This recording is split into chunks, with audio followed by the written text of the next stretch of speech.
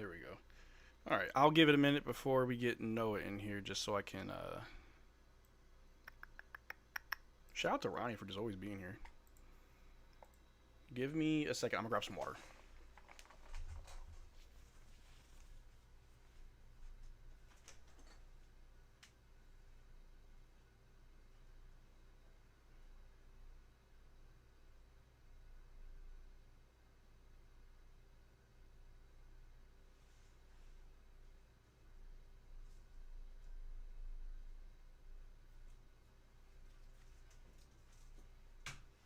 Oh shit!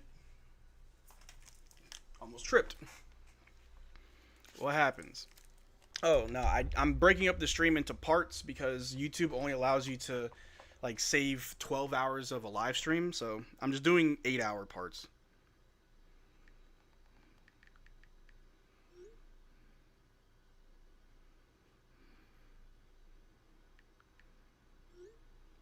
Let me see here.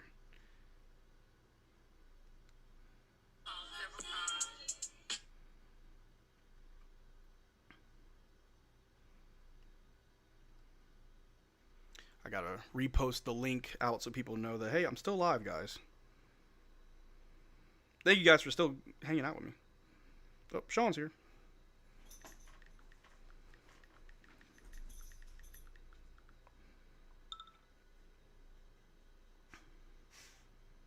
Okay, 1 second. We're about to get started. Noah is waiting. We're about to get started. Give me 1 second. Just ask Kyrie Center if he has any contact with Kyrie. Hey, I appreciate it. 60 more hours ago. I got this. All right, 1 second.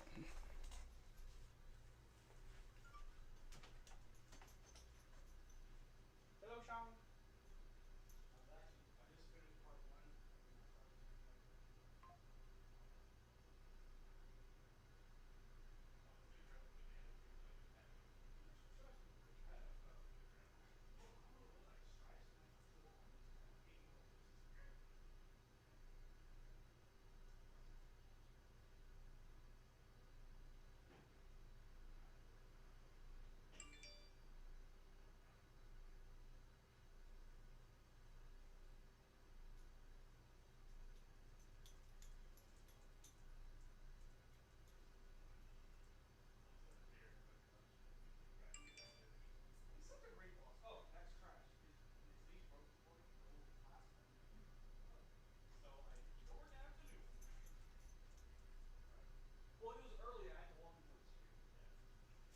But yeah, his new leash is.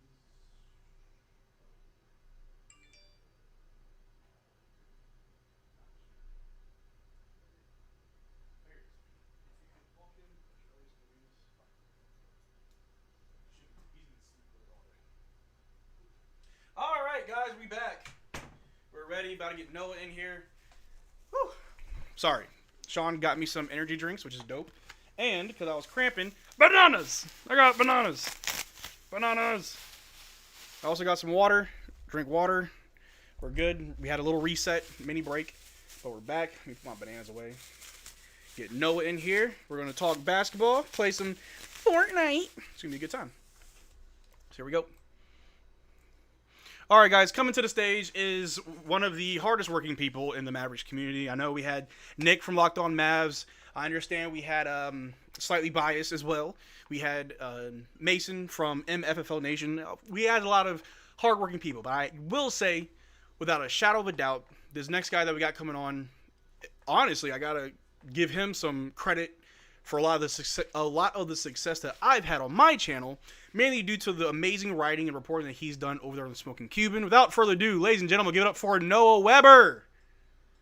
Noah, how's it going, buddy? Wait, Noah, you're muted.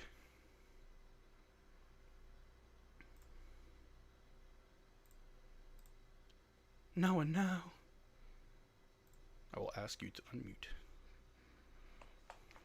Let me text him. Yeah, wait, hold on. What's going on?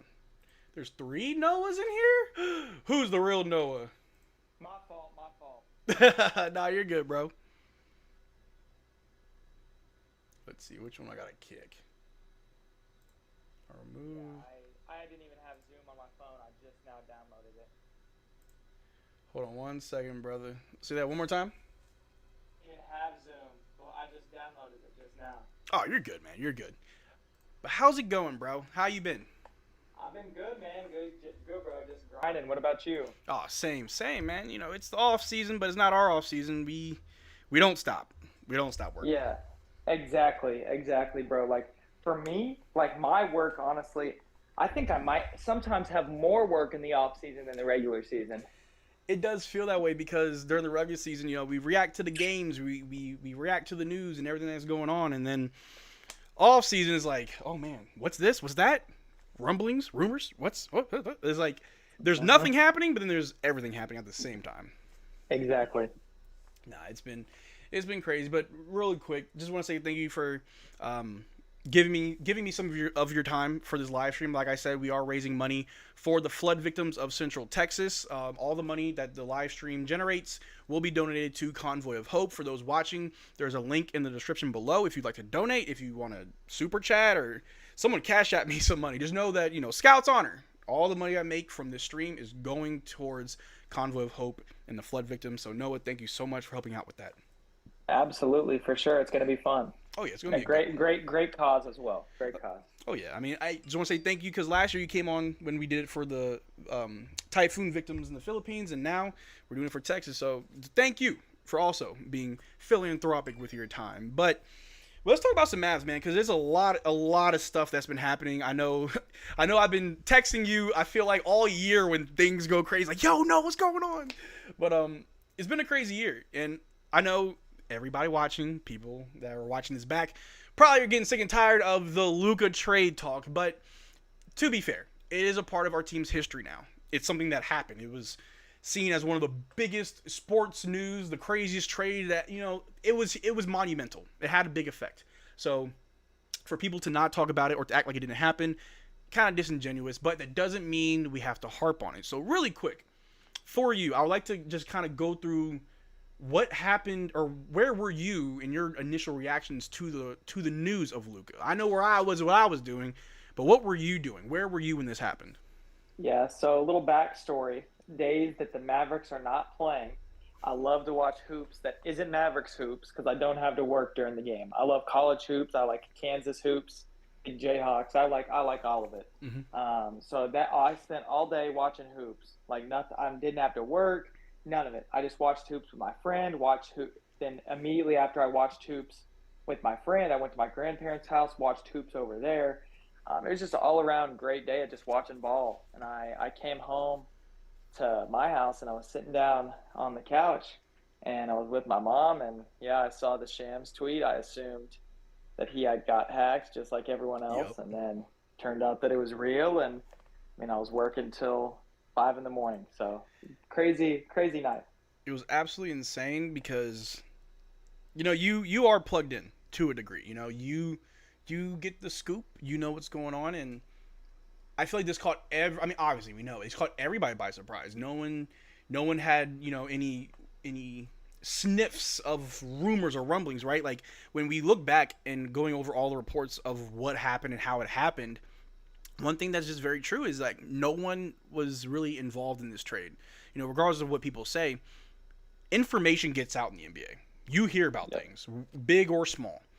But for something this big to have never gotten out or leaked, that's how you know. It really was just Nico and Rob Pelinka having conversations. Very little, you know, inclusion of anyone outside of ownership, obviously.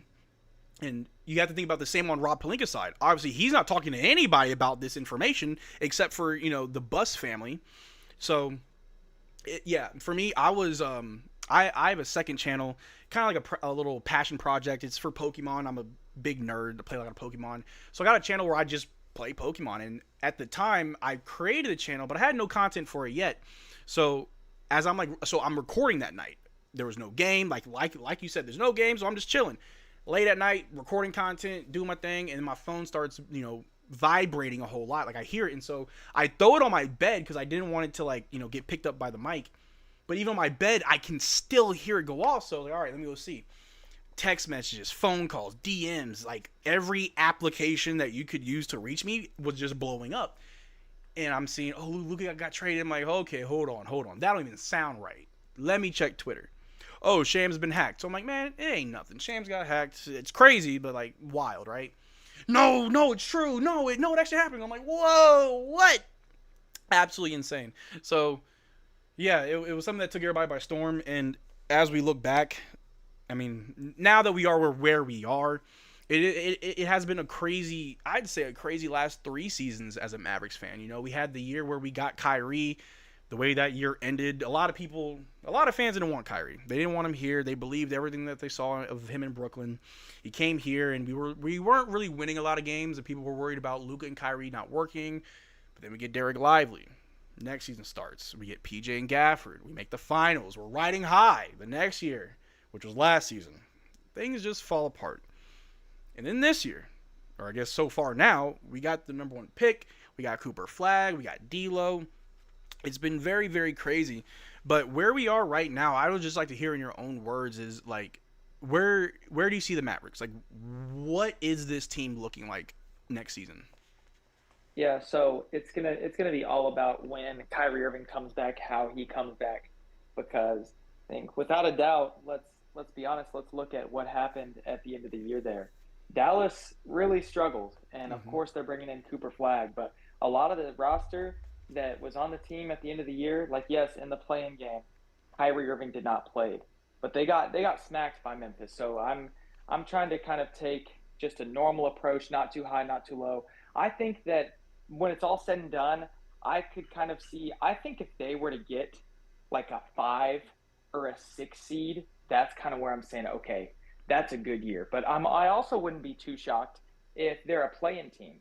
I think that they're a top 5 team in the Western Conference, but it's all going to be about how long Kyrie Irving misses because we know how much Kyrie Irving can affect the game. And Dallas's guard play, even with the D'Angelo Russell signing, there's still a little bit of a playmaking hole. I'm not sure how high I am on their shooting, but at the end of the day, I think that the D'Lo pickup was great for the number that they got him at. I think that Cooper Flag is going to be the rookie of the year. I think he's going to be phenomenal as a rookie.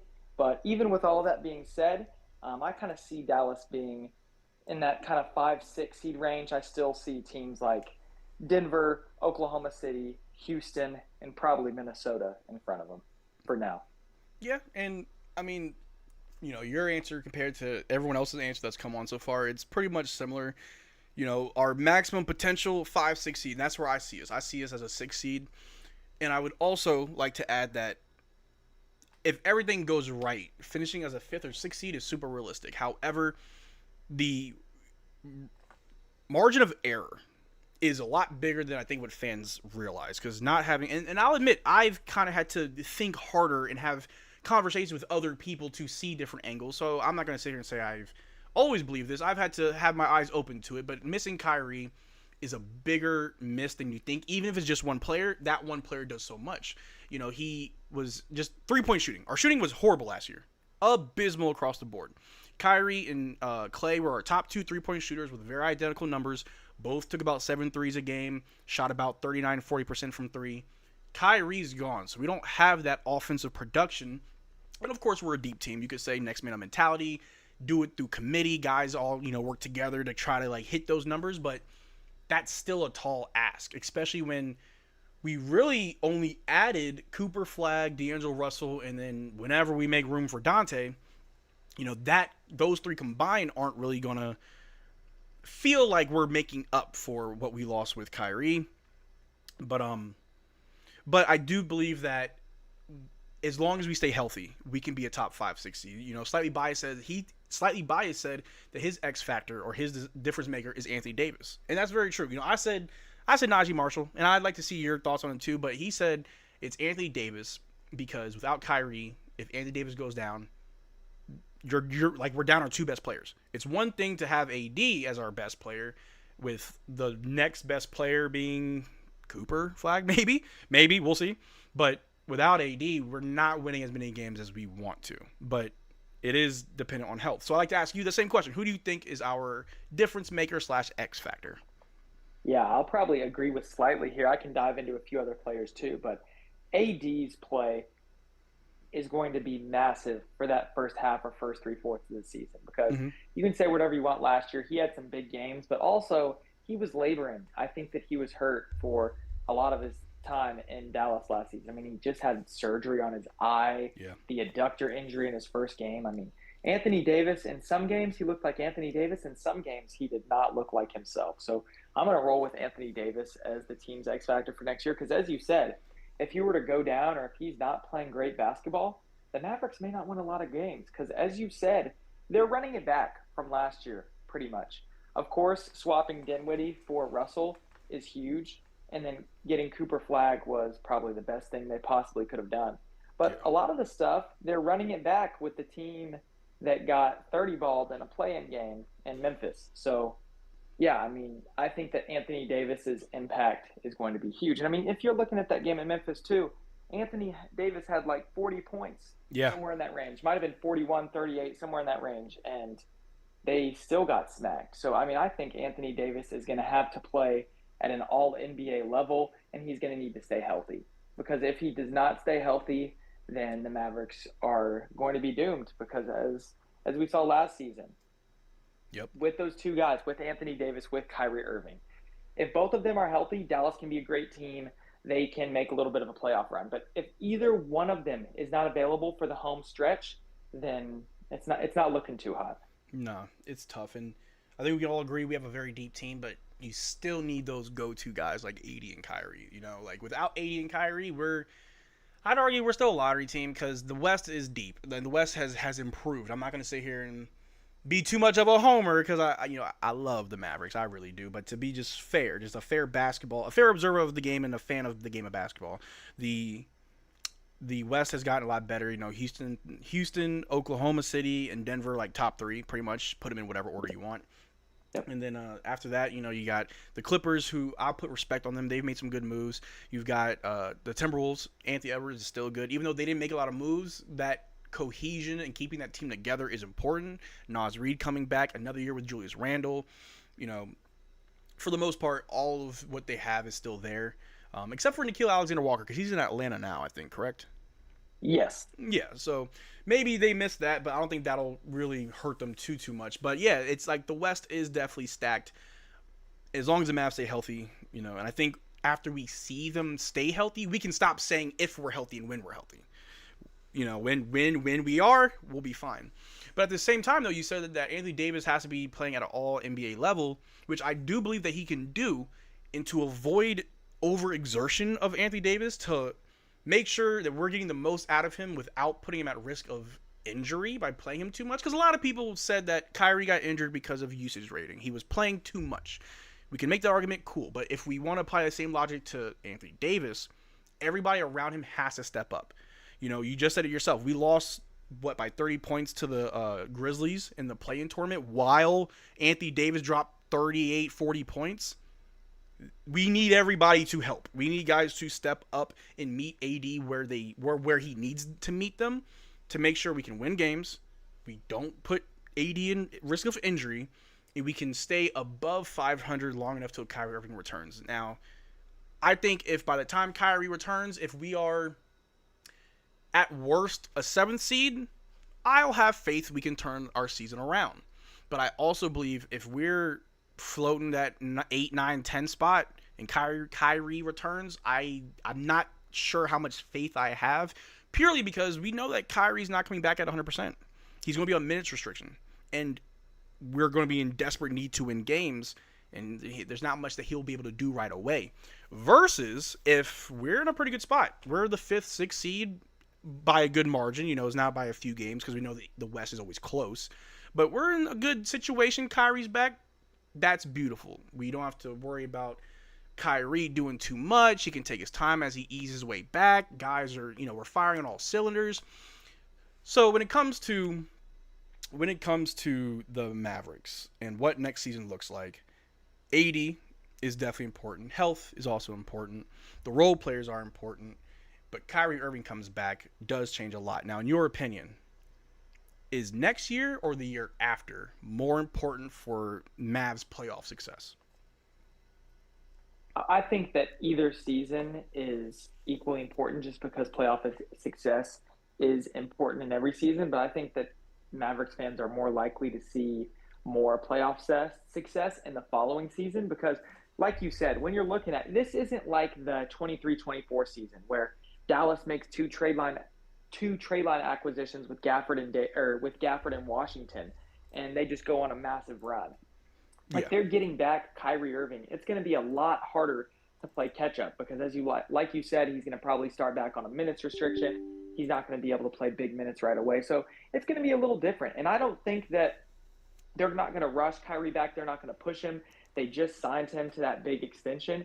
At the end of the day, he's one of the franchise cornerstones, and pushing to get a higher seed at the end of the season, of course it's important, but at that point, you kind of are what you are. They're going to be a different team with Kyrie Irving on the floor. He's going to change everything just because he's Kyrie Irving. Yeah. But I don't think that they're going to force Kyrie to play extra minutes, and they're going to let him come back at his own pace. Yep. And they're not, as he see how his knee feels and adjust accordingly to his minutes and when he's playing and all of that stuff. So I'd say Mavericks fans are more likely to see big playoff success in the following season, but that's not to say that they can't be great this year. For example, when the Mavericks made the NBA Finals, I mean, no one really expected them to be there, yet they were there. And just one thing that I'd like to mention too, I'm not sure the exact stat, but I'm 99% sure that it's been a very, very long time. It maybe has never even happened that a team without home court advantage has won the finals. So getting a top 4 seed is extremely important. I'm sure it's happened a couple times, but it does not happen very often. So I think getting a top 4 seed is extremely, extremely important just because history doesn't lie. If you just look at those stats, you'll see exactly what I'm talking about. Yeah.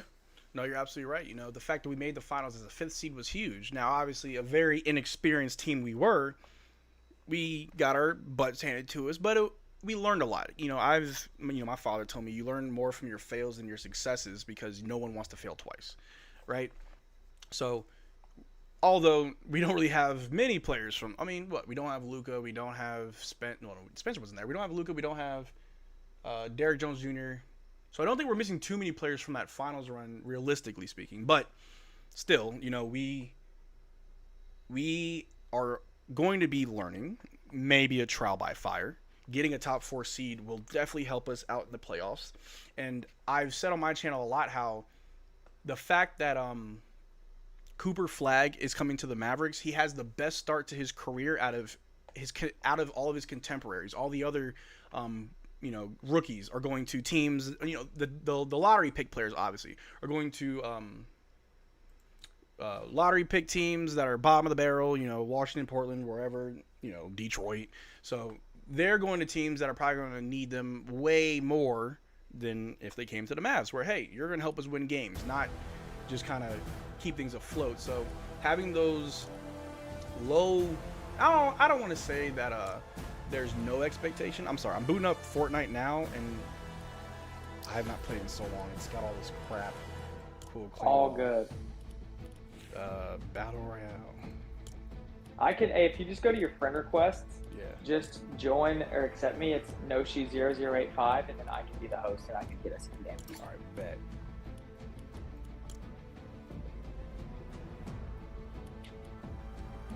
Hold on, what was your username? It's NOSHI0085. You should have gotten a friend request because I added the name that you sent me earlier today. Oh, I've got 77 friend invites. Oh Lord, hold on. Oh my gosh. Yeah, I don't play games as much as I should. That's shame on me. If you want to send me one, you can, so you don't gotta scroll. I said it was NOSHI? Yep, NOSHI0085. 0085.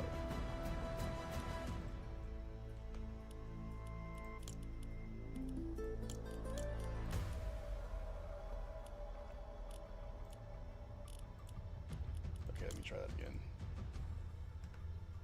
NOSHI0085? Yes, that's it. Why are you not coming up? Are you adding me on Epic, like the little Fortnite thing? Yeah. Huh. This is weird. Okay, hold on. Let me just see if I can find your name amongst all these invites. Okay. That sounds good. Don't worry, chat. We're going to keep talking Mavs. We're just going to play a little Fortnite while we do it. Oh, found you. Here we go. Okay, cool. Cool. I'm holding down the little inviting you to. Oh, you invited me. Cool. Oh. Let's do. You want to play zero build duos? Yeah, 0 build duos because I am. Send me an invite. You can be party leader because I don't know what I'm doing. All right, I got you. There I we just invited you. go. Yeah. I think I remember some of my emotes. I used to hit that. Hold on. Oh, everybody's sending me invites. Chat. Yeah, I got a bunch of friend requests too. Don't worry, chat. We'll add some of y'all after the first game. I just need to go out here and not embarrass myself first, because this is cool. Claim all. Cool. Oh my gosh, there's just so much stuff. I haven't played Fortnite in forever. We're about to get a dub. Dubski. And then I'm waiting for you to ready up whenever you're ready. Oh. Yeah. Ready. There we go. I'm trying to do my little emote. Not me dancing to Rolly in my game room right now. Rolly with the dapper ranch. But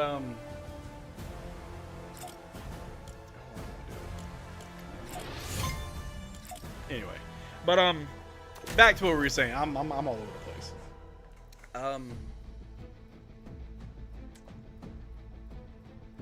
Whatever we were talking about. Oh man, I'm drawing a We were blank. talking about.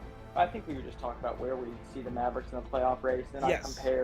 I compared the 23-24 season to this season, and how it's going to be a little different to where you're getting Gafford and Washington, and they're raring to go. They give you the energy boost they need. Of course, Kyrie Irving's going to give Dallas a huge boost, but he's going to ease into things. It's going to take him a second to be the Kyrie Irving, Mr. Fourth Quarter, Yep. one of the top point guards in the league that everyone knows him as. It's not going to be immediate, and that's something that people are going to need to understand. And if next year kind of does become a gap year, Mavericks fans aren't going to like it, because all of the pressure is going to be on for Dallas to do something, since Nico Harrison made the Doncic trade and went all in on the duo of Davis and Irving.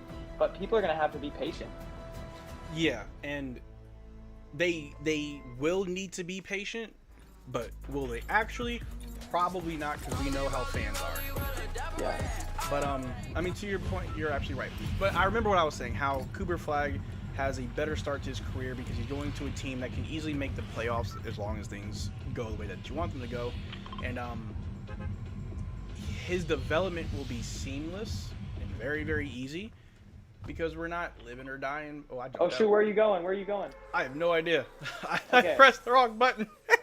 Okay, go here. Go blue. Going blue. But yeah, it's gonna be interesting. And you know, Lively, his rookie year, got a good playoff experience where he was able to go to a finals with the team and really learn and develop. And Cooper Flag, if we were to make the playoffs his rookie year, not saying he'll also get that finals experience, but he'll still get playoff experience, which is very important. Yes, for sure. I'm landing blue near side because some squad's already landed. Team Yep. here. I see him. Ooh, let me. Oh! Let me see if I know what I'm doing. I have many for you if you need one. Hey! I got a kill. Nice. Because I'm like that.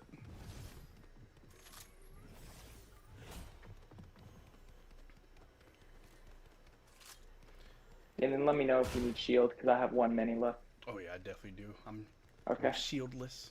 Oh, you're in the same build. Oh, footsteps below. Oh. One. Hello there, Juice World.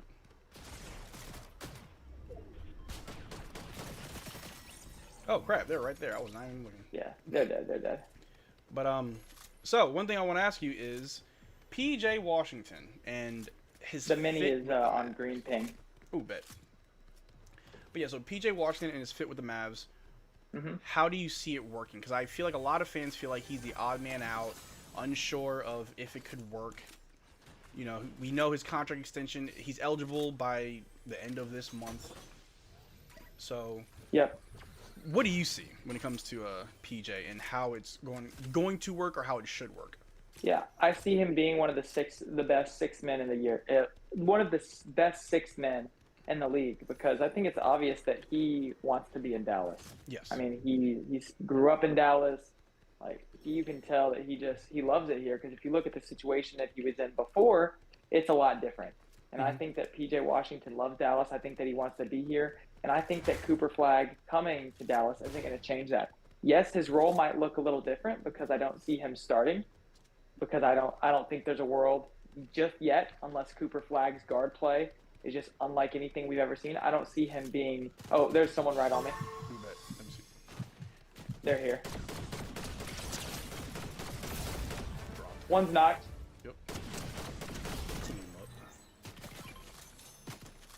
The other one might be down below. I don't know where they are. Oh, oh. Someone taking pop shots at me. I don't know how to ping. Crossed away. Crossed away. Yep.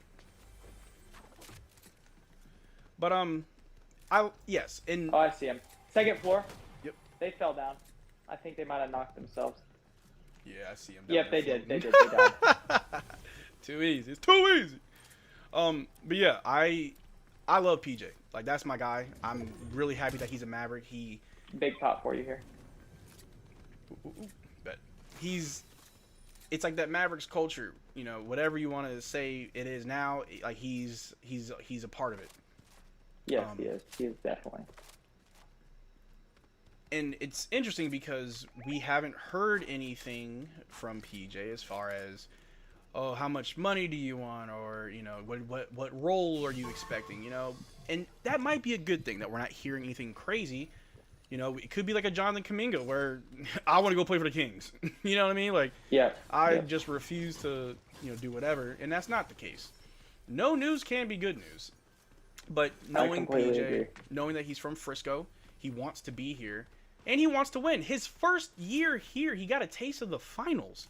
Who would want to leave? Now, yes, I understand Luka's gone, things have changed, but that does, I mean, I think PJ's smart to know that, all right, it's not like we're going to be a bottom feeder. Like, we have AD, we got Cooper Flag, like, things are good. On us. Yep. I'm going in the high ground. They might be in the bush. Oh, just kidding. Oh my gosh, he gave me the okey doke. I gotta reload. He's knocked. Let me interrogate him. Where's your team? Where's your boy at? I picked him up. Did you thirst him? Nah, I just picked him up. I put him in a room. Okay. Where's your team? Now I'm thirsting. All right. Oh, snap. I'm a terror. Yeah, I love PJ. Also, Gafford. I'm not sure if you heard about the whole. A lot of people were saying, "Oh, trade Gafford, Herb Jones." It's like Herb Jones is a great defender, great player. I just think fans have forgotten what it was like to depend on. Let's go towards circle. I just noticed that it's this way. Go bet. I just think fans have forgotten what it was like to depend on Dwight Powell more than we have been. And that having a good center rotation is very important because we saw this offseason. A lot of teams were addressing their center rotation by getting bigger. Yep.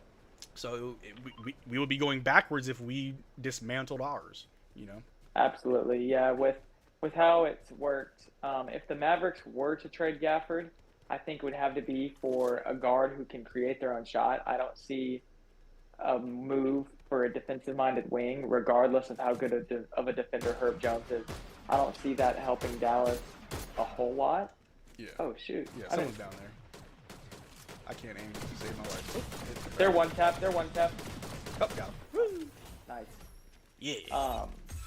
But what I was saying is I don't see a trade of trading Gafford for Herb Jones. I don't see that helping Dallas a whole lot. No. But if it were for a guard who can create their own shot, I could see that being a little bit more likely. But yeah, trading Gafford would probably not be the best idea just because of how much he means. Because Dallas went from Dwight Powell running the show to getting Derrick Lively, and 5 months after the season began, they got Daniel Gafford at the trade deadline, forming one of the best Twin Towers duos in the West. So, yeah, I don't see trading Gafford being a very good idea at all.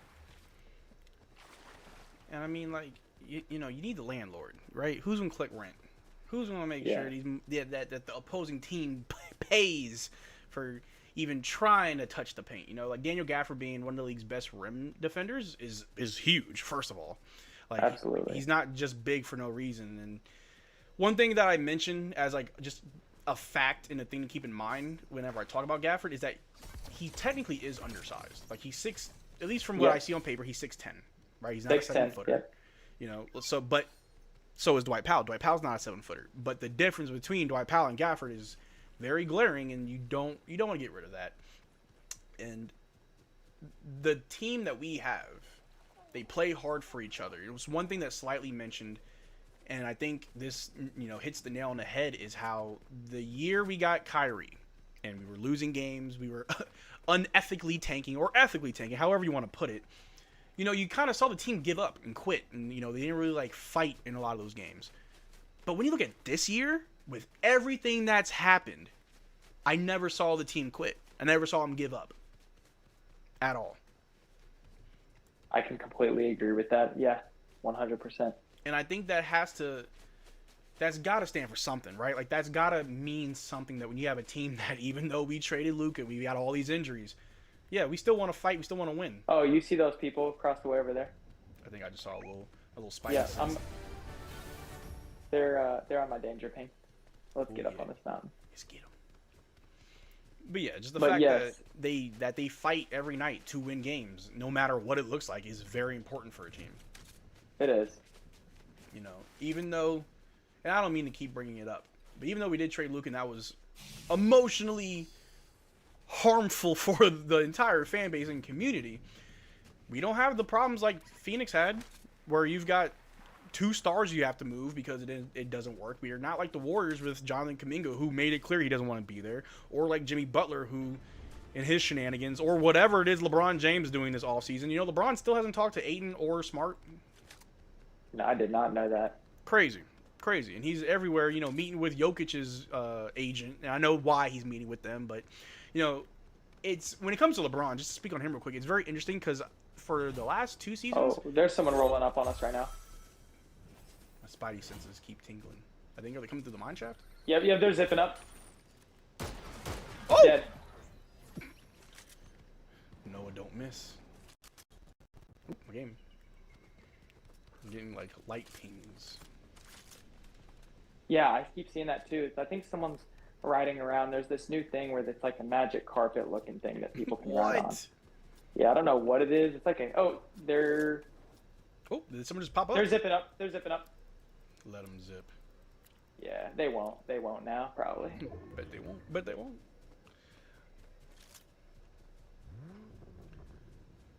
Should we double push that?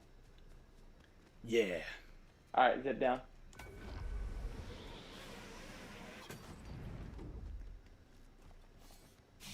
Yep, they are. Multiple Oh my God, down they're here. moving. Oh my days. They're right here. They're like above us. On me. Oh, it's a storm beast. What is this? What is this? Yo! One, you got him. No, I don't. Nice. Did I get him? Nice. Yes. Good work. And we like that. That was Good insane. kills. Yeah, that storm beast thing is crazy. Over here, like, whose man's is this? Is there multiple med kits? I've got one more I can toss you. Okay, bet. If I remember how to toss it. No, that's not it. That's not tossing it. There's minis for you, and I'll drop you a big pot too. You bet. Here's another med kit. I'm at 100. Okay, cool. I'll carry the minis. Yeah, pop one more of those minis, and then take that big. I think someone's nearby.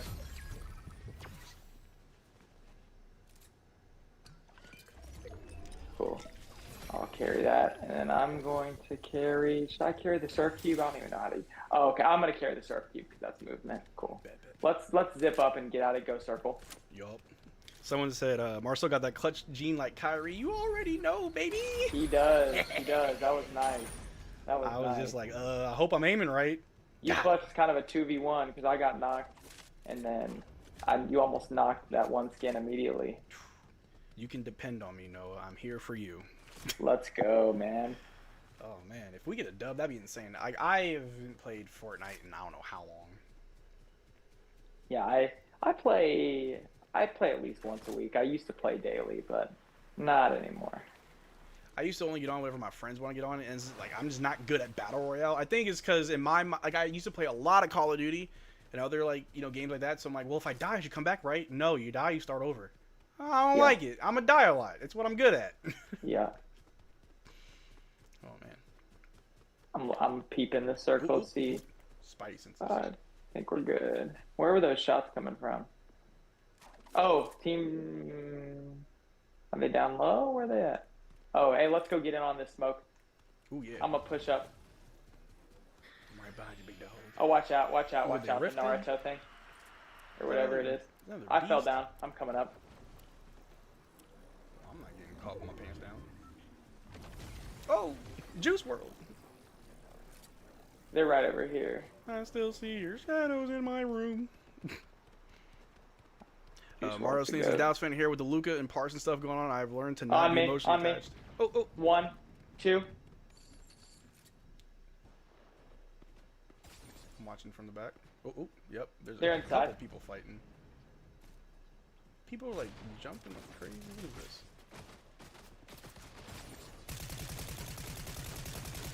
The white skin's one tap, the girl skin. Oh, dang. I got rocked. Here, coming through the door.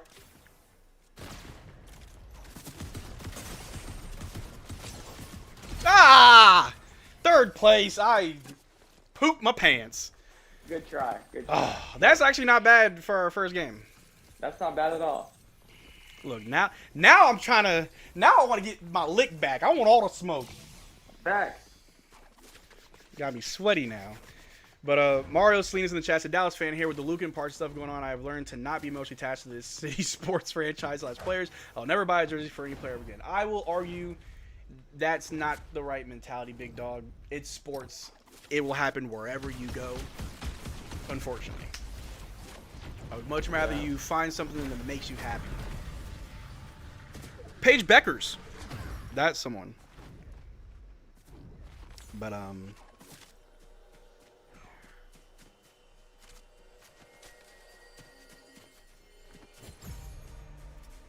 do we have to wait or do I have to go to lobby? Oh. We good. We loading in. Okay, bet. Someone said Marcel Martin carrying the people to the promised land. I was close, but I pooped the bed. It happens. But I like where the Mavs are at. I am more excited for the future now than back in February. Things don't look as bleak. Things look okay. I think Cooper will be pretty good. I think Cooper will be great. Where do you think Cooper will be 5 years from now? Do you think he'll be top 10 in the league? That's all signs are pointing to that. I think that's where he could definitely end up being. He's that good defensively, and I think that his offensive game is definitely going to grow as well. I think a lot of next year's production is going to depend on his three-point shooting. A lot of my stories have been talking about Dallas's shooting just overall. And as you said, towards the end of the season, Dallas was abysmal from downtown. Yep. Like from February 1st until the end of the season, they were one of the worst teams, three-point shooting teams in the league. And that's not going to win you a whole lot of games. No. So I think that Flagg's three-point shooting is going to be pretty pivotal when we talk about how his rookie year went. If he can be a knockdown three-point shooter and his guard skills are above average, then who knows? That's maybe when Dallas could roll out that starting lineup that includes PJ Washington. Yeah. I just jumped and went blue. But if Flagg's three-point shooting isn't so great off of that, that's where I would guess they would roll with that starting lineup of Klay Thompson. For me, what I see Dallas doing to begin the year is Russell, Thompson, Flagg, Davis, and Lively the second. That's kind of what I see Dallas' starting five being, because they're going to need offense. When you're rolling out this double big lineup of where Derrick Lively, who doesn't shoot threes, regardless of how badly Mavericks fans want him to, and then Anthony Davis, who has not been that great of a three-point shooter the past few years, you need everyone else around them to be knockdown shooters. And, of course, Thompson, one of the greatest shooters to ever play the game, And Russell, even though he had a down year last year, he is known for being a good shooter. Yeah. You've got two shooters there, and I think Flag is kind of going to be that X factor shooting the rock because he's going to need to knock down open shots. Because as much as the Mavericks want him to create and handle the ball and all this stuff, there's going to be possessions where Davis gets the ball on the post and he's going to kick it over to Flag, and he's going to need to be able to knock down threes. It's not like where it's going to be Flag is going to be creating his own shot every time down the floor. We got to remember he's a 6'9", 18-year-old. Like, Yeah. He's young. It's not gonna. I don't think his offensive game is going to come as easily as some fans would hope. Not to say that it's not going to go great, because I think that Cooper Flag is going to have a phenomenal rookie season. But it's pretty rare to just see a player that just comes in the league and immediately they play on the wing and they can just be a creator for themselves and others. Yeah. It's going to take time for sure. And the beauty of it is we got time. Yeah, we still have great players here, so we plenty can, of time. compete. Also, you will have the room to grow. Hey, Marcel, I got one on me. Ooh, coming to you. Ooh, Spidey senses tingling. Knocked. I'm a little far, but I'm coming. Yeah, he's got the room to grow, and I think the future, as the team is currently constructed, how it looks, the future of Lively and Cooper, it looks promising. Like, that could be a little duo as long as Lively keeps improving, and I think Lively has been improving. Like, I know last On year. me, Marcel. Oh, I'm coming to you. Dead. There's another one. I am their worst nightmare. Got him.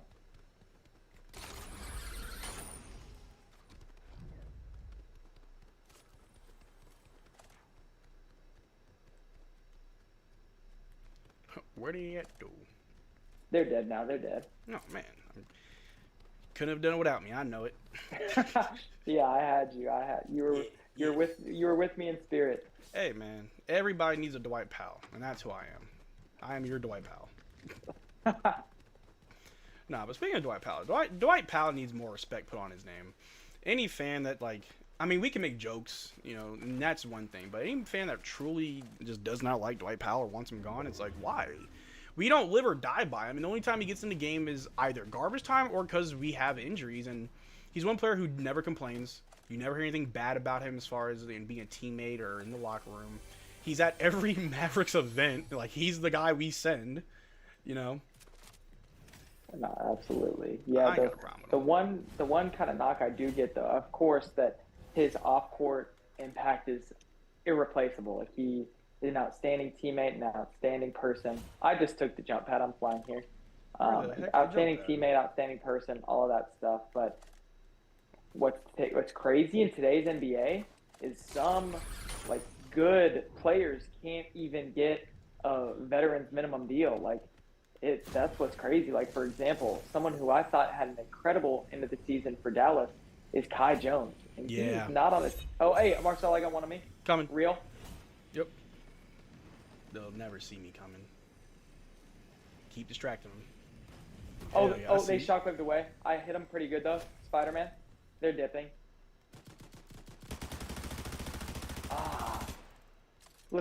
Let's get in the whip. I'll come pick you up. Oof. Watch me swerve, hit that corner. Oh! Oh, my fault.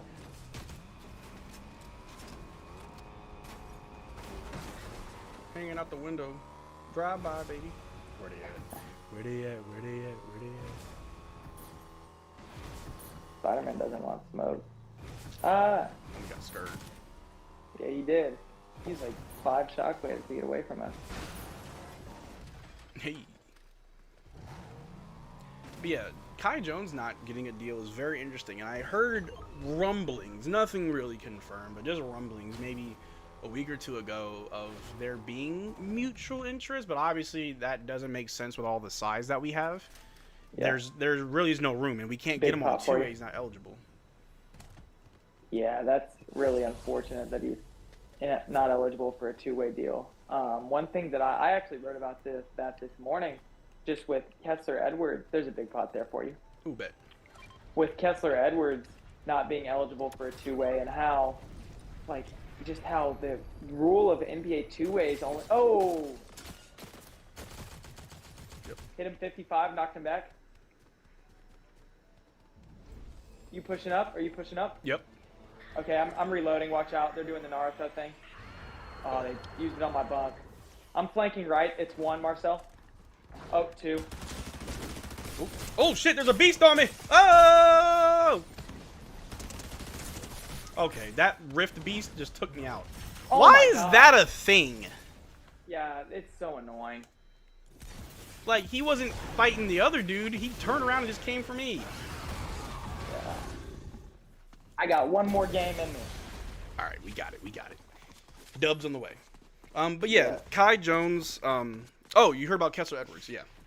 Yeah, so what I was saying about Kessler is just the 4-year two-way rule. It would have really helped him if he could have one more year, because as you saw last year, he was taking steps to being finally that kind of almost a staple in the rotation. Of course, he was playing a whole lot because of all the injuries, but he ran out of two-way eligibility. He almost started in 20 games. Yeah. He took steps as a three-point shooter. He was a good wing defender. Jason Kidd was relying upon him every night.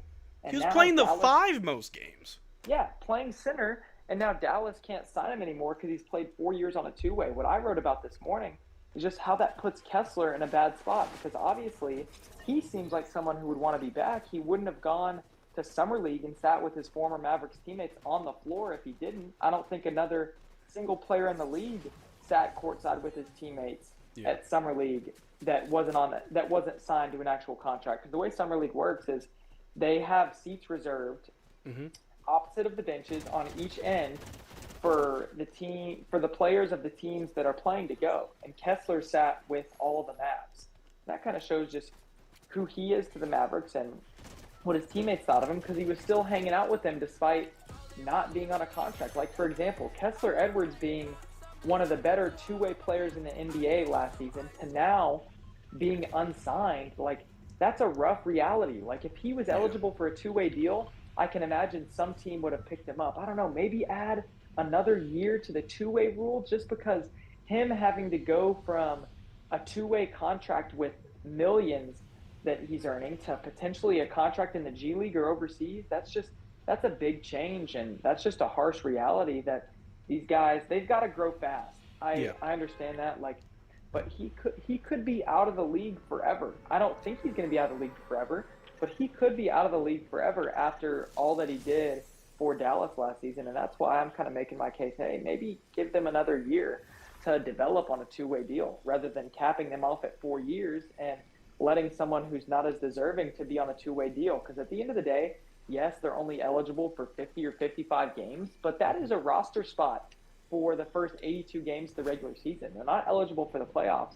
But these two-way guys, these spots are important for their development, because at the end of the day, these teams want these guys to develop into players that they can potentially get on a standard deal. Look at what Dallas did with Brandon Williams last year. And I think they were considering Kessler for that final spot too. Like, imagine if he had an amazing offseason, he developed his three-point shot, got even better, he played with some more confidence. I mean, who knows what he could have been in Dallas as a rotation, especially with their potential need for a little bit more wing depth. Who knows? I see no lies in what you said. I was very high on Kessler Edwards when we first got him. It's like, okay, he's got some experience. He could probably, do something good, maybe get an actual contract. But then when the injuries came and, you saw what those starting lineups looked like, you're like, what is this? But Brandon Williams earned his contract for sure. And I could also make the argument for Kessler Edwards that he should have earned a contract as well. Again, playing out of position and doing in my opinion, he did play very well whenever, in many of those games. Like, he looked good. And I want to ask you now, if you had the choice, do you get rid of Omax for Kessler Edwards if you could? Positionally, arguably the same. One's a little bit further than the other. Yes, Kessler is further along his developmental track than Omax is, just because Kessler is obviously older. I think that Dallas might be forced to get rid of Omax anyways because they're going to bring on Dante. So Yeah. I don't know. That's a really tough one. I mean, last season what we saw, of course, Kessler Edwards was better than Omax, but I don't think that them cutting Omax or not cutting it, trading him, salary dumping him, whatever they plan to do to Omax or Jaden Hardy. I don't know who they're going to salary dump or get rid of, but someone's got to go. Here's some slurp barrels for you to hit to get to full health. I'm not sure what they're going to do when it comes to making another roster spot, but making room for Kessler is definitely intriguing. But do I think they will do it? No. Oh, on me, on me, on me! I'm with you. They're trash though. Yep, they're across the way behind that. Double push, double push. I'm so bad. Yeah, a lot of people ask like, hey, what do you think the Mavs gonna do next? And I was like, honestly, make room for Dante, and that's it. Yep, exactly. That's really just like the extent of our offseason. I've made the argument that I feel like the improvements we've made, the most important improvements that we've made weren't players. It was the staff, in my opinion. Absolutely. Our coaching staff is elite. Like, Jason Kidd has some really bright minds around him. Yes, he does. Yes, he does. And it was honestly a big concern at first because Dallas was seeing all these rumblings. Oh, Jared Dudley's going to leave. Yeah. And then they lost God Shamgod. They lost Sean Sweeney. Yep. Of course, that was a little concerning because Dallas got Cooper Flagg. Like, why are these guys wanting to leave? But then they arguably made upgrades across the board. They're bringing on Jordan Sears, who is the head coach of the Legends. They're bringing him to be a part of the staff now. And yeah, Dallas's coaching staff is a major strength. I think it was. Let's not get it twisted though. Their coaching staff last season was outstanding. Jared Dudley, the way he breaks down the game, like Jared Dudley has an unbelievable basketball mind, and I think he could be a head coach in this league one day. Now, really quick, that's something that, and myself included, but a lot of fans did not see or believe. And there were a lot of reports, and I'm not sure if you saw them, that a lot of teams were waiting to see what Jared Dudley did before they signed any other assistant coach.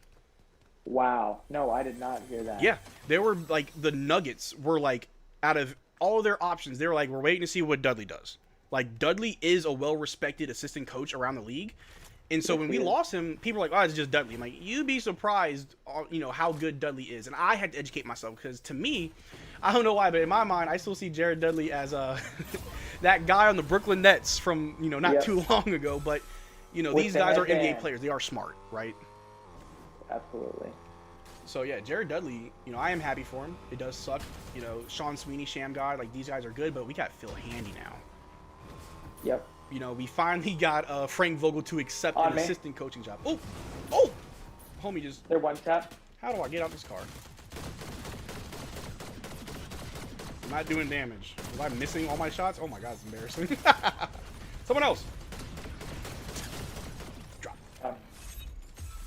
Good work. A little drive-by, pulled up right on them, took care of business. They didn't see it coming. But yeah, our coaching staff, elite. So good. Yes. And then also, it's good for the development of our younger players, too.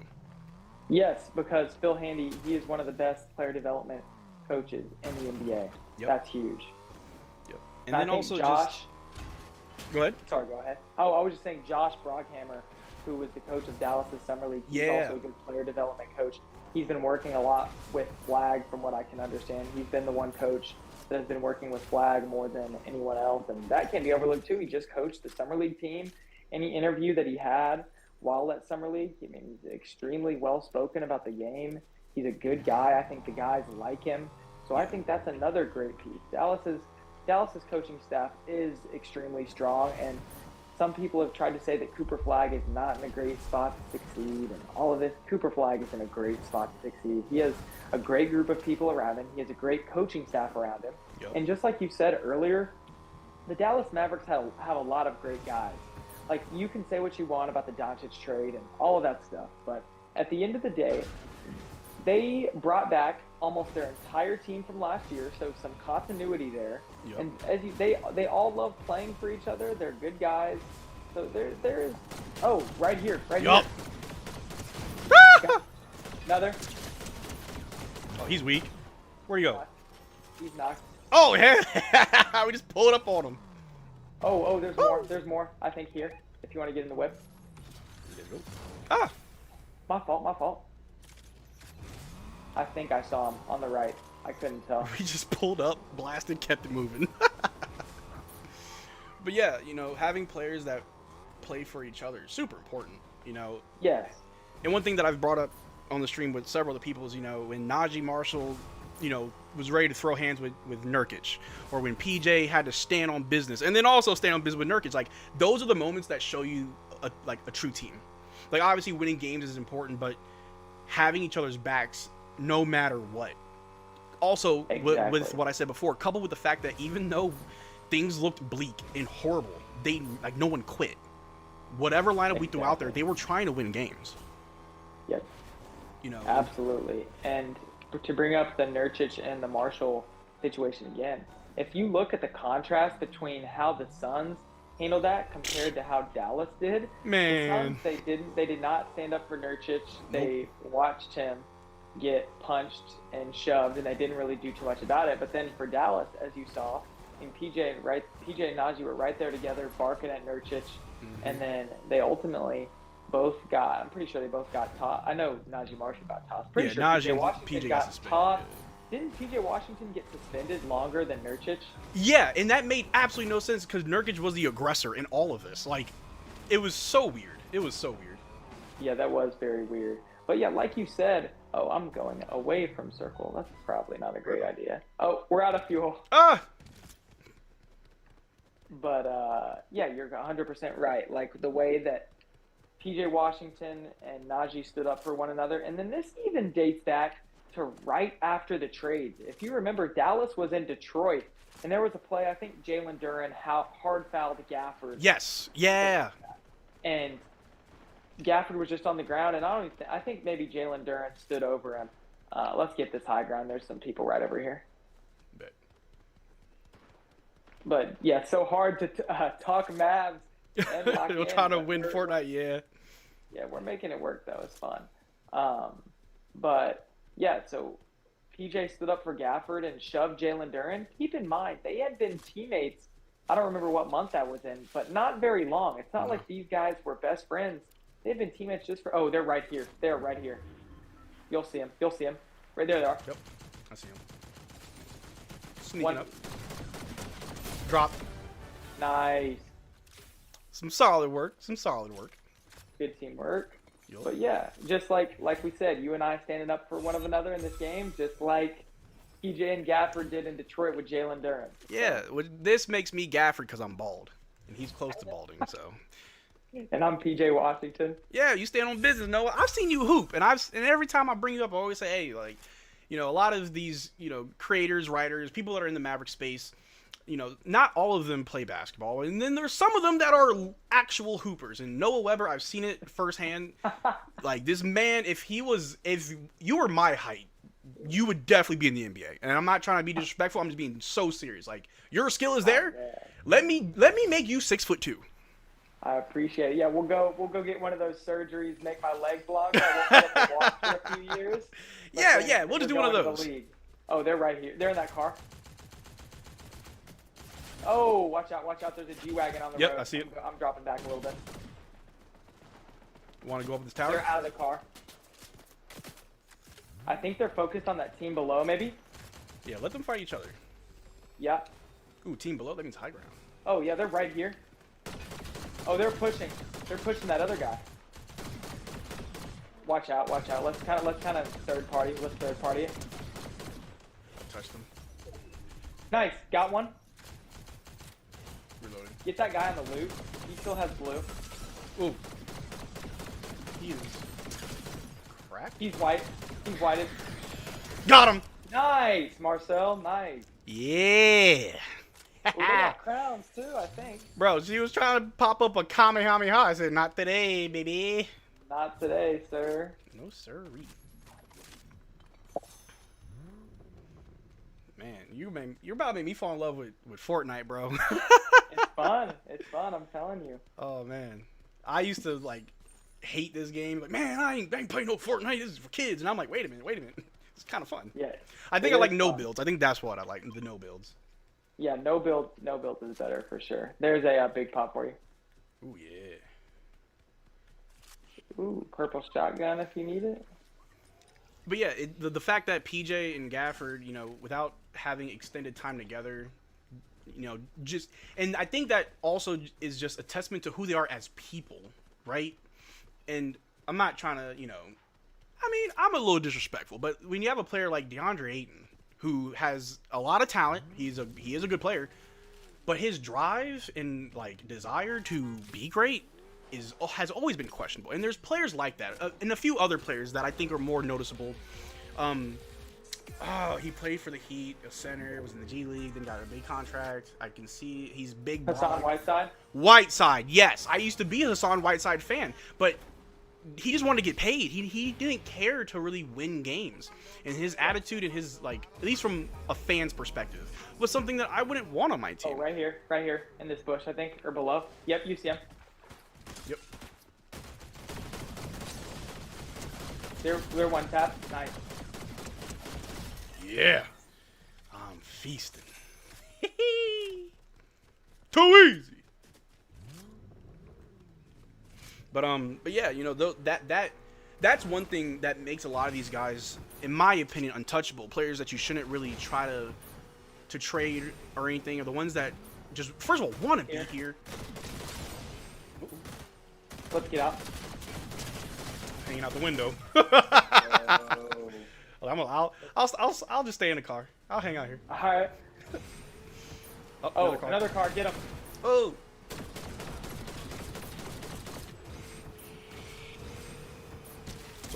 Oh, is that a laser? They got the Oh! Superman stuff. We're out of here. Yeah, I ain't built for that. Oh, no. I'm sorry. Let's get out of here.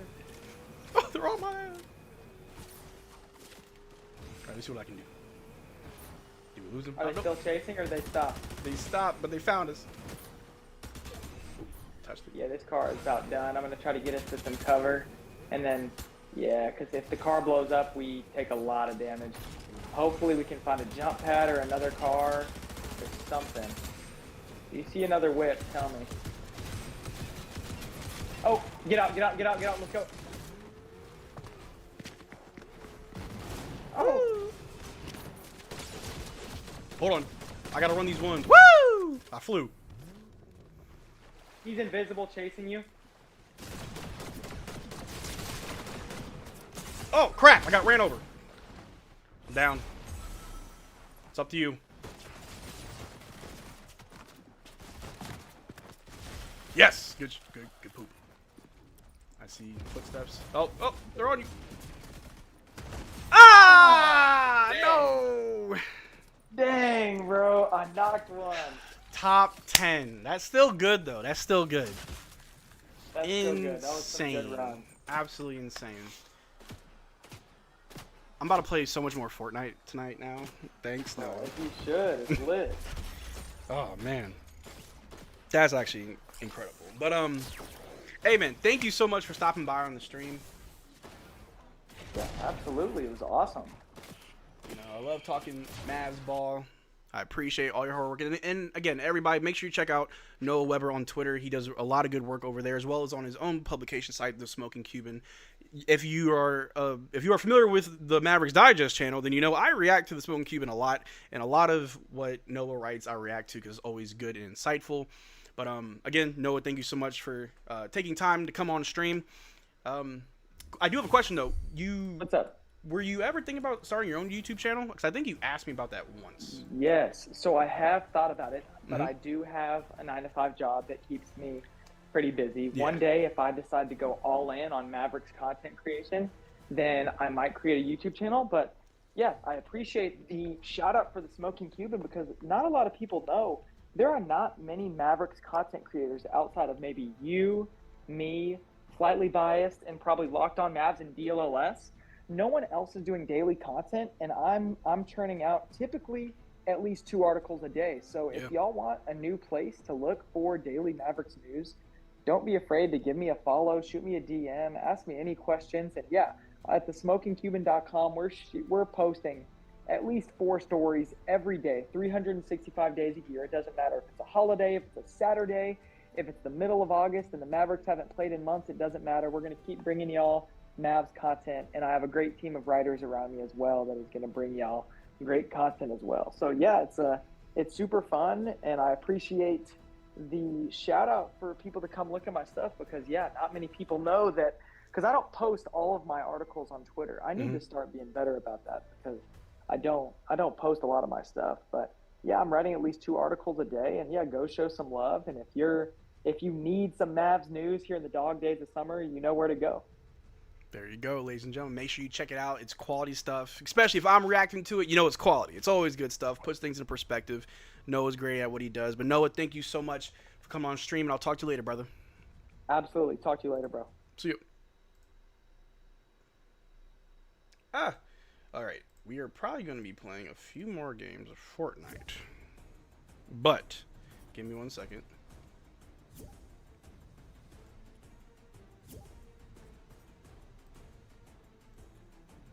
Actually, I'm so bad at this. How do I leave this party?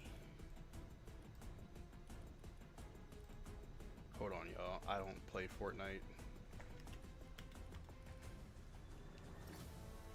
Here we go. Leave party. And then, hold on. I just got a text message. Crosby and his buddy are playing stream sniping.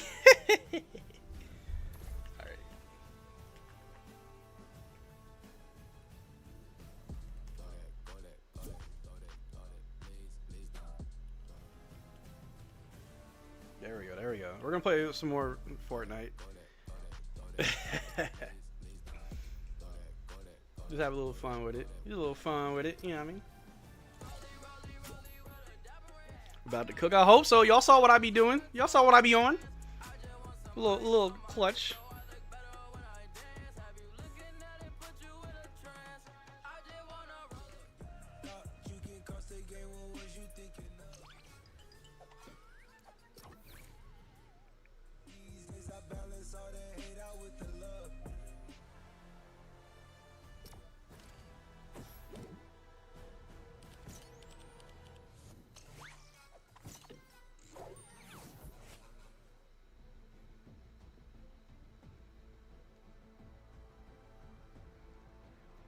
Shout out to Noah Weber. Does a lot of good stuff.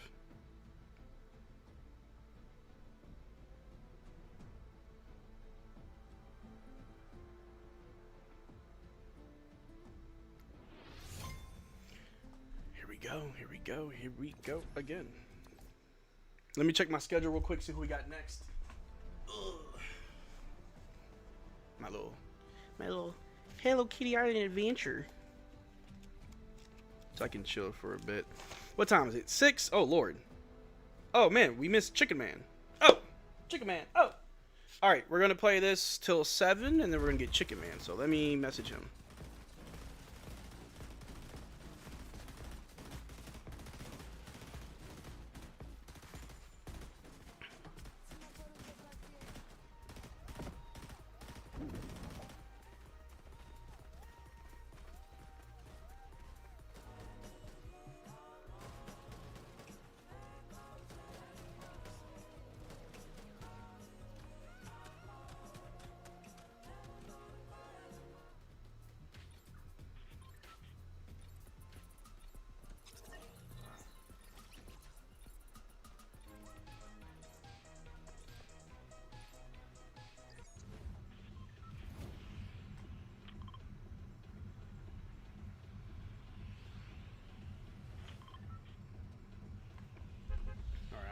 I'm going. Marcel's head is blinding me. Bald! Bald! Oh crap, hold on. Ignore that. Where's my team? Oh, already fell. Okay, here we go. Here we go. Guess we're here. Let's see how I do. My homie Josh's son said they're going to stream snipe me. I'm like, try it. If you dare. We're about an hour and some change into part 2 of this 3-part stream. I just had a Red Bull and it really did reinvigorate my soul. So, also playing Fortnite kind of got me wired.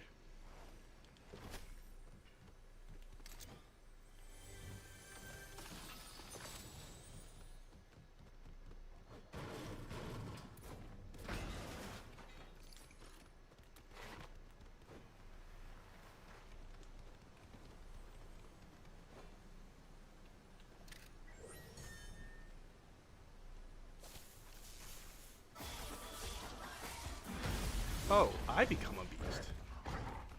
Okay, that's cool. This is kind of crazy. I want all the smoke. Tee.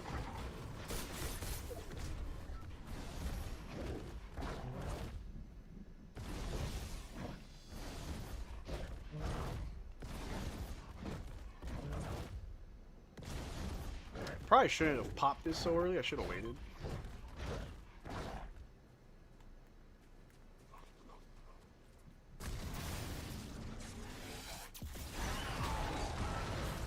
That's crazy. This game's crazy. I can't emote. I don't know what I'm doing.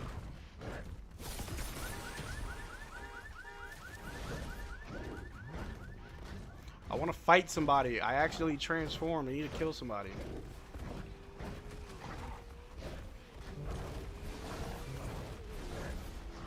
If you're on a car, good.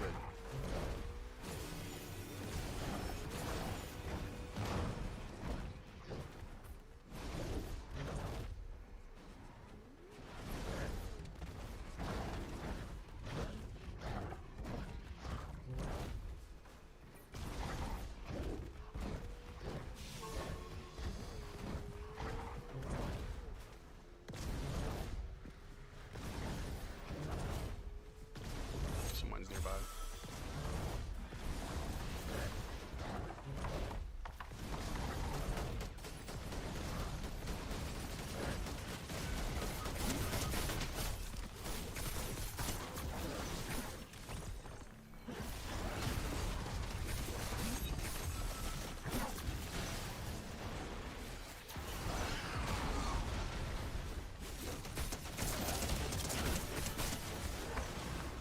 How did he just walk through the wall like that?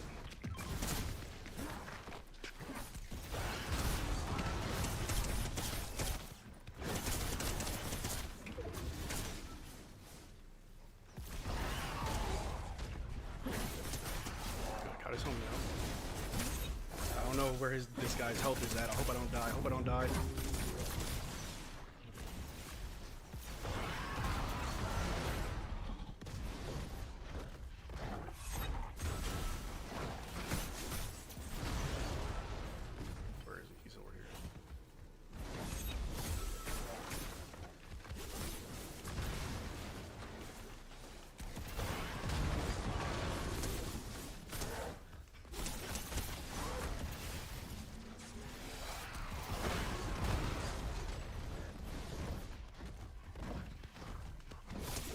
Yo, why isn't he dead?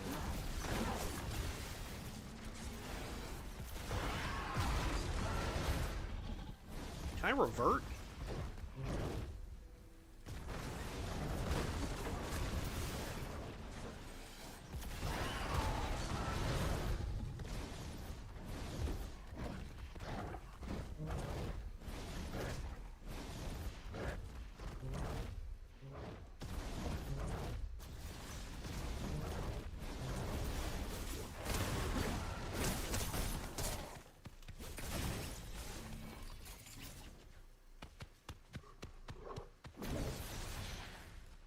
How?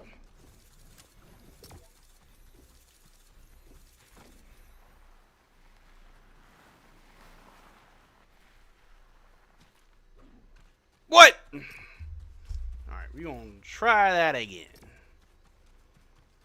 Take me to the lobby. That was dumb.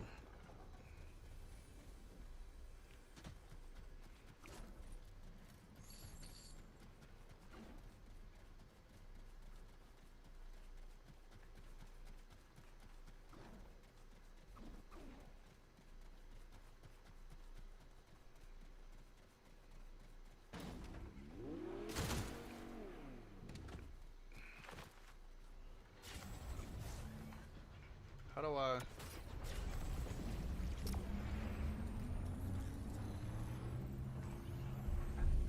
Finding next match. What's going on?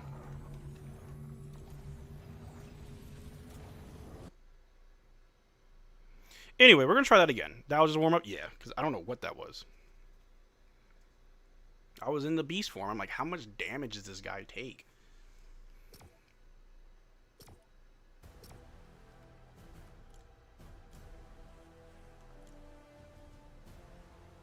Who's J.H. Tinsley?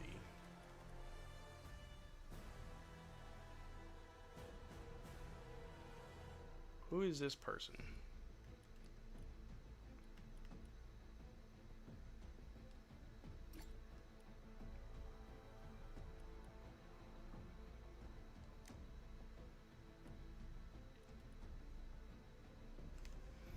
Anyway, we're gonna look for a new game because I need to get my lick back.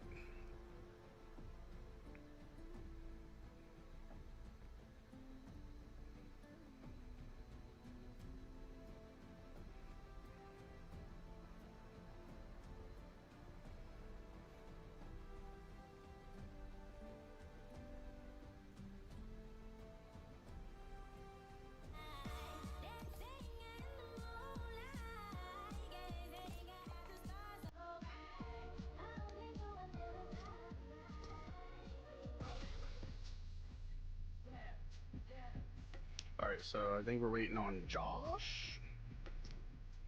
We got 2 out of 4 ready. Ready up, y'all.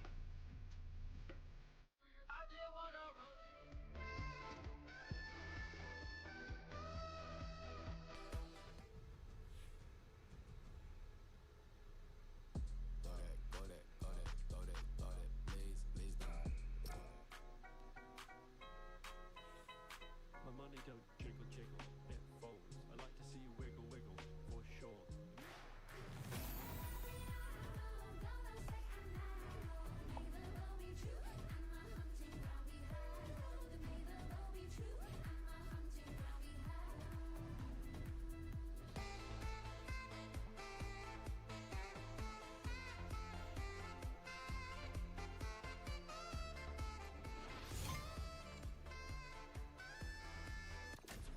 Here we go.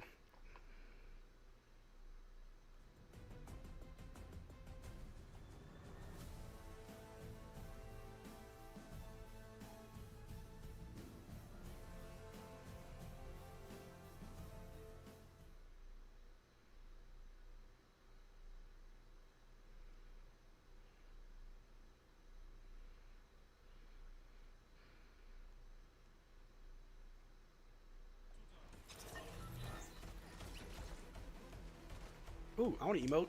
Ooh, ooh. Wait, hold on. Wait, does he sleep or is it just pure 24 hours? No sleep. So, but it's broken up into 3 8-hour segments because on YouTube, the most that it can save is 12 hours of footage, and I want people to come back and rewatch. So every 8 hours, I stop and start up another stream. So it'll be in 3 parts. This is part 2, but no sleep at all. Oh wait, start a band. I want to be a part of the band. With a dab of ranch. I might grab me some banana pudding. 7 o'clock, we got our next guest. Guess we're going down here.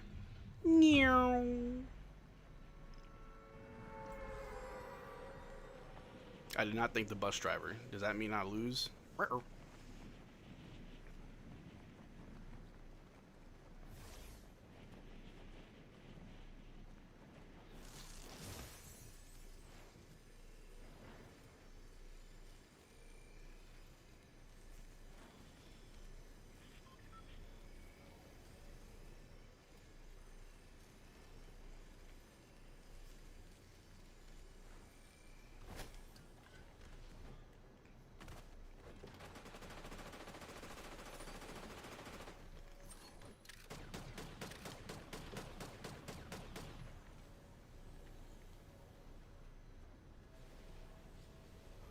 Crap, so many people.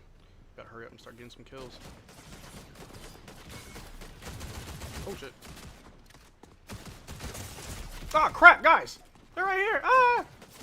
Drop her! Oh, they're sliding! It's too hot! The block is hot! Ah!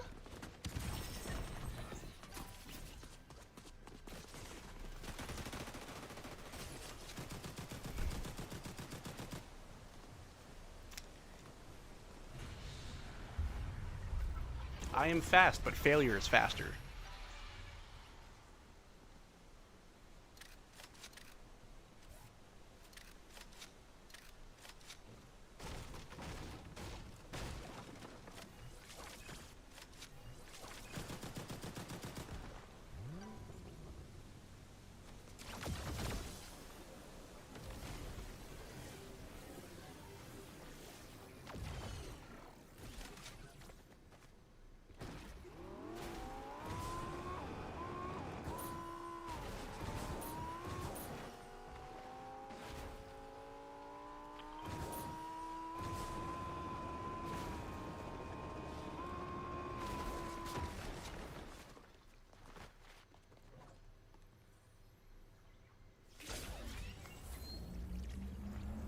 Am I getting rebooted?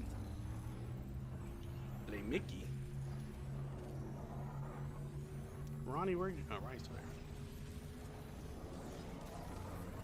there. Yo, JH is goated.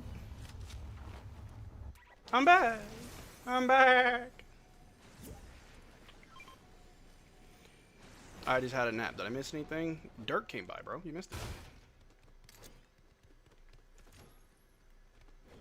He taught me some German. Guten Tag.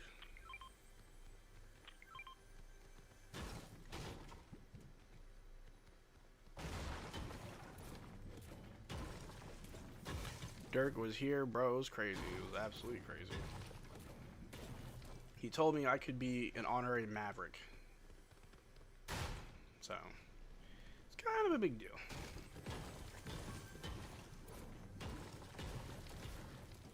I can't get up here. Oh, here we go. I did.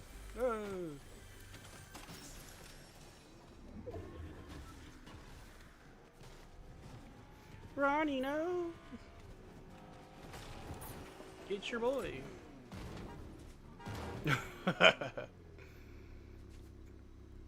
Random thought, did y'all U.S. get some Russia earthquake aftershocks in U.S.? Got minor ones in East Africa.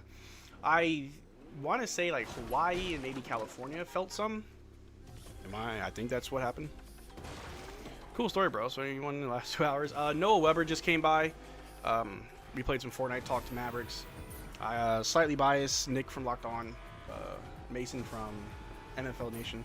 We got a few other people coming through. That's 7, 8, 9. So gonna try to make sure I don't miss anybody, because try to get as many people in here as possible. Y'all getting thirsty, bro. Move the whip. Come on, Josh, push! Up the hill. Got him. Gonna just walk your shots up. Walk your shots up. Walk them up. Walk them down. There's another one. There's someone else still up.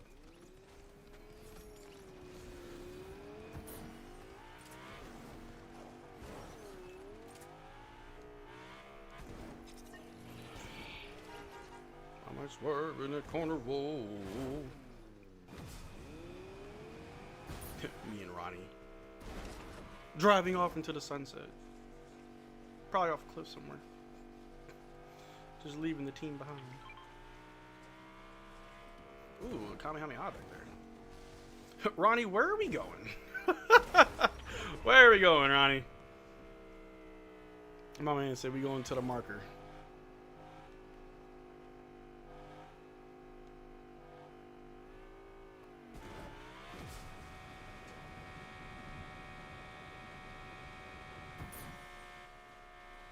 We're still in this, though. I got 2 kills. Haha. Ooh, right there.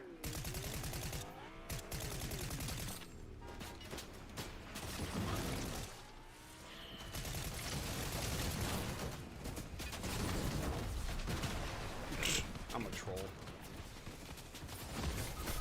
Oh crap, that's bad. That's bad news, Bears.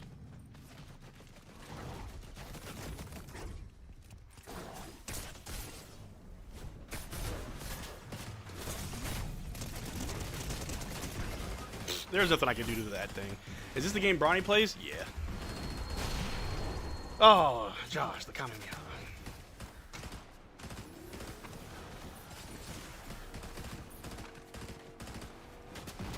Just run him over, Ronnie! I'm surprised y'all still up. I thought we all would have got dropped. Oh, there we go. 19th.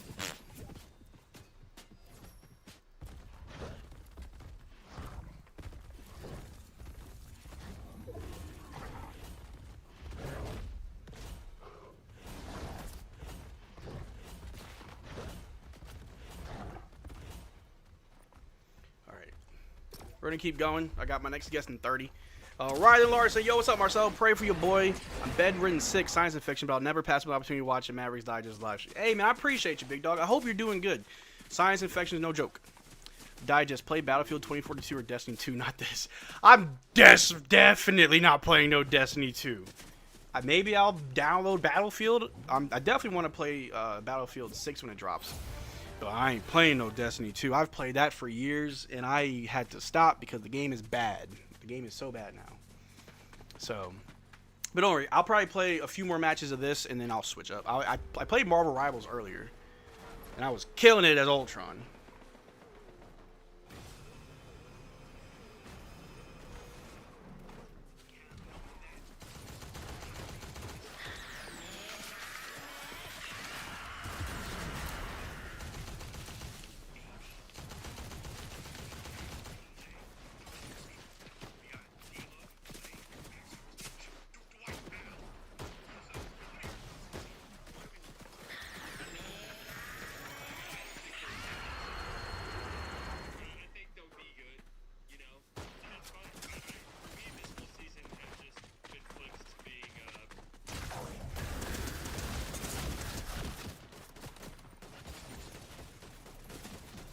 Do they trade Micah Parsons?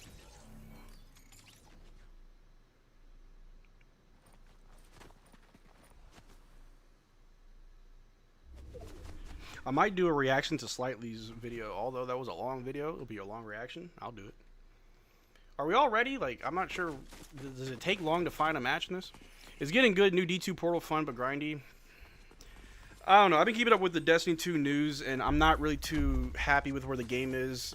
The game's buggy, exploits, the grind. I don't mind the grind, but I feel like they're not bringing you anything new that's worth it. Like, to be honest, like I was talking to a friend of mine the other day when it comes to Destiny 2, like I was wearing the same armor from like 2 years ago because they had good stats and I never needed to change my armor. And in the guns that I use, I'm using the same crafted weapons from like when the game, crafted weapons first came into the game. So it's like nothing new under the sun when it comes to Destiny 2. I don't know. It's not my thing. Playing Battlefield 2042, 128 players right now, amazing. Woo! Battlefield 6 hype. I'm definitely ready for it. I was watching some Tim the Tap Man the other day. I'm hype. Definitely hype for this. Man, does Fortnite always take forever to load up a match? Jeez Louise. Let me go to the lobby. Hotel lobby. I don't want to have to hurt nobody.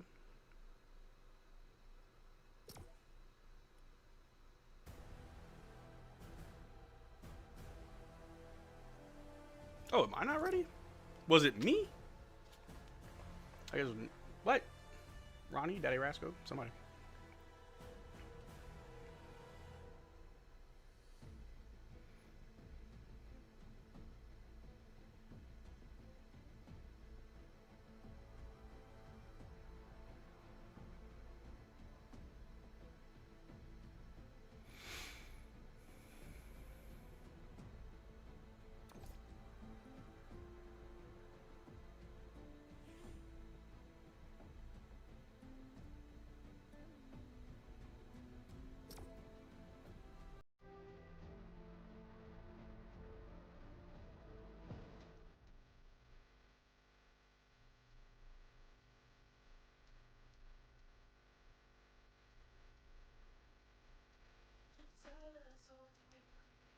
Ooh, Brandon Williams in the lab working.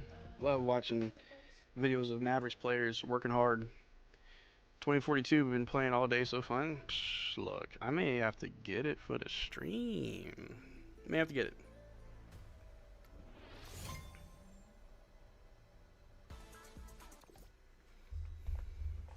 Hop on 2042. I gotta buy it. Let me see what's on Steam. Is it a crossplay? Let me see what is on Steam. Can't be much. It's an old game, right?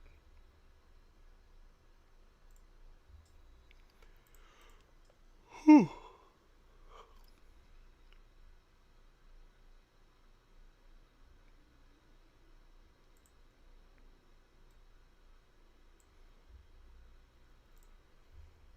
Okay, let's see.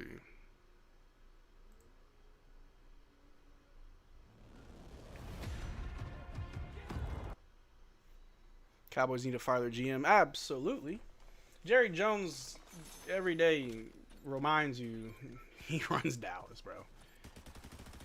You think you run Dallas? No. Jerry Jones runs Dallas.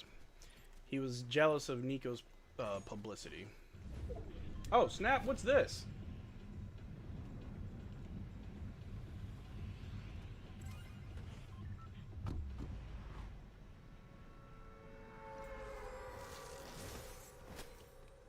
Let's see if I can finesse something. What can I make happen?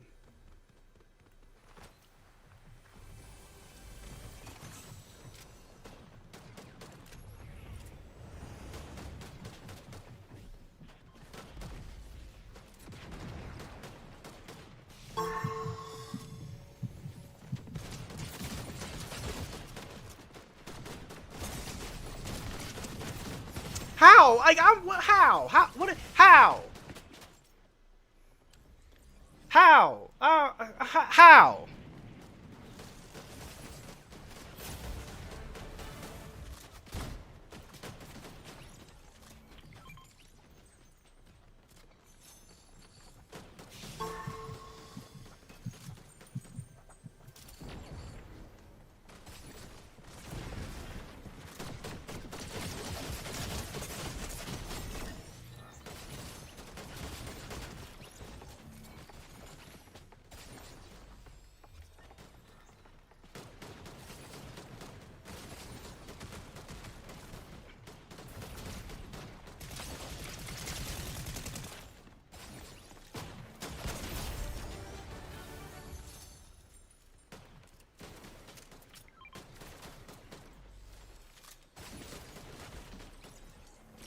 Rain about to unlock UFO. What? Yoink.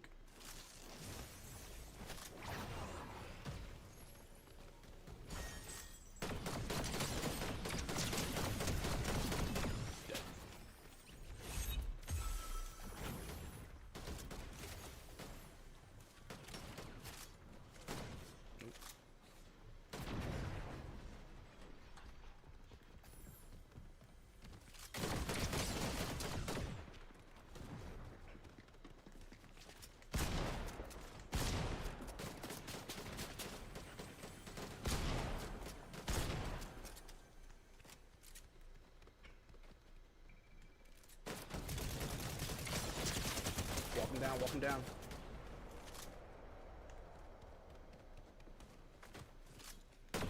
Got him. I got 4 kills. Yep, I like how it goes invisible.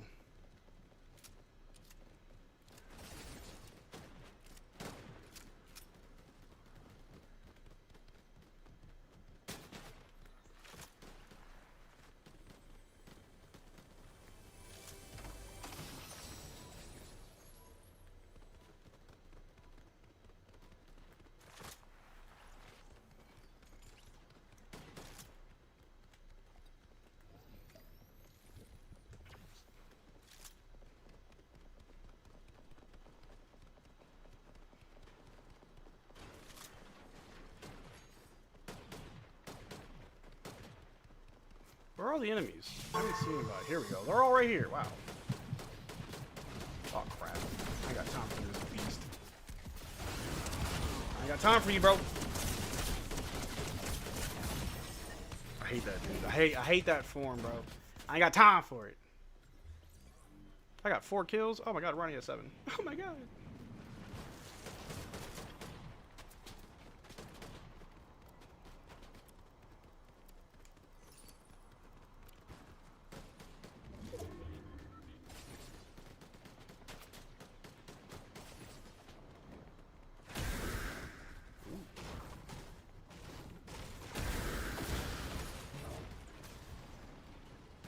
Where they at? Where they at? Where they at? Where they at? Where they at? Where they at?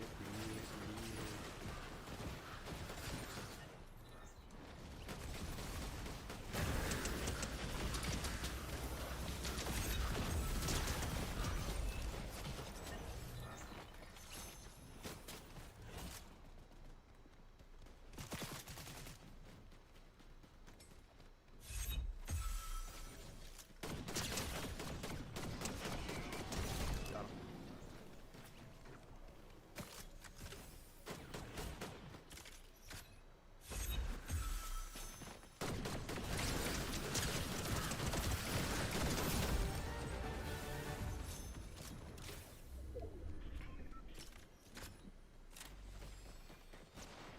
Trying to beat Ronnie. He got 11. I got 7.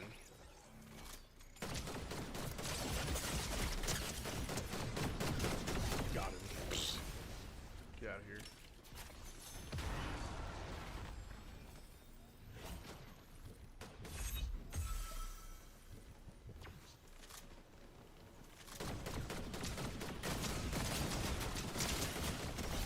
I don't know what that was.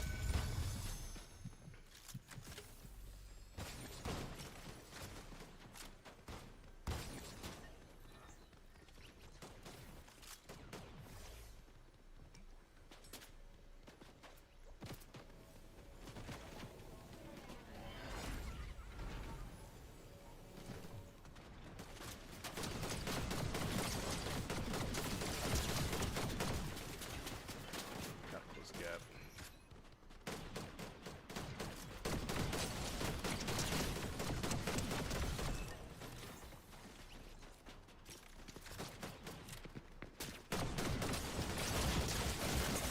Oh crap, someone right in front of me.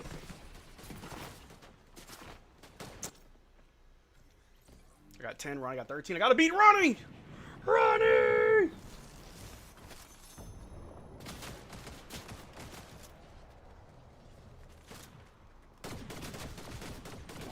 Aim better, aim better, aim better, you dummy. There we go. Anyway. You see the way I talk to myself? It's called motivation.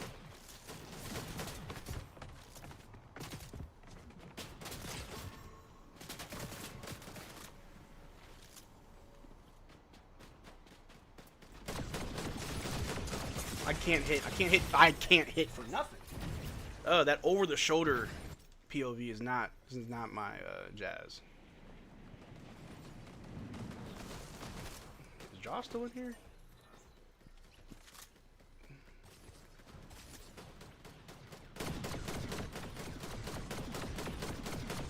Oh, I'm missing every shot. Yeah, let's pretend that never happened.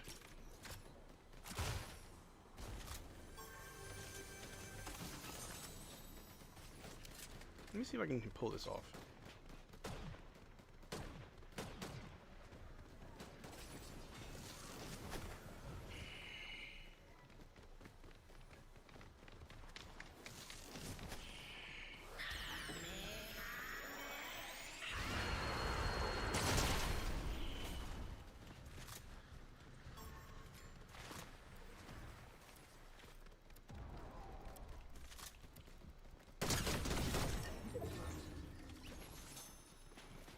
Hey, what's good, Jeffrey? How you doing? Digest Game Pass Ultimate has it on Windows. Ooh, I'll have to check it out.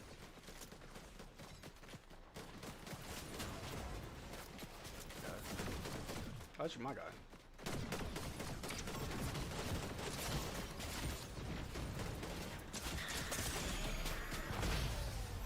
I was about to get that yopper sing!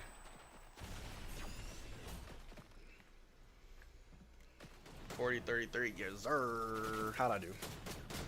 Oh, 12. Slam him out. Good, my guy. I had to stop by, see what's good. Hey, man, I appreciate you. I appreciate you. half the kills. Listen here, Ronnie. It's not how you start, it's how you finish. All right.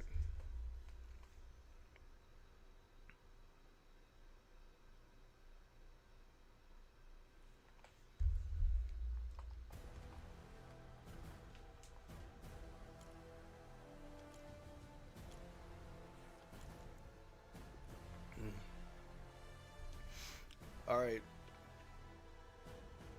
I don't know what that game mode was, but let's do it again.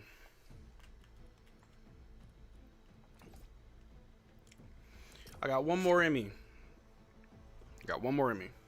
And I'll switch to something else. Well, one more because I got another guest coming at 7.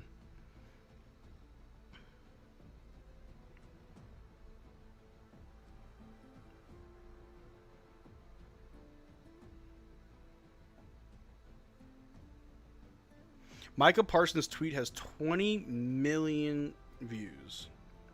Good Lord.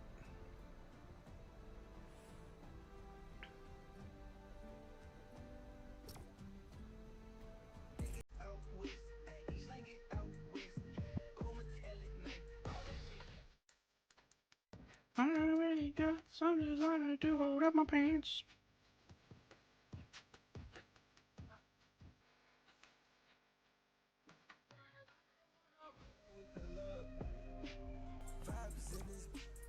Shoulder hurts.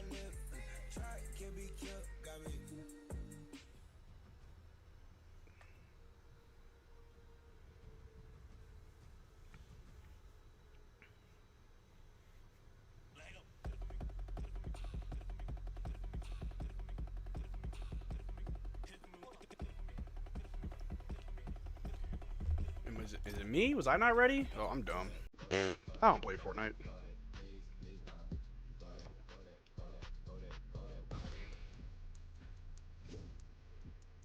We had trouble generating content experience. Fix it.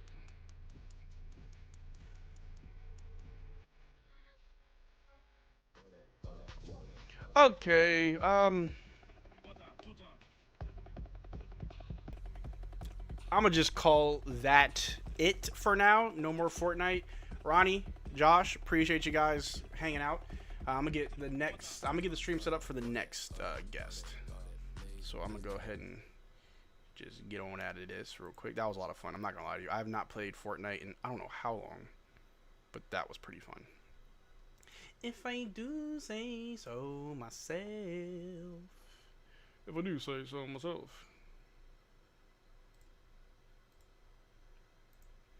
Digest, look at Battlefield 2042 in it. I will. Trust me, I will. Dubski. Hey, at least I got a win somewhere.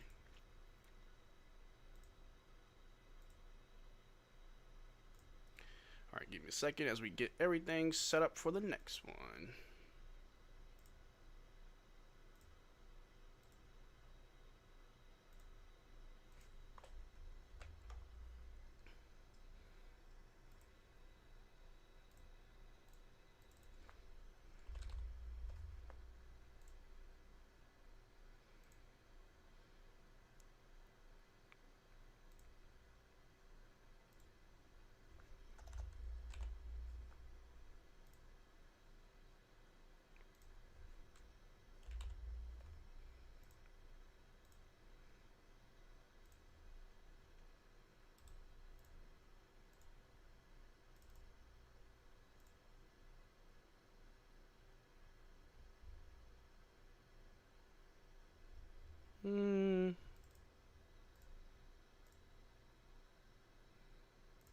This might play. Oh, crap. I am out of space. Whoopsies.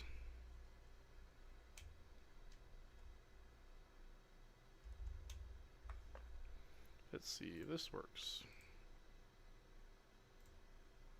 What do you mean out of storage space? Huh?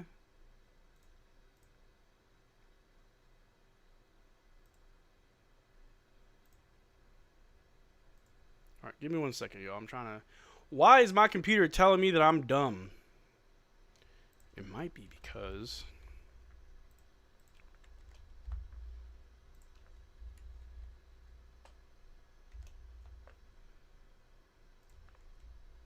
Give me a second, y'all, as I try to fix my life.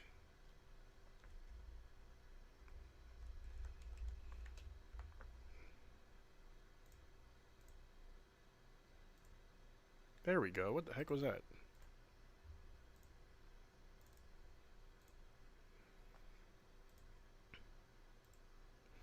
All right, ladies and gentlemen, boys and girls, up next on the Mavericks Digest charity stream, I've got a guest here that you might not be familiar with, but after today, you gonna know who he is.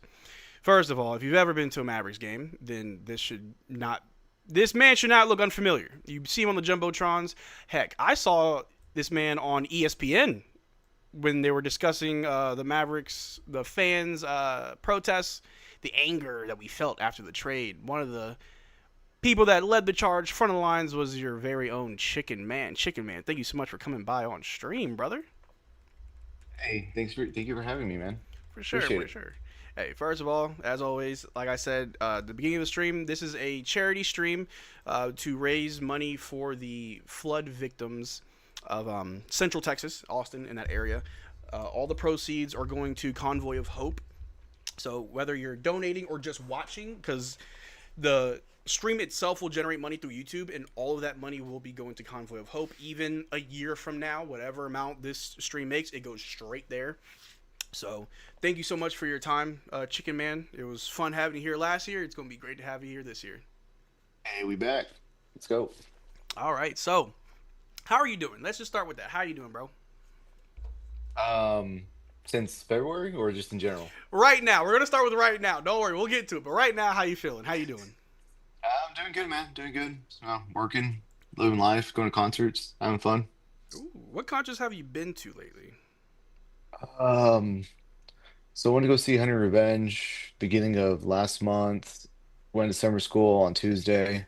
Okay. Then I'm going to MCR tomorrow. Ooh, busy, busy, busy. Yeah, dude. Yeah. Nah, I love to see it. Love to see it. You know, I try to stay busy myself. You know, it is the off seasons, and it's, you know, around this time it's hard to stay busy. There are things going on at the same time. There's nothing going on. It's a very weird time for content creation when it comes to sports teams. But we push on. We're less than 100 days away from the start of the season. We're about 63 or 62 days away from preseason, where we get to see Cooper Flagg play with the main squad. And just to get this convo started, what are you most looking forward to next season with this team? Oof. Dang. Wins. Wins. Yeah. Just gonna keep it simple. We need them. Wins. We need them. Staying healthy. Hopefully D'Lo goes off or provides, sufficient, support until we get Kyrie back. Yeah. And hopefully we make a deep playoff run. Hopefully, another chip. You know, I think a lot of Mavs fans can agree that, I mean, we can both agree we don't really rock with Nico. But one thing he said was Fire true. Nico. Is that, yeah, fire Nico, that winning does kind of make things better. I'm not saying it fixes things, but it makes you feel better. It would be one thing if after the trade we were just a bottom of the barrel team, even when fully healthy, we can't win games, and it feels almost like it's 2012, 2013 all over again, after we won the chip and then things just kind of fell apart, you know what I mean? Yeah. But we're not that. It may feel that emotionally, but, at least from a talent standpoint, we're not really there. But one thing that you did mention, as far as what you're excited about, D'Lo, I'm very excited for D'Angelo Russell. Aside from all the memes or however he's played in the past, whatever it may be, I am excited to have him because one thing when you're a Mavericks fan, and I think fans of other small market teams can agree. Not saying the Mavs are a small market team, but we get treated like a small market team. We're not sexy enough for stars to come, which is weird because if I'm making millions of dollars, yeah, I'll play in Texas where I pay no taxes on my money, and it's not a bad place to be. Just saying, you know what I mean? But regardless, it's the fact that with all that being said, we're still a good team. As far as being able to contend really good team, dude. Really good team. Yeah, put some respect on it. Really good team. You right. And as far as just being able to, make it back to the finals, where we were once upon a time, is going to take time, but I'm okay. It is bittersweet. It does suck to a degree being there and then you're not there. And then it feels like you won't ever get there, right? Like, things started happening. However, I want to ask you, and this is a very broad question, but I want you in the best possible way to describe, what did it feel from the year we made the very first Western Conference Finals, from that season to the season where we made the finals? Like, in that time span when we were getting things going, even though we had kind of up and down years in between, but like from making the Western Conference Finals in the years that followed to the finals year, like, what were you feeling in those seasons, in those years, game over game, week over week, month over month? Hope. Mhm. Hope. Like pretty much like, oh, okay, cool. Like things were finally meshing together because like that 21-22 season, that was the first season, Jason Kidd came back. Yeah. Okay, well, yeah, he came back as a head coach. So it was like nice seeing him like in his first season, we went to the Western Conference Finals. And I was like, oh shit, okay, we could finally, we actually do it. We got really close. It's like essentially the semifinals, right? Yeah. And next season we were just like, we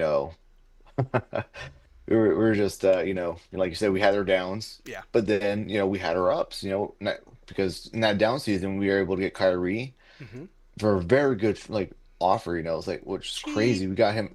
Yeah, we got him cheap, dude. That's a Cheap. lot of people don't talk about.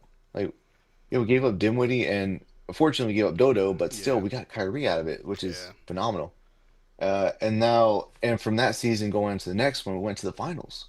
Mm-hmm. And we were the underdog in every matchup, dude. Every Like, single holy matchup. shit. And like, tell me a person who doesn't love watching Rocky or like any underdog, like, Mm-hmm. rise up and like go and almost take the chip, dude. That's like heartwarming. You gives you goosebumps. It's electric, dude. It's addicting, that kind of energy you feel when you see your team make it there. Yeah. And then going into that, that 24-25 season, you're going in with so much momentum. But alas, good things don't last. They don't. However, They don't. I don't think it's as bleak It's not. from like a just an objective standpoint. It's not bleak emotionally. It's not. Like, Oh shit. I'm in a tsunami.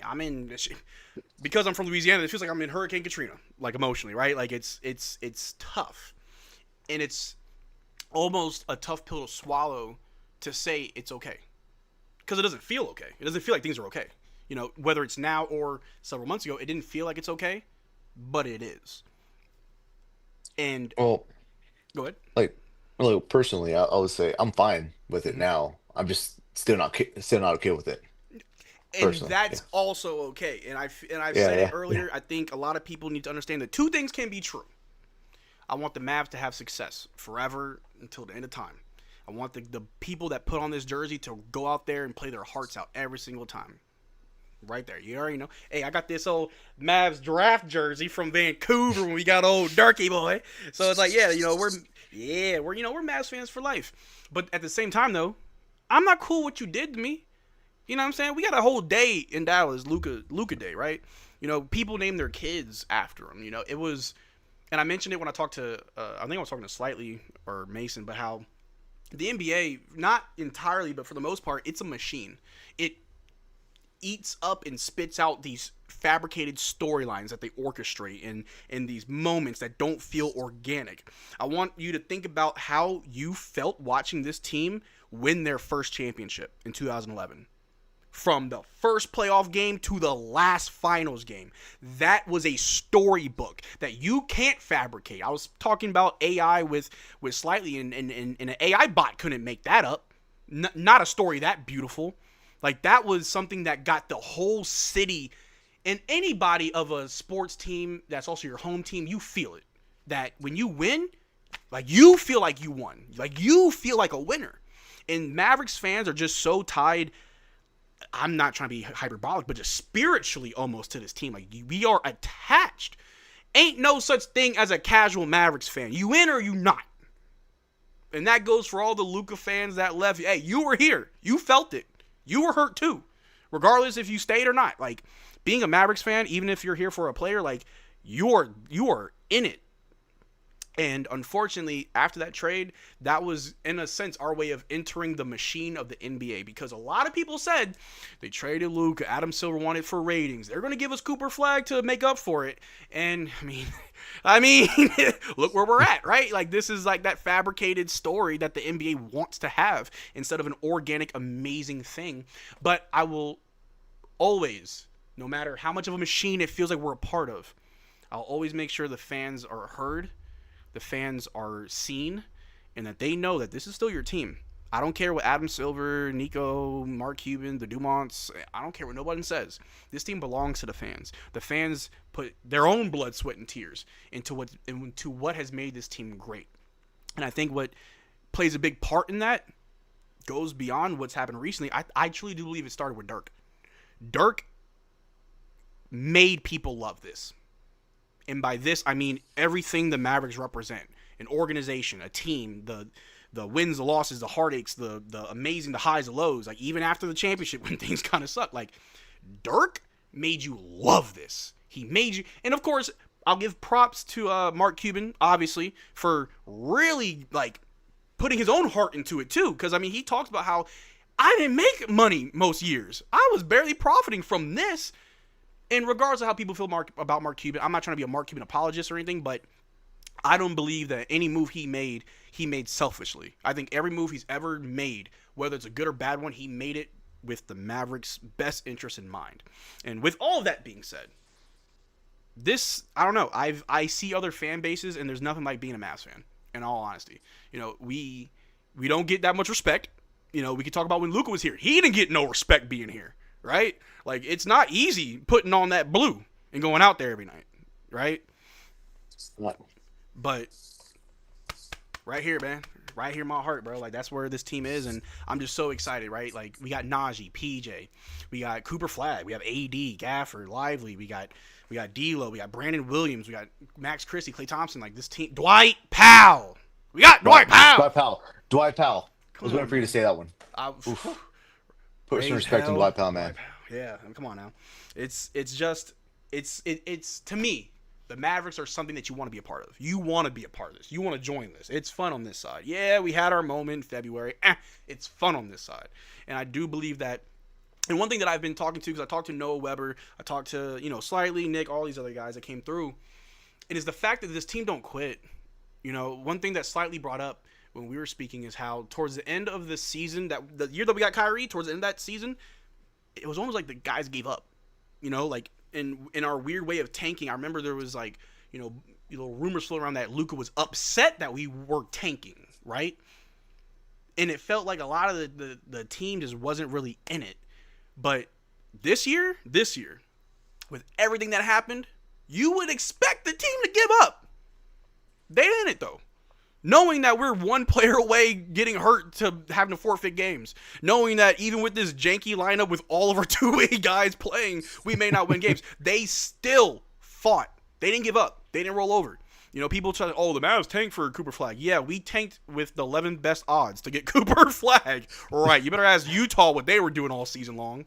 But, and that's what kind of drives me. I truly do believe, and I don't think I've ever said this publicly, and I'm not afraid to say this publicly, but if after the whole Luka trade, if the team was just abysmally bad, and regardless if we got Cooper Flag or not, but if the team continued to just in a downward spiral, it would truly be hard for me to continue to make content. And I'm not saying that because, we got Cooper, I'm fine. No, it's the fact that if I didn't have a team that cared enough to fight every night and to play for each other and to make me want to run through a brick wall, it would be very hard to still make content. But it's the fact that we have, and I may be on my soapbox preaching right now, but it's the fact that we got Najee Marshall. And I mentioned it before with my other guests. The fact that he was willing to square up with Yusuf Nurkic. And he ain't care. He was ready to knock him out. PJ staying on business against the Clippers and against Nurkic. Ready to go toe-to-toe for his teammates. Like, that's the type of stuff that gets you going, bro. Like, I love these guys. And it's the fact that a lot of them are still new to the Mavs. PJ and Gafford just had their first full season. Najee just had his first full season. Gafford and PJ, when they first got here, like, hey, get ready for a finals run. It's your first one. You know what I mean? Derrick Lively, rookie year, a finals run. And it's like, it's not like we have a team that's been together for 10 years. These guys are relatively new together, and I don't know what it is. Professionalism, sure. Just a bunch of good guys that are playing together, sure. I want to say it's the Mavericks magic. There is a aura when you walk into the AAC and you put on that jersey and you step on that hardwood floor and you hear the fans and you see with their signs and them getting rowdy and just. I remember the Christmas game. Unfortunately, that was a horrible game because Luka got hurt. But I do remember before he got hurt, we were all chanting F Rudy Gobert. Now, for anybody that knows me, I will never miss a moment to yell F Rudy Gobert. Never liked him, but exactly. But it's just the fact that, like, it's so infectious, right? Like, I grew up in Maryland, Wizards, right? I don't know Wizards fans. I don't know real Wizards fans. They're out there, sure. But, like, I don't. Like, growing up, there was Gilbert Arenas, John Wall, Caron Butler was, like, my personal favorite. And then there was Bradley Beal. You know, like, you had good players kind of come and go. No one's out here saying, the Wizards, the Wizards. No, man, you go to the Wizards to watch the other team. But when it comes to the Mavs, man, like, for as long as I've been a part of this fan base, even after the championship years, there was never a moment where I was like, man, ain't nobody want to be a part of this. Ain't nobody want to see this. Like, remember when Detroit and Washington were going at it for who's the worst team that one season, the 2 seasons ago? Yeah, Yep. Imagine being a part of that fan base. Every night you're like, another loss, another loss. But the Mavs is different. You got guys like Najee, PJ, who are going to run through walls. You got Gafford, Lively, who are just amazing to watch. We now have AD, Coops on the way. We got Clay, who played very well last year, and he's been in the gym putting in that work. And I'm sure he's been putting in that work with Meg, too. You know what I'm saying? You know what I'm saying? Yeah. But See, look, it's gonna be Klay Thompson's demon season next year. I'm calling it right now. if my man shows up with cornrows, watch out. Watch It's out. over, man. Watch out, bro. You know, it's Meg the Stallion, bro. It's Clay the Shooter. Come on now. It's crazy. There's just so much to be excited for if you look hard. And you don't have to look that hard, but just if you think about it. We're No, not like the worst Surfers team in the Valley. league. Yeah, Surfers Valley, we're not the worst team in the league. No. Yeah, our front office, obviously back February, like they're burnt. Like, dude, they have negative like aura right now. But our players, dude, they're phenomenal. Like you said, PJ, Najee, Gafford, Lively. Yep. We got Coop coming in. Mm-hmm. Kyrie is on the mend. He's coming back. Davis, dude. Like, people don't realize Davis is a really good player. Very good. Very good player, dude. Like, what his first game that he played with us, what do you have? What was the stat line again? Was Oh my God. What, 26. 26, It was insane. 27. He had like 11 rebounds. He had like, 7 blocks, 5 blocks, something like that. It was crazy.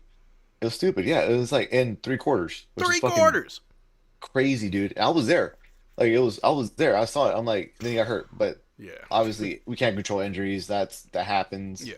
But overall, man, we have a good squad. Surface level, like you said, you don't have to look that hard. But then again, it's right there. Like, we do have a good squad. It's really good, man. I like. I mean, it's like it's a very, like you said, it's very bittersweet. Yeah. But overall, like, it's kind of like it's the home team, man. I just gotta root for it, man. That's the thing. Um, like, I'm gonna tell you the story. I think Nick has mentioned a couple times on Locked On Mavs. Mhm. I saw Nick at the Wings home opener, and this was like right after the Cooper Flag draft. We got him. Like he greeted me. We said hi. We were talking, and then he just dropped the question. He was like, "So, are you back?" I was like, I was like, fuck. I'm like, yeah, I'm back. Like, I'm back. Like Michael Jordan, I'm back. I'm back. I'm back. Yeah, Like, man. It's good stuff. And I'd argue if we didn't get Cooper Flag, I'd still be excited. Maybe not as excited, but that's just how good of a team we are. and dude, we're still that good, man. Got Clay for another 2 years. Yeah. Kyrie, we got him for another 3. Yep. How long do we have AD for? He's actually on the first year of his new deal because he signed an extension with the Lakers and then got traded. So this is the first year of his brand new contract. So we got him for 4 years. Oh, hell yeah. Yeah, Okay. it's perfect. Okay. This works. Yeah, Okay, we ball. and that's what I'm talking about. Like, it's not like we have Clay. Well, Clay, yes, but it's not like we have Clay, Kyrie, and AD for only 2 seasons and they're all retiring. Clay will retire most likely at the age of 38, but we will still have Kyrie. We'll still have AD for at least 3 to 4 more years, and by then, players will have developed, guys would have gotten better, the team will have been molded better. We do have our own first round pick next season. Maybe we can get somebody good, regardless if we're a lottery team or we're not.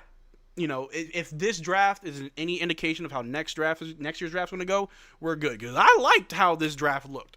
The entire first round, even part of the second round, I'm like, these are some good players. Now, obviously, to be determined, but from the surface, I like it. Because last year's draft, can you tell me who went number one?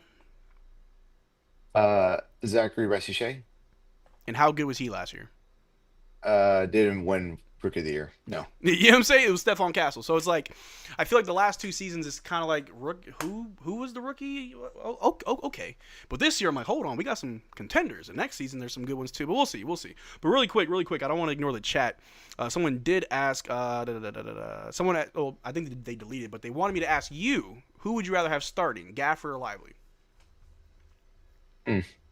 Depends. Depends on there's. I mean, depends on the team we're playing, man. Honestly, it just depends on the situation, either or. I'm here's the thing, we have.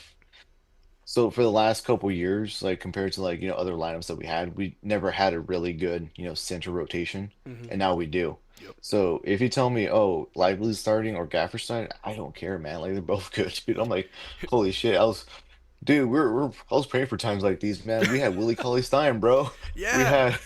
Yeah. No, it's like Gafford Lively. You mean, do I want this ketchup or that ketchup? It's still ketchup, right? Exactly, man. Same player.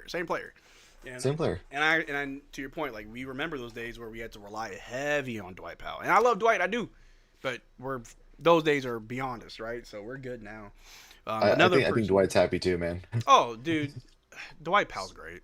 And I don't He's mean happy, that in man. a joking way. I think people think I was trolling or joking whenever I talk about Dwight Powell. But no, I will always speak highly of Dwight Powell. If I ever, crack a joke on him, it's just jokes. I do speak highly of Dwight Powell, and I mean it because you don't hear anything bad about it.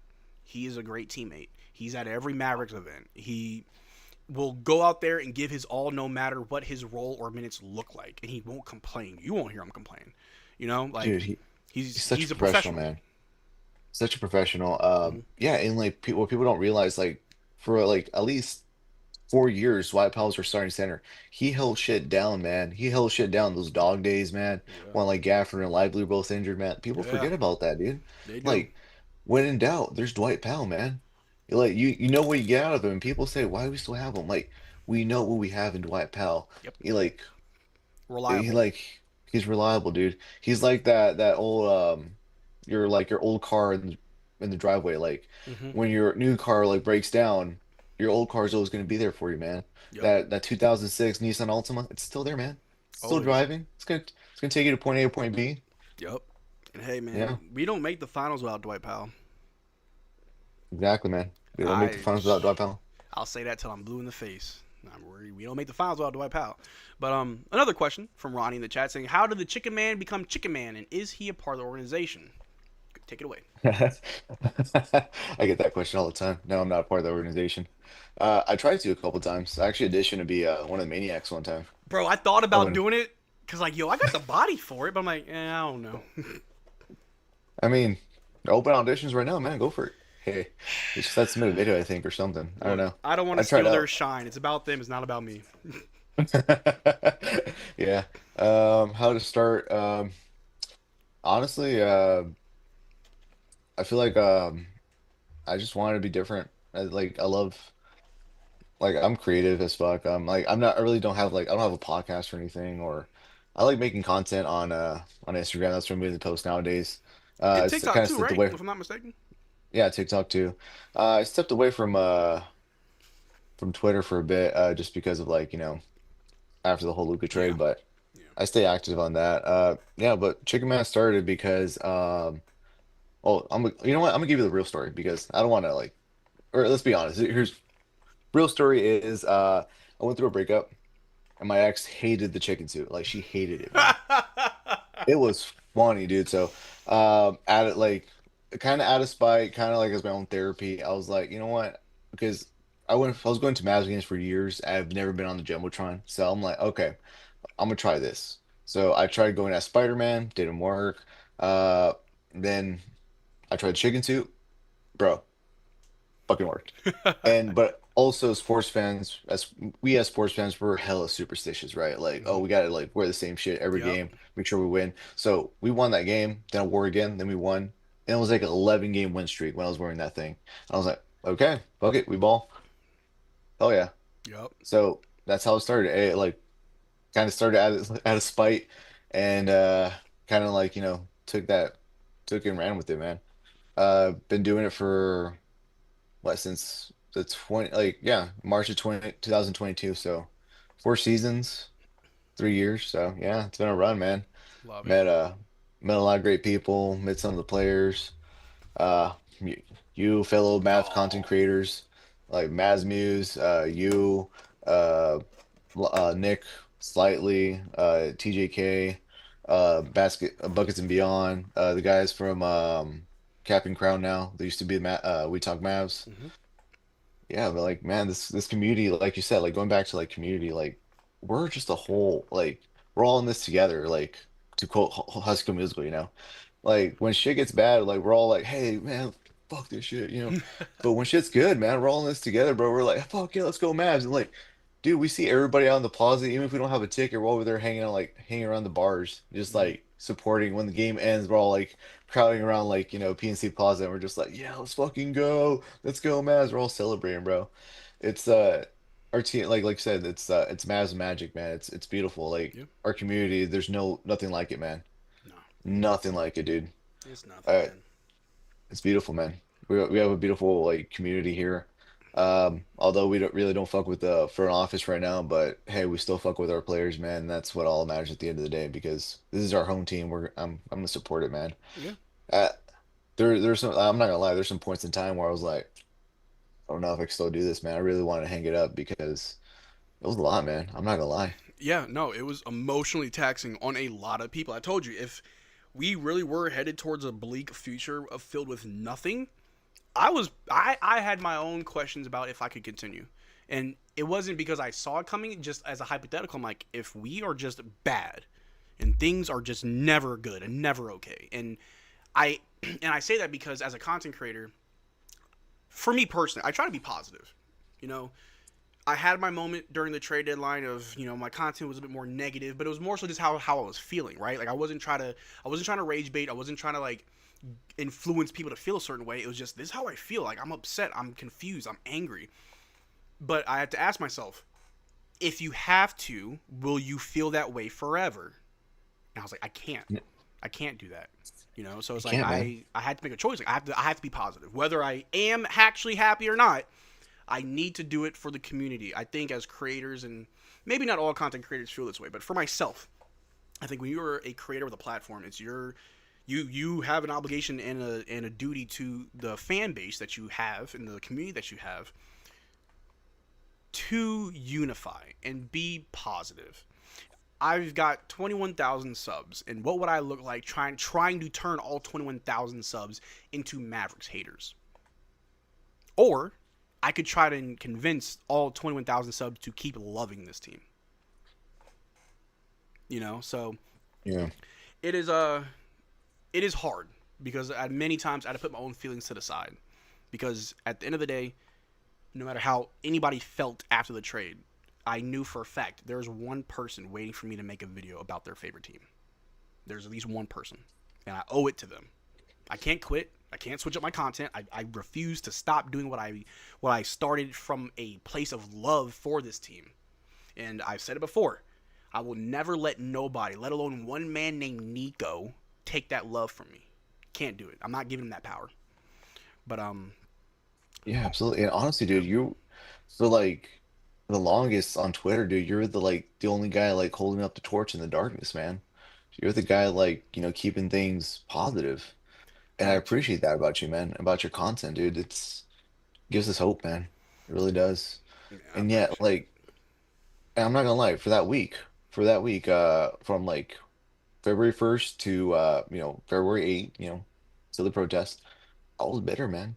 I was a very bitter person, dude. And I was like, I'll go to work and people ask me, "Oh shit, how do you feel about that Luca trade?" I don't want to talk about it. It's one of those things. Yeah, But after we did the protest, I put all those feelings away. It was time to move on. said my piece. I was there when Luca came back. Supported Luca, supported my boy. Man, hold on. Let's talk about that real quick. 'Cause that's something that I don't think I really touched on much with any of my guests is that first game back. And just, I feel like I'm back in that moment because I'm getting emotional. Watching Luca react the way he did, it Yeah, hurt. man. Yeah. It hurt because you look at somebody who came here at a very young age from another country, and the city gave him nothing but love. Ups, downs, highs, lows. You had a whole fan base that would kill for you, literally.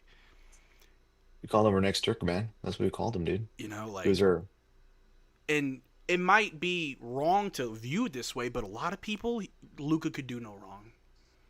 And I'm not saying that's the right or wrong way to look at him, but that just showed you his impact. And watching him look up at that jumbo screen and him tearing up, bro, like me doing my live stream watching that was just, part of me felt ashamed. Part of me felt ashamed and almost guilty, like not like it was my fault, but I just felt bad. Like I did feel guilty, but I'm not guilty. Like it was a weird bundle of emotions, but just watching him react the way he did, it really did kind of bring everything back because that was months later. It made me feel like it was February 2nd, 3rd, whatever the day was, 8th, it's all over again. yeah. You know, it just brought me back. But when he started hooping, I was like, that's my guy. Show He's him. back. Show him. And every time he comes to the AAC, I don't care what fans say. I don't care if y'all want to start y'all chants up. I don't care if you want to scream out Nico's address and dox him. Go ahead. Show Luka love every time he steps foot in here. Every single time. And that's no slight to the players on the team now. That's no disrespect to the Mavericks. It's just, if you put on this, and I've said it before, if you put on this uniform and you give your all, I'll never hate you. Regardless of what people may think when it comes to me and Maxi Clea, because I've said some things about Maxi. I will not ever hate Maxi, because there was a moment in time where I would beg Jason Kidd, or even before Jason Kidd, Rick Carlisle, put him on the floor. Put Maxi back in. There was a time where Maxi and Dodo, as our two best role players, I'd run through a brick wall. And I still want the best for these guys. Even Tim Hardaway. I've said my many pieces on Tim. It was funny because when we got the news that Tim signed with Denver, a lot of people laughed. I was one of the few people like, I don't think you understand how scary that is. First of all, Denver's a good team. Now you got to worry about, is this the night where Tim goes off? You got because you got to respect it. Because it's one thing to lose to the Nuggets. It's another thing that you let Tim Hardaway hit 8 threes. You know what I mean? Like no matter who it is, like even JaVale McGee, right? Like Willie Cauley-Stein, like if you put on this jersey and you give your all, no matter where you go after, I got love for you. And I may get roasted for this because I don't think I've ever said this publicly, or at least on this channel. I got love for Rondo. I know it was a very ugly situation.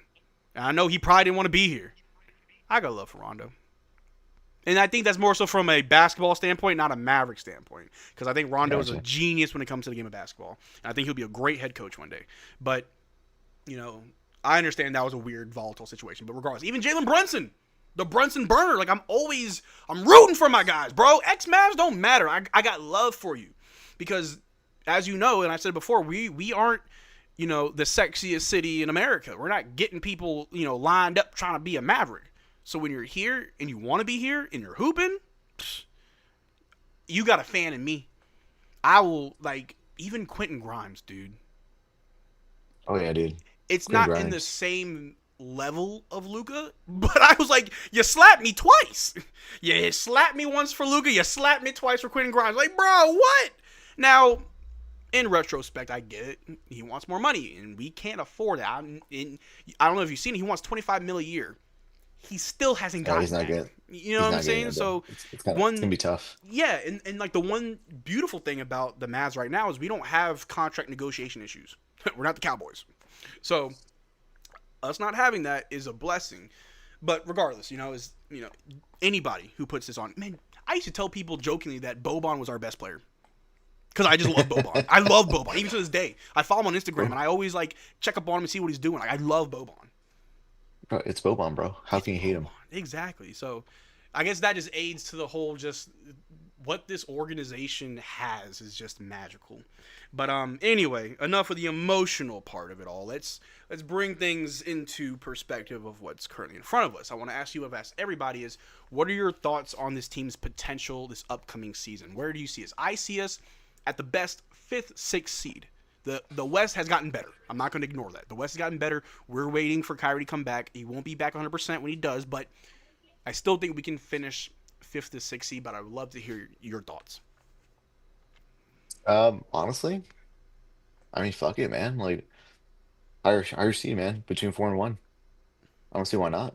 Yeah, I don't love it. see why not. Like, yeah, because yes, like shit that happened with Luca, it was like, I'm just saying, like, beyond the trade, Mm-hmm. beyond all the, everything that happened, and like the status quo is we have a really good roster. Mm-hmm. Like, people say, oh, Luca trade, but then again, I'm like, the roster kind of nice though. I'm like, we look Yeah, at our players, we're I'm pretty good. like, damn, it's like shit. Like, sign Brandon Williams is signed to us right now, like for how many years, or is it just like Who? Brandon Williams? Oh, he's on a 2-year deal now. It's not guaranteed, but he's on a 2-year deal. Okay, see, look, Brandon Williams is nice too, man. Like, Yeah, young yeah, he Kyrie. nice. Him and Kyrie were nice. Hey, Max Christie when he came in, looking nice too. He was nice, man. Like, we have a really good roster. People are kind of constantly underrate our roster. What, like, I think ESPN came out and said we're like number 18 in the league. I'm like, but just doesn't make sense. I'm like, what? Ain't no way we're Like, worse than half the league. exactly, man. So, which is crazy because despite everything, and even when we had Luca, and we're always going to be the underdogs, even though we're the fourth largest market in the league, and we always sell out Hmm. every game, dude, which is crazy. Like, no other team has sold out every game of their in their season. Also sold out season tickets too, man. Like, people don't talk about it either. Yeah, I mean, I think having Cooper helps in that department for sure. I mean, Yeah. Oh yeah. I'm definitely gonna have to go to a couple games. I gotta see the flags, the flagster. I gotta see flag in action. You guys seen the flags wave? I gotta see that flag at full mast. Pause. You know what I'm saying? I gotta see it. But man, they're gonna clip that so bad. But anyway, uh, but nah, What overall, what do you think? this upcoming year, best case scenario, 5th, 6th seed if things are going our way. It Okay. does, it does kind of land on AD on where we go. Because if AD is healthy and playing well, which I'm sure he'll play well, I don't think AD will play bad unless he's injured. But if AD is healthy, we're moving up. The moment he's hurt, boom, sharp drop down 90 degrees. Like that's how slippery that slope is when it comes to our health right now. Yes, we're deep, but I'm not gonna sit here and act like if you don't have your 2 best players, you can still be fine. You know what I'm saying? Like, no, no, no, no. AD, the gap between AD and the next best player is huge. Kyrie and the next best player is huge, right? So it's like these guys are great and they get paid that much for a reason. Like they are that good. They're difference makers. And but I know we got a group of guys that can definitely step up. They showed it last year. I think also with AD's health history and just making sure it doesn't get worse, guys are going to have to step up because we're going to lean on AD. I don't want us to lean on him too hard to the point where he gets hurt again. You know, Cooper, PJ, Najee, Gafford, Lively, Clay, D'Lo, Max Christie, those are the guys I Val. just named are going to be the ones responsible for stepping up in every department that they currently are in, so AD doesn't get hurt. We know AD can give us 30. We know AD can give us like 30 and 10, right? Like we know that. When AD's starting to push 40 points, 45 points, I'm like, hey, he's doing too much. What else are y'all doing? I'm not saying I don't want to see AD drop 50 points. I'd love to see it. I don't want to risk injury. I'd much rather us just win by playing good team ball. Everybody contributes and we go about our day, right? But Exactly. we are built for something great. But that window isn't for me. That window isn't next year. It's the following year when we have sophomore flag, year 4 D live. Kyrie starts the season off on a good foot. AD's eye abductor, knee, foot, all that's attached. Lively is taking his next leap. Gafford still being the landlord, laying down the law. And everyone else. So I think the following season is where we need to, like, fans should expect us to terrorize the league, at least the West. And we know you can have a winning record and still be like the 7th seed in the West. Like, you really gotta be playing some of the best basketball, like how we saw the Cavs were playing insane all regular season. They were unfortunately catching injuries at the very worst possible time, the playoffs. It was horrible. I hated that for them. Or you have like the Thunder, which honestly they were doing what they did this year, they did last year. They just improved upon it, right? They didn't really change anything. But we can do it. We can be that team. And I'll respect the other teams for sure. But hey, man, why not us? Why not? Exactly. Why not? Why not the Why Mavs? not? We went to the finals as an underdog. Why not us? Come on. Again. Or like we went to the Western Conference Finals, man. Why not Like us? nobody had us picking that Sun series, dude. That was just crazy. That was beautiful. The way we spanked them boys. I loved it. Felt Everybody talks vindicated. when they up. Everybody talks big when they up. Oh, Devin Booker. You know what I mean? Mm. But we're good. We don't have the same problems as other teams. Like, we don't have a Jimmy Butler who knows whatever he's going to do. We don't have a LeBron and whatever he's been doing all summer. We don't have a Jonathan Kuminga who wants to go to the Kings or any drama. We don't have that. And I've said this many times already to the other guest. That matters because February, I'm sure a lot of fans thought no one's going to want to come here. Guys are going to want to leave. They're going to request trades. The complete opposite happened. And, I mean, I'll sit here and say Cooper Flag plays a big part in that for sure.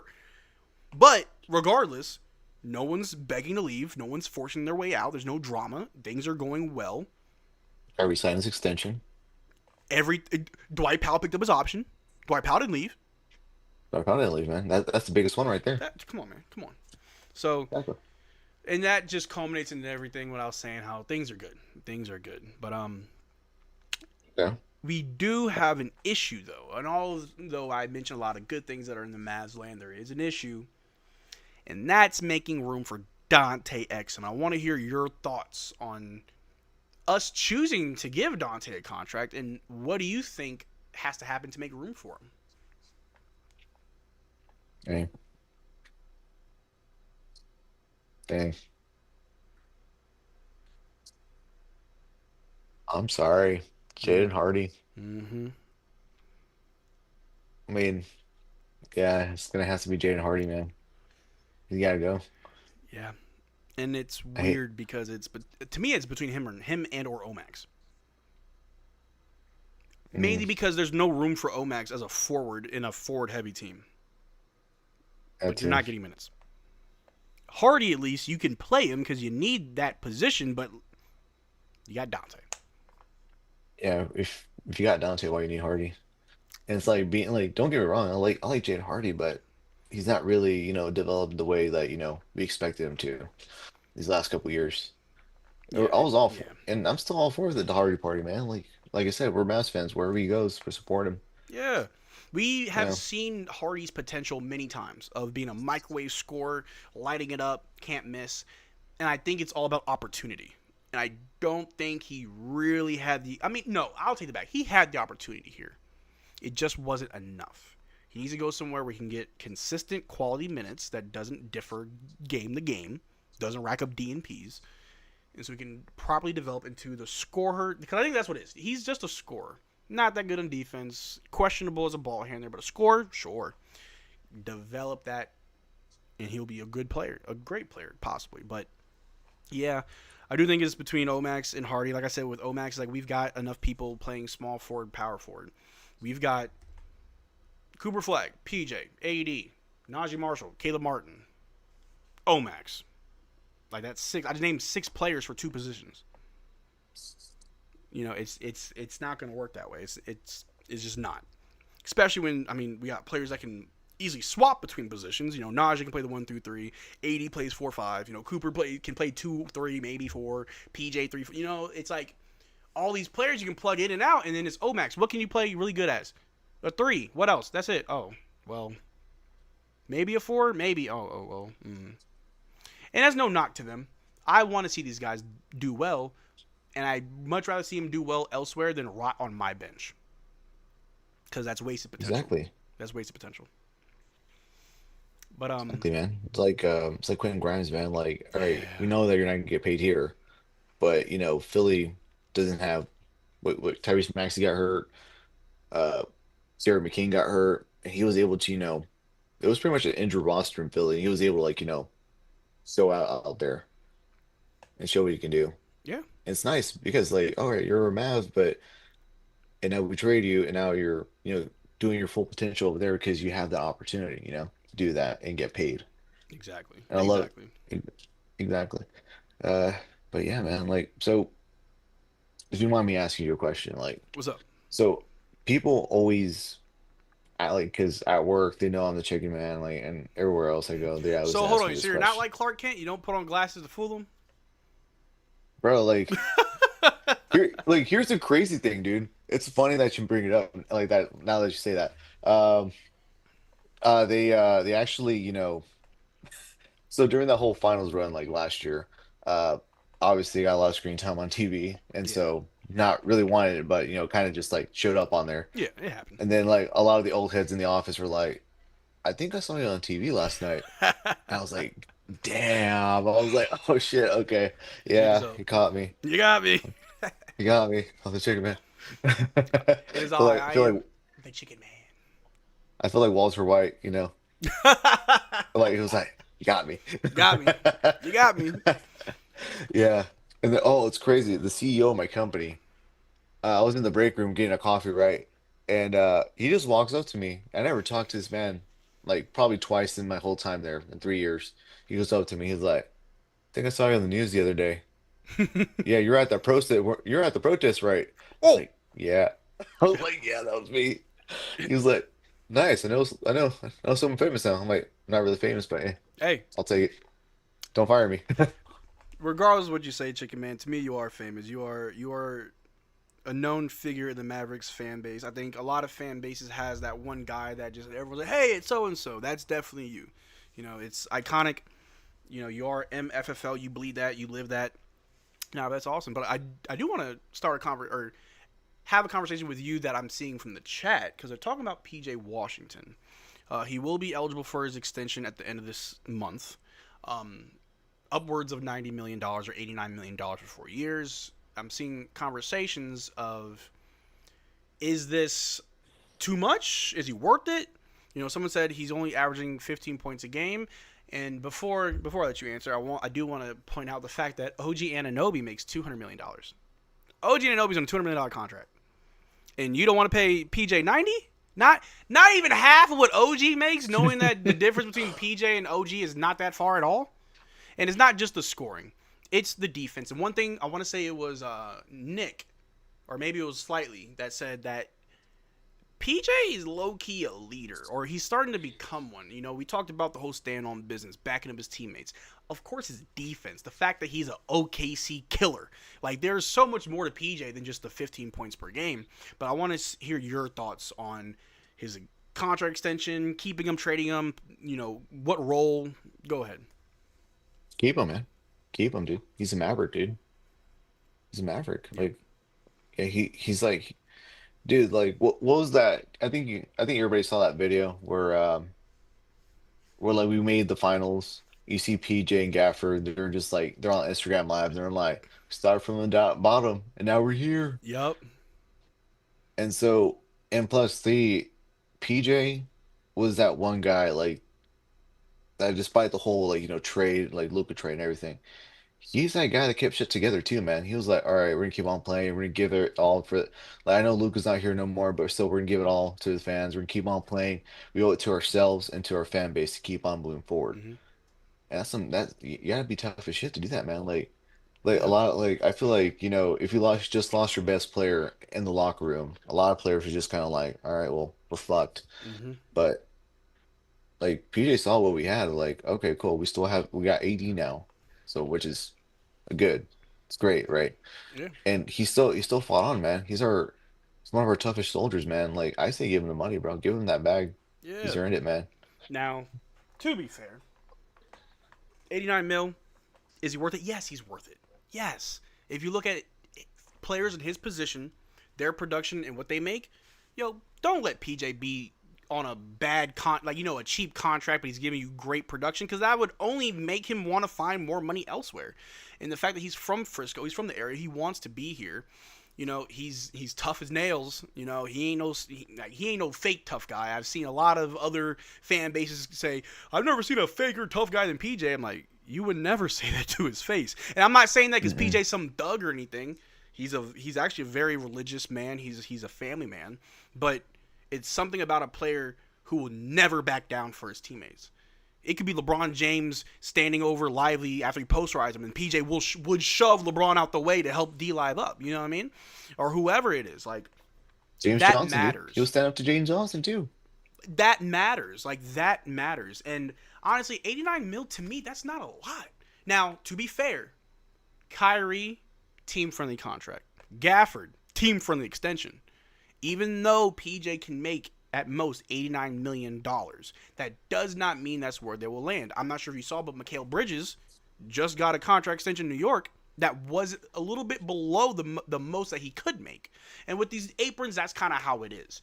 And I think, to just be super hopeful, no news is good news. And all summer, I have heard absolutely nothing about PJ, how much he wants to make, what his role wants to be. The only real thing I heard was Mark Cuban or Jason Kidd say, oh yeah, PJ and Cooper can play together on the floor. They can share the floor and still play together well. I'm like, okay, that sounds good. Hopefully, like that's good news. But, it's not like I mentioned before, Jonathan Kuminga, who's been turning down every offer from the Warriors, or even Cam Thomas over there in Brooklyn, who wants about $30 million a year, or Quentin Grimes, who wants $25 million a year. It's like, we're not hearing that from PJ or his camp or his representatives. We have somebody who I think wants to be here, and he wants to win. Imagine this, Chicken Man. We just traded for you. You're from the area. You're playing home. And in that same calendar year that we traded for you, you get your first finals run. Why would you want to leave? You're home and you got a taste of what everybody wants. You got a taste of it. Why would you want to leave? Fans love you. Like, legit, like, hometown hero kind of situation, man. It's like, oh shit, PJ from Frisco? You grew up watching the Maniacs? Hell yeah, man. Yeah. He'll stay. I mean, obviously, like you said, team-friendly contract. He'll do it, man. I see him doing it. That's another thing, too. There's no big egos in our roster either. I love it. I love it so, so much. Everybody is very much aware of who they are. And I'm not saying that, like, yeah, know your role. I'm not saying it like that, but, like, just to your point, there's no egos. And we ain't got to worry about nobody. And I love it so much. Everybody buys in, dude. I love it. Yes. And I got a hot take. And I only say it's a hot take because people have argued me. I wanted Dinwiddie to come back. I don't care what people say, because I know he's a bad defender. I know Dinwiddie's a bad defender. And I still want him back. And I'm a defense guy. I love defense. If you're a great defender, I love you. But when you look at how much we paid Dinwiddie last year and what he did for us, that's insane value. You're literally getting a great role player for pennies on the dollar. He played the most games out of anybody, and as a starter, his numbers weren't that bad. Did he have bonehead moments? Yeah. Did he think he was Spencer Doncic? Yeah. Yeah, he did. But I wanted Spencer because he bought in. Because he just represented everything that it meant to being a Maverick, And he's like that, a lot of other players on our team are like that as well, And I hope next season we see more of that, right? Like, we only had Max Christie for a short period of time. But I hope we have moments where we see Max Christie really just pop off, where he's talking his talk, he's getting riled up with the fans, going crazy, knocking down wild threes, right? I want that from everybody, and I can see it. I mean, I can already see it now. The first time Cooper Flag posterized somebody, that arena is going to pop. the roof Dude. will just explode. If we're playing in the new arena at that point, you gotta fix the foundation, bro. Like everything this team does good, like it just resonates so much Absolute with the cinema, fans. bro. Absolute Absolute cinema. Absolutely. But give me a second. I need to show you something real quick. Bet. Sorry. That should brought up Spencer Dinwiddie. What? Ooh! Yeah. There it is, chat. I know you see it. That's greatness. That's greatness. Yeah, I dude. don't got a problem with Dinwiddie. Like, I mean, no player's perfect. There were many times where I was very upset with him, but there were times where we needed him. And he was Absolutely, there. man. Like those were the like in the dog days. You have Dinwiddie. I mean, you got Jaden Hardy, Dante Exum, Yeah. Dwight Powell, bro. They're gonna get you through, man. Like, yeah, like you said, every player has their bonehead moments. Like, oh shit, we've like they fuck up, right? But then again, like Dinwiddie in that Phoenix Suns series. Oh, say going back to that Phoenix Suns series, and tw Man. bro, motherfucker was popping off, dude. God. Like, he dropped what 36 points that game, My man was owning them. Owning them. I know dude. we had to trade him to get Kyrie, but I think that's the only way I'd be okay with trading Dinwiddie. Now, there's many other players I'd trade Dinwiddie for, but at that time, nah, I didn't want to see Dinwiddie go. Keep the Smoothie King. His best basketball has always been in Dallas. Absolutely, man. Like, wait, when he went to like, yeah, he was in Brooklyn. Wait, so when he was like with Durant and Harden, he was like, so was it Durant, Harden, and Kyrie? Yeah, like he was like the fourth best player on that team, dude. Then he got traded to Washington, and he just kind of like, just stagnated there. But when he Yup. came to Dallas, dude, he popped off, man. He was like, all right, this is it. Like, Yeah. I can finally be the player I came to be. Like, and like it all goes back to what you're saying before, opportunity, bro. Dallas is the Opportunity. place for opportunity. And that's It what a lot of truly is. players see. Yeah, that's what a lot of people see in us, man. Why do you think Kyrie, Kyrie loves it here. That's why he signed that extension when he Mm-hmm. came here, dude. And a lot Kyrie of people signed. were like, bro, he's going to leave to go. I kept hearing he's going to leave and go play with LeBron. I'm like, okay. Okay. Because he wants to be in front of the bright lights of LA next to LeBron, where he is primed to be the scapegoat for everything wrong in LA. They let that be Westbrook. And we know what happened there. And then it became D'Lo. And then it was D'Lo. And then it was AD for a while. They're always trying to point the finger at somebody, and who knows how long it would be until JJ Redick gets blamed. Because I still think it's weird that they fired Frank Vogel. Dude won you a championship, the first one since Kobe's last ring, and then you fire him without looking at Rob Pelinka. Like, why'd you get Westbrook? You know what I mean? Like, why'd you get Yeah. Westbrook? Should we fire you? But anyway, no, yeah, like I love Spencer, and I feel like I am one of the minorities in that space. But that's okay, because there's a lot of people that enjoy certain players, and that's just what it is. But again, it's just something great about being a Maverick. It's nothing else Exactly. like it. Nothing else like it. It's like nothing else like a Dwight Powell pick and roll, man. Oof. That is like Timu, Shaq, and Kobe. But I like it, though. I like it, though. I've asked everybody this, so I want to ask you this as well. Who do you think is the X factor or difference maker for the Mavericks next season? It's gonna be Cooper Flag, dude. Ooh, I haven't heard that yet. Okay, do tell, do tell. Yeah, because like we seen what everybody can do. Mm-hmm. That's the X factor that we don't know about. Like that's the only one. Like yeah, we see him play in college. We haven't seen him play in the league yet, dude. True. We saw his first summer league game. He himself called it his worst performing game. Then by the next game, he dropped 30. I'm like, Bruh. okay, it's crazy, man. It's great. Like Mm-hmm. so, he's our X factor, man. Like he's new blood coming into the system. He's gonna bring a lot of energy, dude. I'm excited for it. I'm here for it, man. I It's the, mean, like it's the Cooper Flag era now, man. it's a Cooper Flag era, and it's a pretty good era to be a part of. It's all good. I Exactly think right. too down the line, him and Lively could be the faces of this team. When the older players retire, and we still got Cooper, still got D Live. Whenever a great player leaves, gets traded or retired, there's another player where the team looks at like, you ready? I'm also a Raptors fan, and when they trade away Kyle Lowry, there was a story that came out where Nick Nurse looked at Fred VanVleet and Pascal Siakam like, there's about 20 shots that are now open without Kyle. Y'all ready? And they were both like, yeah. Now they weren't ready because the team was bad for years after that. But you know, in that same vein, like right, whenever our older players retire, hey, Coop, D Live, y'all ready?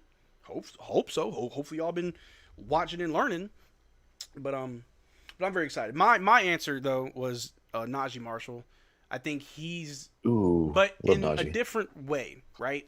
If let's say if you put the team on a percentage, and we have to be 80% good, I think Najee Marshall can take you from 79.5 to 82%, right? Like he can get you over that little hump because of all the small things he does. And I'm not saying that, and I don't mean that like, oh, he does very little, so that's a little bit that matters. No. Some teams are stuck at a certain plateau, and they can't break out of that. They can't go any higher. Najee can get you a little bit more. The fact that he can play make, the fact that he can handle the ball, the fact that he can hit that floater that I love more than life itself. I trust it. You know, the defense, the grit, like, you know, the fact that he's just so switchable and just plug and play. Like Najee Marshall, to me, is our X factor because of just all the small things. And every team has a guy that does all the small things. And for us, that's Najee. You know, call him the janitor. He's doing all the dirty work. Oh yeah, man. You know, Man, now you although said- he does want to be called the knife, I don't think he'd like to be called the janitor either. But you know, Yeah. Damn, dude. You said all the small things. Now I got that stuck in my head. All the small things. Yeah, man, classic. Yeah. It's that ADHD dog in me, man. Oof. Yeah, man. Yeah. No. But Ronnie said, Yeah. even D'Lo turned down multiple offers from other teams who offer more money to join us for $6 million a year, and that goes a long way. Now, we don't ever want to admit it. Good job, Nico. That's the truth. That Bro. is true. He has is a true. working relationship with Nico Harrison, and he turned down more money to come here.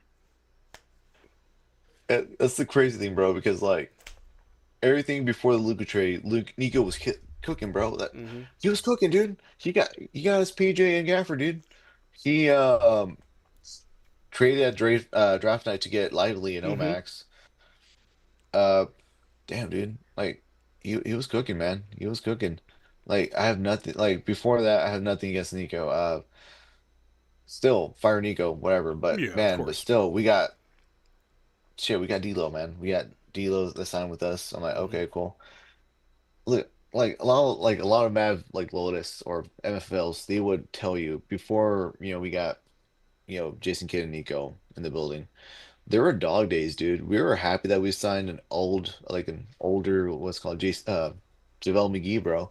We're happy we signed Christian Wood, dude. Mm-hmm. We were happy we signed we traded for Willie Cauley Stein, dude. Like, Yup. dude, we were dude, it was horrible. Now we're getting like actual value in the players coming in, wanting to play for us.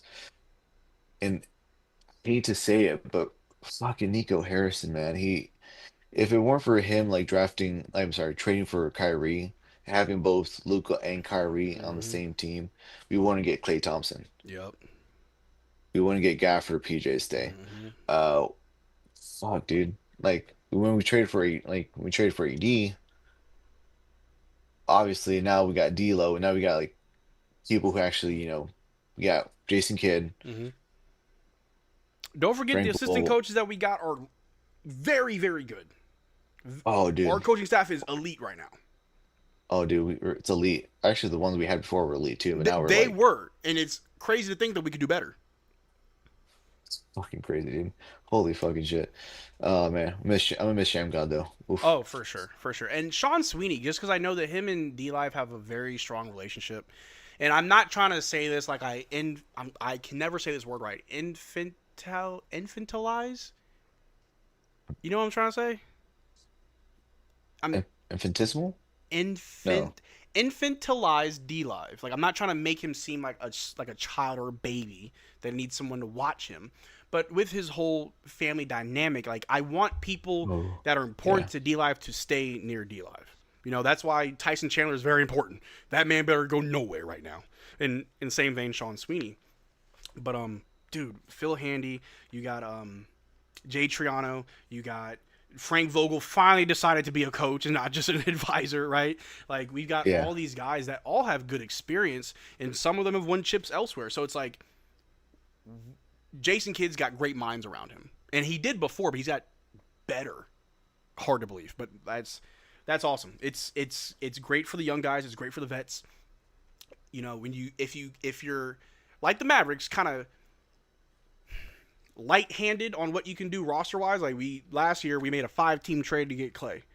Like we got rid of Tim Hardaway Jr. Right? Like we got Nige Marshall. Like we made a lot of moves last summer.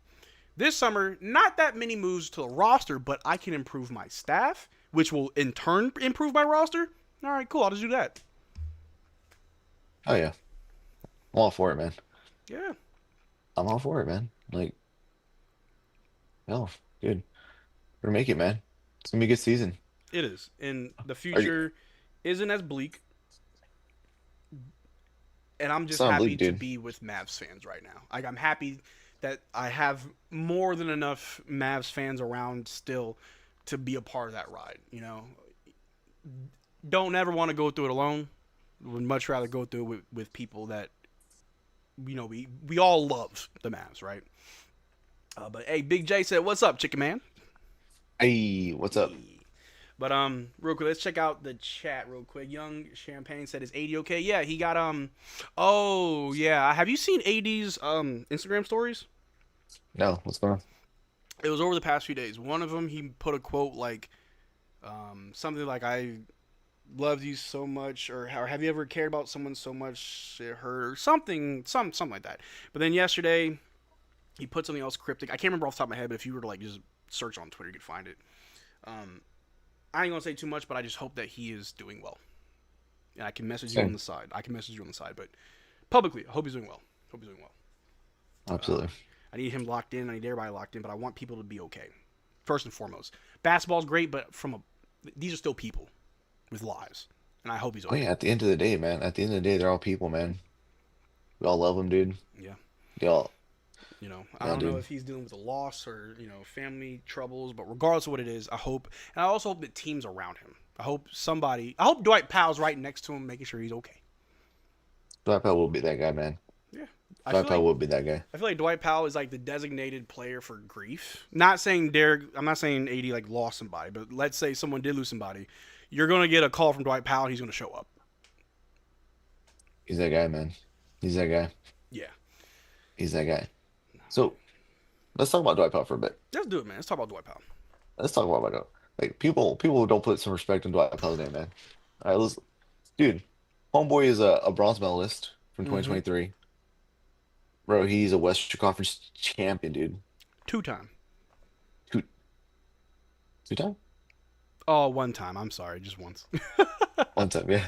I'm sorry. I mean, Dwight Powell's so great, I got confused. he's a divisional champion too. Yep. Yeah, there you go. Yeah, dude. Played at Stanford, man. He knows what help like 3 languages. He's also just Yeah. very. I mean, I'm not trying to say like he's dumb, but he's very smart. Like I forgot who it was. A friend of mine said that he walked into a bookstore and Dwight Powell was there just reading a book, like a normal person. First, I'm like, who goes to bookstores? You ain't got a Kindle? But I don't read. I got a couple books I gotta get caught up on. I got one written by like SEAL Team 6 I need to read, but Oh dang. yeah, it's about leadership and stuff.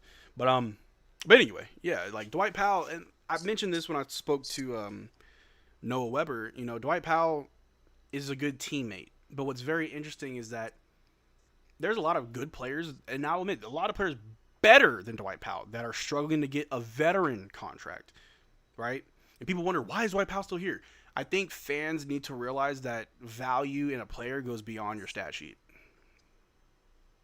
Dwight Powell, is Dwight Powell overpaid? Probably. For someone that doesn't play much and is end of the bench garbage time guy, probably, sure. But you reward certain players, and I want to bring a player up that you should be familiar with. Udonis Haslem of the Miami Heat. Yes. Yeah. What did he do for like the last 5 years of his career? Hold on real quick. I'm going to just look because I do love Udonis Haslem as a player. I do hate the Heat because, of all things that happen. But like for the last 5 seasons, oh my gosh, this man's so old. He played till he was 42. Oh wow, he didn't play till he was 23. Anyway, so let's look at the last 5 in Miami. 1, 2, 3. Oh come on. Hold on, I'm gonna look at his averages right here. 1, 2, 3, 4, 5. All right, 5 years. Last 5 seasons with the Miami Heat, he averaged 2.9 points, point 0.1 block, point 0.1 steal, point 0.2 assist, 2.3 rebounds, while shooting 17% from three, 81% from the free throw line on point 0.5 attempts a game, shooting 38% from the floor, averaging 7.9 minutes over his last 5 seasons. But he kept getting paid. Honestly, the last time he ever averaged double-digit points for a full season was 2008. The last time he had more than, what? Let me see here. Last time he had more than 5 rebounds for a full season was 2012. He kept getting paid, and he really wasn't playing many games. His last year, he played 7 games. The year before that, 13. The year before that, 1. In 2020, well, that was obviously the bubble year, but like he played 1 game. The year before that, 4 games, 10, 4. Like the last time he played more than 37 games was 2014 when he was 34 years old. He played 62 games, and after that, it was a steep drop. But you know, players like Udonis Haslem, players like Dwight Powell, they bring a value to a team that as fans you don't see it. You may hear about it, you may see it, but on the court you don't see it. Another player who I think will eventually enter that. Right now, he's still a good player, but I think in his twilight years, he'll be just like that. T.J. McConnell of the Indiana Pacers. Mm-hmm. In his twilight years, he will keep getting contracts, and he will have whatever role he wants with Indiana. I've believed since he got there, I'm like, this man's going to get a statue in Indiana. You know what I mean? Like, every team's most teams have a player like that. That, you know, they're into the bench, doesn't do much, but hey, yo, we love him. Locker room guys matter. They do.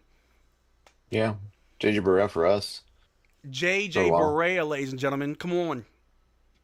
Yeah. Like his he signed an extension, then we waived him. Yep. Then I think that was like a parting gift because like he got $6 million out of it. Boom. And you reward players like that. And I think that's really what it is. Certain players that you know you can't really play heavy minutes. Players that you probably also know I can't trade you. Like, there's no value there. And if I got some extra money, I'll throw it your way. You know, I appreciate all that you did there. I know. Loyalty never fades. Feels like that doesn't really exist anymore. It does. Maybe not to everybody, and I get it. And even though, you know, Nico wasn't around for the majority of Dwight Powell's tenure, but there has to be conversations about Dwight Powell and the fact that they're just not going to get rid of him. Exactly, man. It's like what Darvin Ham said, man. Play the right way. Salute. Yeah. Now, I will say, the most telling thing about Dwight Powell will be next year because he picked up his player option, so he's good for this year. It's last year, man. But what if it's not? That's how you know he's got insane value is if he gets another contract after this one. That's how you know his value isn't on the basketball court. It's everything else that they value so much about him. And I don't care if it's a vet minimum. Give me that vet minimum. Like, come on. Don't do that to Dwight Powell. Don't send Dwight back to Canada. Because that's another thing, too. It's not like Dwight going to be hanging around Dallas. You got to go back to Canada. Don't do that. Okay. Or maybe Charles the World, bro. You never know. Like, all right, I'm Dwight done. Powell will probably, like, he'll find a college, right? Like, he'll be the founder of, like, a college somewhere that somehow becomes better than any Ivy League school. And we're like, Dwight Powell, what are you doing? Whatever you want, apparently. You know what I mean? That's options, man. He opens up an Ivy League school in Dallas, dude. That's what Dwight Powell can do, man. That would be insane. And he's also a scout for their basketball team. Dude, now, like, in like 20 years, you type up Dwight, it's not gonna be Dwight from The Office. It's gonna be Dwight motherfucking Powell. Dwight Powell, yep. It's like, what? Yep. He just, after his time as a basketball player, he just kept being great in anything he chose to do. You know, and I'm sure RJ told you the story when she recently saw Dwight Powell. I think it was not recently, but I think it was Thanksgiving, right? Thanksgiving, yeah, the turkey drive. When, you know, we had the whole Dwight Powell coalition, and she told him about the shirts, and he said, "Who would wear that?" I'm like, now I'm not sure if he just said that like, whatever, or if he kind of knows, and that's why that's why I go hard for Dwight Powell. because we can joke about players, we can make fun of people. Like I joke about almost anybody. Like no one's off limits. However, if I know that it's like a soft spot, I'll ease up. And that's why I put a lot of respect on Dwight Powell, because at the end of the day, he is a person. He is a human like everybody else. Absolutely, man. Same way. Like I try always try to hype him up, man. Yeah, On Instagram, dude. Every time I see Dwight Powell post, or he posts something, bro, you're a yeah. legend. But it's You're also not pity though. I don't want people to think that I feel sorry for him. It's like no. I got love no, for it's you, not bro. sorry. No, I got It's love like for it's you. genuine love, bro. Like Yeah. you play on my favorite team. You're one of us. You're Yeah. family. You rock that You're blue, part, bro. bro. Like dude, I'm grateful for Dwight Powell, man. Like I said, man, he was there for us in the dark in the dog days, man. He was Never there when complained. Gafford let. He never complained, bro. He did his job, man. He did his job well. Yeah. No, I got nothing but love for Yeah, Dwight Powell. I got like I said earlier, I got love for any Mavs player that put this jersey on and gave it their all in any capacity. I don't care if you were a 2-way guy, a 10-day guy. You know, Moses Brown looked really good in that 10-day contract. I really wish we could have brought him back. You know, Kai Jones yeah. was a He 2-way deal as well. Kessler Edwards, Brandon Williams, like these guys mattered. They matter a lot. Boban. I still remember. I still tell people, yeah, Boban's our best player. And I would like say it so serious that I would try to convince people, yeah, Boban's our best player. You see what he just did? Crazy numbers, wild. Yeah, he's the best. What was that winning percentage? That like what was that stat that he was like he had a higher stat? I forgot what it was called. But yeah, dude, Boban, man, he's again like, dude, didn't we start Boban in the Western Conference Finals? Yes, we did. Yes, we did. Oh man, dark Yeah. days. But I mean, it Hey, was. It's our history. It's moments in time that we'll look back like, what were we doing? That was back when Tim Hardaway was arguably our second best player. that was wild, man. That was back when like Maxey was hitting what 7 threes Just lighting it in a up. playoff series. Lighting Yeah. it up. I miss those days. Oof. I miss days when Maxi was Maxi. I miss having Dorian so much. When I found out he wasn't going to go back to LA, I'm like, come to Dallas. Just do it. Just come back. Come on back. Bro, he went to the Rockets, dude. That's wild. It's still Texas. You know what I'm saying? Like, It's still Texas, yeah, but for him, man, it's fuck the like, Rockets. yeah. But I think also, being in Texas, obviously they're going to see us, I think it's easier for his father to kind of like be Oh yeah, involved. Because like him, yeah. getting his dad back was huge. Shout out to the Mavs and what they were able to do for Dorian. Like that made me cry also. Like, and it would have been. I'm not trying to play the whole what if game, but like, imagine we didn't trade Dorian. We still make that finals run and we win. Dorian wins a chip in front of his pops. Storybook. Damn, That's a storybook. damn. Storybook. Goosebumps, man. Goosebumps. Bro, I love Dorian. I love Dorian, bro. Like, he is a dog. But I'm happy that he's in Houston, though, because I know Houston will be a good team. And I know that, regardless of how he looked last year, I don't really take.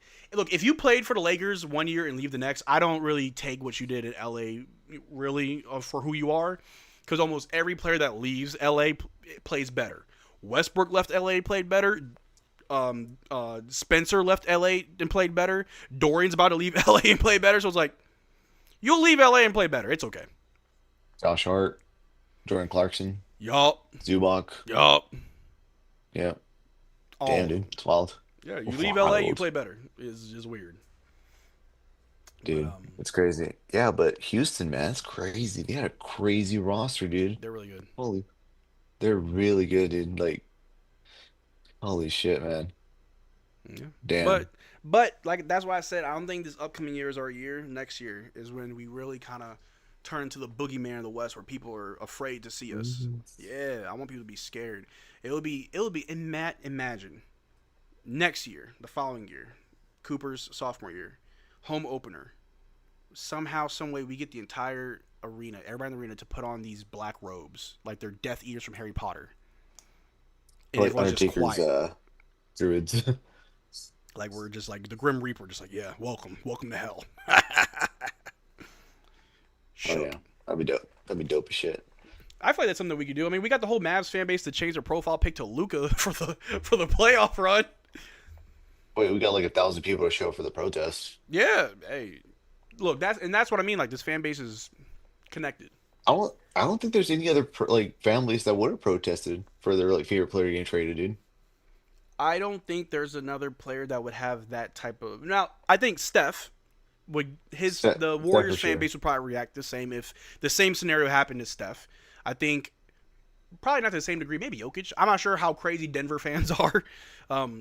But I think Steph would. I don't think LeBron fans would if he got randomly traded. You know, I mean, he's on a trade. He has a no trade clause, so he has to agree to it. But let's say he didn't. I don't think LeBron fans would be too upset. They'll just follow him, right? Giannis fans most likely would because of just how loyal of a guy Giannis is. You know, those type of players. Funny enough, Miles Turner going to the Bucks, Dude. not on my bingo board. No, that was wild, man. I was like, wait, the fuck? I Holy shit, thought they were going to keep him, and it was weird. I heard two different things. You know, before the end of the finals, you know, before it concluded, I heard, Indiana ownership is willing to go into the second apron to keep Miles Turner, get him paid, and then apparently they were lowballing him below market, so he left. So I'm like, what are y'all doing? What are y'all doing? Were y'all saying that because you thought you were going to win? And because Halliburton's hurt, you're like, we can't be strapped for cash right now. I think that's what it was. Halliburton being hurt and you lost, yeah. They didn't feel like, oh yeah, pay Turner. We'll be good next year. No. Yeah, I thought they were gonna run it back, dude. Like, well, to be fair, like in that finals run, they had like a lot of expiring contracts. Yeah. So it was like a win now situation. And I was really hoping. I really wanted Indiana to win, dude. I did not want to see OKC win a chip. I really didn't. They won because we weren't there to stop them. We had like they saw the Grizzlies in the first round. Yeah, the Grizzlies beat us, but like the Grizzlies shit the bed. And then what? Round 2, the Thunder saw with the Warriors. What were they gonna do? Like, no, not at all. The third round was, or was it? What they saw the Timberwolves in the third round? Yeah, in the third or second round, one of the rounds. Might have been second. Yeah, no, it was a Western Conference final. Yeah. Western Conference Finals, yeah, the Timberwolves. And I was like, all right, Edwards, Randall, go ahead. Stop them. Oh, y'all Go suck. off. Man, y'all Shit suck. the bed.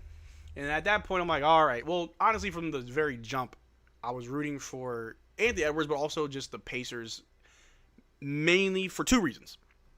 Pascal Siakam, because like I said, I'm a Raptors fan, and after we won the chip, I was very upset with how Pascal wasn't getting enough credit. Because obviously, Kawhi got all the credit. Kawhi was really, most people say they only won because of Kawhi, which is absurd. But Pascal was amazing in that entire playoff run. People forget that was his third year in the NBA. Third or fourth year in the NBA. He was still young and new. And he won a chip, right?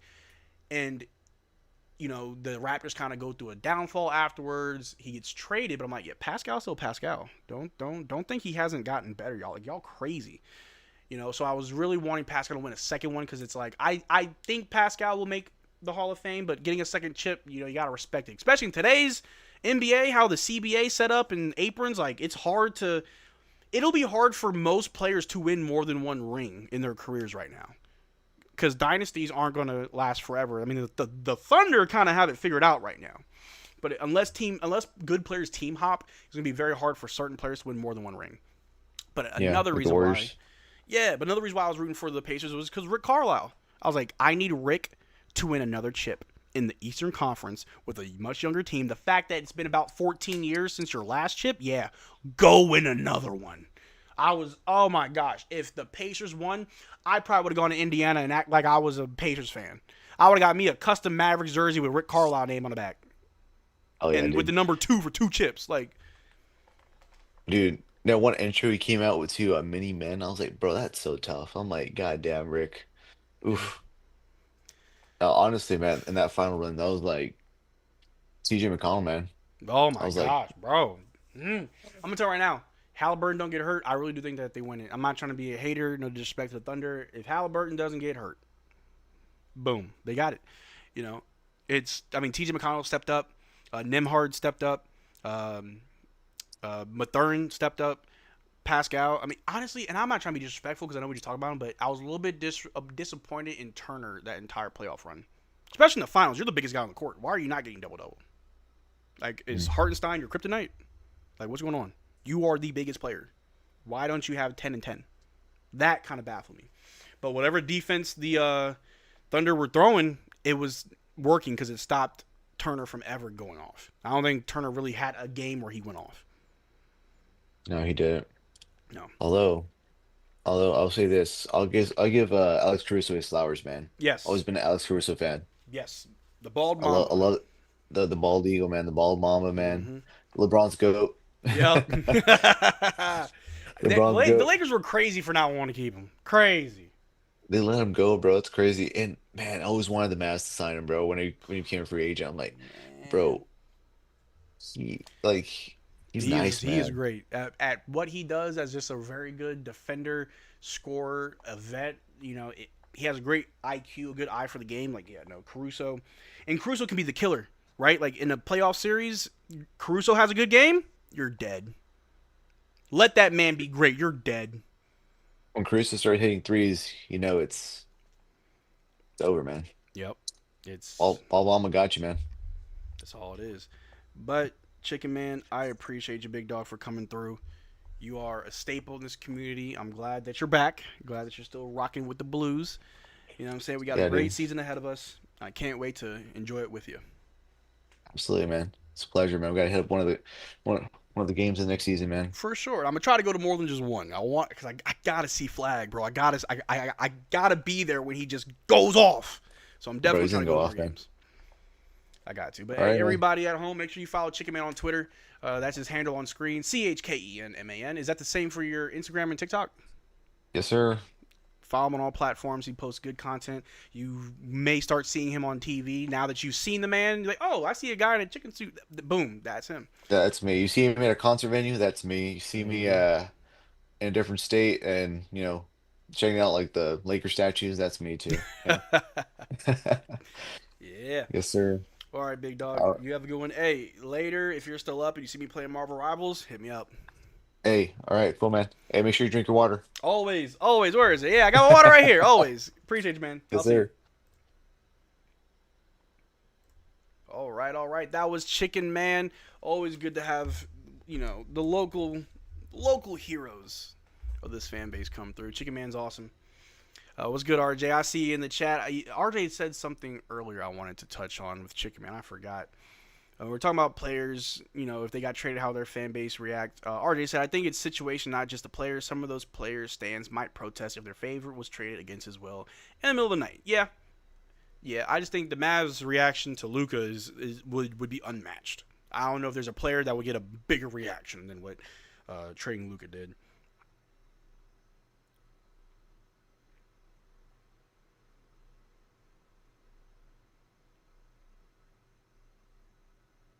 One second.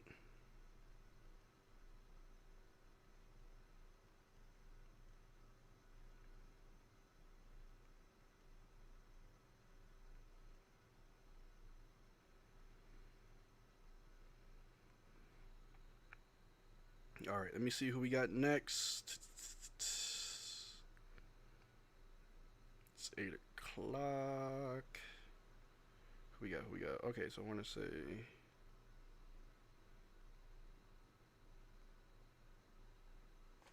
All right, let me get everything ready for the next guest.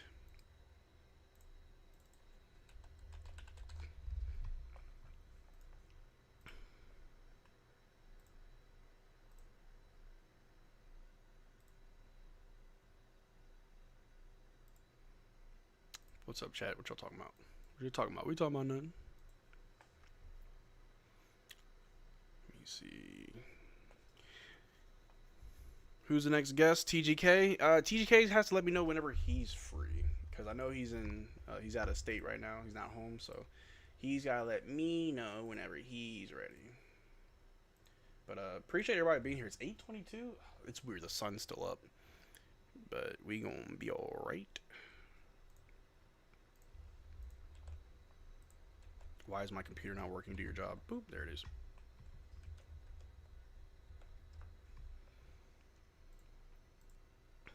Bring back Chicken Man. He'll probably be playing games with us later.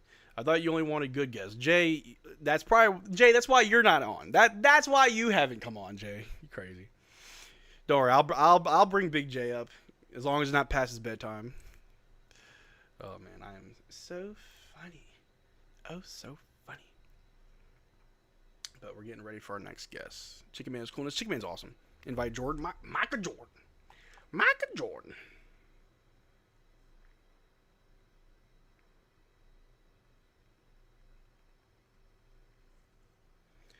How y'all doing? I just want to say thank you all for hanging out with me. We are on hour 11. Almost halfway done. And I don't feel tired yet. After midnight, we'll see what that looks like. So, it is what it is.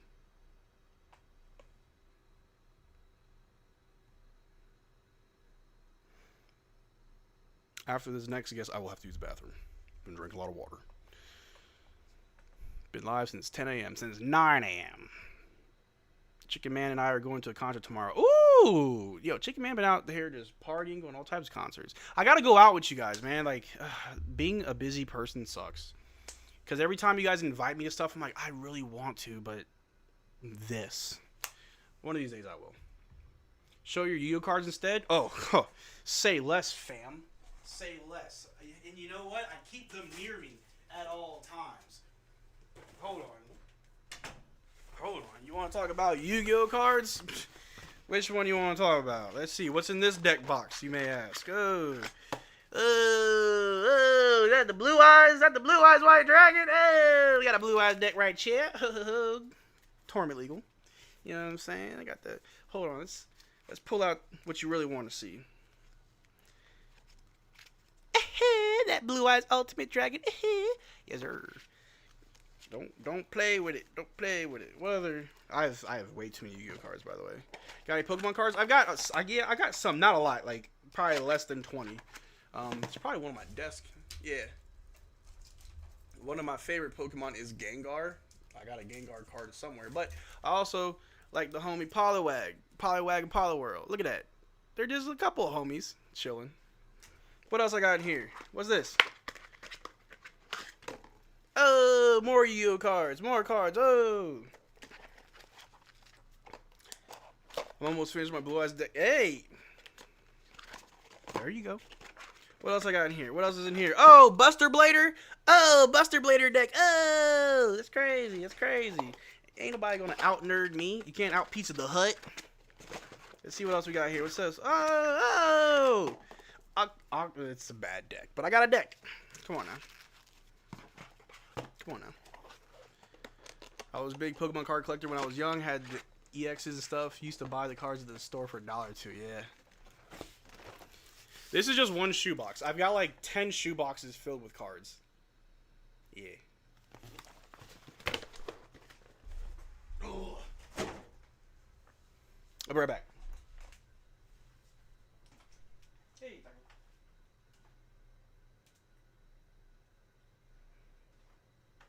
Probably my favorite Pokemon card, though. Like my favorite Pokemon card, gotta be my man Gliscor. Shout out to the homie Gliscor. That's the homie. That's the dude. Oh, and I got this little Gengar eraser that I don't use because I don't want it to like be destroyed. I used to just have him sit like right there. Gengar. Gang. I'm a dork. Where's Exodia? It's somewhere over there. How do you get into Pokemon? Brother, I was born in 1995. I was born in 1995. I think that's, you know what I'm saying, enough said. But my dad got me into it. My dad, you know, just being a father, having kids, you know, he got me a Game Boy Color with a copy of Pokemon Red, and I was addicted ever since. I'm currently working on my own Pokemon game. If you stick around the stream long enough, you'll see me work on it. I showed off some of it earlier, but I love Pokemon. I love it, and I'm not like I'm into it. I play all the games. I don't really collect the cards. I don't watch the anime. I'm a grown man. I watch real anime. But no, I really like Pokemon. I got a whole Pokemon channel. Do you watch Happy Gilmore 2? Not yet. I heard it was amazing, but I haven't seen it yet. The real question is, did you Blue Eyes White Destiny? Did you? Oh, yes. I bought 3 of them. Because you always got to buy 3. I got a banana. I need to eat it before it gets too gross and brown. I'll probably eat it later. I don't want to eat right now. I'm not really hungry. I used to play the game with my brothers and my dad. And my dad would keep me as a poison dex. Ugh. Eminem's in it? Oh my gosh, I didn't even know that. That's insane. That's insane. Let me see what's the Twitter's. Oh my gosh, my Twitter's wild. Is Nico a better GM than Jerry Jones? That's the real question here.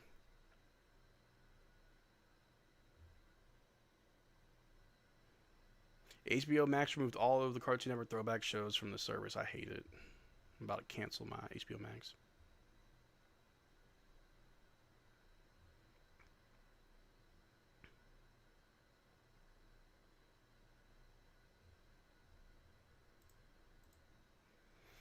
Any more guests for tonight? Yes. Waiting on one of them right now. Trying to see. He said he's ready. So I sent him the link.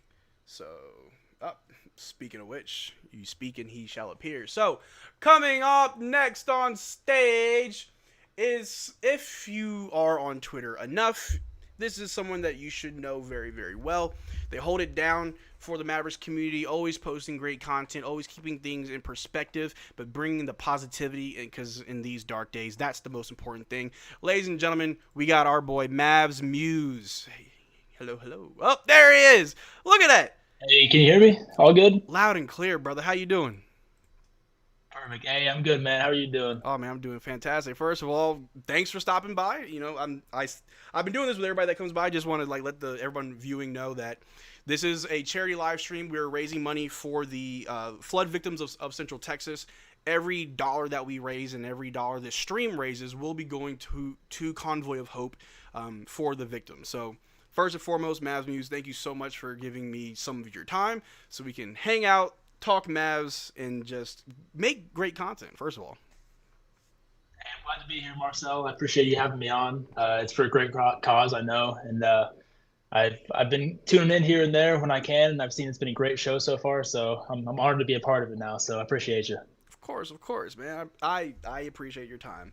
And just to kick things off, man, first of all, we are about 6 months removed from the darkest day in our history. A lot of us have moved on. A lot of us haven't. I want to know, where were you when the news broke about Luka Doncic? And what was your initial reaction?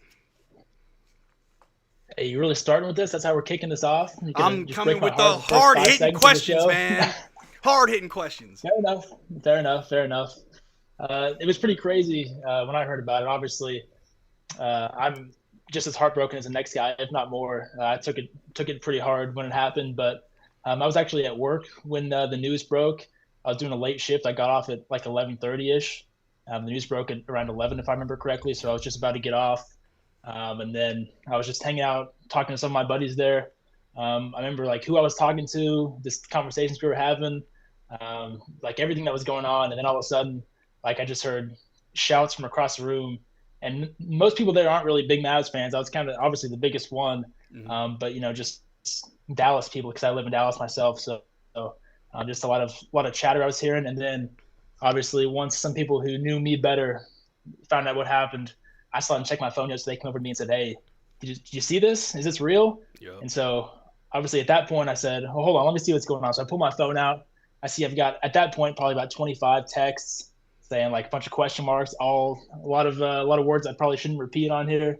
But pretty much people just asked me if it was real. And yeah. I told them, no, that obviously this is not real. I mean, you got to be crazy if you believe something like this. Like everyone else, I thought Shams got hacked, which I still think he might have. I still think there's a chance of that. But when I found out that it was real, the ESPN report confirmed it. Brad Townsend confirmed it. At that point, I really was just frozen. I really couldn't say anything. I was sending out a couple tweets about how heartbroken I was, but that's all I could really muster at that point.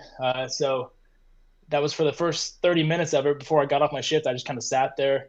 Didn't get much work done at that point, to be honest. But sat there, and then I got off work, got to my car in the parking lot. It was maybe a 30-minute drive home. I was sitting in my car, like actually shaking at that point. I don't know what I was feeling, a mix of emotions. So I was like, I can't drive home right now. So I actually just, from that point, sat in my car for the next maybe 3 hours, just scrolling through Twitter, listening to stuff. Yeah. A, trying to confirm that it was actually real, and B, just like trying to digest everything that just happened. So I really couldn't really respond to it. And then after about 3 hours of sitting in the parking lot, it was about 3 a.m. at that point. I had probably close to 70 texts at that point. But a couple of my friends that live in Dallas, they said, "Hey, we're going to pull up to the arena right now for a quick morning sesh if you want to join us." Yeah. I said, "All right, you know what? I can't miss that." So I mustered up the courage to drive over to the AAC at that point, 3 in the morning, went over, hung out with some friends at the Dirk statue. There was probably 20 people only there at that point, but everyone was just in complete shock, didn't really know how to react. So it was kind of cool to connect with a bunch of different Mavs fans. Some people I knew, some I didn't know. Made some new friends there, but I would take those friends back if it meant taking the trade back too. So it was a pretty surreal experience for me, no doubt. Yeah, it was insane. I was at home working on content actually. There was no game that day. So all right, let me see what I can work on, try to get ahead. And my phone starts going off, and I'm like, all right, let me put it over there so I can focus on the content. I hear it on my bed still going off. Like, okay, what's going on? Like, it's like 11. Like, I don't have friends. Like, who's calling me? And I'm just getting notification after notification, and just like you, like I feel like a lot of people, we didn't believe it at first. Like, man, stop the cap. But yeah, it was a moment. I was confused. I was angry. I felt like I took like a whole week trying to make sense of it. I'm like, how do I rationalize this? And you really can't. It was tough. And confused, we're not gonna... angry, any negative emotion you can think of. I was feeling the same thing. So. Yep. It was something else, and we're not going to dwell too much on that. But obviously, it's something that's part of our team's history, and we don't have to avoid it. You can talk about it. It's okay to talk about it, but we're not going to dwell on it, because there are a lot of good things going on right now with the Mavs, what they got cooking up, what they've assembled so far. So to switch gears, I want you to let me know. Obviously, getting Cooper Flag is absolutely amazing, but is there anything else that you're very happy with how the Mavs handled it? Whether that be a contract extension, whether that's an acquisition, a firing of somebody, because I'm so glad we fired the guy that should not have been in our training staff at all, has as many qualifications as I do, but if there's anything that you are just like, that's a really good move we made, I'd love to hear it.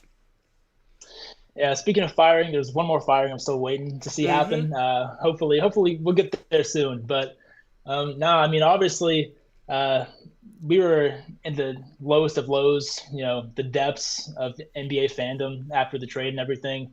And it really is a miracle that there's any sort of hope left since, we just happened to luck into the lottery. I don't know if you want to call it luck or rigged or whatever. I know some people that are, pretty – that are kind of involved in that sort of stuff, and they seem to make it feel like it's pretty impossible to rig something as big as that. But the storylines, it's just so easy to say something like that. So who's to say really? But either way, it doesn't matter. We have Cooper Flag now. Yeah. And I'm not a huge college guy myself. Like I've watched 82 games of Mavs basketball for every season since I started watching. But college, I'll watch college, but it's not really my thing nearly as much as the NBA. So I'm not going to be the first person to give you the breakdown on Cooper Flag's game, all of his ins and outs and his, what he can do. But from what I've seen, which is quite a bit ever since you drafted him, I've watched a lot of tape on him since that moment. And he seems like the real deal, man. So, I like some of the moves we've made. I'm a fan of the D'Lo signing personally. I think he's going to be good for us to help us stay afloat. But Cooper Flag, he really just changes the trajectory of this franchise. I know that the whole 2 timelines thing didn't work out for the Warriors when they tried to do it. No. But this kind of seems like a situation where it is possible. We've got the old guys who are still all-stars, and Kyrie, AD, and guys who are a little bit older like Clay, who's still a very, very good player. But then our young guys are super young. Cooper Flag is, 18? D Live is incredibly young. Obviously, we have, all those guys who are still – I'd even count PJ and Gaff as young guys as well. So it really just seems like this might be an opportunity where the 2 timelines thing might sort of work out. I'm a believer in this team as currently constructed, with Flag in there and with D'Lo as well. I like the pieces we have. I think, they have an actual shot in this next couple of years to get it done. And then after that, I think they have an even better shot, depending on what happens with Flag. But I think that he might end up being a type of player who's going to be a perennial all-star. I don't want to, jump the gun and say he's going to be, a first ballot Hall of Famer like we all knew Luka was going to be. Yeah. But, before Luka's first game, nobody was saying that about him. They were saying this guy's ceiling is incredibly high. But once we saw a few weeks of Luka play in Dallas, we knew the superstar he was going to become in That's very all we short needed. time. That's all we needed. Yeah, exactly. So I think that we have a kind of similar situation here with Flag. I think it's going to take a little bit of time. Once he gets his footing and figures out his game, what his role is within this team, how to play, and he seems like just the type of guy who's going to fit in anywhere and be a winner. So I think once he starts doing that, we're going to see what the ceiling can really be with not only this current team, but with him in the future. And I cannot wait to watch his career unfold. And I'm praying to the basketball gods above that we keep him in Dallas for as long as we can. For sure. And again, I don't want to have us harp too much on the trade, but just to bring it up, I know a lot of people were worried. You know, you do something once, people will think you'll do it again. You know, after the Luka trade, you know, I've made many videos how, like, the odds makers say we're getting Kevin Durant, Jimmy Butler, LeBron James, Karl-Anthony Towns, Julius Randle. Like, apparently we're going to trade for everybody, you know, and it sets a bad precedent. And if you're a gambling person, yeah, don't waste your money on that. But no, like, what you said was really true. Like, it only took a few weeks of watching Luka to know that this man's the truth. And he's still the truth. And I'm very happy for what he's going to do in LA. I'm happy for how his career's going to turn out. Regardless of what that is, I'm always going to root for him. Before a Mavericks fan, I'm a basketball fan. And I love watching great players be great and reach their potential. And I wish nothing but the best for Luka. Absolutely. And one thing that I really hope a lot of fans don't fall into is just comparing Cooper to Luka. Let Cooper be Cooper. He's not the same. They're not the same person. Let him be him. He's a great player. They couldn't be more different, honestly.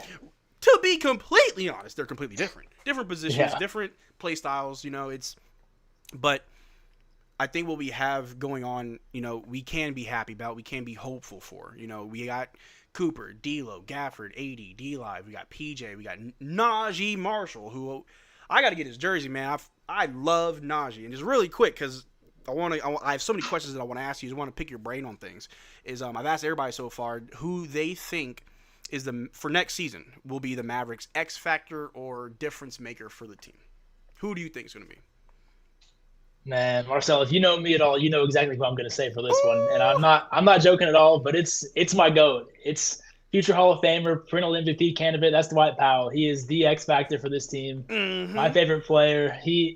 I'm being serious. He's a very important player to the franchise, and every time I say that, I get roasted by my friends for it. But I truly believe how important he is. Anybody who is actually seriously locked into Mavs basketball, like me, maybe more than I should be. But I'm super locked in. So you kind of pick up on things, even though he may not be going in there and getting you Anthony Davis numbers. I see him every single time somebody scores. He stands up, claps for him, has some sort of cheer for him. That kind of stuff matters in the NBA. Yeah. And not every team has a guy like that. In fact, most teams don't. So the fact that we've had him for so long, since 2014, 15, it's unbelievable. And I think that he plays a role that a lot of people don't notice, but it's incredibly important. And I think part of the reason the Mavs have had such success in these past few years is because they have guys like that, like him. I know Maxey was a little more contributive to on the court stuff, but he was kind of the same type of guy. You know, him and Dwight were homies, and they would do that kind of stuff together. Yeah. So guys like that, they make a huge difference. And so he is far and away my X factor. He may not be putting up 50 a game, but he matters more than a lot of people think. No, I definitely agree. I mean, and I've spoken on Dwight Powell, you know, with Noah Weber, a couple of the guys. And, you know, I like to crack jokes. You know, I'll make fun of players. I used to call Jason Kidd Jason Mid whenever he'd do something stupid in the game, like not call a timeout. I call him Jason Mid. Like, I love these guys, but I'll always crack jokes. But when it came to Dwight Powell, I kind of stopped because it was like, oh, y'all aren't joking about Dwight Powell. Calm that down. Calm that down. And I had Chicken Man who came on before you, and we really took a look at Dwight Powell, how a lot of teams, not every team, but a lot of teams has their own version of Dwight Powell. The Miami Heat had Udonis Haslem for how long past his prime? Homie was averaging 2 points and half a rebound for the last 5 seasons, barely playing 10 games a year. But he mattered to the team. They kept paying him. And Dwight Powell did pick up his player option, and I'm really interested to see if he gets a contract after this. And if he does, that just solidifies his importance to the team. Yes, he hasn't been traded. Yes, we haven't just waived him or stretch waived him. But if you bring him back, that just proves that his importance isn't on the court. It's everywhere else. If you've paid attention, whenever a Mavericks player has to go to an event like the Rangers game or to Kroger or to anything, they send Dwight Powell. They send their best and their brightest, and it's Dwight Powell. He's always hanging out with players. I see it all the time. Like, Luka had gone to some like movie premiere, and Dwight Powell's with him, just hanging out. And to most people, like, why is Dwight hanging out with Luka Doncic? I'm like, because it's Dwight Powell. I'd want to hang out with him too. Dwight Powell, yeah, exactly. Come on. What more do you need? Exactly. So Dwight Powell, he's not taking up a roster spot that we could give to someone else, right? Like, we know his role on the court, right? But it's the fact that he never complains. At least you never hear or see him complain. He is proven that he's a great locker room guy for a lot of people. And like what you said, he's the first one jumping up and down, clapping and rooting for these guys, and that does things to players. Then just imagine when Cooper Flagg hits that first posterized dunk. I know Dwight Powell going to be standing up clapping like a black mama at graduation. I know it. So he will be the loudest one in that arena when that happens. Yeah. So he does this thing, actually, I've noticed at games. It's pretty cool. Like, every time a timeout's called, he's the first one that hops up on the bench, and he runs over to one of the equipment managers and, does the whole pick him up off the ground and lift him up, throws him up in the air to help him stand up. Like, nobody else in the NBA is doing that kind of stuff. That's just Dwight Powell, Yeah, no, like, Dwight Powell he's just such a good guy. Sure, you hate that he doesn't drop 50 a night. He's not Embiid, he's not Jokic, he's not AD. Okay, he's Dwight Powell, though. How many other players like Dwight Powell? How many other players are going to be respected by their peers? I don't care what the fan base says. His peers respect him, and he never complains. He'll go a stretch without playing games, but that one time 20 guys that average 30, but there's no more Dwight Powell. So exactly, and there'll be moments where he'll have a couple DNPs or only playing garbage time, but that one time where you need him in the second quarter, he's ready. He stays ready. So you saw it last season when we had all the injuries and he was thrust into the lineup. He was huge for us. He kept us afloat as long as he could. He had a little injury himself that he picked up, but like when he was out there, he did exactly what he needed to do, exactly what he was asked to do. A lot of people, I feel like their hate towards him comes from back when he was forced to be our full-time starter, when we just didn't have any other options at center, when it was either him or Rashawn Holmes or JaVale McGee, so that's why a lot of people will be like, why is this guy our starting center? But when you put it in perspective, he's a really special player. Yeah, and it's not like we're living or dying by Dwight Powell, right? But exactly, that's the difference. Yeah, we're not living or dying by it. In which I will segue into another topic is why Lively and Gafford are so important. We can say all these great things about Dwight Powell. However, we have a very good center rotation. And there's people, I'm sure you've seen it, say, oh, trade Gafford for Herb Jones or get rid of Lively. I'm like, y'all want Dwight Powell to get more minutes? Like, hold on. You want to hate Dwight Powell. Because that's our other option. Oh, you think AD will play more minutes at the 5? No. So, Gafford and Lively, I think, are very important as a tandem in our center rotation. Obviously, last season, I would say before last season, like as the season started, there was a lot of fans going back and forth over who should be the starter, Gafford or Lively. A lot of people said Lively should start. Gafford can back him up. Now we all know they're 1A, 1B. It really doesn't matter. But with Lively about to start his third year, knowing that he's been dealing with some injuries here or there that have kept him off the floor, Gafford really showed you something when Lively was out. Gafford showed you, man. I will be your one and only. I know there's Dwight Powell. Don't put him in. I got this. Put in Kessler Edwards for like 2 minutes. I'll come right back, right?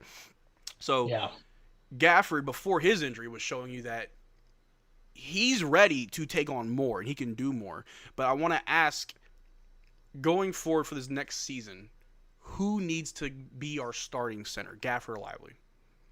And you're saying Dwight Powell is not an option? Is that what you're inferring here? He has a more important role than being a starting center. All right. Well, between Gafford and Lively, honestly, I've always been a Lively guy just because he's so much younger. Gafford's still incredibly young too, but Lively is still a kid essentially. Mm-hmm. And he's got so much room to grow. It looks like his game he started off, when he first got his first game, obviously that game in San Antonio, he showed insane flashes that he could be a star one day. Is what it looked like in that first game. And then, obviously he had a few injuries here and there. Some games where he got in foul trouble. Obviously, a lot of the young players do that. Yeah. But then that playoff run in 24, he showed that he is a serious player. It's going to make a lot of noise in this league for a long, long time. And so I've always been a Lively needs to get the start, close out the games type of guy. But then last season, when he was out for that extended period and before Gafford went down, we saw some things out of him that I've never seen Lively really do. Like he's a real stat sheet stuffer in a lot of ways that Lively hasn't shown, which isn't to say that he won't, but it's just like Gafford has done some things that like I haven't seen a Mavericks center do like literally since Tyson Chandler, and it's insane, So I mean, that's why it's so tough because they both are so amazing in the same ways, but they also have so many different things that each one of them are better at.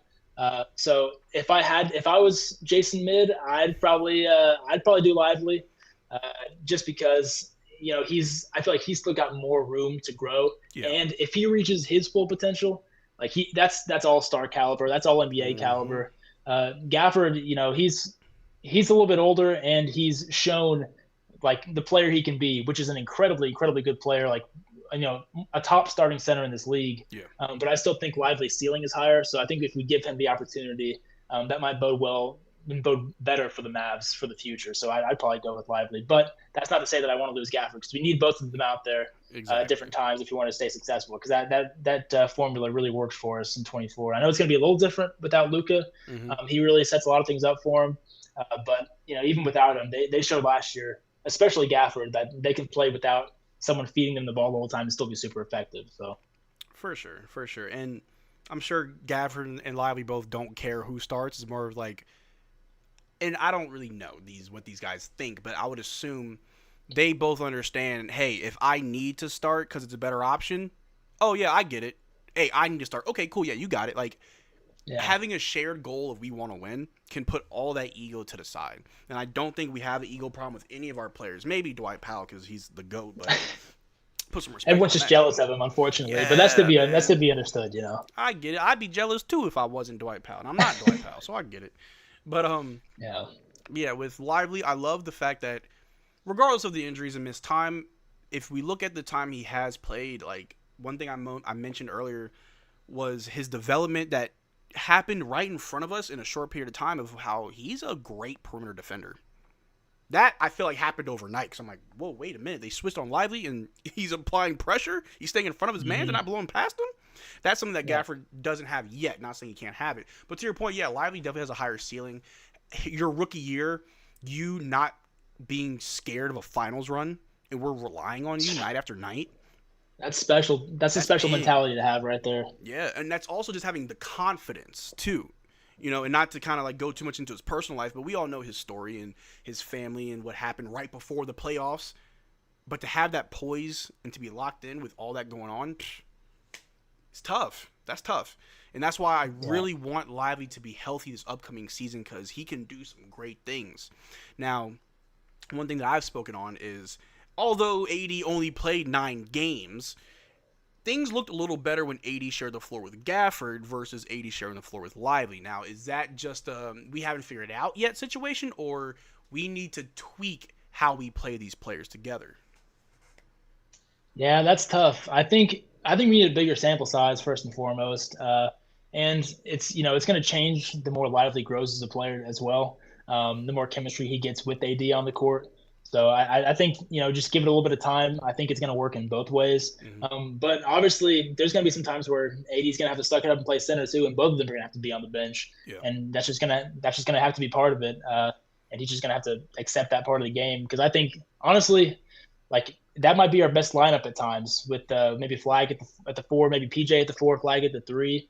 If we have AD at the 5, that's going to open up a ton of different things. So, I mean, he wants to play power forward, sure, and he might be better at power forward because he can get the weak side blocks and everything. But he's as good of an on-ball defender as he is a help defender. I'm talking about AD, so I think either way, he's going to be effective. But I think over time he will be more effective with Lively than Gafford, just because Gafford and AD they seem a little similar to me on the defensive end, whereas like you said earlier, Lively is a stronger on-ball defender than Gafford is. So they're a lot more switchable. AD can guard the ball as well. He's not going to stay in front of the quickest players in the league. Maybe De'Aaron Fox might get a step on him or something, but Yeah. he can guard essentially everybody 1 through 5. And so I think having a switchability to be able to switch anybody on the court, the centers can guard the point guards, the power forwards can guard the point guards. I think that's gonna go a long way. So obviously, I don't think that there's going to be a stage where Gafford's able to do that. So if we have Lively out there who can switch anybody, AD out there who can switch on anybody, I think that might be the strongest possible lineup to have. If AD refuses to play the 5 ever, which he's never going to start at 5 unless dire situations happen. But I think as a starting unit, I think AD and Lively, they're going to be a really strong 4 or 5 punch out there. I love it. I love it because it's just how deep this team is, how switchable some players are.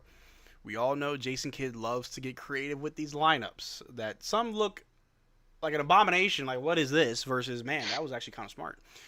And I think that's when we look at the talent of the team, like that's the beauty of it is when you got players like Najee and Cooper who can be very flexible. You got AD who played 4-5. You got D'Lo, he can play the 1. And I truly do believe that D'Lo and Kyrie can share the floor together when Kyrie comes back. I think that'll be not in the same vein, but akin to how Luka and Kyrie were, right? Like Kyrie was like, hey, Luka, go off. I'm here, but go off. I'll pick it up later. If D'Lo could be like that with Kyrie, hey, Kyrie, go off. I'll pick it up when when you need me to. Like that would be huge.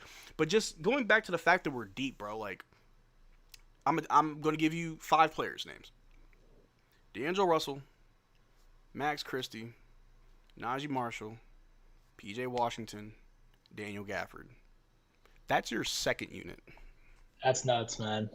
That's actually a starting lineup for a lot of teams. I mean, they may not win 50 games, but that could easily be a starting lineup in the NBA. And oh my God, that's as a bench unit. I mean, I may be biased, but I think that's the best bench in the NBA. That's absolutely insane. And then we got Dwight Powell on standby. Like, come on, man. Come on, it's too easy. Come on. No, in my opinion, that is the best bench in the NBA. Like you're so stacked at every position. I mean, Gafford might be the best backup center in the league. PJ is a starter. Mm-hmm. Najee should be a starter. I mean, he can do literally everything out there. Yeah. And Christie, look, I think he's going to have another leap this year. Yep. He came in last year and he showed exactly what he could be for the first couple weeks. Obviously, he's still young. He's going to have slumps here and there. I think maybe the new situation, the pressure got to him a little bit after that. But I mean, I think next year he's going to continue to work on his game, continue to grow. He's going to get a little more comfortable in the city and within the system with his new teammates. I think that's going to go a long way for him. He's going to really show what he can be and be a lot more of that player that he was his first couple of weeks. Because if he's that guy for an entire season, like that's near 6th man of the year type stuff. Like that unlocks so many things for this team. Dude, the fact that we have 3 players that each could make a case for 6th man of the year. Max, Christie, Najee, and PJ, like what? What do you mean we got 3 players who can average about 50 points combined off bench? Like, what do you mean? Like, that's absolutely insane. And I feel like that's something that we haven't really seen in a long time with this Mavs team is a bench that can produce. Very rarely have we seen the bench unit really have a great night. We've had to almost live and die by our starters, but no, I definitely agree. I think with Max Christie, I made a video on him, how I think he can be the difference maker. But it all starts with the team's 3-point shooting. We finished the season as one of the worst 3-point shooting teams. This is a modern NBA. Unfortunately, we have to shoot the 3-ball better. I'm not saying we got to be a top 10 team in threes. If we're in the top 15, I'm fine with that. But without Kyrie, who was attempting 7 threes a game, shooting about 40%, that's gone. Who's taking more shots? Now, last year, Christie was averaging about 4 threes a game. I want to see 7 from Max Christie. I want to see Najee's percentages go up because he had a bad year shooting the 3. I know D'Lo's here now, so he can shoot more as well. Because Clay shot 39% on 7 attempts. Keep that going. I know 80 can hit a 3. He can. Let's not try to force him to take too many, but he can hit them. He can. That's it. But and then there's Cooper. Yeah, I mean, I think part of the thing is like last year after the trade, they were trying to get used to playing without a guy who was spoon feeding them wide open shots. So a lot of their shot selections were changing, especially guys like Clay. and PJ, and all those guys who got a ton of wide open looks, corner looks, the shortest 3-point shot there is. A lot of their looks changed. They had to kind of create stuff off the dribble, run through some actions, some pin down stuff like that. So it was a little bit different after that. So I understand a little bit. I sympathize with them why the percentages weren't exactly what they should be last season. But like you said, when you take a step back and look at the guys we got, these guys can shoot the ball, man. We've got a lot of really good shooters. We added some more in D'Lo, and maybe Flag. We'll see what he can do. I'm not too sure how he's gonna pan out in that aspect as a rookie, but like D'Lo can really shoot the ball, and all those other guys that we have, they can knock down shots. I know Najee can hit them. He didn't hit at a great clip last year, but he can hit them. Yeah. Same with AD, and then everyone else we got like PJ, Clay, Christie can knock him down too. A lot of those guys can really shoot. So I think once we get a full training camp, a full season of like implementing this new system without the most ball dominant player in the league, spoon feeding them wide open shots. I think once they figure that out a little bit, things are going to change, and we're not going to be the lowest 3-point shooting team in the league anymore. For sure. And obviously guys stepping up will help that, but I think also what will also just fix that is the fact that our coaching staff is elite now. We had a great coaching staff last year, don't get me wrong, but somehow we got a better staff now. Like, we allowed, Sham God, Sean Sweeney, and Judd and Dudley to spread their wings and further their careers. But the people that we brought in, elite, proven, champions. We got guys that are going to make sure this team does exactly what they need to do to be in the best position possible to win games. And I hope, in a way, that fixes our 3-point shooting. Now, if we are just a top 3 defense, I don't care about the threes. But if we're not a top 3 defense, we're going to have to hit that 3 ball a little bit harder. I know Clay's there. Right. He's reliable. We know Max Christie can shoot. If we somehow still have Hardy, he's good for a couple. And then you sit him real quick because if you let him out there too long, it's like you got to have a short leash with him. Like, okay, cool, come back. Okay, cool, come back. Yeah. But yeah, this team from top to bottom is great. I'm not saying we're a perfect team by any means. No team is. But if you point out a deficiency, I'll point out how we fix it. As far as you're saying for like the coaching staff, every time we lose a big time coach, it always hurts me because I'm like, that guy was great. Obviously, he left for a promotion, which most of them do. Yeah. And so like it makes you be like, oh, I wish we wouldn't have lost that guy. But everyone who comes in after them has usually been awesome. Like when we lost Terry Stotts initially, I was pretty hurt. And then once we lost Caleb Canales, I was like, man, that guy's great. I hope we get someone good to replace him. Jamal Mosley as well. I was an advocate for him to replace Rick once he left. And then he went to Orlando. He's still coaching over there. And now Sean Sweeney, I think he's one of the best coaches in the league as well. Yeah. And so without him, I mean, it feels like, you're taking a step back and you're losing amazing assistants like that. But then you realize who's coming in, Phil Handy. We got Frank Vogel, NBA champion head coach coming in to replace him. Like Jay Triano as well. Yeah. Like these guys they've got resumes. They've got stacked careers. They know what they're doing. So it's always amazes me how this team specifically manages to find guys to replace the amazing coaches they lost with sometimes even better coaches than they had before. It's mind blowing how they always do it, but thank goodness they do. For sure. And to a degree, it makes you really wonder, like, man, after the wild season we had last year, how do we get people to come here? And I'm not going to sugarcoat it, and I don't want to take nothing from nobody, but I'll just be blunt, man, it's Cooper Flag. We saw all the hullabaloo and all the wild reportings of Jason Kidd wanting to coach in New York. There's mutual interest. He's leaving Dallas. And many times when I made videos on it, I'm like, why would Jason Kidd pass up the opportunity to coach Cooper Flag? As a real basketball mind like Jason Kidd and an NBA coach, why would he pass the opportunity to coach the best player in this draft? Yeah, unless it's for a promotion that he wants, which I doubt there is one. He's a head coach, right?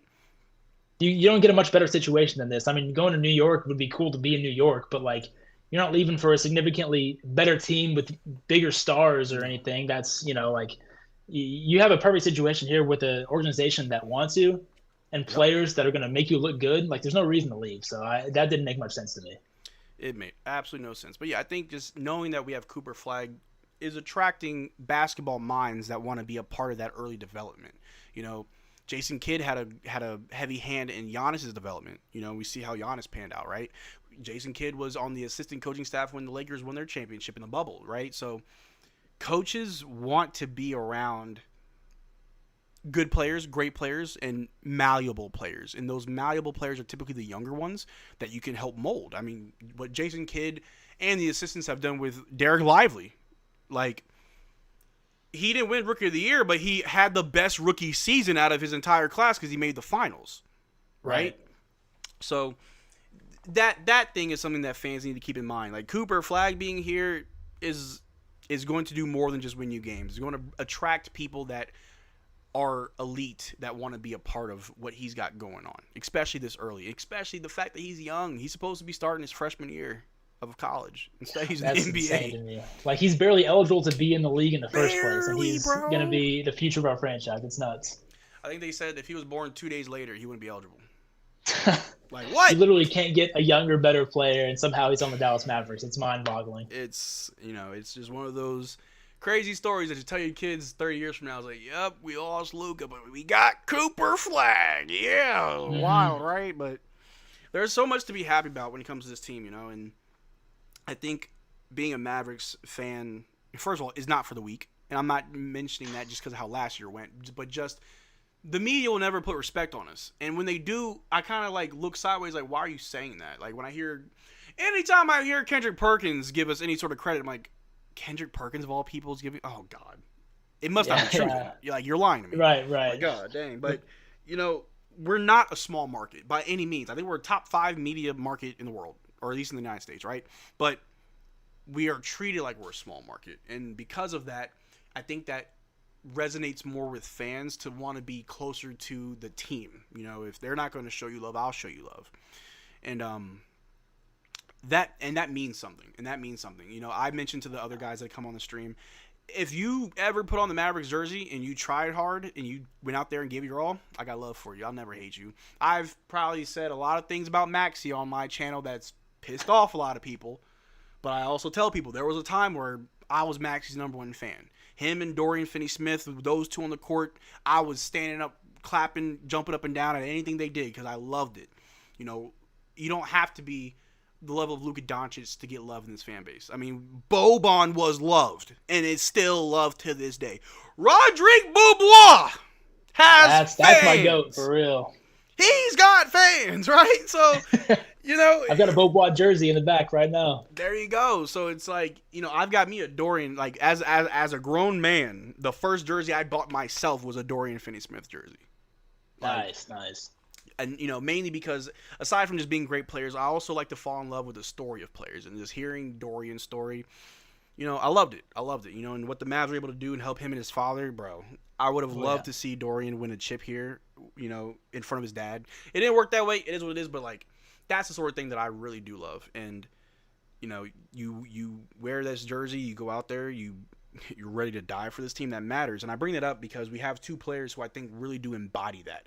And it's very important to have players like that because they kind of bring the team together. And those 2 players are Najee Marshall and PJ Washington. I mean, we got a taste of it literally months after we got PJ. Staying on business was not just a viral moment. That was a shift in the culture that you're not going to walk over us. You're not going to just push us around.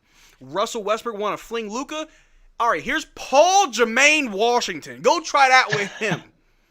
Oh, you're telling PJ don't look at his bench? Stop me. I was at that game when the standing on business happened. Man. When Russ was trying to get in this, bro. That arena, I've never seen it like that. It was going insane in there. And then from that moment on, the energy in that run completely shifted. Mm-hmm. Like we lost game 1. Obviously, we got destroyed in game 1. Zubats had, I think, 50 and 30 on us. Pretty much, yeah. Yeah, and so like that series was kind of looking like every other Mavs Clippers series, which is pretty tight.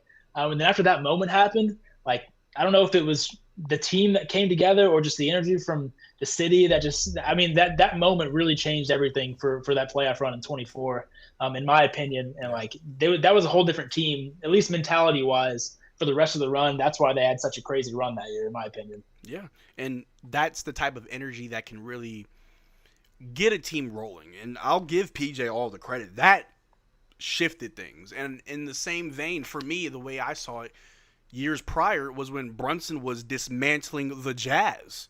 There was a play in that series. He literally attacked Rudy Gobert and got an and one. That play, I was like, oh, Jalen Brunson, he wants them dead.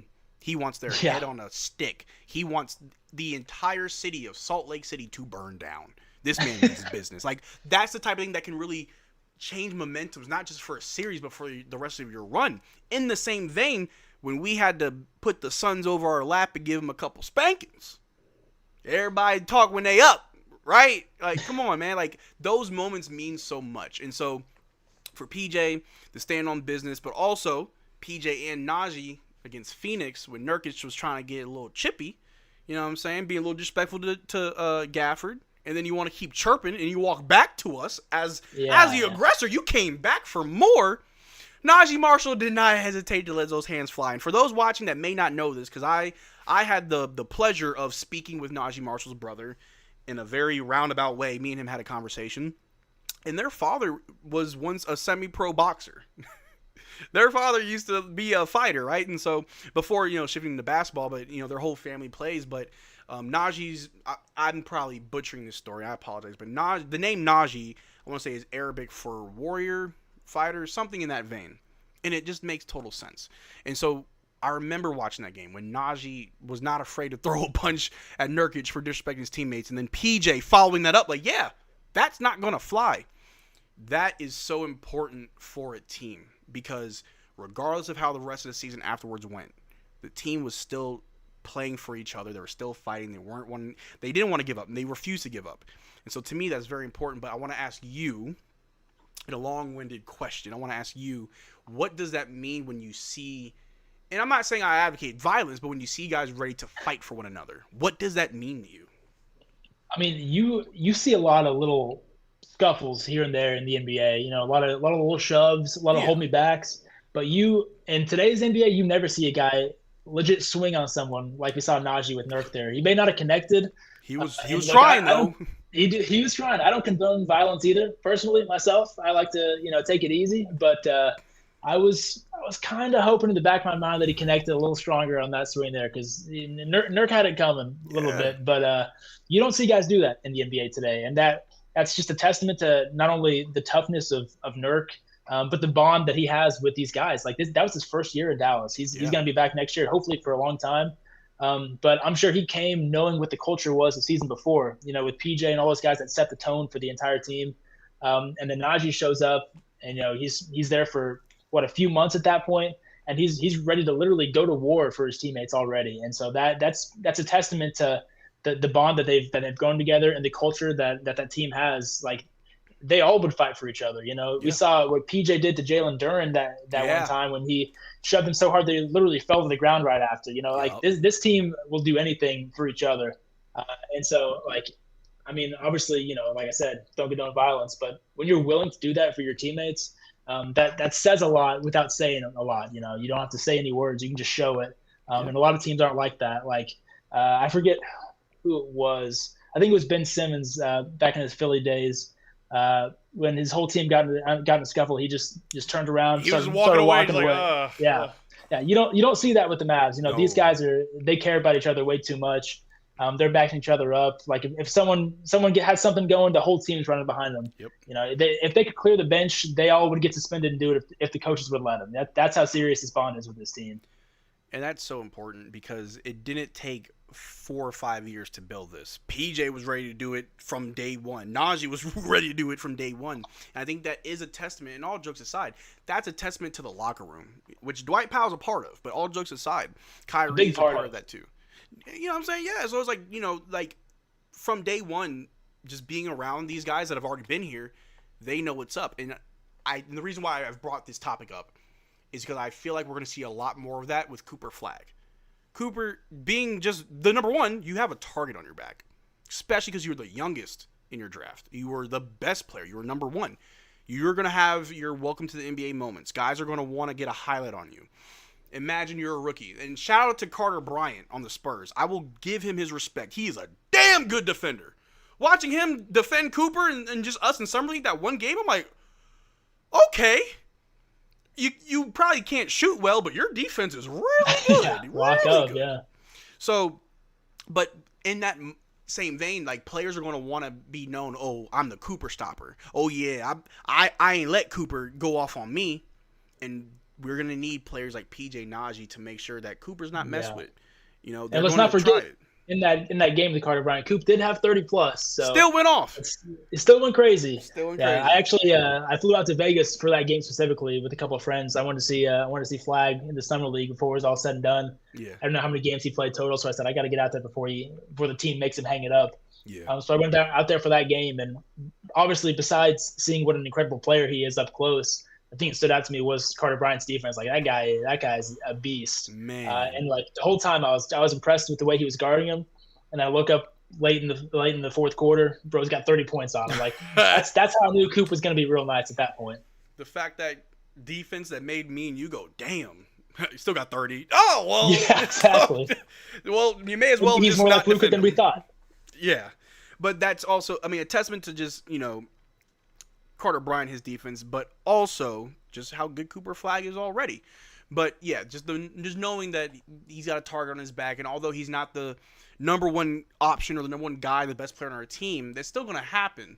And so players like Najee and PJ setting the tone of you're not going to mess with our guys and I'll get suspended over it is important. And that'll also bleed into Cooper Flag. We may have a moment where, let's say next season, we're getting to see more of Ryan Nembhard. Short 5'11" Ryan Nembhard gets knocked down. Cooper's ready to throw hands with somebody, right? Like, that is infectious. Like, what PJ did will spread to everybody. And I want to say it was either Nick or Slightly Biased who said that PJ is kind of like a vocal leader. You know, like, he is one of those guys. Now, your leader isn't always your best player by any means. It's not always your best player. But it's the one that can get people together, that can bring them together and keep them the glue guy, pretty much, right? You know, in some ways, Draymond was a leader for the Warriors. You know, for the Raptors, it was because I'm a Raptors fan. Kyle Lowry was their leader. It's not always your best player, but it's the one that can keep guys together. I do think PJ, as well as Kyrie and a couple other people, I'd even say Clay probably does too. I think just by example, you know, like lead by example. Clay alone is a leader as well.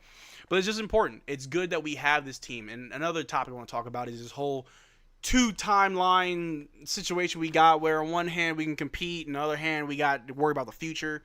I think both can coexist beautifully. Because not only do we have an elite coaching staff, we also have 3 players who have won championships in AD, Kyrie, and Clay.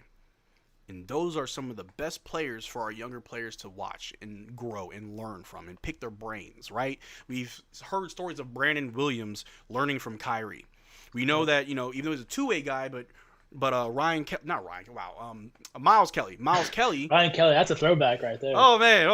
R. Kelly? What? Anyway, woo.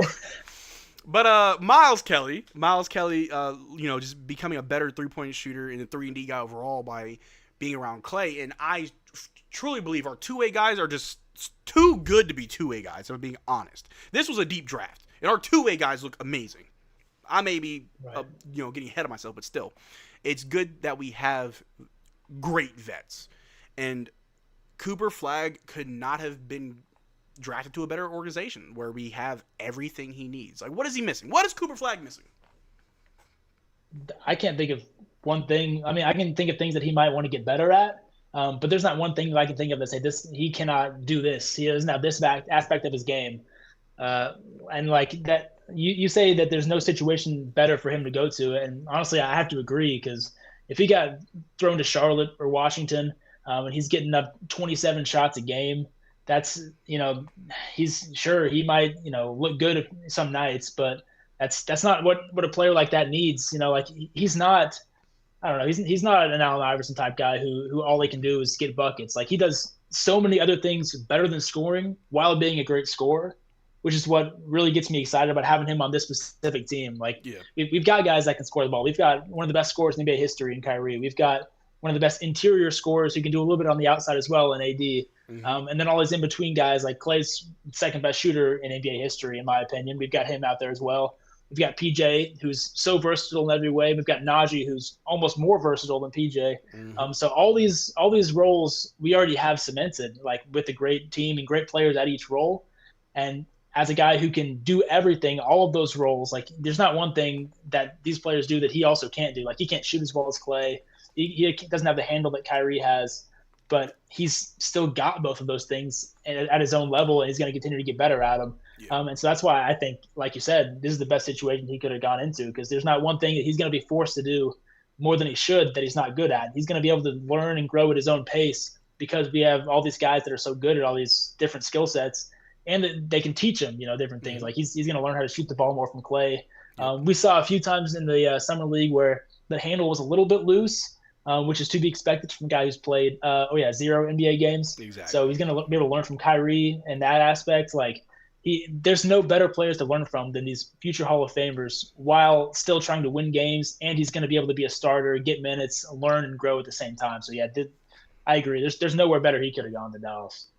It's insane to think that when the time comes for him to really be the leading face of this team, that he could have handles of Kyrie, the shot of Klay Thompson, and the interior dominance of an Anthony Davis. Like, what are we doing? We're making a monster, and I'm all here for it.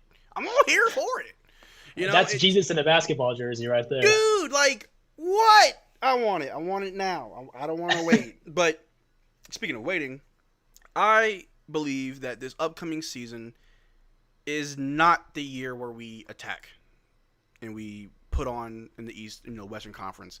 I do think it's next year, but I want to hear your thoughts on it, and I'll give you my thoughts. It makes sense as a 2026, 27, for that to be our go for it run. We'll have, hopefully, if everyone stays healthy, we'll have full training camp with everybody. You'll have Kyrie for a full season, AD for the whole year. All these guys should be back. We don't have anybody who's that prominent that is going to be gone, and if we can probably resign them if they want to come back. So it does make more sense on paper for that to be our year. But what kind of story would it be if the year after the trade we get Cooper Flag, he comes in, shows what he's made of as a rookie, he wins a championship, perhaps maybe he wins Finals MVP, Magic Johnson type run, and that's the start of his GOAT level career. I don't know. I mean, it's just. It could happen. It could happen. It probably won't happen, but I don't think that they should just throw the season in the towel because Kyrie's out. I don't think they will, but I think they should at least give it a shot. What I don't want is them to overextend AD and have him get an injury where all of a sudden January 20th comes around, Kyrie's coming back, and there goes AD. He's out for the rest of the season. That's what I want to avoid more than anything. Yeah. But that's why I like the signing of D'Lo. Mm-hmm. I like still having Max Christie around, like all these guys that are going to be able to help us stay afloat until January. Like all we have to do is stay around the 7th or 8th seed for the whole season until January, February, and Kyrie gets back. Then we win at a little bit higher clip at that point, stay out of the play-in, 5 or 6 seed, and then we have that insane team going into the playoffs after a full season of giving everybody else outside of Kyrie more reps to get their confidence up and help them grow. Then you throw a player like Kyrie who fits seamlessly into this team or into really any team back in there. I personally don't see why they couldn't win this year. It makes more sense for it to be a next year type of thing, but with everything I just said, I don't see a reason that they couldn't win this year as well. That's fair. And I've I don't know. As a Mavs fan and a homer, I'm like, yeah, we can win any year. It doesn't matter. I don't care who's. Maybe that's my problem, a homer. Yeah, like I'm like, yeah, we're gonna win. But when I kind of take a step back and I'm honest with myself, 5th or 6th seed is where I can see us at best. I think it is also a slippery slope when it comes to AD because we are going to be leaning on him as our best player. We know what a healthy AD can do. And we already know he's going to be motivated, so that's not in question. We know AD is ready to prove people wrong. People may forget. AD did not request a trade. He actually wanted the Lakers to get a center. And instead they said, all right, we'll get Luka. What? Wait a minute. This is not what I asked for, right? But AD didn't ask to be traded. He's got a chip on his shoulder too. He actually just got a new extension with the Lakers, So as long as everyone steps up and we're not having to put AD in those positions to overexert himself that could lead to injury, I think we'll be okay. If AD can give me 60 games, bro, give it to me. Give it to me. But that's the one thing I'm worried about is having to try so hard to stay, a little bit above 500 until Kyrie gets back, that we put too much pressure on AD and then, something like that happens. That's the one thing that I'm worried about that could really put a detriment on the season, especially if it becomes a serious thing where he misses time next season as well, So that's the one thing that if we can avoid, I think this team's going to be in good shape. Yeah. I think we'll be good. However, and this might be a weird take, it's just a thought that's popped in my head. If for whatever reason things look bleak, if we're sliding down the standings and we're having a hard time of catching a little winning streak or trying to climb out, I don't want to see us get desperate and start playing certain players too many minutes. And that's not just AD. Like, I don't want us to put Cooper Flag in a position where he overexerts himself and he may get injured. Same with Lively, same with Gafford, PJ, anybody. I think it would be okay if it's like, hey, if we lose this game, we're officially the 8th seed and it's February. Well, AD's got like 35 minutes played. I could play him. I'm a bench him because I'm not risking AD's health to avoid being the 8th seed. Yeah. Because at that point, now everything's just for nothing, right? Right. I feel like this upcoming season is kind of just, hey, let me see what we can do. But don't risk making things worse. But that next season, that sophomore year for Flag, oh, we the boogeyman now. We the boogeyman. Flag sophomore leap. Man. After we re-sign Dwight Powell to his new Supermax, he's gonna be more motivated. Ooh, baby, that's gonna be a movie season for real. Fans don't understand that we're avoiding the second apron because we're going to give all that money to Dwight Powell. See? Come on. We now. got it on lock up here. They don't get it yet. They'll see. They'll see the vision. But in all seriousness, I think the Mavs are in a good spot this upcoming season. I think will be fun. And I'm not saying that we're going to be a top 4 seed. We're going to be winning games in a great fashion. However, I think it'll still be fun just to watch a healthy Mavs team play basketball. Right, I can only watch, and no offense, because I'm glad that we had our 2A guys. But I can only watch Kessler Edwards play center for so long. I can only watch that for so long. Bro, don't bring that up. And he did a good job. But it's like, I know that's the problem. Can I see the rest of the guys? You know what I mean? Yeah. So you think, in your opinion, even if everybody stays healthy, at least they might miss some time here and there, but towards the end of the season, come January, February, if Kyrie comes back, everyone else is healthy, you don't think this team has a real shot this year? You think you have to wait till the sophomore leap from Flag, a little more development from the other guys and the chemistry to grow to really have a chance to win it all? Because winning it all it's pretty serious. I understand why people will be skeptical on a rookie joining this team that was in the play-in last year. Granted, there was injuries, and putting him over the top from play into championship. I understand how people would be skeptical, but do you think there's any shot, in your opinion, if everyone's healthy, that it could happen this year? If, and we're gonna throw out the ifs here. If by the time Kyrie comes back, and the Mavs are at worst a 6 seed, let's go. Show me what you can do. Yeah. But it's just the fact I don't want to risk injury to try to pull us out the basement, right? Because we have to understand that Kyrie coming back doesn't mean that he's ready to play the same amount of minutes and put up the same amount of numbers. He will be on a minutes restriction, most likely. It'll take a while for him to get adjusted and, not that he's not a professional, but that type of injury, you're actually at risk of tearing your other ACL. So I tore my ACL years ago playing basketball, and I was terrified to run. I'm sure you know this, but for those that don't, I was in the military. I've been shot. I've been stabbed. I know what pain is. And I'd much rather get stabbed again than tear my ACL. I was terrified to move faster than a walking pace because I did not want to go through that pain again. It made me kind of like baby that leg, and I'm putting more pressure on my other leg, and my doctor's like, you can't do that. You could tear your other one. I'm like, So, knowing that Kyrie will need time to be more comfortable being as close to 100% as possible, that will take time. But if the Mavs are in a good spot when Kyrie comes back, hey, full steam ahead. Show me what you can do. Because if Lively can help a team reach the finals his rookie year, why can't Cooper Flag? But right, yeah, I put respect on what these Western Conference teams have been doing. I have respect on it. The Rockets, Thunder, and Nuggets, top 3. And then I like what the Clippers did. The Timberwolves, small moves, but you don't always need to make big moves. I ain't worried about the Timberwolves. Nah, not me. Nah, we'll be all right. Yeah. But then the Spurs, I kind of doubt the Spurs. People said, "Oh, the Spurs will be better than the Mavs." No, and I think that's more so because I don't want to hear all that. But when you break it down, they got some talent. I get it. But they also don't have Popovich no more. But regardless, I think the one thing I'm truly petrified of is God forbid the way the matchups work out, we end up facing the Lakers in the first round. And, that team is not a very good team, but they have a very good player who's going to be very motivated, and it would be like the hardest thing I've ever done to root against him, because I was at that game on April 9th when he came back to Dallas, and every time he got a bucket, I stood up and cheered for him, as did 90% of the arena. You damn right. So if we play against the Lakers in the playoff series, like, it's going to be a little further away from the trade. It's the playoffs, so like it matters a lot. Like, to the diehard fans, you want to win that series regardless of who you're playing, even if it's one of your favorite players of all time. So he's going to be more motivated than ever. It's that actually, the idea of that terrifies me, and I know just the way the NBA works. Like, if we make the playoffs, that's exactly how it's going to happen. We're going to play them in the first round, and it's just going to be it's going to be tough to watch every single game. I'm going to be just terrified every morning when I wake up. I'm not going to be able to sleep at night. I'm just going to be praying for that series to be over one way or the other. But I just hope that doesn't happen. Man, we saw what Luka did, with half a rib broke, knee wouldn't stop bleeding, shoulder sore, scratch marks all over his body.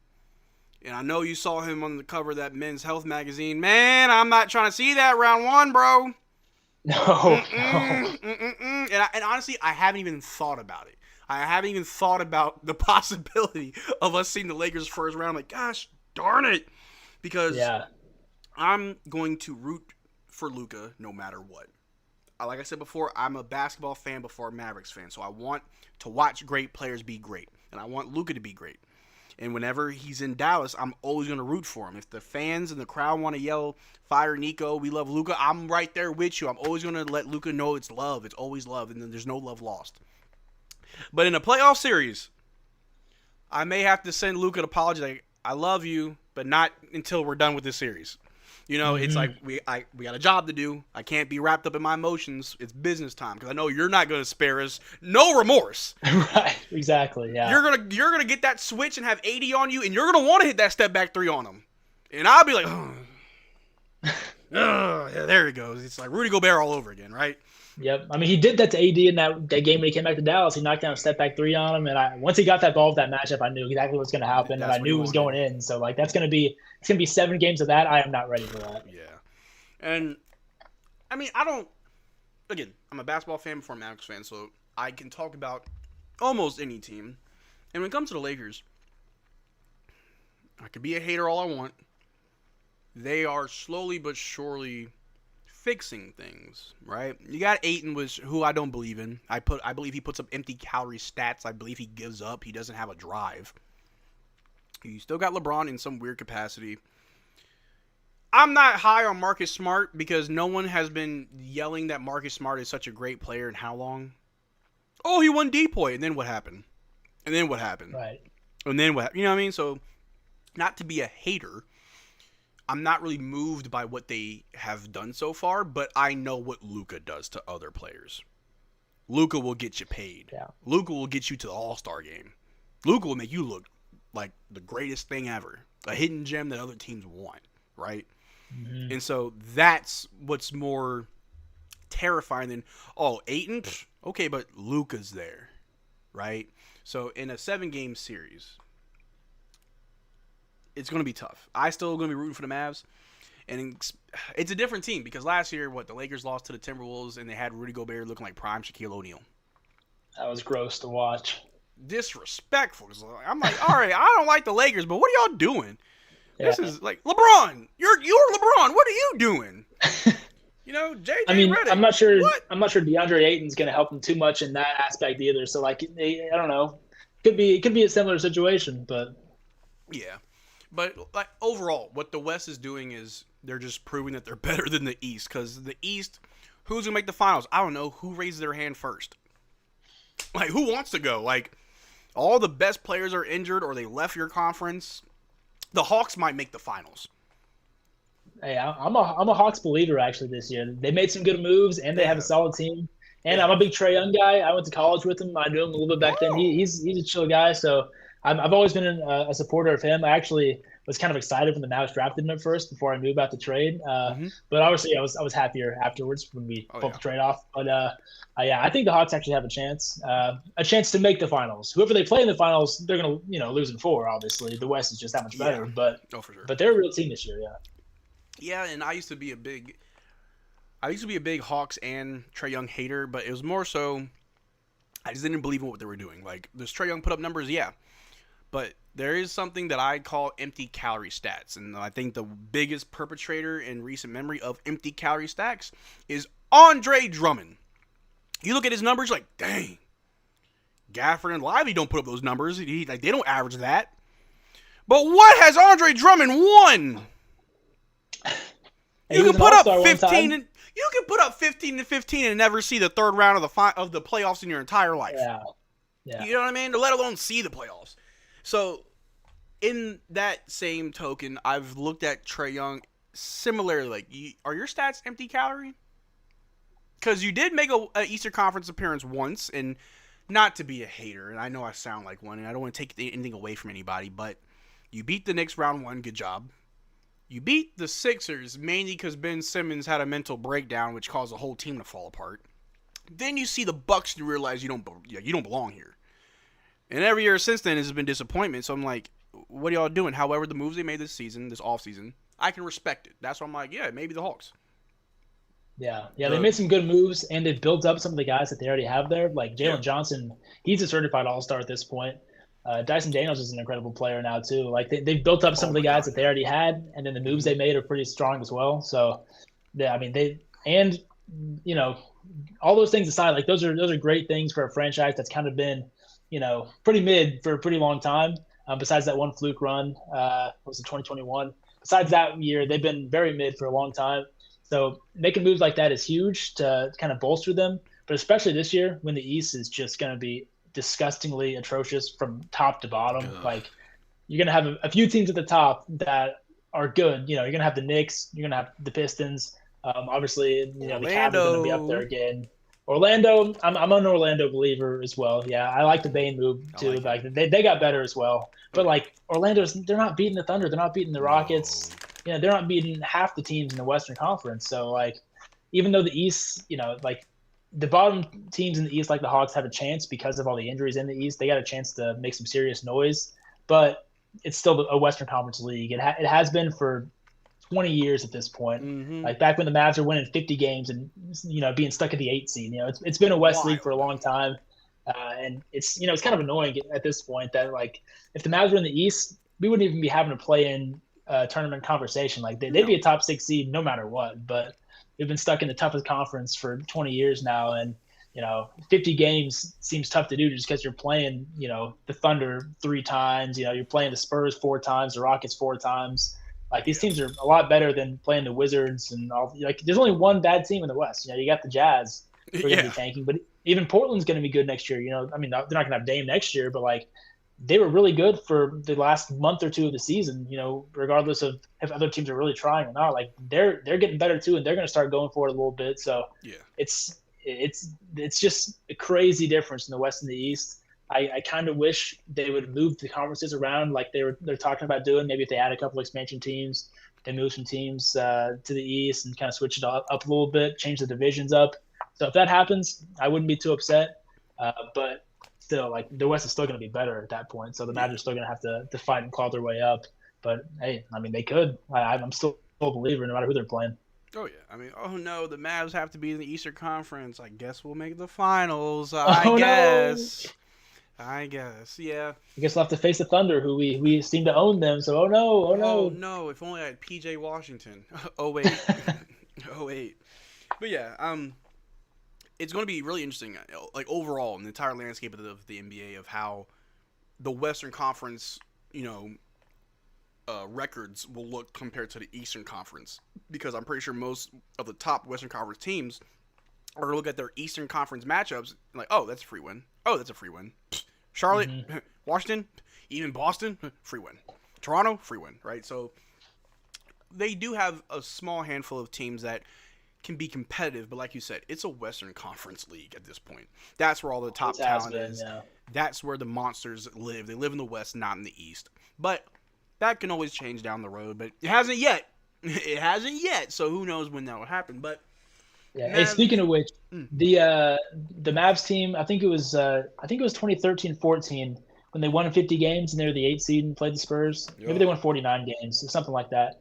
That team, Jose Calderon, Monte, Sean Marion, Dirk, Dallenberg. Ah, Do you think how many wins do you think that team would have in 2025 NBA Western Conference? man, 30, Vince Carter off the bench. 30, 30. This Western Conference is no joke, and that's no Yeah, it's disrespect different. to the greats that you just named. This is a tough conference. Yeah, but we had Shane Larkin back then, so I mean, hey, we were I don't know, maybe Shane 31. Larkin. We had Shane Larkin. Man. You said Sean Marion, I was like, hey, he knows ball. Then you said Shane Larkin. Sean Marion. Ricky Lito too. Hey, don't disrespect Hey, him. Ricky. Yeah.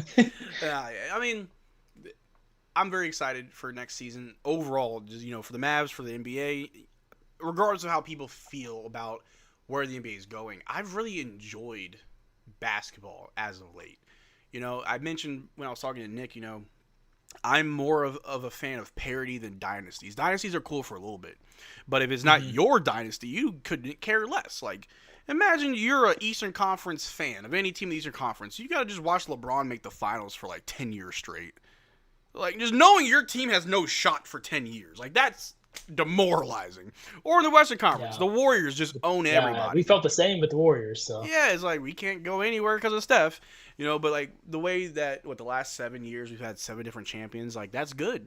I think also with the CBA, the money, how it penalizes you for going over, it's forcing teams to have to be smart. And unfortunately, some players aren't getting the money that they want, but you'll see who wants to win.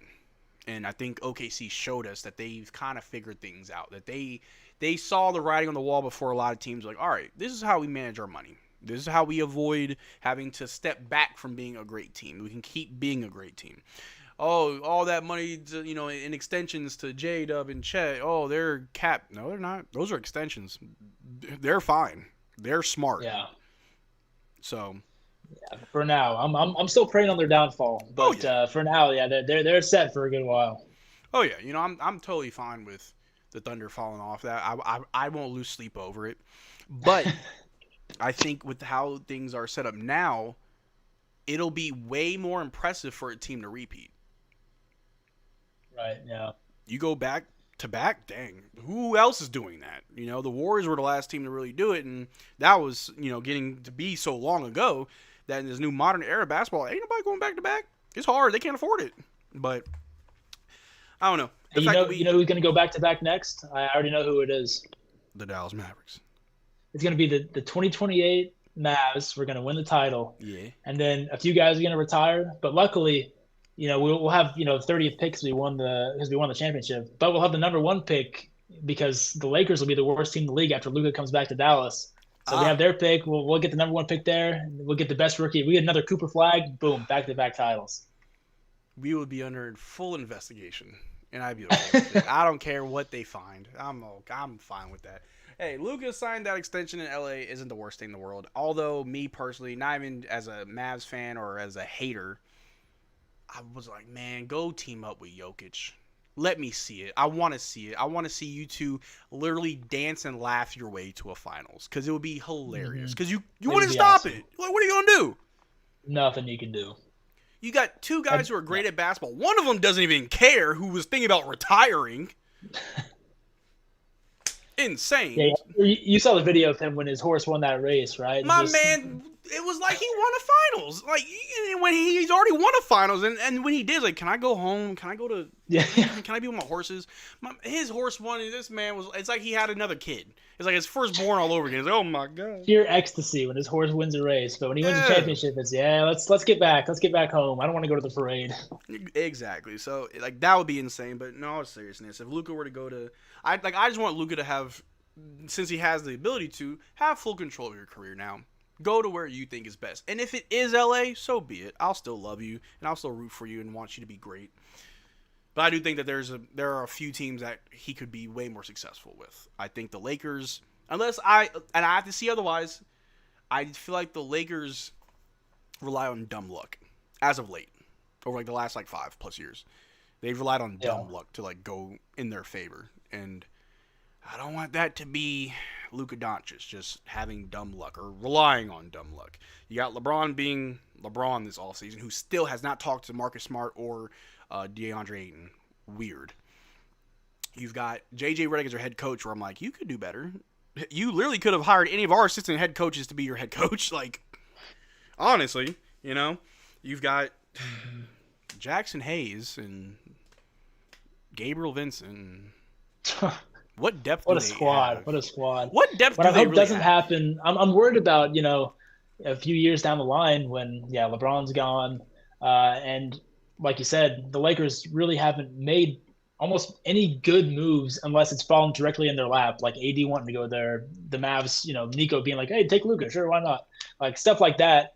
Those are franchise-altering trades. But outside of that, and then a few good moves they made before the 2020 season.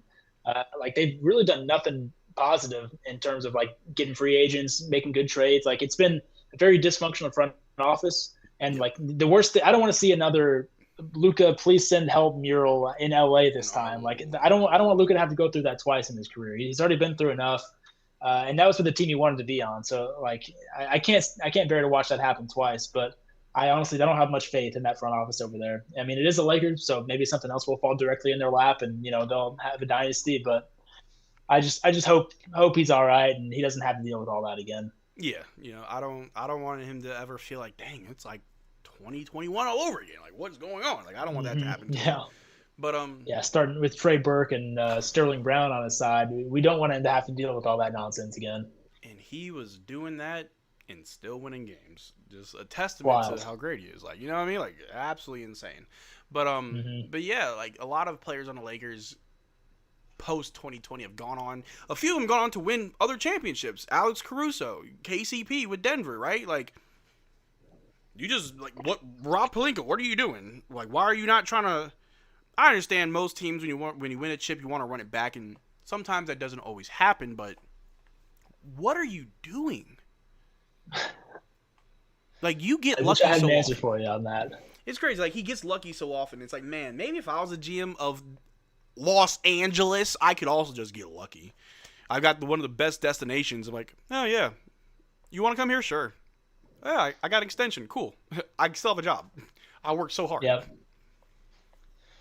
Yeah, getting people to go to LA seems like the easiest task of all time, and somehow he hasn't managed to do it unless like it's just been put in his lap. So it blows my mind that he's I don't know, he's won a championship at all, much less like he's even respected around the league whatsoever. And that's really only because he found a way to get Luka when it was given to him. So he doesn't really. I don't think Pelinka deserves very much respect, but that's why I'm kind of hoping Luka finds his way out of there. Not only because I'm a Lakers hater, but I would much rather see him at a place like Orlando or Denver or something like that. If he doesn't come back to Dallas, but somewhere like that where they're a competent organization where they're not as much in the spotlight either.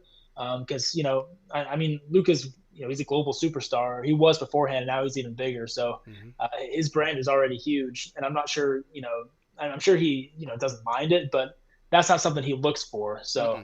I can definitely see him doing something like that, heading somewhere where he's got more friends and like a more functional organization that takes care of him and respects him and his wishes more. So hopefully he finds a way to be happy throughout his career, and hopefully that's in Dallas eventually. I don't know, maybe we'll see. Yeah, to be determined. But hey, Mavs Muse, I appreciate you stopping by, talking hoop. One thing that I want to do with all the content creators that come on is, first of all, just promote you, right? Like, first of all, thank you for contributing your time to the cause, but I also in turn want to promote you. And so if you want to give as much time as you want, just give us a breakdown of how you became a Mavs fan, that journey of fandom. How did you become Mavs Muse and the platform that you have? And what's next for Mavs Muse? Like, I would like to know more about you. Well, I mean, first of all, I appreciate you having me on again. I love what you're doing here. This is a great cause. I mean, it was such a tragedy what happened in Texas there with the flooding, and having support for all the victims and their families. That's awesome of you, and I really appreciate what you're doing. That's pretty big. So I'm glad you had me on here to help support that in any way that I could. But I mean, as far as I go, I'm a pretty simple guy. I just enjoy the Mavs. I started watching. I mean, I'm not that old, so I wasn't a Triple J's fan back in the day. I wasn't quite born yet at that time, but I know I was a kid in 2011, and I watched back then. I watched all 82 games back then as well, so I was so locked in. That's why that run was so special to me specifically. That's why my profile picture on Twitter is always going to be Dirk. I'll never change it. People told me to change it to Luca back in the day. And as much as I love Luca, he's my second favorite player ever. Dirk will always be my number one. That's never going to change. He taught me so much, not only about basketball, but about life as well. So he's always going to be super special to me. And that run is always going to be very, very special to me right here. That meant so much to me. Not only, I mean, I was a kid, so like I was like your childhood dreams like kind of came true at that point. Like that was the pinnacle for me. And that's why if we won in 24, it would have been almost equally as cool because I'm grown now. I've got season tickets, so like that would have been like complete opposites. Like winning it as a kid, and then winning it like actually going to the games as an adult. It would have been like two worlds colliding. So I was really hoping they would have won, but still the run itself was insane. But yeah, I've been a fan since before 2011. I've watched every game since a few years before that even as well. And yeah, I've always been on Twitter. I never really had an account, like a account where I would actually post stuff. I would have what most people do, where they just have an account. They like the occasional tweet, retweet something every once in a while, and just watch Twitter and just be locked in with the organization, see whatever you can see, and enjoy the memes and stuff and stats and all that. Until what was it? I think it was around February, maybe March of 22, before that first Western Conference Finals run. I was just on Twitter on my account, and I saw some stuff where it was like I saw some other account that was like a Team Muse thing, and I'd never seen it before. I think it was like Grizzlies Muse or something. Mm-hmm. I was like, that's actually a pretty good idea. I might try to just make one and see what happens. So then I just made it. Somehow the app wasn't taken yet, so I just made it at Mavs Muse. And then I just was like, all right. And then I didn't look at it because that wasn't my main account. I didn't follow anybody. And I just checked back like a week later, and I had 500-600 followers. I said, oh wow, that's pretty wild. I never had anything like that before. Yeah. And so I said maybe I could try to do something with this. And so before that, I was never really locked in with like stats or looking up research or anything like that. And, that's kind of what Muse accounts are, if you're one of the, if you actually do it right, at least.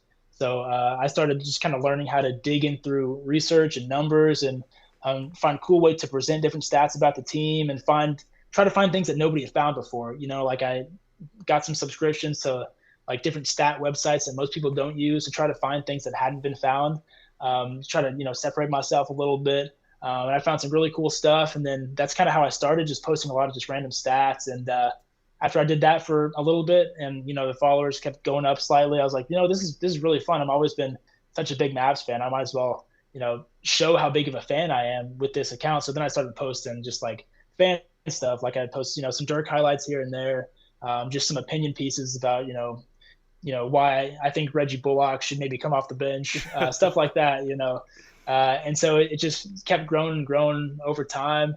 And then it just, I've always, I was a sports management major in college. So I always wanted to do something in the sports realm. Mm-hmm. And so, I was like, well, this could be something because my actual profession, I'm in aviation. And so I was able to kind of find this as like, a way to do the niche thing that I really, really enjoy doing on the side while still having another job that pays the bills that I also enjoy doing. But this is something that I've always been really, really passionate about. Yeah. So being able to do both has been really cool for me. And so 2022 is about when it started. I've been growing ever since. It's been really fun. When I was a kid, I told myself when I finally get a real job, the first thing I'm going to do is buy season tickets. And that's what I did. So right when I made the account, I bought season tickets. I've been going to a bunch of games since. And that's really helped because I've got to meet a bunch of people through, just going to games that have maybe seen me on Twitter and they'll, come up, say hi. And that's a really cool experience. I'm sure you've experienced that as well, being a face on Mavs Twitter and YouTube and just a content creator in general. It's a real humbling experience to see all that. So it's been awesome. I've really enjoyed, not only meeting the people, but, just being more involved within the Mavs community. Like I used to go hoop with Slightly Biased and Noah Yeah. Weber and all those guys. And I love doing that. Just meeting people that also have the same passion as you.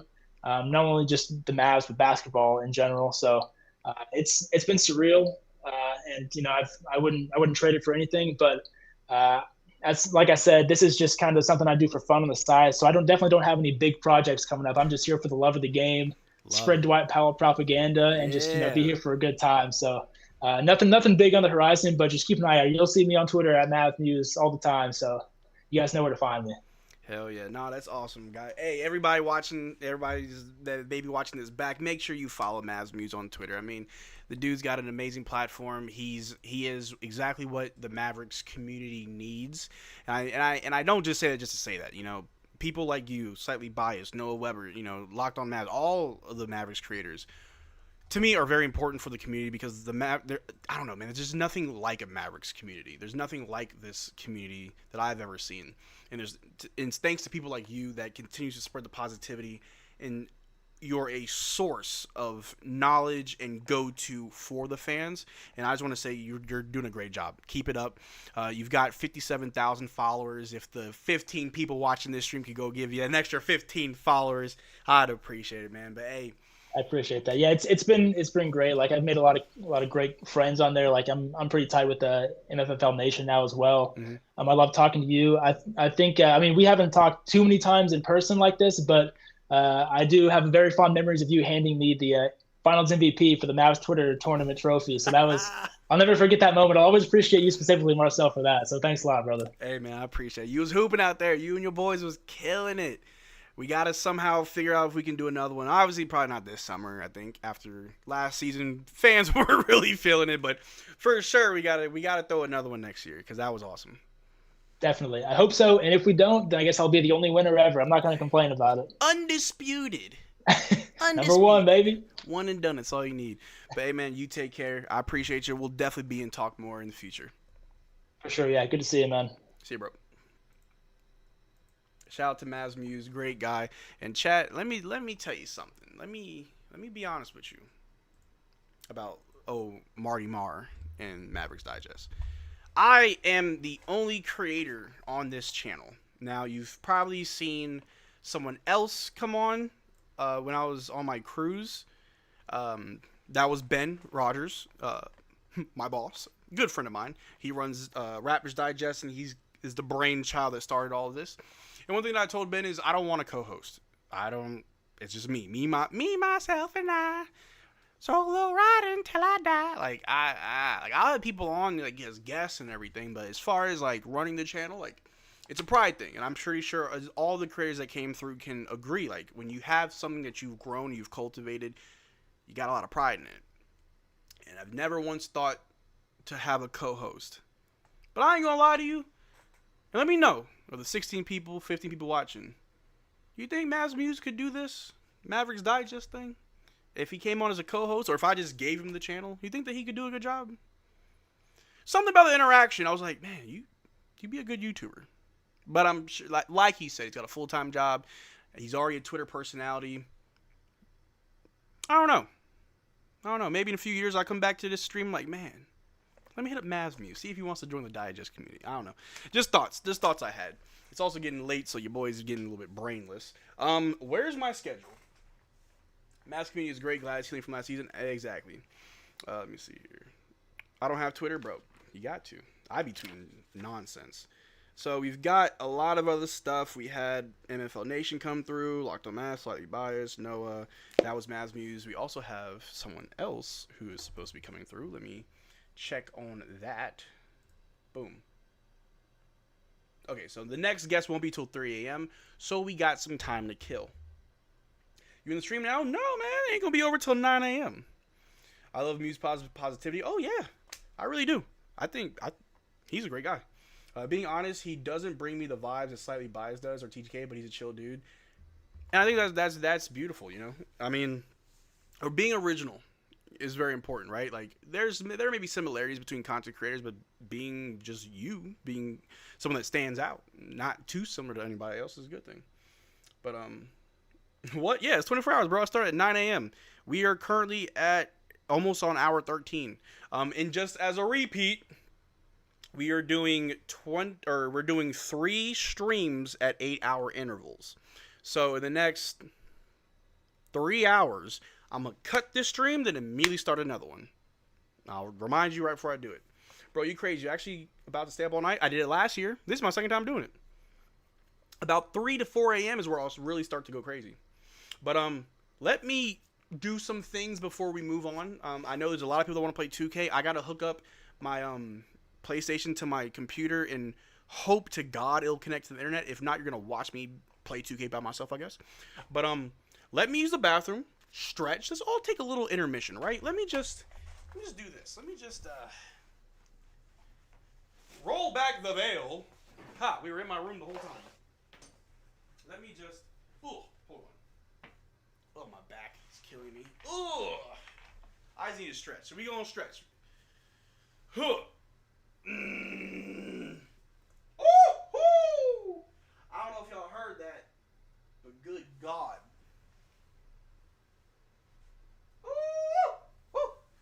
Gotta stretch it out. Ugh. Oh man, my body is cracking so much right now. This is what happens when you're 30. Ugh. I can put my palms on the floor. I'm a lot more flexible than I thought. Ugh. Alright, everybody stretch. Woo. Check out my Kotsky shorts. What's in my pocket? I just gotta. I'll be probably doing more of this later to kind of keep myself up.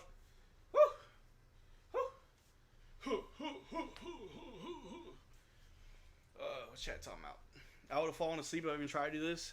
Also, Chicken Man dude, the guy who was in the Mavs protest for Luka. Yeah, he's the same guy. How many Chicken Man do you think there's out there? It's really not hard to stay for 24 hours anymore when you have snacks and drinks. I used to do this all the time in the Army. In the Army, there's something called CQ. I already forgot what it stands for, but concentrated quarters, maybe, I don't know. But pretty much, you do a 24-hour shift at the barracks, like pulling security, pretty much. You used to do that like once a week. So staying up for 24 hours is not new to me. Get on 2K, Unky. Y'all gonna put some respect on my name now. Give me a second, y'all young whippersnappers. Back in my day, we used to respect our elders. You young kids don't know nothing.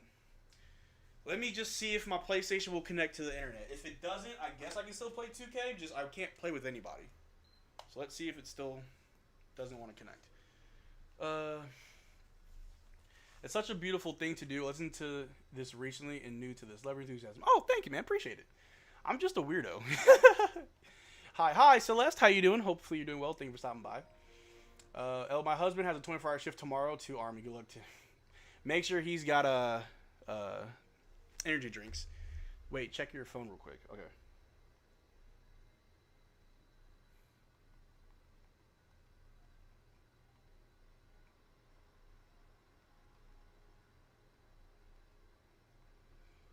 So I don't have another guest till like 3 a.m. So we're gonna do some other stuff. But yeah, so again, for those that may be waiting, I want to just say there's no Kyrie, there's no Gafford. I apologize. I wasn't lying. Things happen. They weren't paid to come here. There was no obligation. It was only if they were available. Kyrie, I want to say, is traveling. And then Gafford recently had an eye procedure, so he's very sensitive to light. So, and it's fine. I'm not hurt by it. I hope you guys don't hate me for getting your hopes up. We did have Gafford come on before. So it's just something that I want to do for you guys. Because I know you guys love the Mavs. And I think it would be a really cool experience to be able to see your favorite players not playing basketball, but just being normal people. And I'm going to keep trying. Every time I do these streams, I'm going to try to bring somebody on. And I've reached out to everybody, even ex-Mavs players. And obviously I'm nobody yet, so they don't respond. But one of these days, I will have players on stream for you guys. I'll bring you that content. Who's the guest at 3? Mavs Film Room from Twitter. Ugh. Damn, bro, you're really doing 24-hour? I'm just now tuning in. What hour are you at? Respect. This is hour 11? Almost hour 11? 9 o'clock. No, I'm sorry. We're almost at hour 13. Almost at hour 13. Would you have to go to sleep? Would you have to go to a sleep schedule after 24 hours in the Army? So, in the Army, after your 24 hours, you have that next day off. But then you have to work the following day after your day off. So, you want to sometimes schedule those. So, like, for example, I always volunteered for Thursday. 24 hours on Thursday. I'm off Friday, and I'm off Saturday, Sunday. So I kind of gave myself an extended weekend. But it would just suck because that Wednesday, I got to go to sleep early because the shift starts at 5 a.m. on Thursday. Who's the guest again? Spaghetti. Yeah. Kane thinks Dirk's coming. Shh. We have to get Dwight on. Bro, I would love that. Guys, we got to do our part when Kyrie goes live. Spam his chat about Marcel. Yeah. During the Army, wasn't there Hell Week? Yeah, Hell Week was easy. I mean, Hell Week is... First of all, David Goggins is a god of a man. I only hope one day I could be half as cool as him. But no, Hell Week was easy. You just turn your brain off and just do what you're told. So yeah, my PlayStation, you can't really like see it in the corner, but it's still not connecting to my internet. So like I can bring it over here and try to... I'll test the internet. I can bring it over here and I can just play offline. So I apologize if I can't play with you guys. Sorry. Ugh. Oh, my back. What are you going to do when 24-hour hits? Oh, yeah, I'm crashing out. I'm going to bed. And then I'm going to wake up and go see Fantastic Four. We need to get Jane Hardy on so Marcel can say it to his face. Hardy's cute. I met Jane Hardy. He's a great guy. Miles Kelly 3 a.m. That would be kind of cool. Marcel got a flag jersey already. You darn right I do. Yeah. Mario Party, you already know that. Anyway, yeah, it's not, for whatever reason, there's an issue with my IP address. Hold on, let me check something. Let me just check something, chat. Give me a minute. I may be able to fix this. Just be patient. Sean!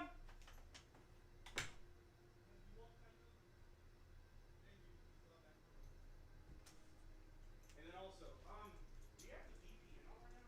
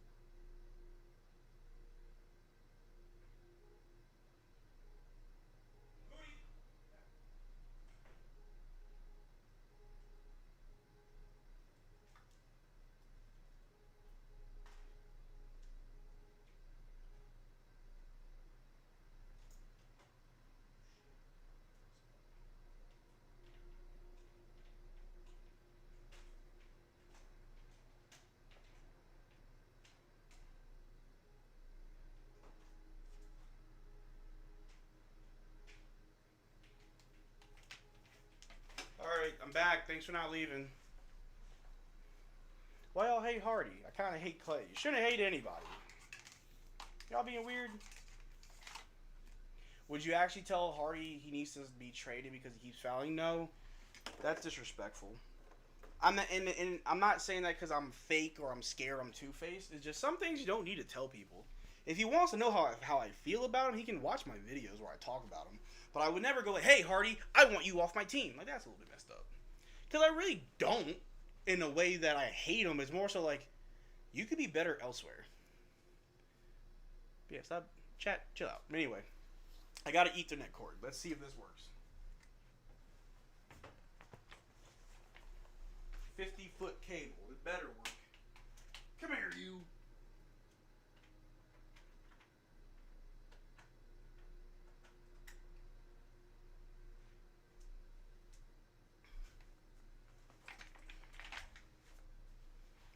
You have the chat alone for 2 minutes, they start hating people. Yeah, but chill out.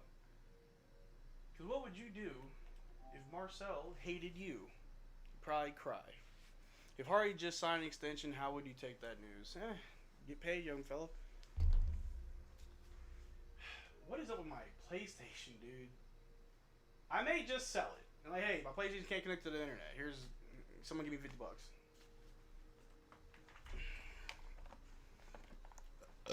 Excuse me. I can't even. This is so annoying. Let's see if I can show you guys this BS. Ignore my bed that's not made.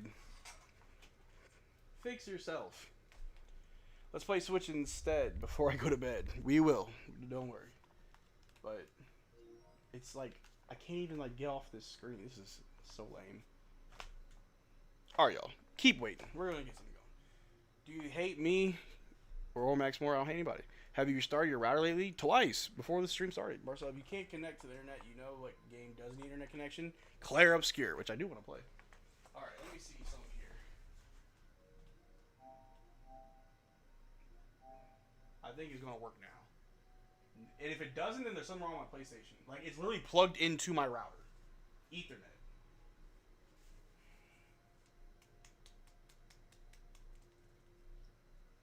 Uh-oh. Hey, there we go. Why couldn't you connect to the Wi-Fi, you nerd? Alright, now try connecting to Wi-Fi.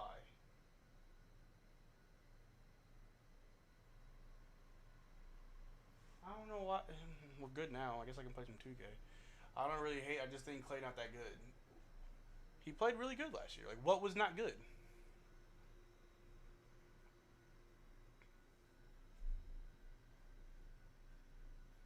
Maybe the network cable needs to be replaced. Probably.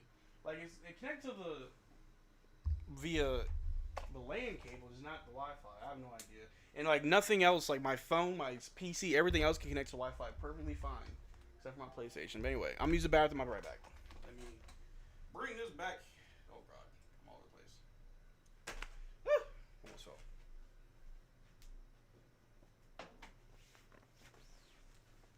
So you don't look at my messy room.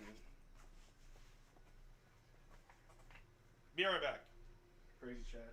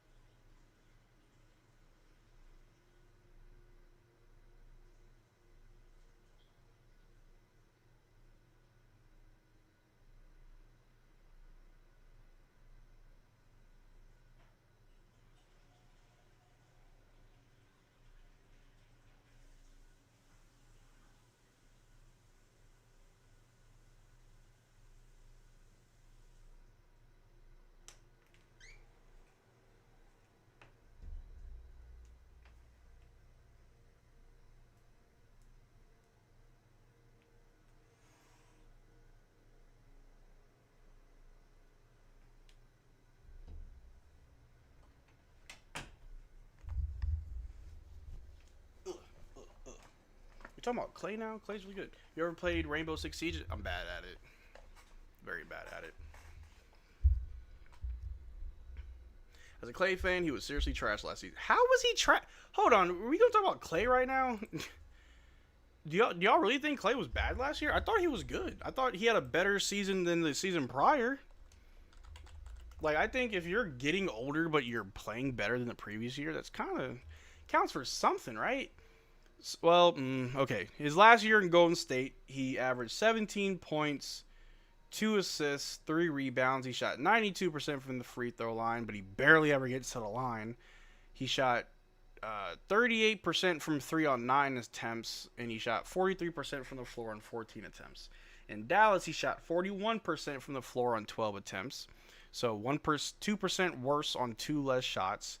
From 3, he shot 39% on 7 attempts, so he shot 1% better on 2 less threes. He shot 90% from the free throw line, same amount of attempts, so 2% less. And he averaged 14 points instead of 17 points, so 3-point difference. all the while being like the third or fourth scoring option. It's not bad for a 34-year-old Klay. Not that bad. Don't forget, he's also coming back from his 2 years of injury, so not that bad, in my opinion. Apparently, 7 threes a game on 30% was trash, apparently. Marcel, keep it going. I'm going to keep it going. He doesn't foul bait. I'm hoping he gets 17, 18 this season, maybe. He relies too much on catching and shooting. That's his play style. He catch and shoots. What? Maybe he relies too much on it. That's who he is. What? His defense was lackluster. It looked better because he shared the court with superior defenders. Guys, what are your expectations for Klay Thompson? Because if you're saying that he was trash, that means you expected more. What are your expectations of Klay?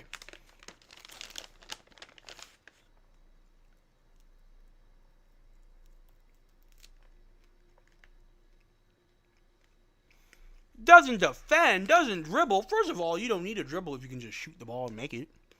He's a good defender. Not the best, but he's good.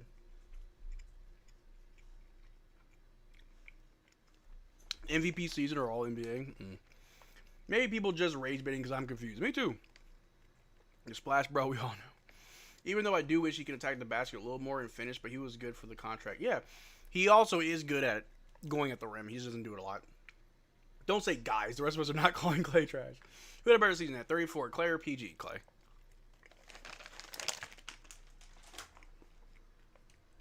Let's look at Paul George.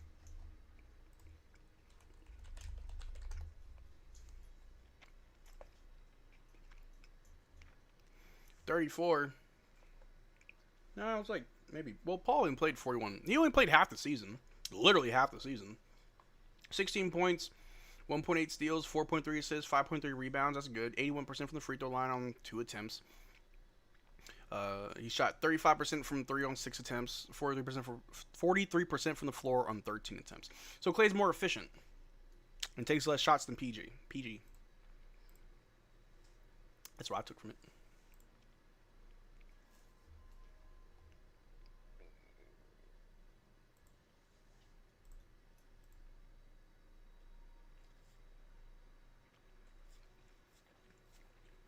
Klay never dribbled. He don't need to. Klay's better as a catch and shoot. He plays good off ball. Yeah. He did a lot of floaters. I think he did towards the end of the season. I think I remember seeing some floaters. It wasn't some amazing season for him, but all things considered, I was satisfied. Yeah.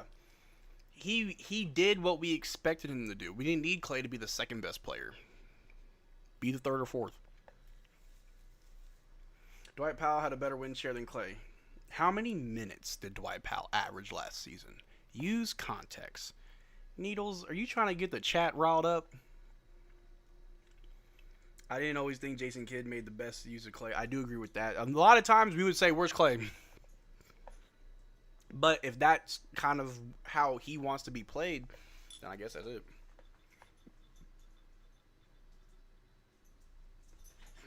Dwight Powell's go, that's fair. Advanced metrics without context, such a waste of time. Very true. Oh, guys, someone wants to say hi. Hold on.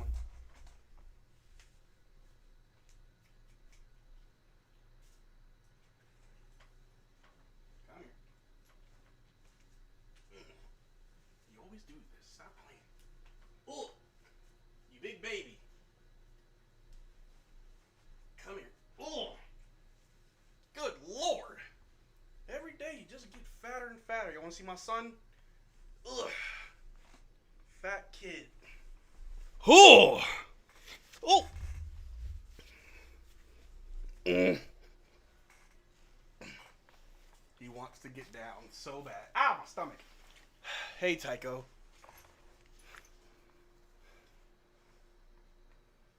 Look, it's you. He is trying to get down. Tycho, the chat loves you. Can you show the chat some love? Here. Here's a mic. You want to go outside? Want to go for a walk? Want a treat? Tycho owns Marcel. Hail Tycho. My chunky goat. For those who missed it, Dirk left the stream like 10 minutes ago. Y'all funny. My dog just got back from the vet today. She got a pretty bad ear infection. Oh, Tycho usually gets those, but I've been on top of it.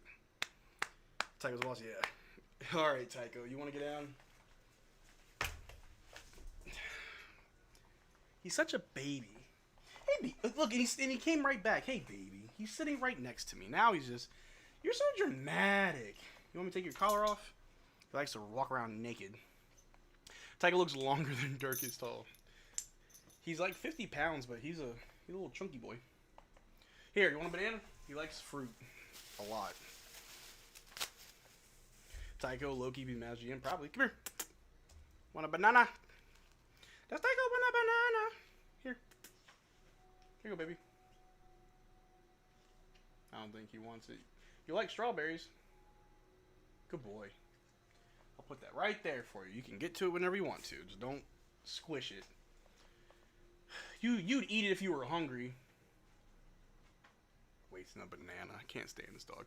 50 pounds? Dipper is 60. Yeah, Tycho's only 50. He's a little stocky boy. Alright, give me 1 second, chat. I gotta do something on PlayStation. We're gonna play a different game real quick. Ah! Green screen falling. Tycho, what are you doing over here? Eat the banana.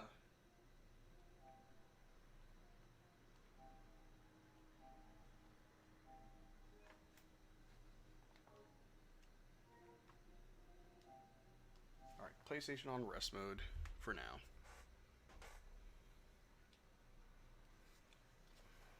Your dog's 80 pounds. Oh, wow. He looks way bigger than 50. Oh, yeah. He just looks big, but he's like all muscle. He's lean as a mug. Where are you? Hey, baby. Get away from my sushi. What do you want? I have a banana. He's doing this thing where he'll like come around and sit next to me like he wants something. Here's a banana. Good boy. Boop. Good boy. Boop. Good boy. You're a good boy. It's a banana. You like the banana. You like the banana. Here you go. Good boy. You can't have my jerky. Good boy. Eat the banana. Come here. Good boy. Oh no. Oh, water bottle. Oh my god. Tycho.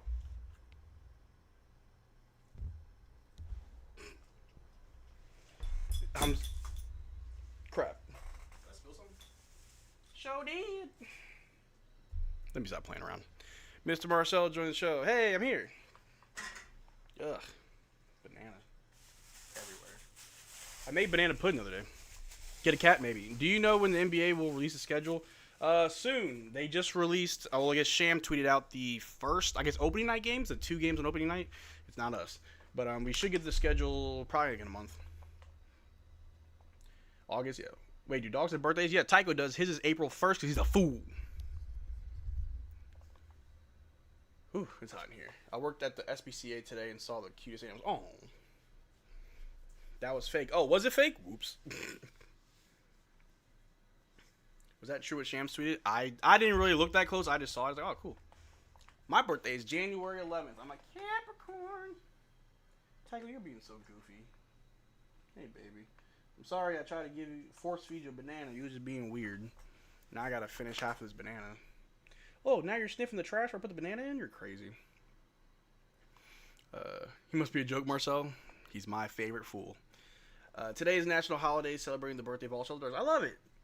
It was Scams that tweeted it. I figured. So if you don't know, you can celebrate it on August 1st. August 1st. Hey, baby. You want to come up? Up. Hey. Up. I tried to get him to come up, and he just ran under my bed. So we are without Tycho for quite some time.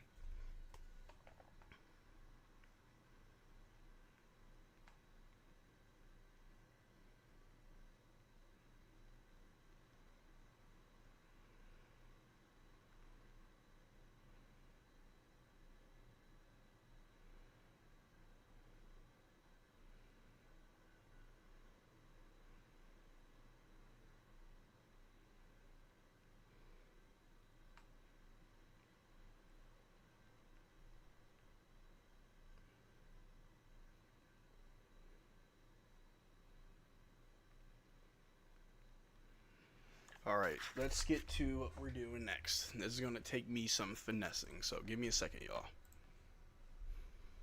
Oh no, you can see stats. Womp.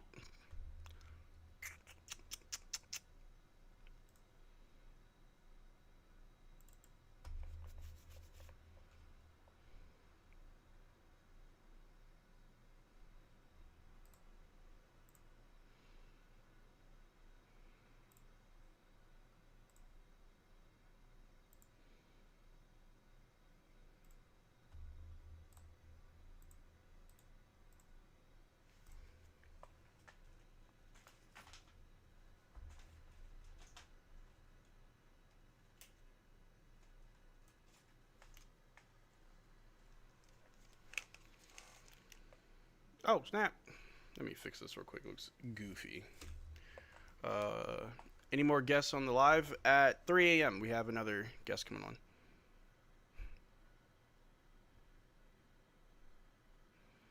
Tycho, hi, Cole. Smile, Mavs 5. August 25th is my birthday. That's what's up. September 16th, I'll turn 18. Hey, birthdays. We got a bunch of fall birthdays. All right, give me 1 second here. Boop. Boop, boop, boop. Boop, boop, boop. Boop, boop, boop, boop, boop, boop, boop, boop.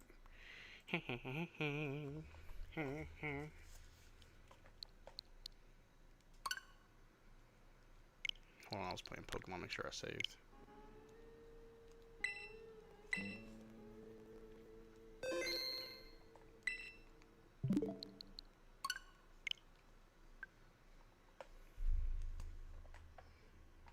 Gonna play a quick game of Mario Party Jamboree with my homegirl RJ.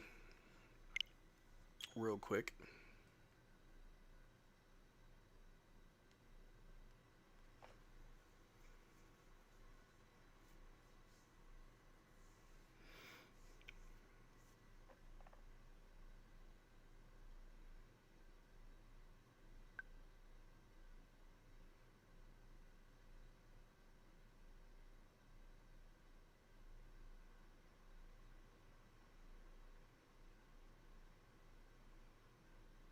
Another green toy was thrown at a WNBA game.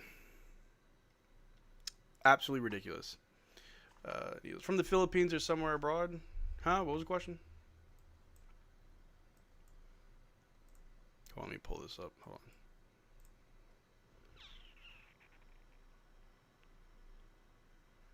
What's the question, Needles? Man, just saw a Kyrie highlight slow-mo breakdown pop up in my feed. Dude is really poetry, bro. The other day I saw a Kyrie edit, and I was like, man, I'm about to cry. I'm about to cry. How old is my dog? He's 5. He just turned 5 this year. I've had him since COVID. Yeah, I played this before. Will we ever see another Kyrie? Like, when was the last type of player Kyrie? I don't know. Like, the really weird part is, who was the Kyrie before Kyrie? 3M guess. Curious where he's popping up from. Oh, I have no idea.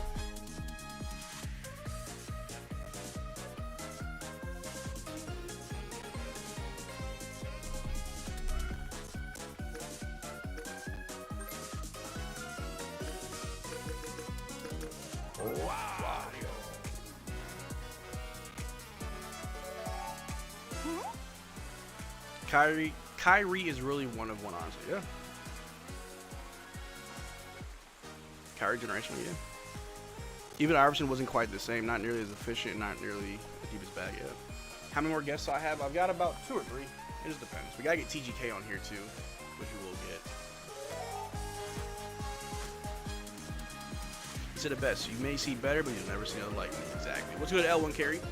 Kyrie before Kyrie has got to be Iverson. Possibly. But different still. It's a sticky one still. And then, crap, my eye. My eye, I went in the bathroom and like, my eye is like red. I'm gonna die.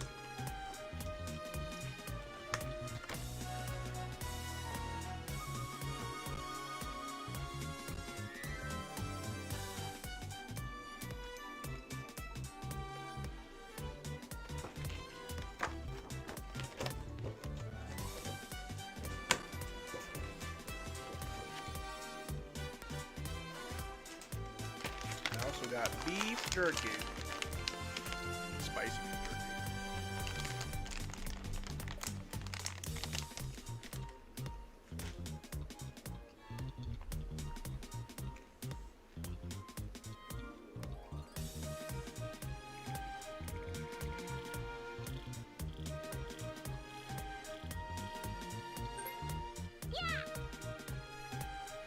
Is this switch? Yes.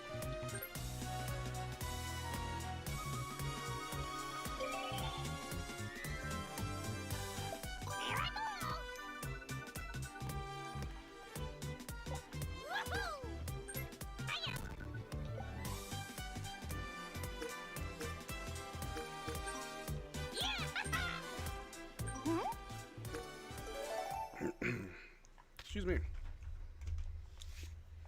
What's up, Tycho? He wants my jersey, but he doesn't get the jersey.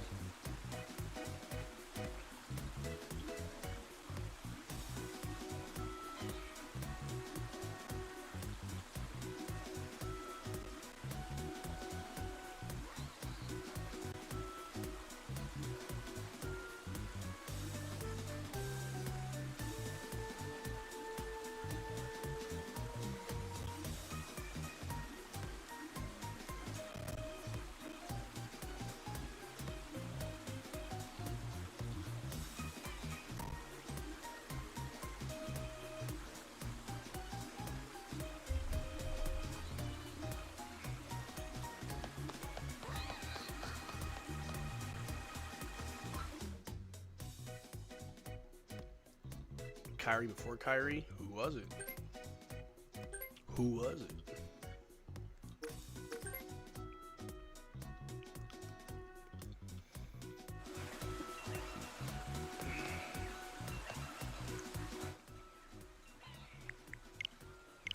Hurry up, RJ.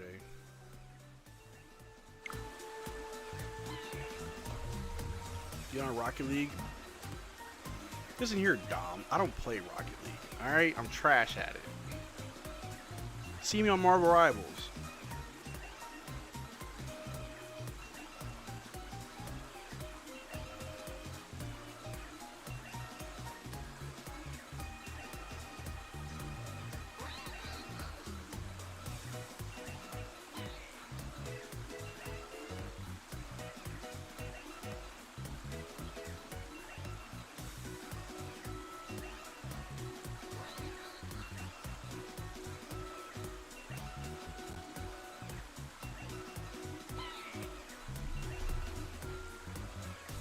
Still no 2K yet. Hey, chill out.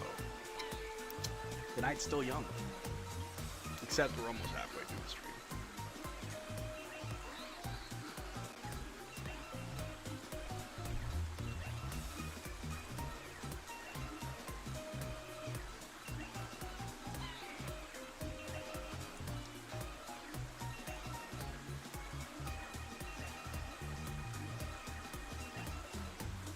We just vibing. What game is this? This is Mario Party Jamboree, is it? Yeah, Mario Party Jamboree. That's what we're playing. There is a game that we can play after this that you guys can play on your phone. That's totally free. If you played Jackbox before, music cozy, yeah, man. I'm just chilling. Wario is like my spirit animal, though.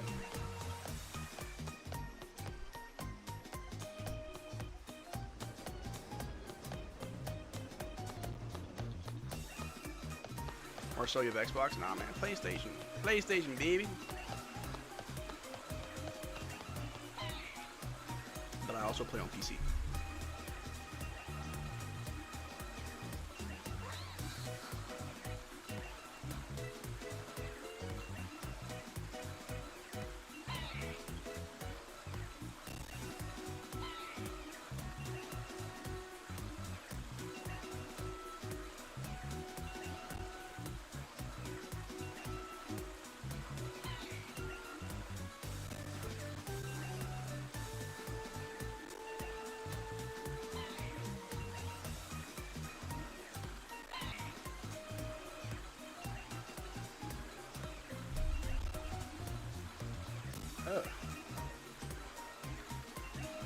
just uninstalled GTA 5 to free up space to try this Marvel Rivals. People talk about it's awesome. The update is taking 5 million years. Good job, RJ. Don't listen to L1 carry. Let me see. Leaning his big head back and forth is such a cute cartoony characteristic. Yo, Marvel Rivals is the ish. While we wait for RJ to get it together, do we have time for a round of Marvel Rivals, maybe? This Dominic sounds like he stinks at his job. Man. I mean, he's not the worst. Nah. Shout out to Dom, man. I appreciate you stopping by, big dog. He's solid. He's solid. He works hard. I know he does. 5 minutes. Does he? Does he? Quite possibly. He might be good at faking it. Let's see.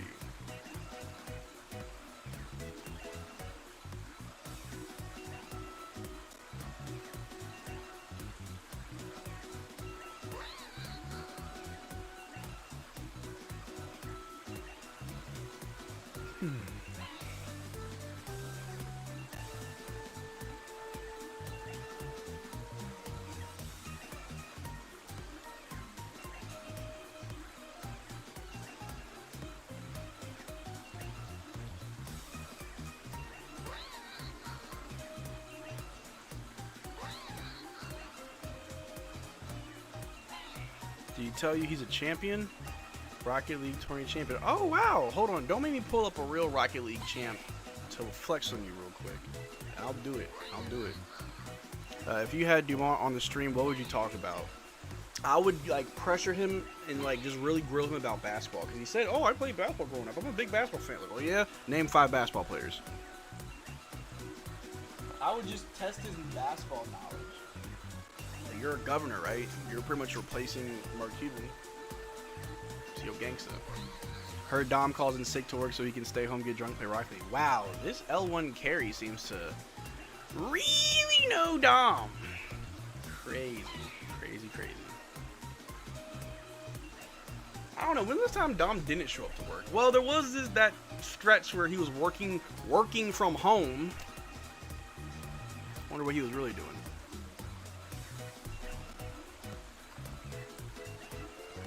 Getting drunk playing Rocket League. Absolutely crazy.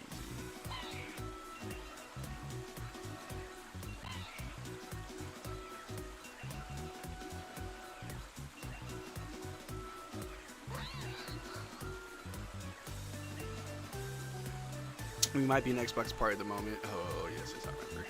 Working from home, right, yeah. Right, working from home.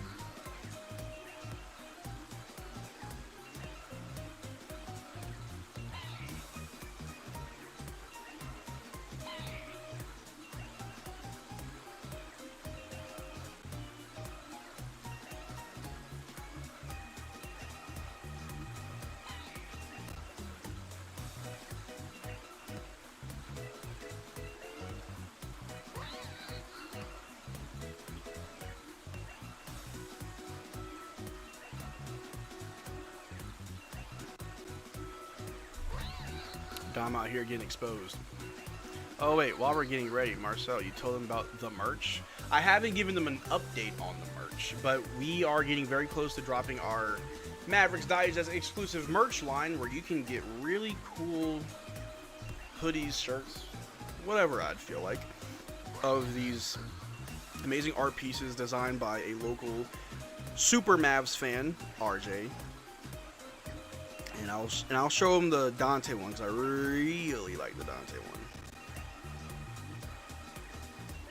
But we got Dante as Wolverine. That's one of them. I'm not sure if you can see it that well, but that's one of them. And I mean, I've shown you some of these drawings over like the last year, but we're getting close to getting it all together and throwing it out to the masses for you guys. Hopefully by the start of the season, we'll have the merch line ready, and I'm really excited for it. Honestly, it'll probably be the only thing you see me wear on camera is the merch. Dante Lecole, yeah. The Wolverine one, phenomenal. Dante the X-Man, love it. Only 2 left. Now we've been working on this for so long. There are players that we have, you know, designs made that aren't on the team anymore. But that's still fine. I still want, you know, to sell it. Eating jerky and getting it stuck in your teeth is like the worst food in the world.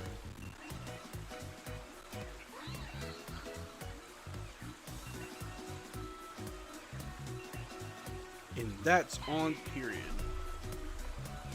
Just put your stream on a Samsung refrigerator. Oh lord.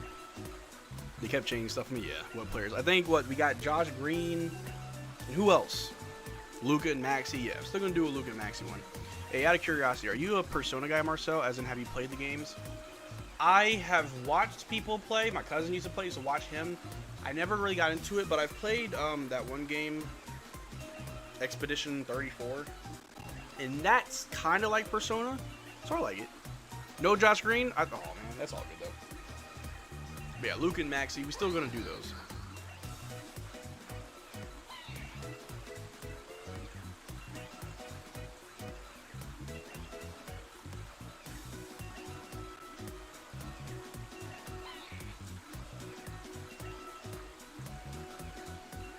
Did do Grimes. Definitely got to get the merch out for Grimes. That's my guy.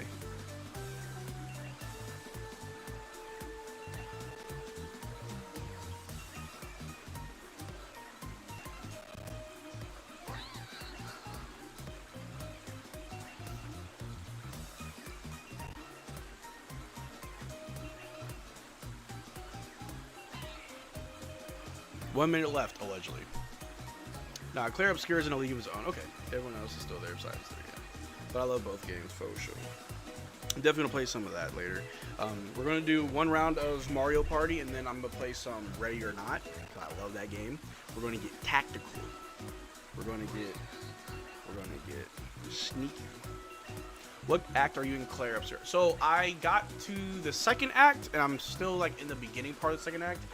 Because at the end of the first act, I'm like, what is happening?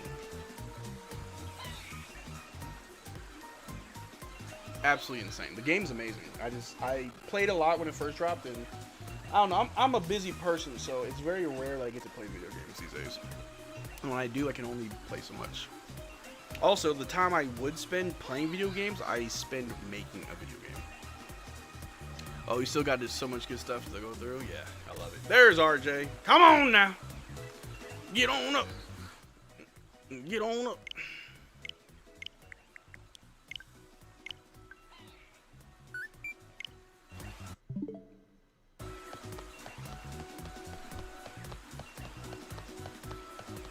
I'm also very good at Mario Party. I almost never lose. And when I do, it's because someone cheated.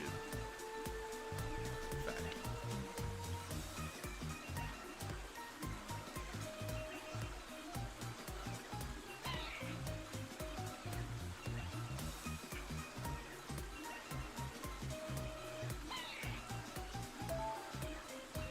Here we go.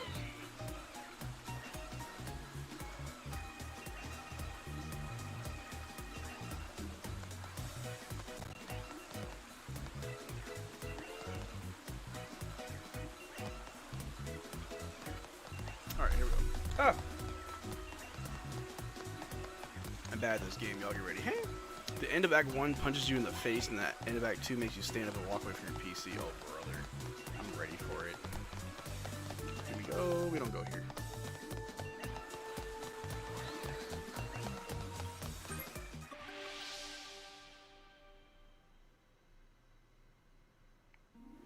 Good night, Alexandra.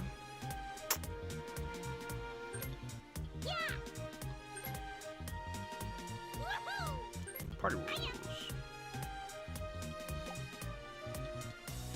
We're gonna keep it simple.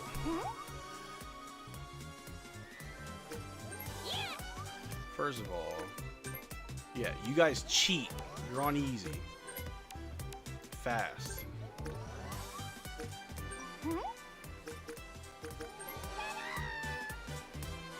Ten turns, that's fair. It says about 90 minutes. Yeah.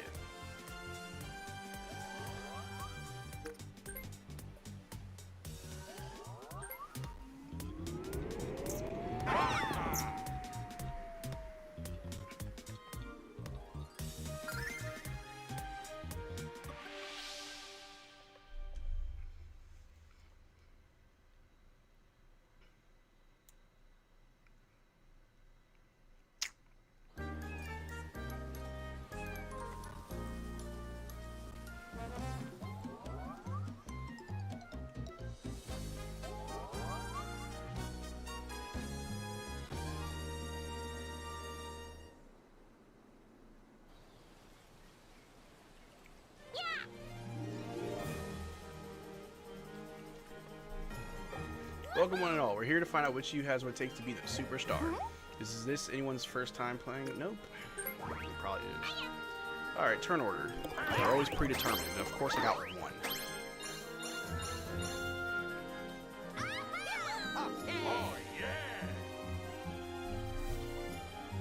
Just save the best for last. Oh, before we begin with Easton. RJ, where'd you go? Literally on stream is weird. RJ, where'd you go?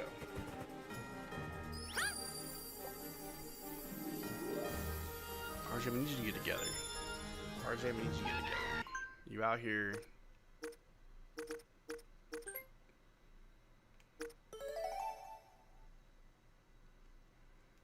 Let the chat boo RJ.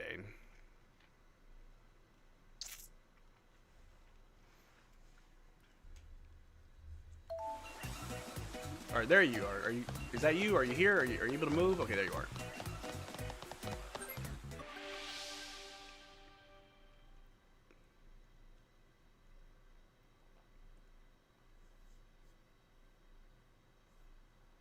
Disconnected.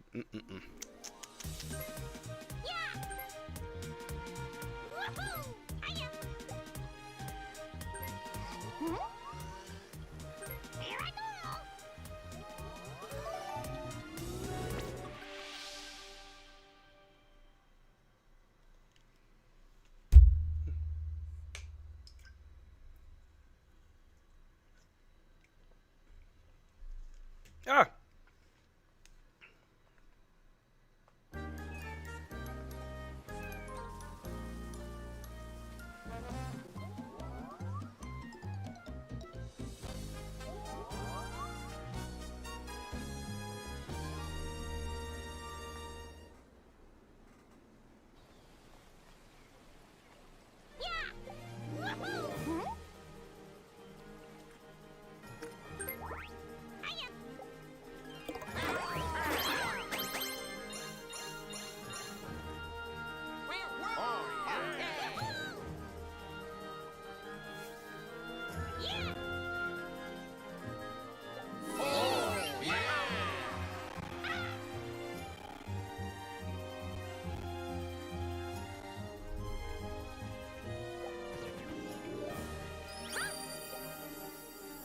I'm helping you hit 24 hours by killing time. Thanks, RJ.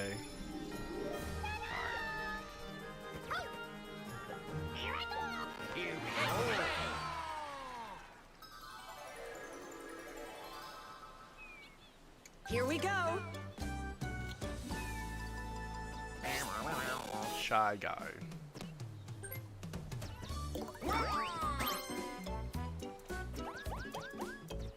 Yeah, speed this up.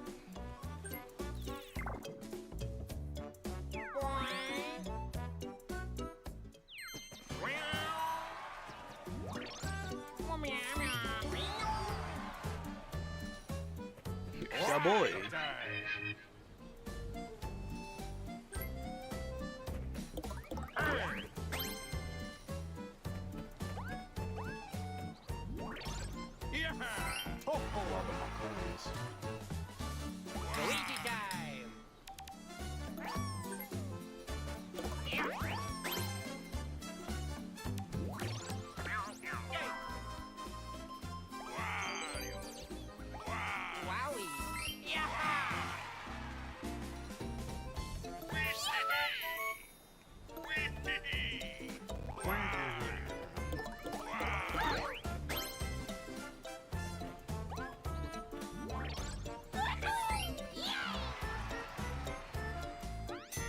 Mini game.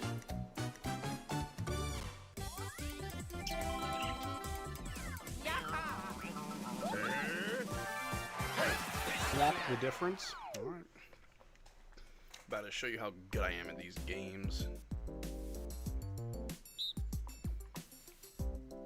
Dang, this stream feel like it's almost over. I know it's not, but I'm gonna go to sleep soon and wake up and the stream will be almost over.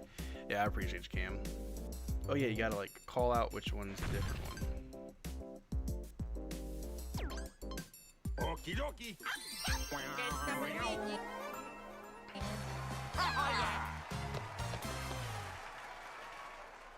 Start. Round one.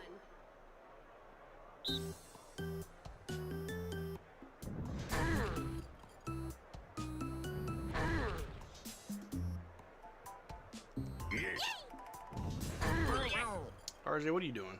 Oh, the difference. I'm dumb. I was looking for the same. I'm mad. I said, RJ, what are you doing? And I mess up. Oh, Lord.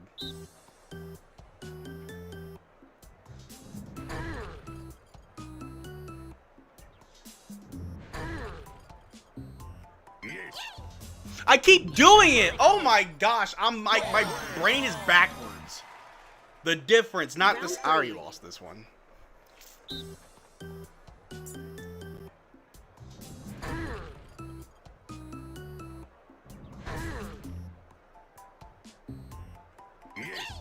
There we go. Ugh. You know, once my brain started working. Round 4.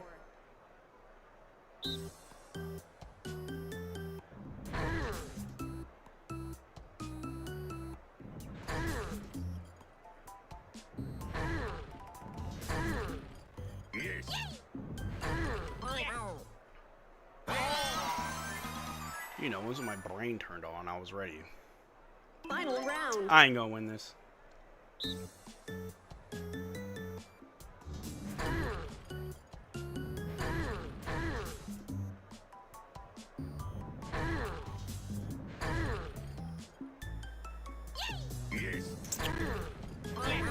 Well, gosh darn it. Finish. Just a warm up. Just a warm up. Winner.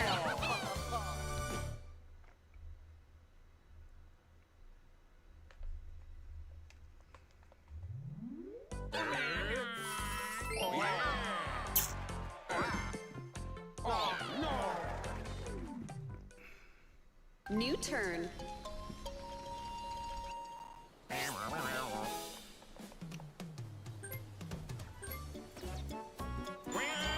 What does that do?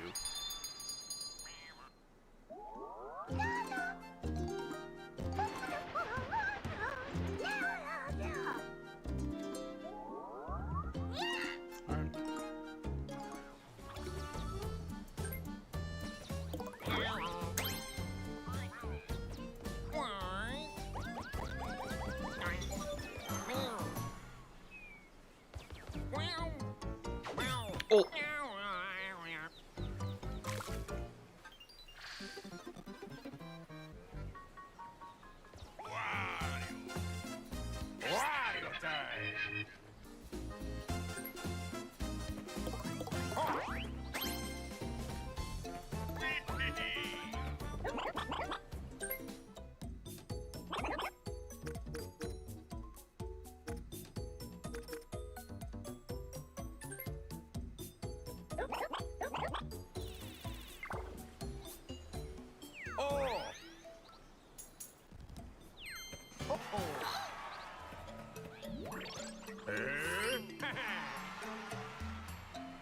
Luigi time!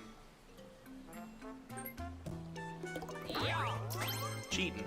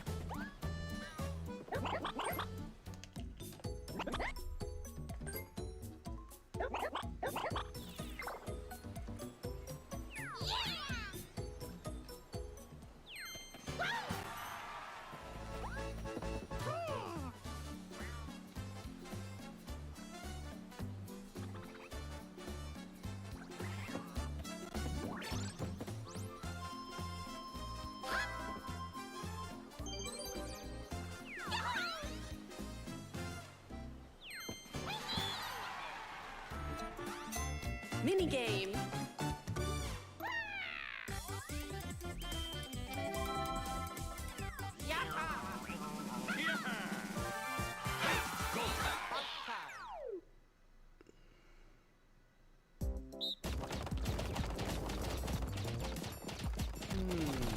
Oh, I'm definitely gonna win. I don't need to practice.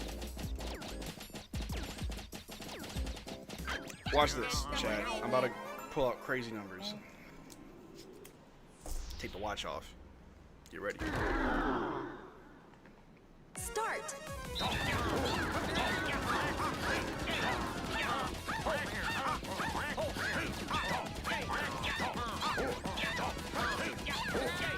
Woo! Okay, let's see it.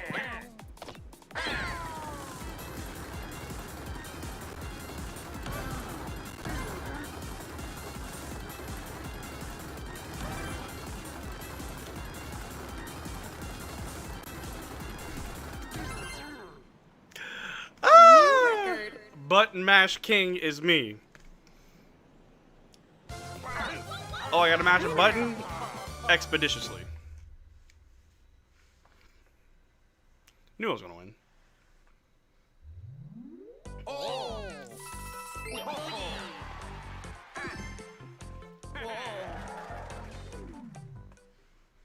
New turn.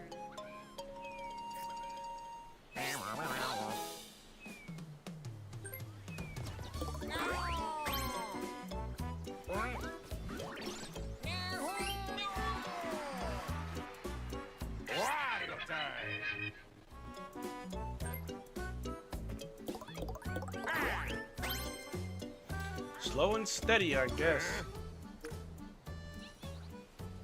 I'm gonna go this way because I pretty much don't think I'll get the star.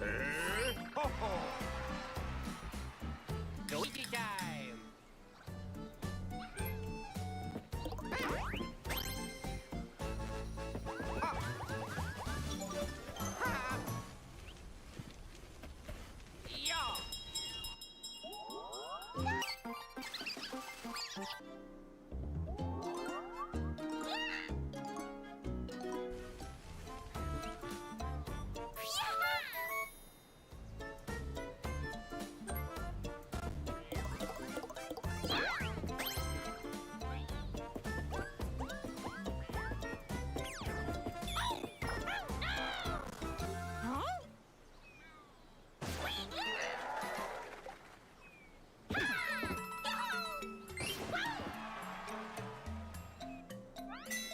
Bonus minigame.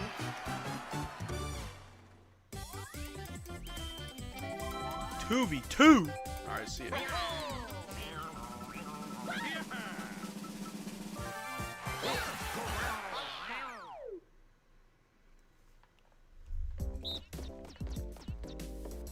I gotta do what? Pick the fruit and drop it off. Oh, that's how you do it. Well, we both are playing with incompetent computer, so it's really just up to us.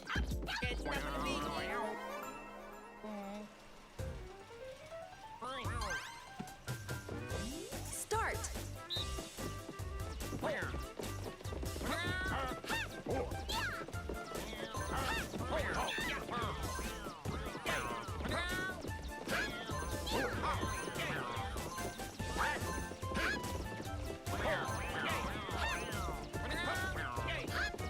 I feel like there's no way we can do any better because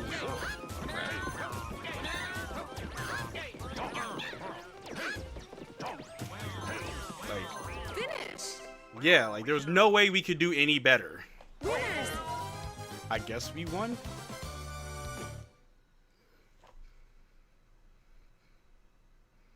Suck it, nerds. Told you boys, King Wario, baby. New turn. That was a weird one.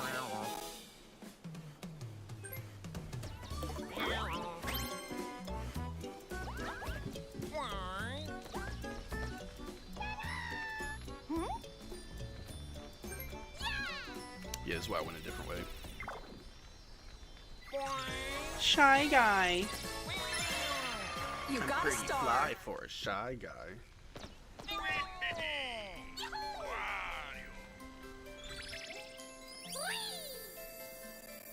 And I am on my way.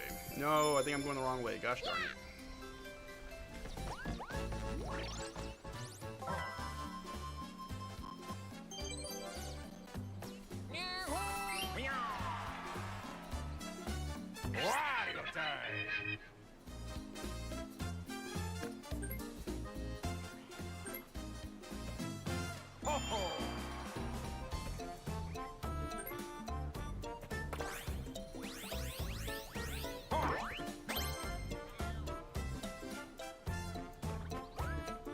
Whoa. Yeah. Yo. Yeah. Yeah. Goated. Yeah. Come on, RJ, step it up. Step it up. You got a star. Have my alarm set for 3 a.m. so don't miss it. Yes, sir. Oh, and it's on my way.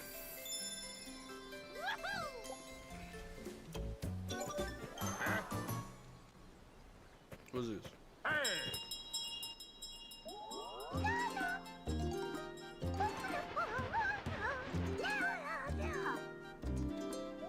Oh, am I on my way to the next star? Luigi time. Luigi time. Oh, he's gonna go right in front of a shop.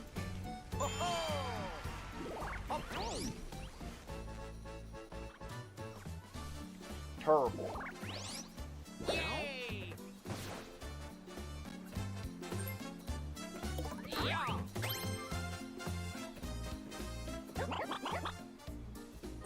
Sure, waste your coins. Yeah.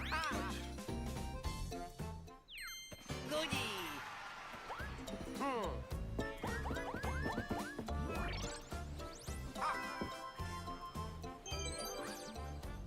Wowie. Ho ho.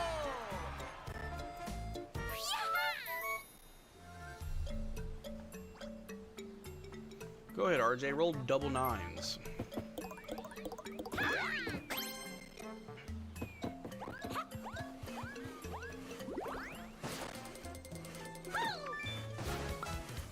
Item minigame.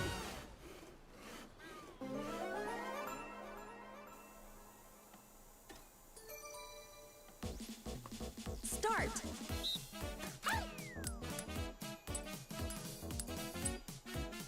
Don't fail. Finish.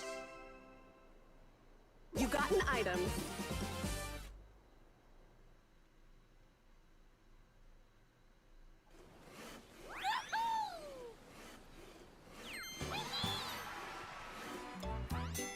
Minigame.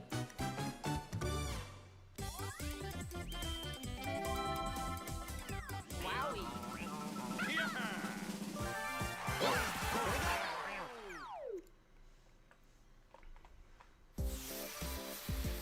Release the rain so that you stop off closest pops off on. Watch and learn from toads.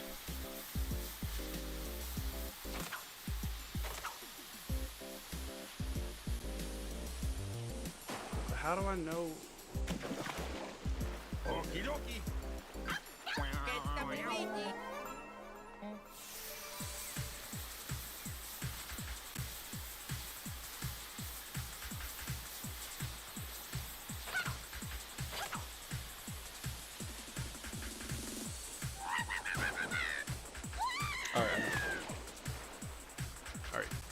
Alright, y'all about to see some crazy dubs. Start.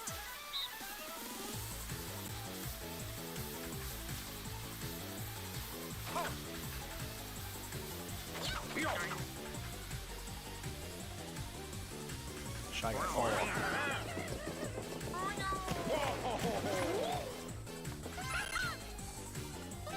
A new record.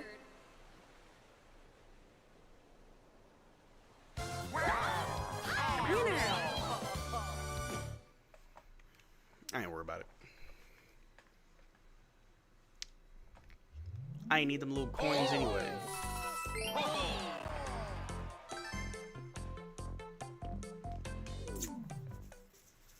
New turn.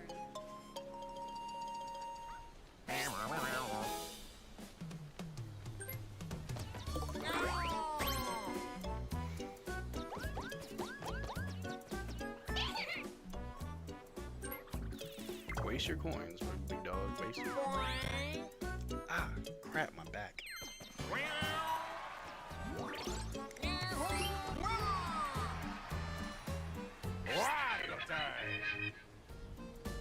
If I hit a 7, I'm the GOAT. I'm the GOAT!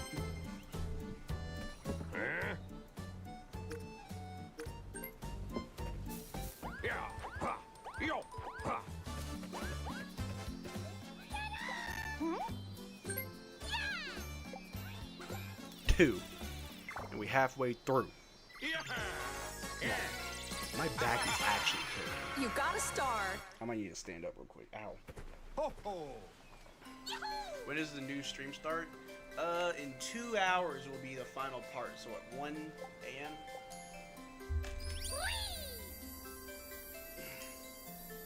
Oh my gosh, my back.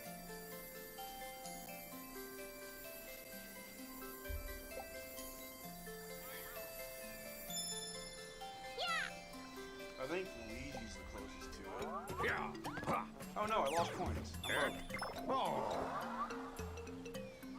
Luigi time! My back, dude. Oh my gosh, my back.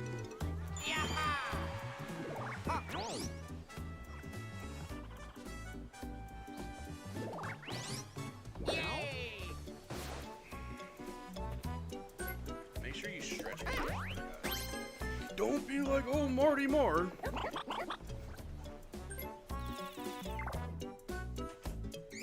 Wowie! Yaha! Oh!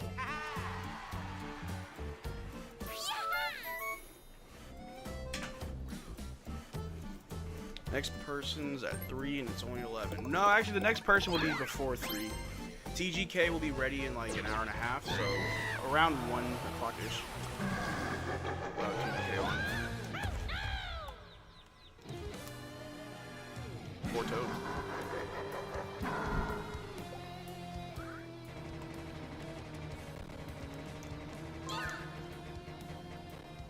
What is Bowser shuffle now?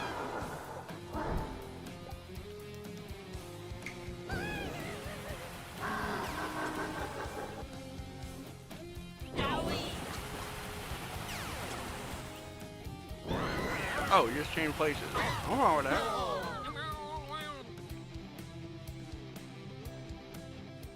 Where am I now? Mini game.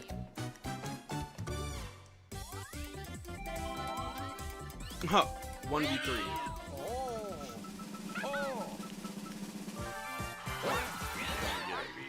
I need a win.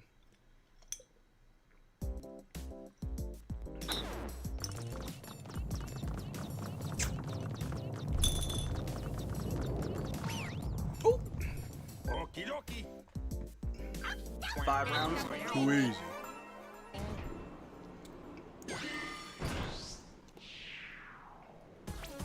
Start. Round 1.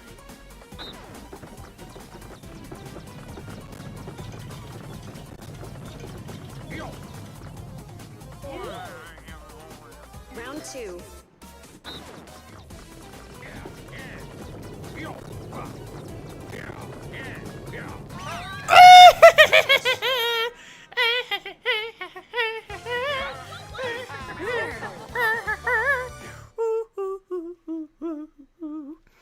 Too easy. Yeah, I'm like that. Yeah, 10 more and I can get another star. Come on, man. Only 5 turns left. Home stretch.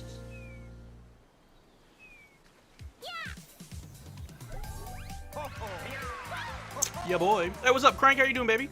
Crank, would you like to play Ready or Not with Josh and I after this game? Or is it too late for you, Papa?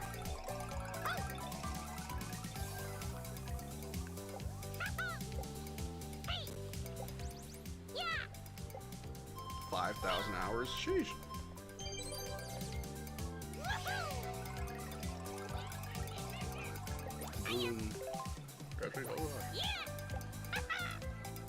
We're playing on an easier difficulty, Crank. I don't want to rage quit.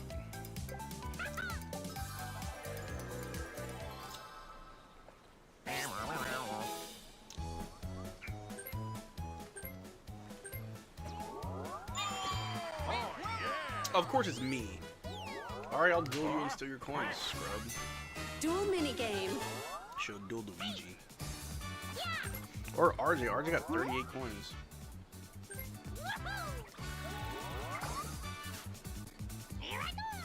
Be a man about it. Nope.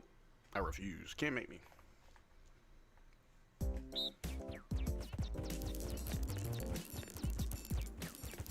This is easy. This is gonna be so easy. 3, 2, You really finna lose 10 1. coins off of Go! this. If I just stay in front of him, I win. Finish! This is a game I played against Yoshi last time. That was so easy. Bad decision. Wrong choice.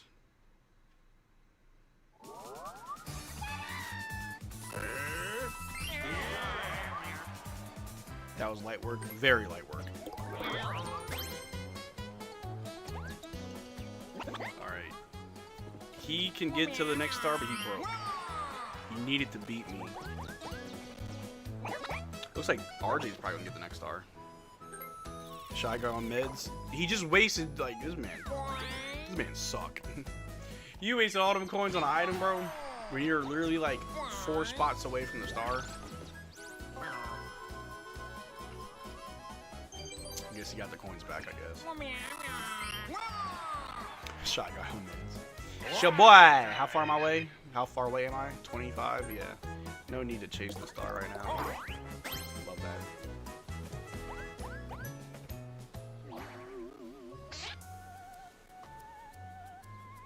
Oh, if I had 50 coins, I could steal a star.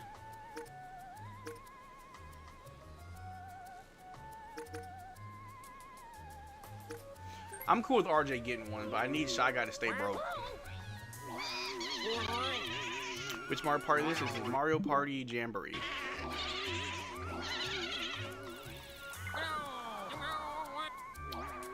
You're lucky, RJ. I probably should have done that too, but Shy Guy already got one. Don't want him to get 2.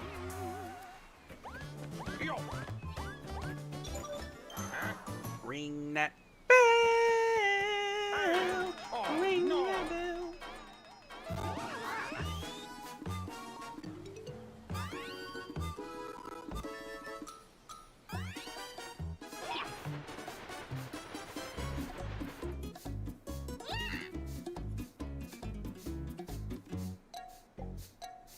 Oh, he's angry. Luigi time. Yeah.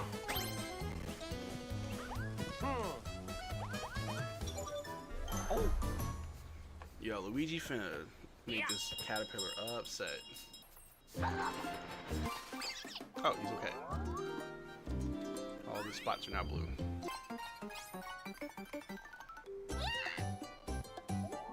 Oh, we got ourselves a big fat super chat coming in from Help Crank Please. Saying ready or nah soon. How long till you get tilted though when we play? We'll see. I'll probably end up quietly turning the game off before I rage quit again. But appreciate you with the super chat, man. Donations are going towards Convoy of Hope to help the victims of the Central Texas flooding. He got a star. Or I'm sorry, Artie got a star.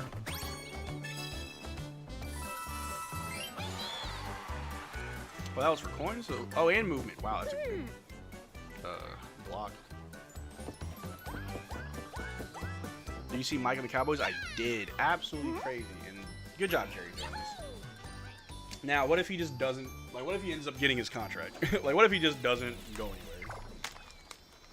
As a Cowboys fan, it sounds very frustrating. You've got a star.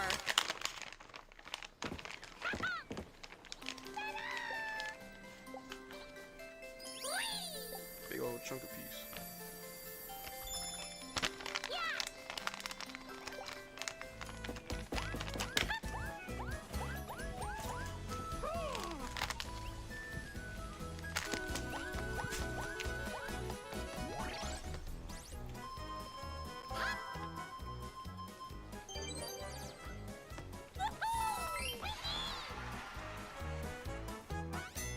Minigame.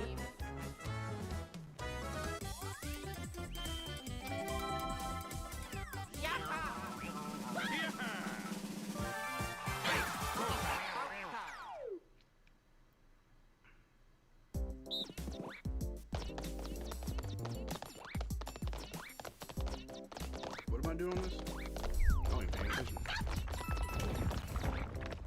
easy. Let me show you why I'm the GOAT. Start.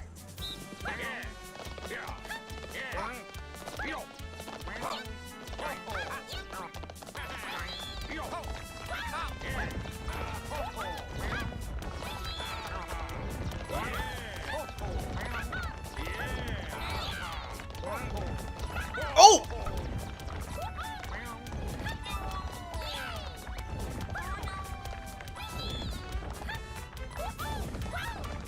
These things happen.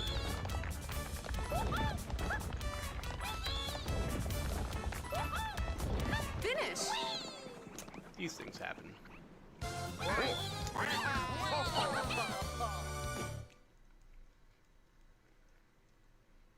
Should have enough for a brand new star.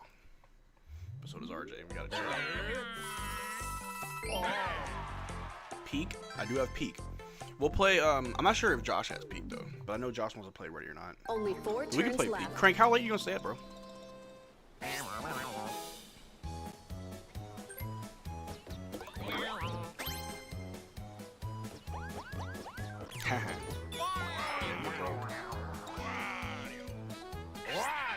How close am I?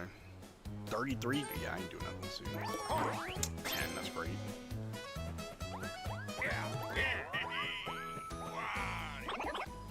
Oh, cool, 10 coins. I don't know, I have work at 10 a.m., but I can stay a bit. Bet.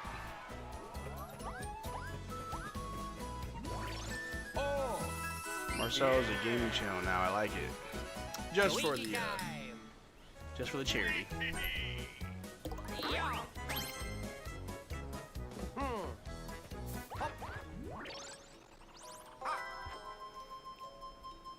Wasn't there already a gaming channel? I've got my own side channel. That's for like Pokemon. We did have a Digest gaming that we started for like a day, and that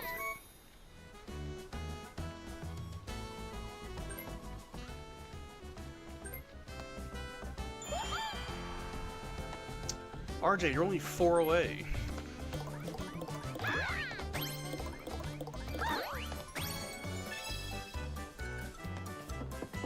Alright, so RJ's a threat now. I transitioned to my new schedule next week, 5 p.m. to 3 a.m. Ow! So I'm never going to see you again. Yeah, but I want to be sure. That's fair. That was about to be a game. After the mini game, I have to grab a trash bag. I want to try to You get some got a stuff star. off the desk.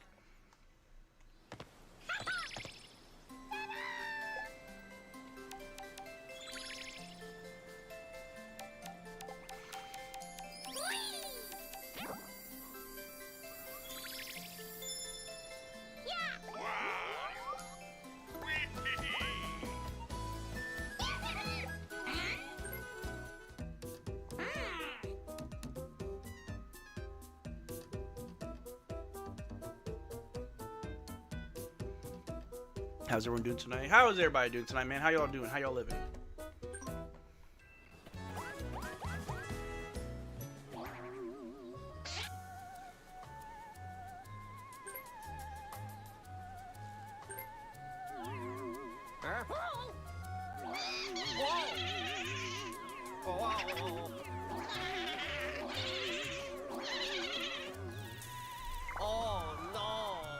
HZ Kiwi's doing great. Alright, RJ's like a threat now. Good soup.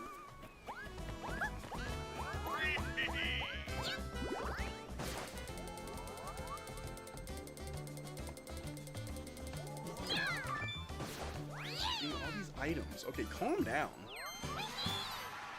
Calm down, little lady. Mini game. PT2. I got Luigi. Contract. Shadow play. That sounds freaky. Comeback queen, calm down. What is this?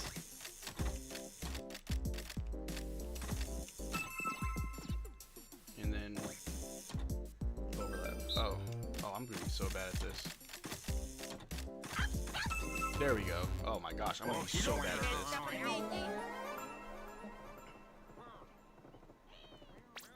this. Start. Round 1.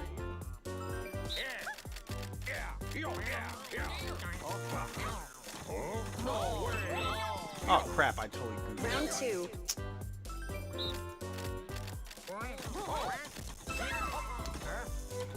Round 3.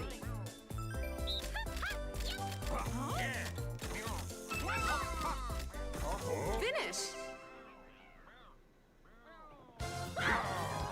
Winners. Yeah, because I had dumb Luigi. Oop.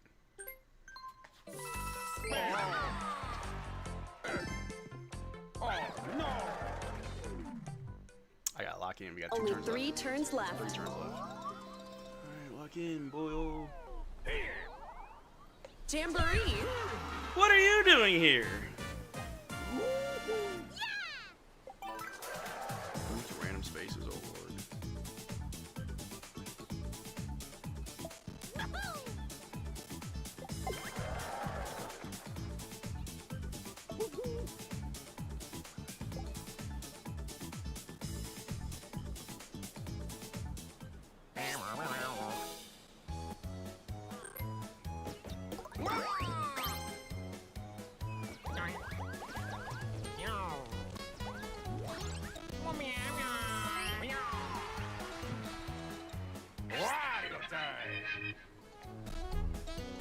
I only need 8.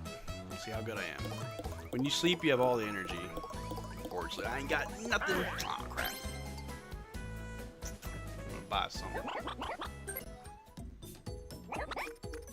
Yeah, we're gonna need that. That'll be what I do on my very last turn. Yeah.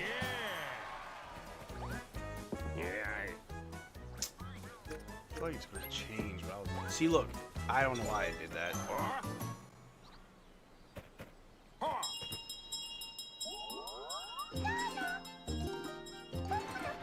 Gotcha, Luigi.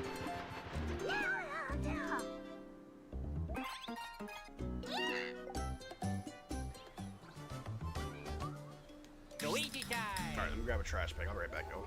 Ah, my bag.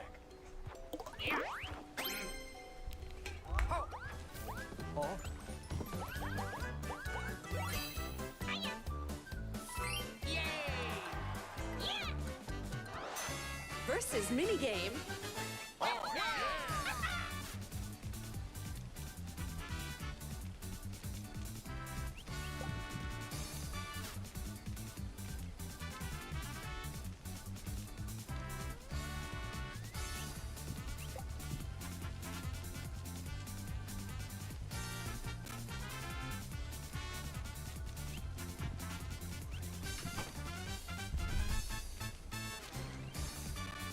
Well, I'm all out of trash bags, so that's something I'll have to deal with tomorrow.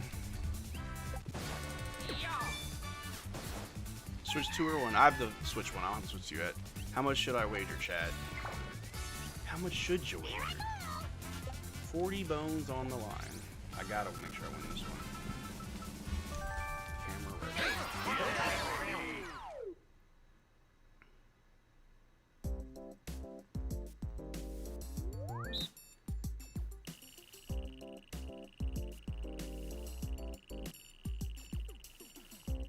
Alright, let's see. Oh, I hate this one.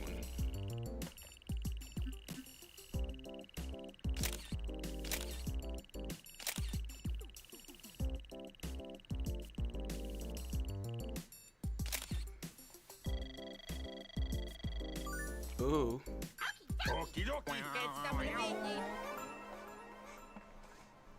Alright, y'all, let's lock in. 40 bones on the line. Start. Round 1.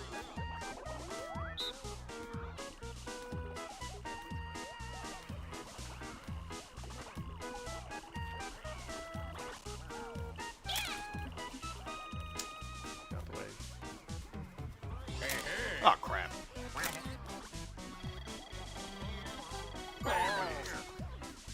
Bad. Round 2. Alright, lighten up. tighten up, tighten up, tighten up.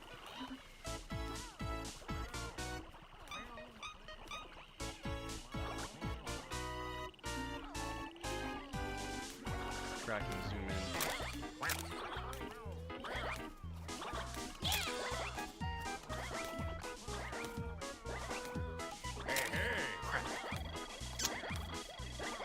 Oh! Here we go. Final round. Crap.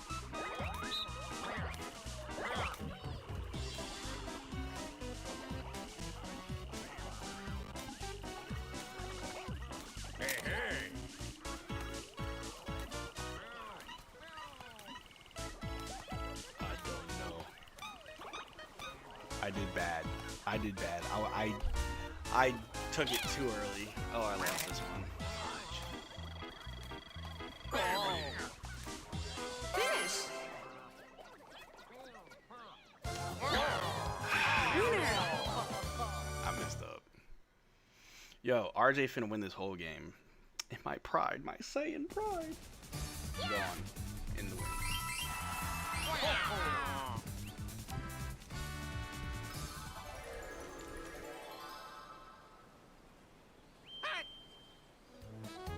RJ with 85 coins.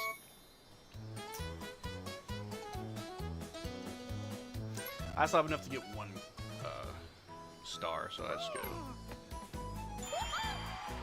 And here goes RJ. Double sevens, I swear. But she's one away. Ah! More coins. Oh my gosh.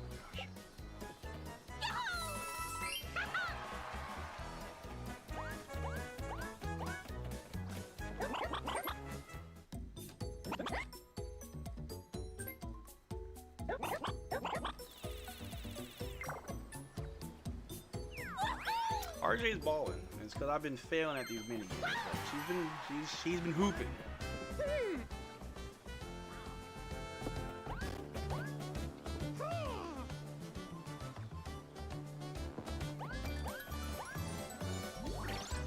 I think I can get it, but we'll see. I gotta be careful. Bonus minigame. Oh, 3v1 again. Wowie.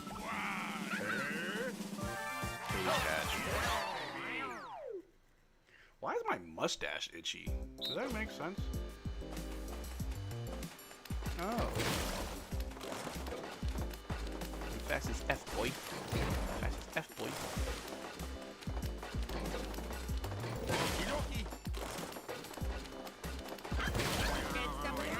This is about to be so easy. Start.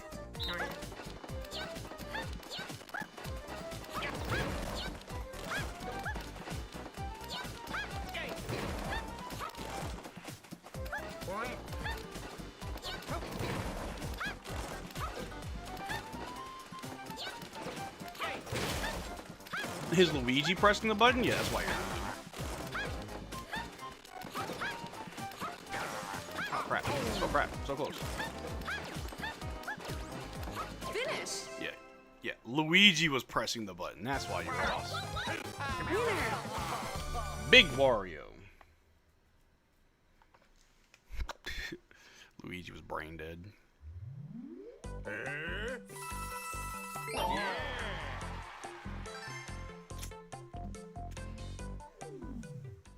Luigi about to save Only himself. 2 turns left. 2 turns. All right, I gotta lighten up. I gotta tighten up. I knew you got it too. I knew that was gonna happen.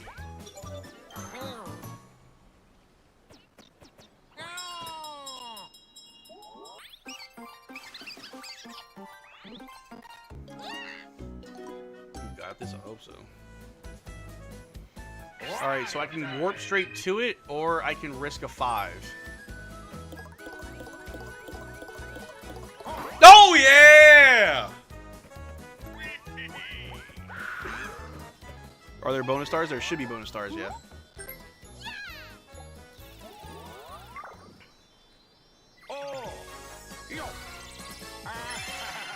You got a star. Built different.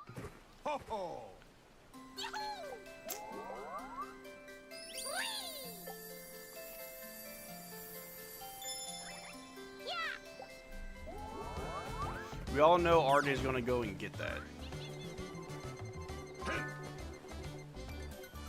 What's a lodestone? Is it just items that I can't use? Okay, no. Whatever.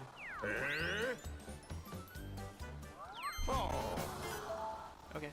Luigi time! Yeah!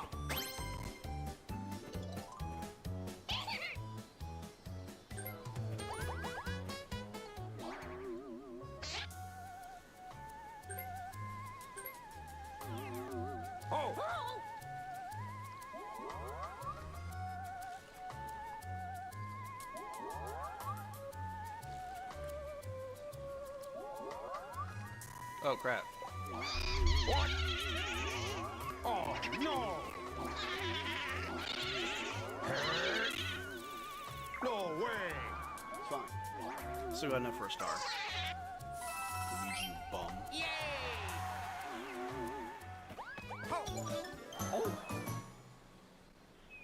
Ha! Oh no! Oh. Yeah, that's what you get.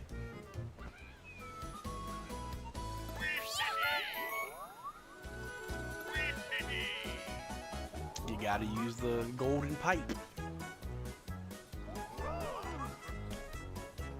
Luigi steals your coins and immediately loses them. Capitalism.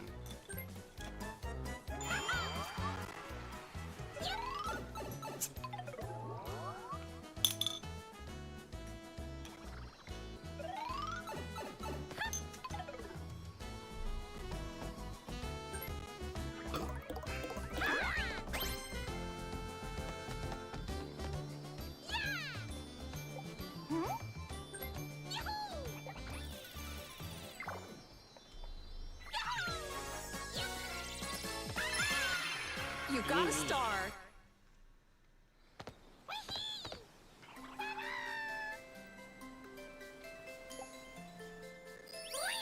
We're gonna get very spooky when we play Ready or Not.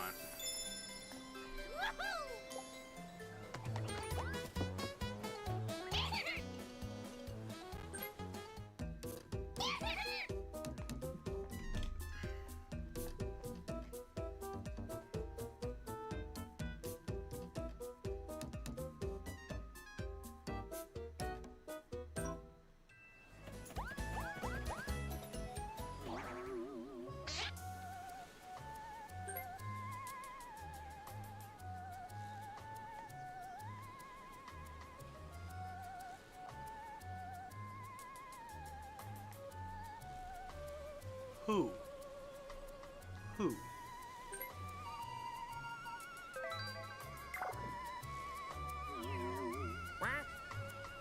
Now we got beef.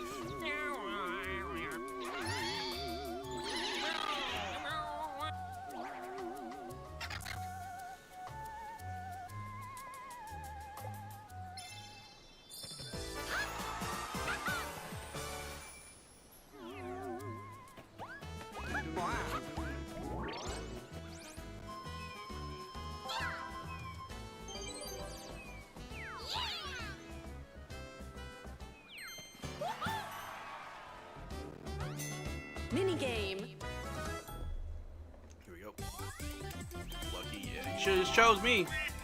Well, I would have done. These 1v3s are crazy. Would you get Joel and Beat on the show? No, thank you. Blame it on the crane. I think I remember this one. I gotta pick y'all up here in the little balls. Yeah. Okie dokie. I'm really bad at it. So we'll see. What?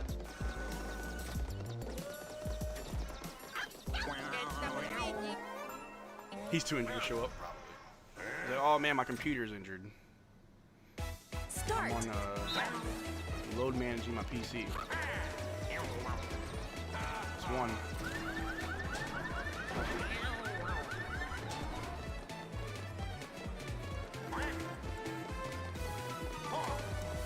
Come on!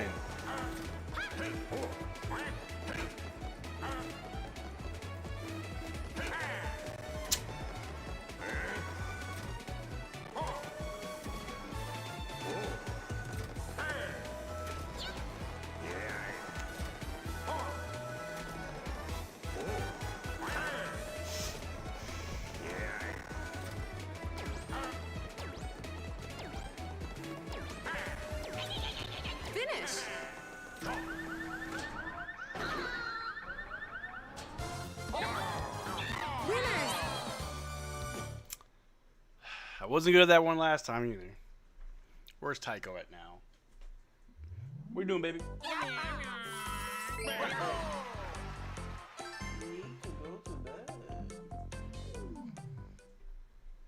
I got distracted by an ad on the stream. Good.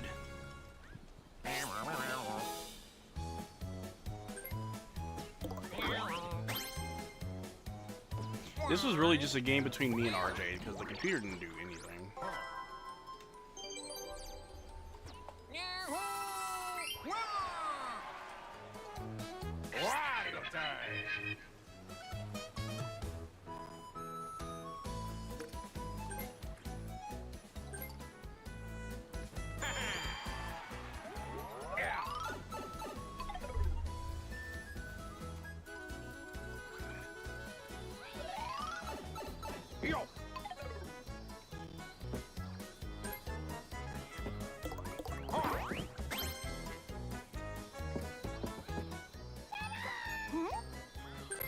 Barely had enough.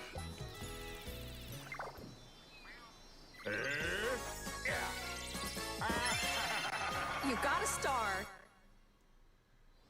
Yeah.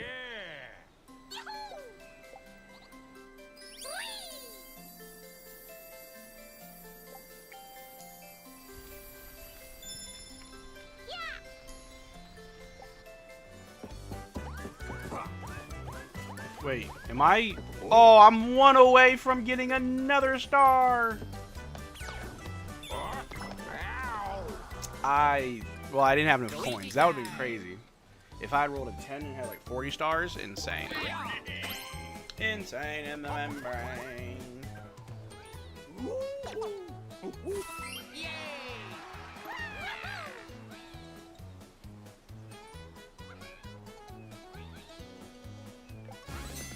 Showdown minigame. I mean, I don't really care, so that's right.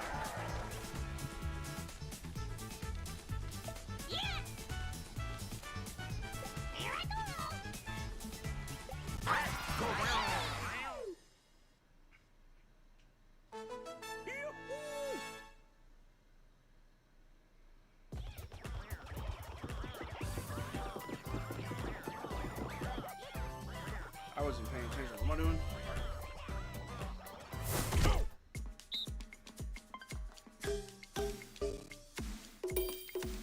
I pressed the right button. What happened? Oh, okay, here we go. Did I not press it?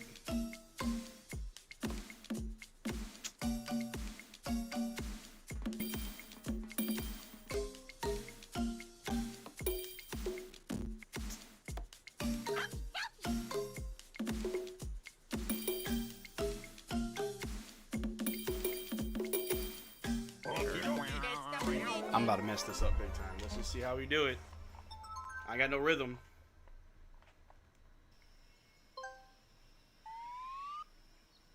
Goodie. Start.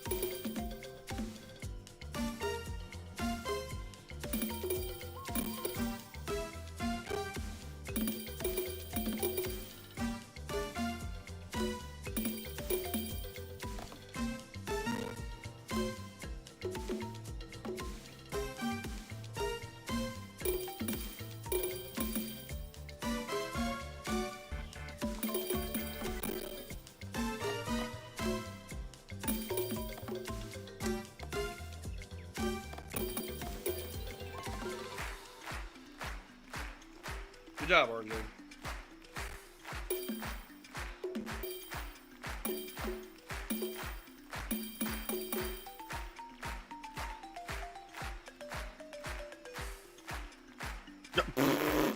You got it, Luigi.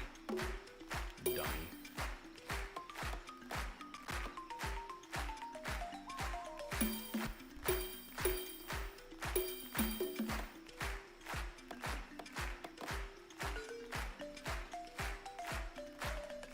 Micah Parson requested trade. Yeah, we saw that earlier. Good job, Jerry Jones and the Cowboys. We saw Nico said, I'm going to do better. What button hits both?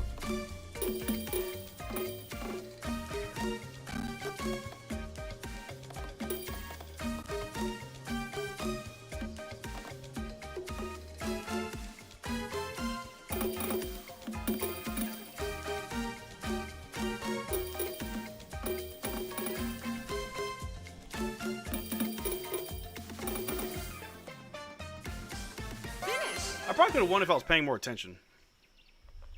But I wasn't.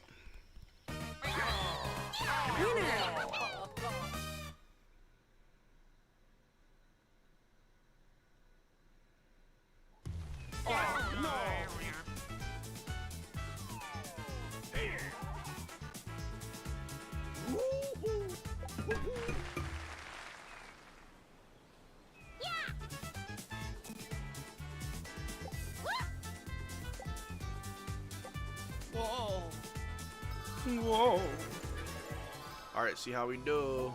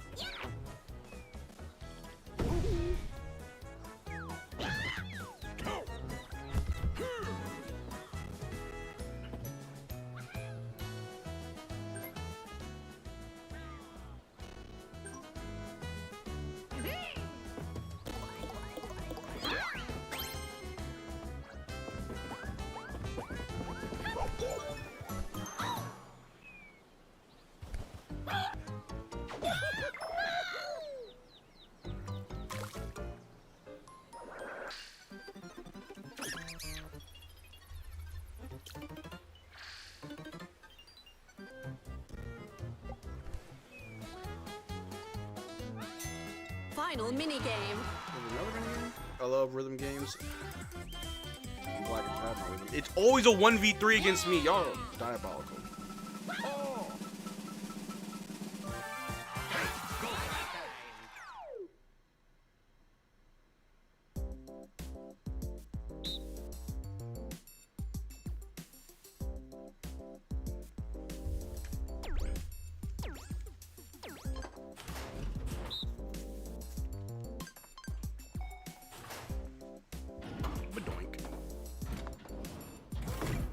Okie dokie.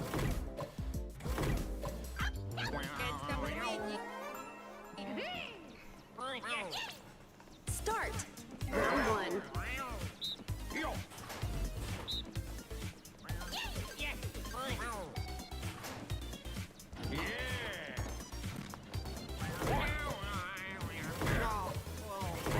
The sad part is, if you had 3 people, you could all just pick a different one.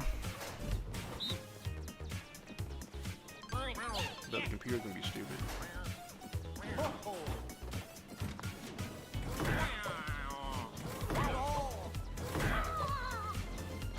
Final round.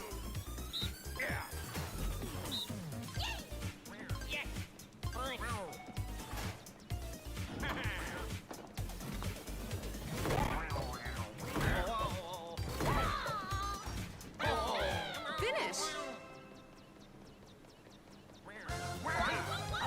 Winner. I'm that nice. Shire and Luigi failed me again. Yeah. Time for the results. Yeah, but it was a whole lot of 1v3s against me. I had to hold my own.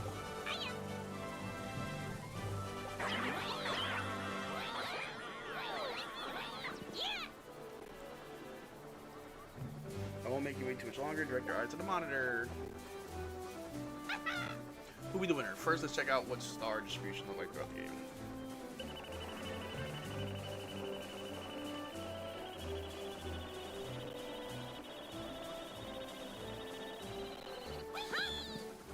So we got to hold 2 stars and 1 turn here.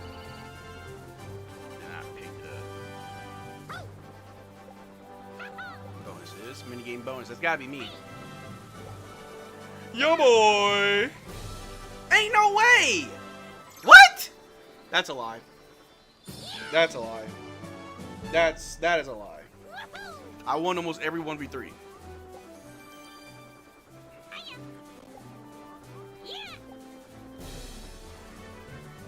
Tied.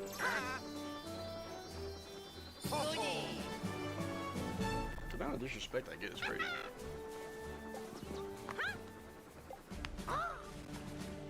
Well, it ain't gonna be a shy guy. Get out of here, you. Oh. Congratulations.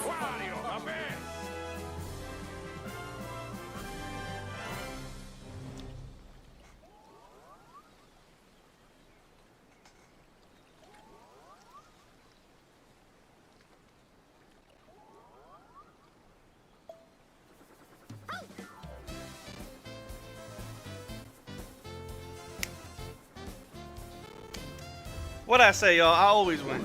I always win, baby. It's because I had one more coin than you?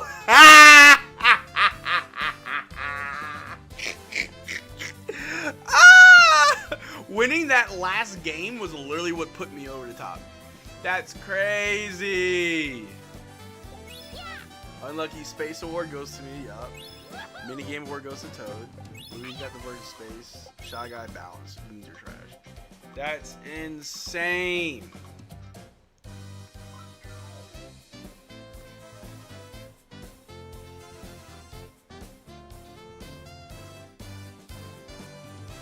I don't lose when it comes to this, man. I don't lose when it comes to this, man. Come on now. I'm him. I'm him. Come on now. RJ, thank you so much for the fun game of Mario Party. It's been real. It's been fun. It's been real fun. Winning by 1 gold coin.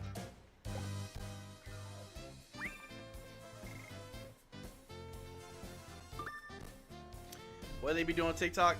I'm so ATL. Ooh, I'm so ATL. Ooh. Oh man, diabolical. Diabolical. Yeah, all this cool stuff. I call it tie and stars. Hey, I'll call it a tie. That's fine. I ain't worried about it. I appreciate you, RJ. That was a lot of fun. That was a lot of fun. Appreciate you. Appreciate you. All right, let's switch it up.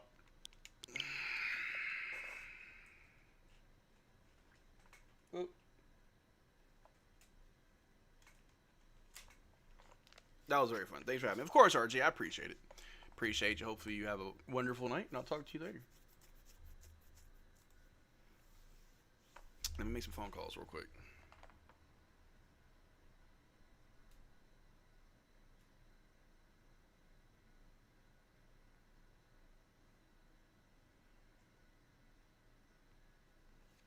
It's going to get spooky in here. Hopefully y'all are ready for it.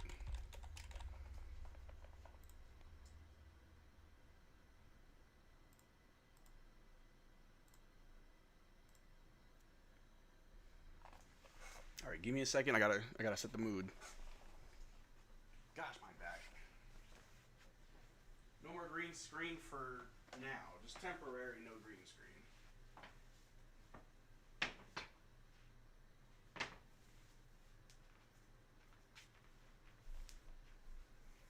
So much crap on my desk. Let me throw out some of this stuff real quick, chat.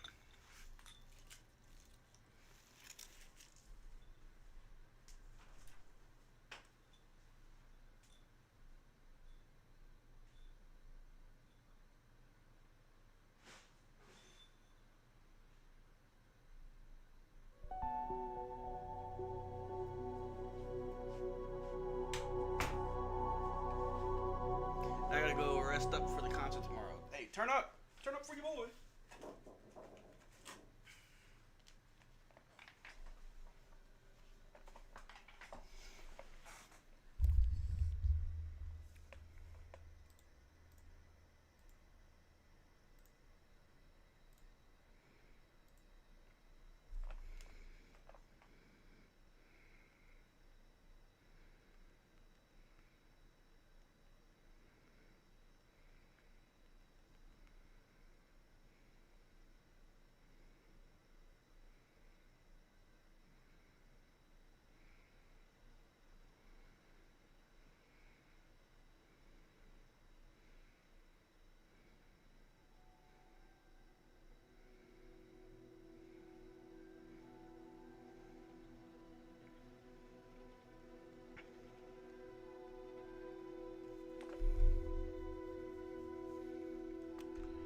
second, chat.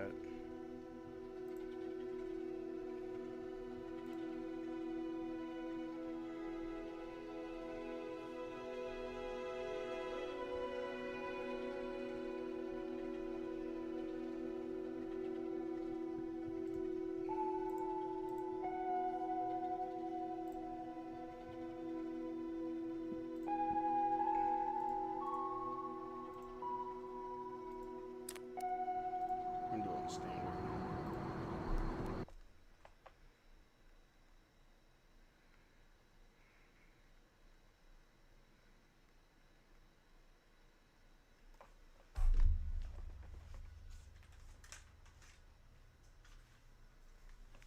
It's about to get serious, chat.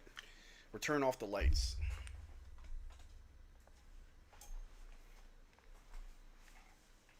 It's about to get real.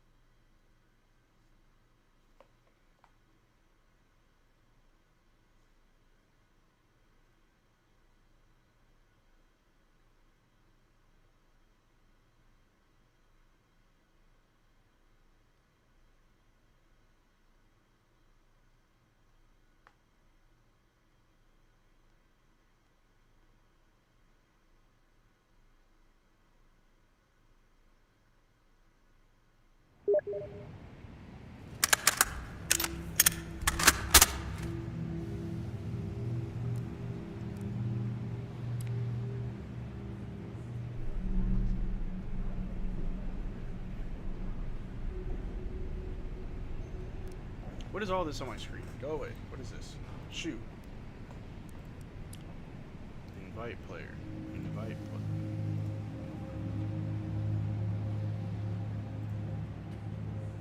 Invite.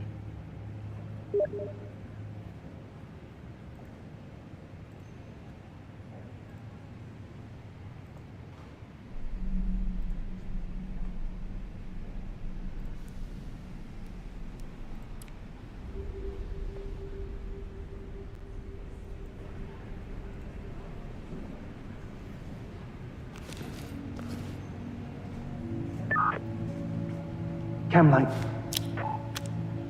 Show me your toes. Crank, can you hear me?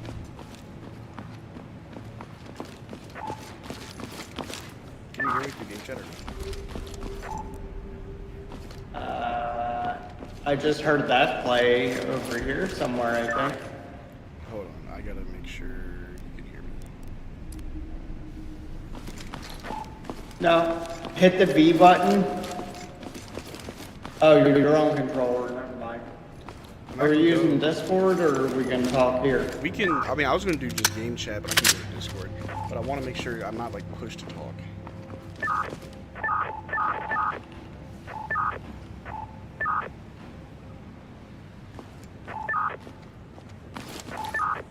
But can you hear me though? Meow. Can you hear me? Officer Cooper, please call desk. Can y'all hear me? Can y'all hear me? Yes. Josh, you there? We're in game chat. If you're on PC, press V, push talk. Yep.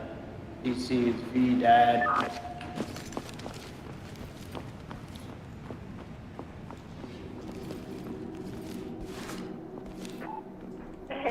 Show me your toes.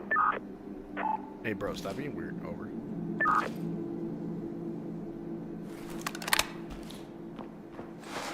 This is Raiders, dude. Guardian 7 coming in hot. Should we go to the Discord for this? Should we go into Discord for this?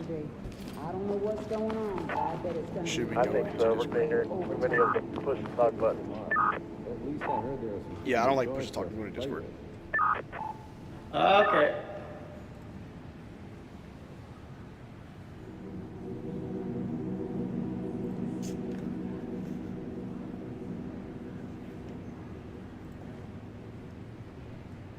Hello?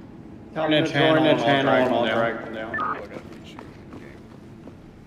Oh, I just turned off push to talk. We're good. Okay. Alright, let's wait for Josh to join the Discord. Yeah. Well, he already did. Is he in this chat? I'm gonna give him perms.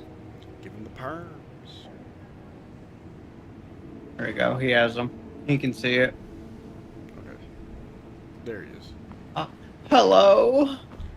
Oh, yeah, it's so much better than fucking push. Run this bad boy.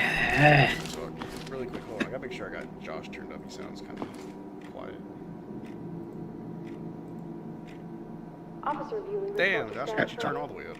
Officer viewing. Report to staff. Hell yeah. Turn it up. Oh, dude, I gotta mute your stream. You're like 6 seconds behind. Uh-huh. Ho, ho, ho. All Been there, done that. Sinuous trail. Ready up, boys? It's time to get tactical.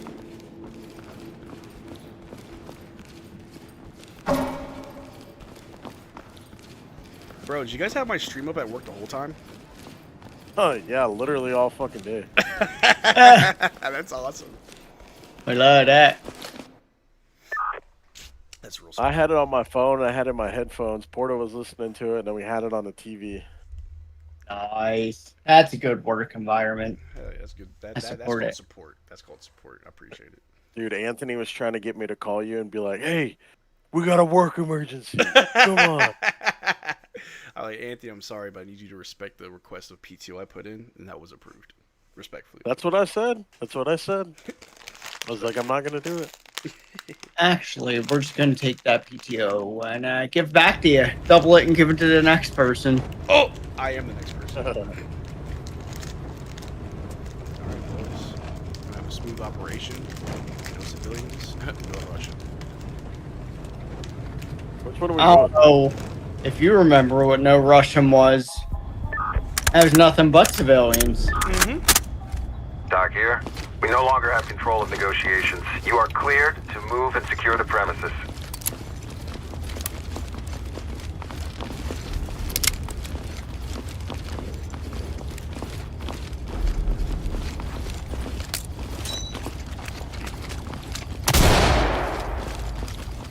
There's usually people up there.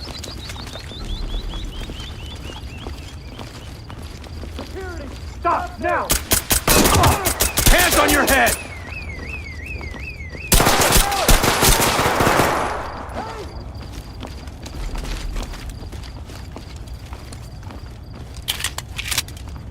Drop him!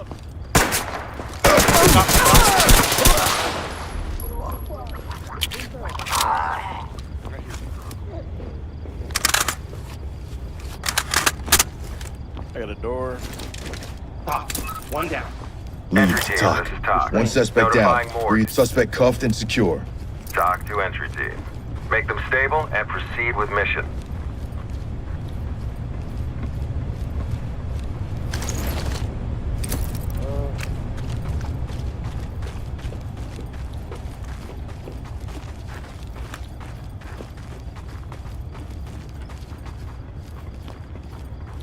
There's no one up here, top part. Not this side, though.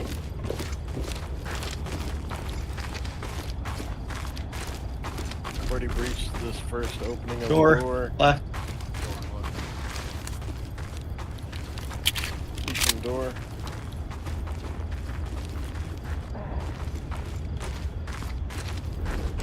Don't move! Shots fired. Get back! Oh, fuck! Fuck! Shit! We up there!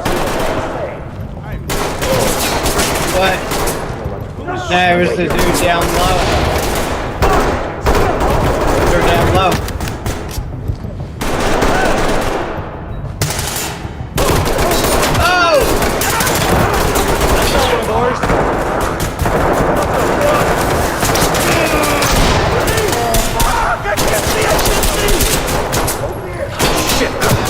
He did.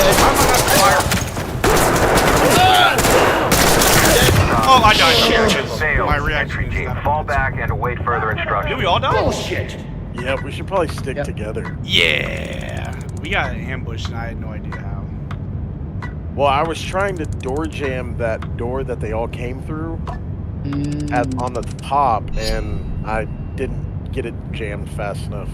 That's enough, man. Try again.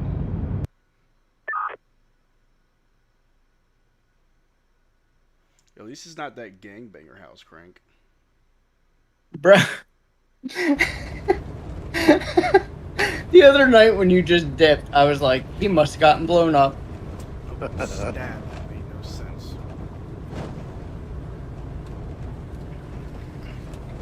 Slanging a stunner. Slanging a stunner. Crank, you gonna get Battlefield? Element, this is talk. I'm You no gonna longer wait have control of negotiations. You are until clear it comes to out. move and secure the premises. Nothing wrong with that. I feel like that's how everybody should be with games nowadays. Just wait and see. Everything is good until it launches.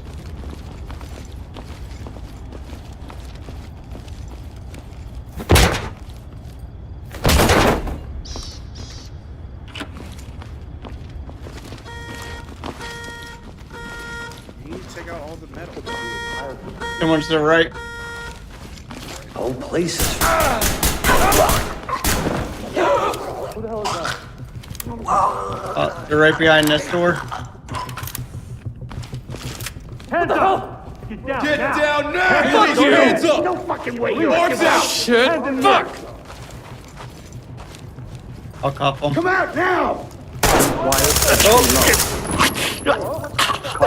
Someone Let me go! Hands up! Talk to lead. Notifying pushing trailer. left. Lead to talk.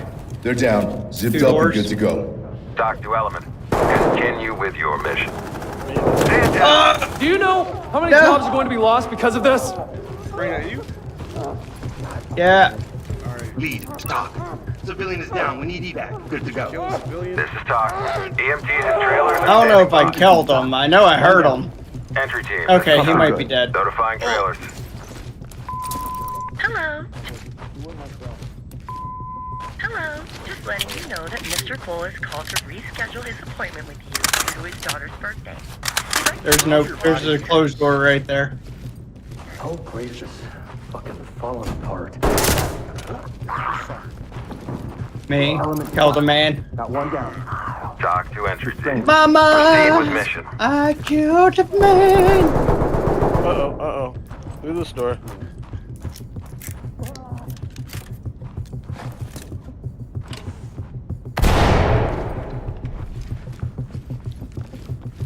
They went out other door. Kobe!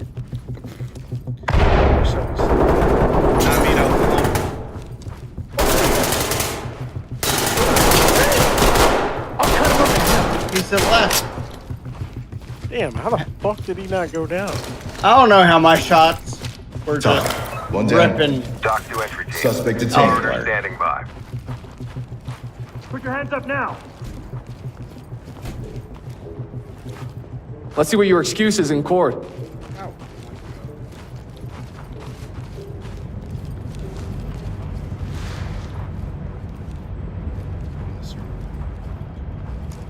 Yeah, one.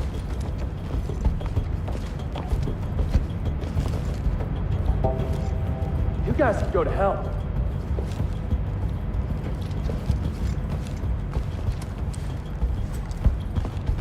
Right here. I'm in another server room. Oh, fuck! What the hell? Are we getting raided?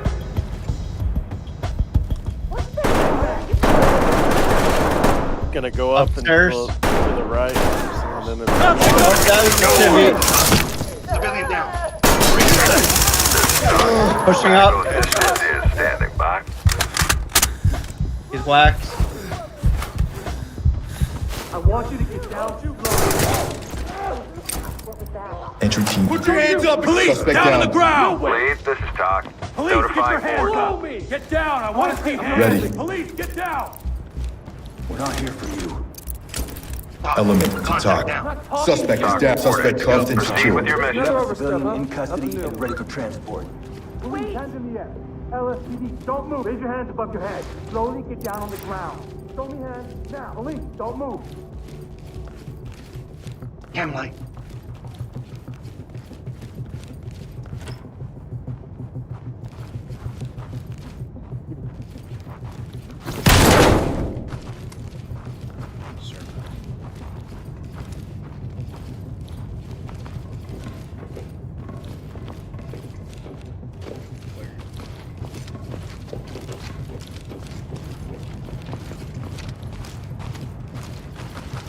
Up on the roof.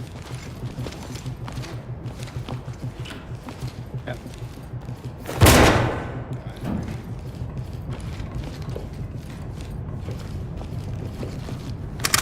Stop.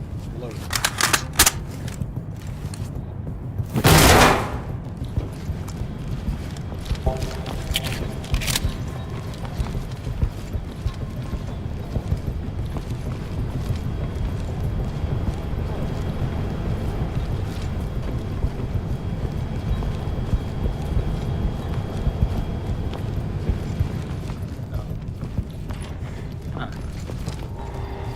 What I heard. Let's call the real cops. See what they say. Oh yeah. Don't Out move. front. Get down now!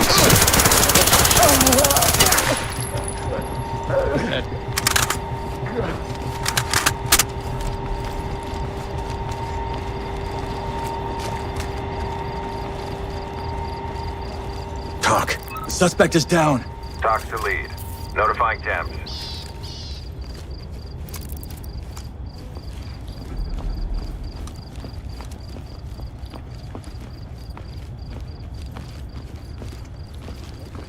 Well, we brought order to chaos. So, Still more civilians apparently. Okay, so just civilians. It'll work too. Hands up! Down on your knees! I feel like whenever you get to the last few civilians, they just make the civilians find you. Like, I'll turn a corner and look at pops up. Fucking electrical. Might as well just do it myself. Police, hands up. Get down, hands up. Who just shot? That was me. Just a little desk pop.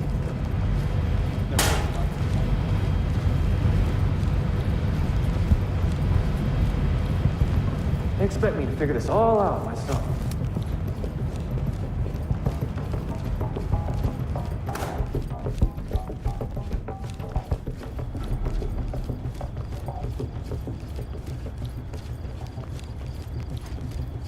Oh, fuck.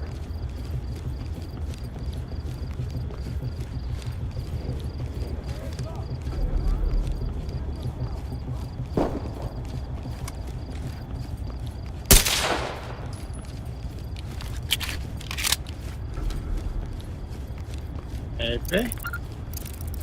There we go. There it is. Doc here. Nice work, entry team. First round's on me tonight.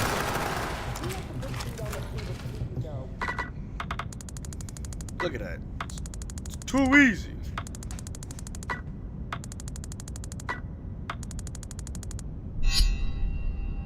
Nice. Nice. Breeze.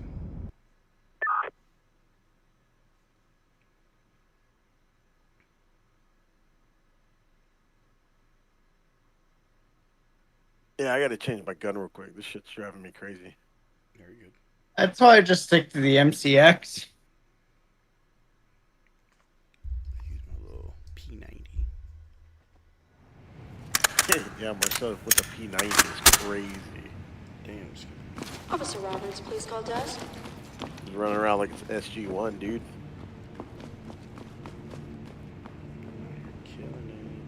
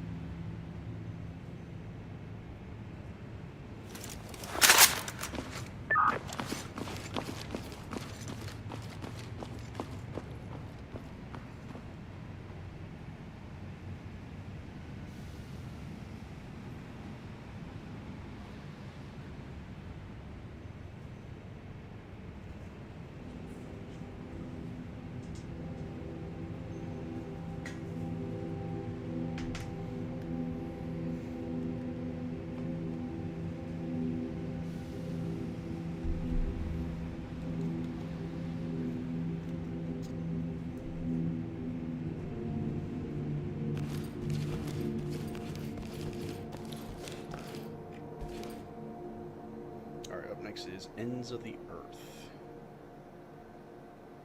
Looks like it's low visibility, outside, go inside.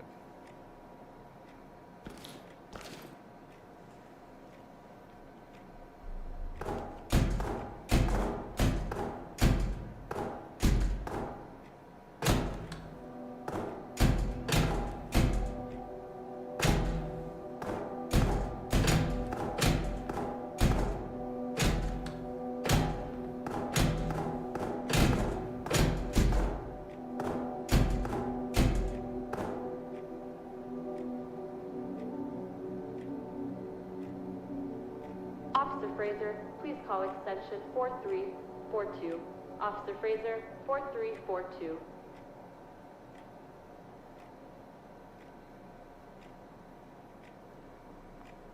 Does it say I'm ready? Yeah. Okay. I'm almost done. Sorry. You're good. I wasn't sure. It's not showing me that I readied up. That's why. I only joined the force about a year ago. I don't have the right to feel this shit about everything.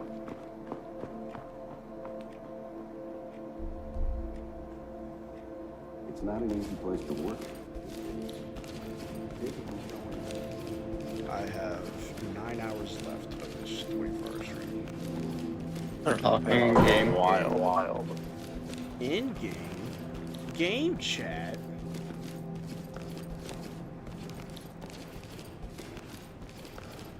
Honestly, this stream doesn't feel worse than the last one.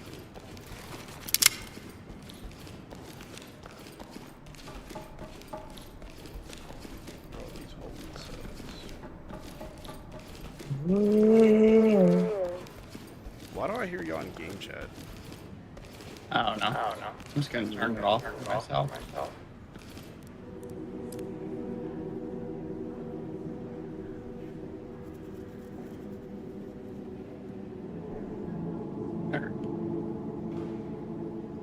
Put it on local, I think.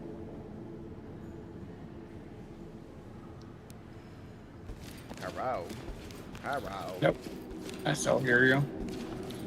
I don't know how that turned it on after it was turned off. I don't know. Let's go.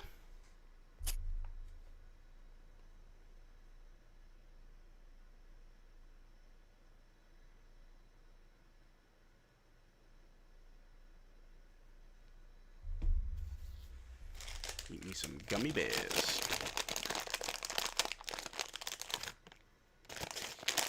Josh, how was work today? Was it trash? Oh, it's chill as fuck, dude. Love it. I love it.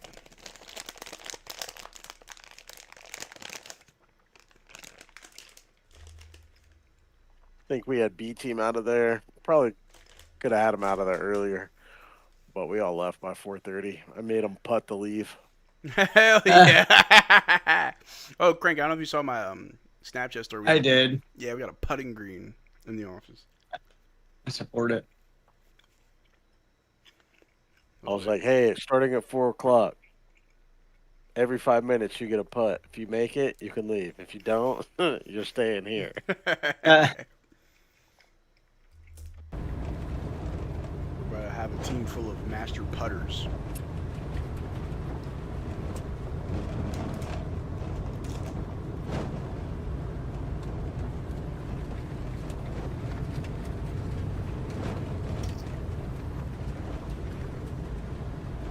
Hell yeah, we're all messed up. Mask on. Mask on. Doc to element. Negotiations have failed and suspects have dug in. Entry team, go when ready.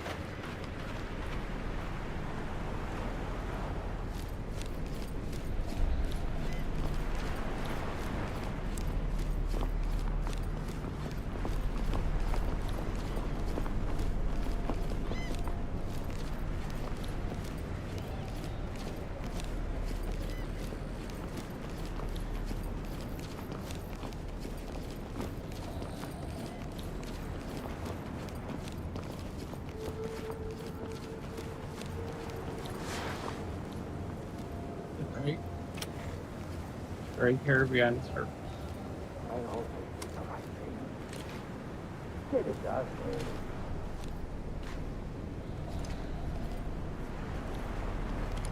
What game is this? Is that Ready or Not game? Yeah, it's Ready or Not. Fucking Diego. Cut! Get out of there now! Alright, front clear.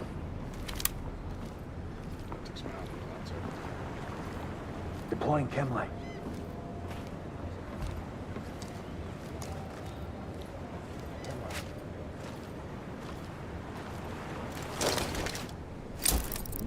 Lead to talk. Down. Talk Ready. to lead. Cam's notified. Fuck, who was that? There's Entry team to talk. more. Suspect here. Talk here. Notifying morgue. Moving the stairs. Peeking up. Lead, talk. Threat is down. This is Talk. Someone Proceed with just your banged mission. open door upstairs. LSPD, don't move. Police, hands up. Police, get down. Policia. Talk. Suspect is down. Talk here. Notifying medical. I need to leave the cuff on you.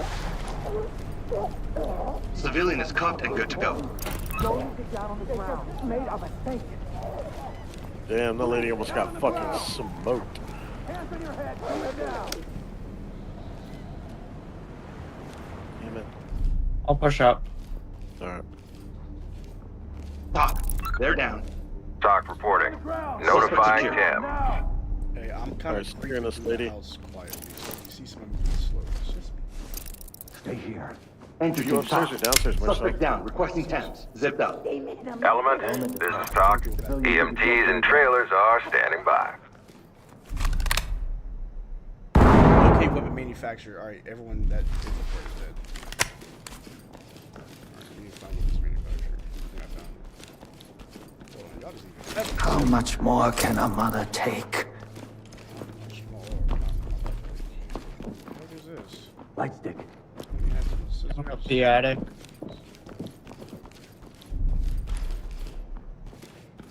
Putting down a chem light. Show me hands now. Can't go on like this. My bad. Element to talk. Weapon on site. There we go. This is Talk. Secure the That's area how you and do that, send man. forensics in. Oh yeah. Dropping a chem light. This is completed everything. Lead, this is Talk. Excellent work, Marcel entry team. risking Report to center for PTSD debrief. flashbacks to help out flood victims, changing everything. The military experience is showing. Y'all better watch this tactical. Martin, do you think Flag will be starting this season? I'm assuming. Yeah, I think so. I think Cooper Flag should be starting. There's no reason not to start him. Alright, listen to Jello's album. I haven't listened to it yet. Is it good? Are there some bangers on there? I've been swerving this corner. Whoa, whoa. Crank, have you found any new bangers lately? You haven't sent me anything yet.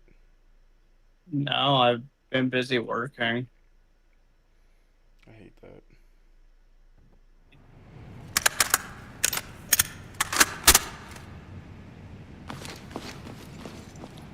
Like, I'm proud of you and I'm happy for you, but like, remember the year 2020.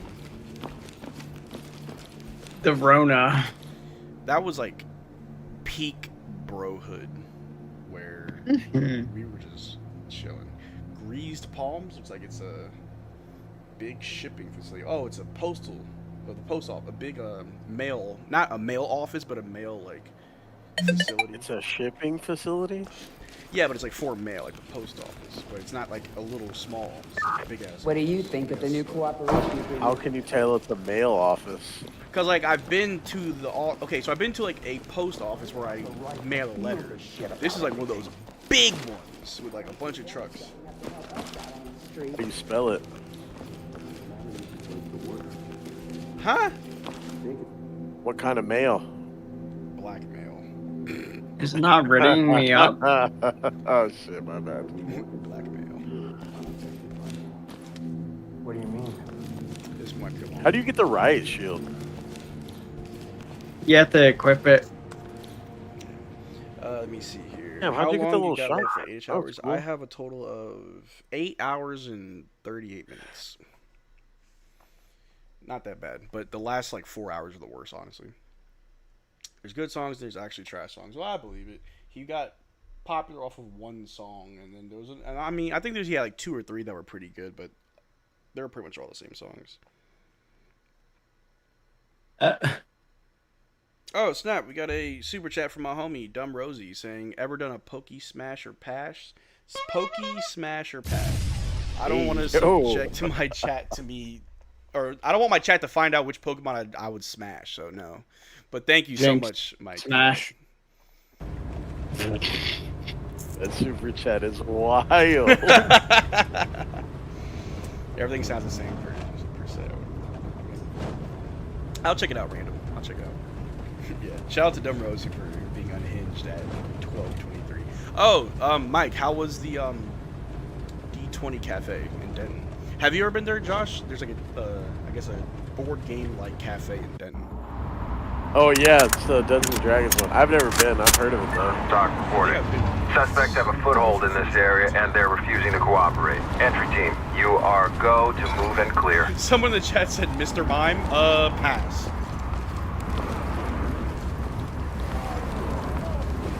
Your Ash's mom would be smashed. Yeah.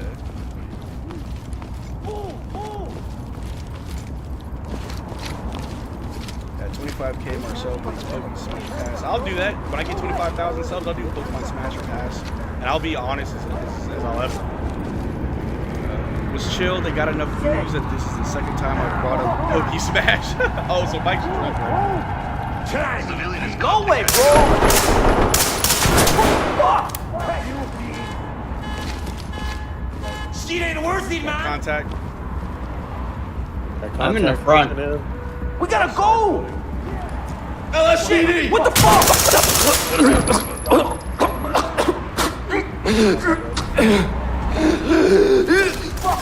Mr. Mime can film. Oh my Element, god. top.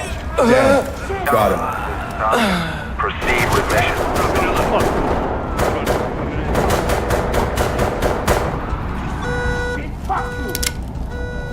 Good. Element to talk. Got a suspect down here. Doc to element. These guys are kind of erratic. Got him. Hey! Yeah!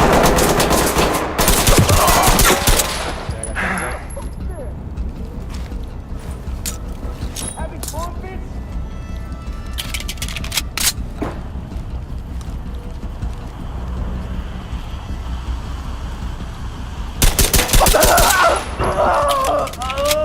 Headshot, dead shot.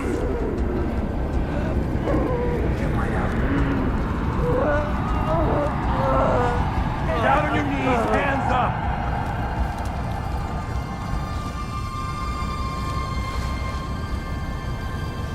Entry team to talk. Suspect down. Wounded. Lead, this is Doc. Make them stable Suspect and proceed detained. with mission.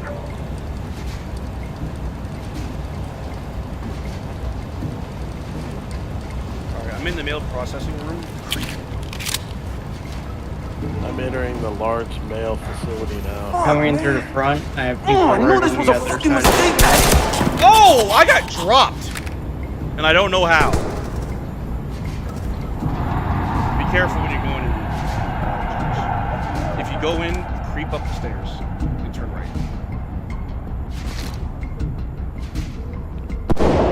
Creep up the stairs and turn right. High ground, because there's someone on the left. This is my body. Now stop. Like, it's like around that corner right there. LSPD, come out! Police, come out! Right of the Who the fuck's there? Unauthorized use of force. Let me restrain these two.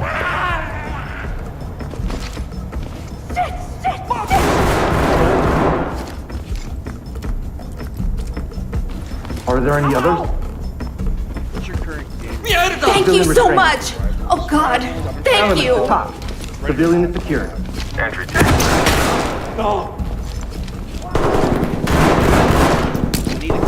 You're gonna take these off soon, right? I can go? I dropped it. You're not the first to be in handcuffs, and you won't be the last. Don't shoot! Good to go. Up, okay? Entry team to top. Damn. Suspect ready. Entry team, this is Talk. Send them our way. Yeah, no, I'm not playing a whole lot. So yeah, that dude you just down, Josh. Fuck you! Reloading. You fuck!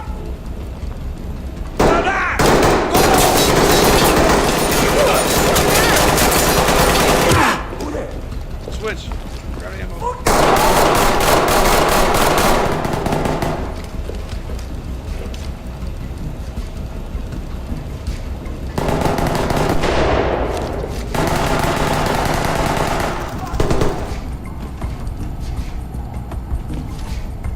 Talk. Suspect is down. Requesting Thames. Talk here. Ow.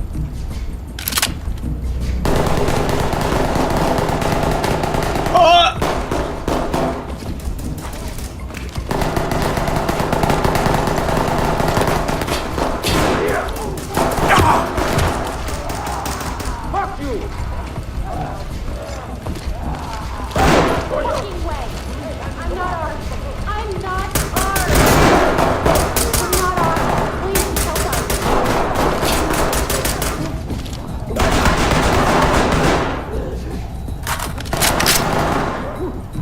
Get back!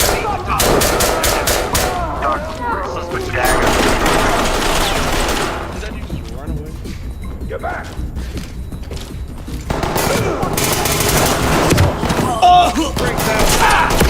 Oh, Josh is down. Objectives failed. Yeah. This one's a wash. All right, Report to Meal Talk Team for 6 is debriefing. running back. Yes. This is doable. There's 17 suspects. All right, let's handle the little office first, then we can push in. To the big facility. F. Time to get tactical. Tactical. Crank, I really don't like the new hours you're going to be working. I prefer them, especially with everything going on. But are you going to have enough time for your girls? Yeah, because I'll work 5 p.m. to 3 a.m., get off, sleep for a few hours, and get them to school, and then sleep during the day, then get up, pick them up, get them home, hang out, make dinner, have them do homework. I hate your new schedule. Talk reporting. Suspects have taken refuge in the area and are refusing to cooperate. Move in, remember your use of force, and secure the area. Don't move. Get down and put your hands in the air. Put your hands up! Police, hands up. I want you to get down slowly. Get down now.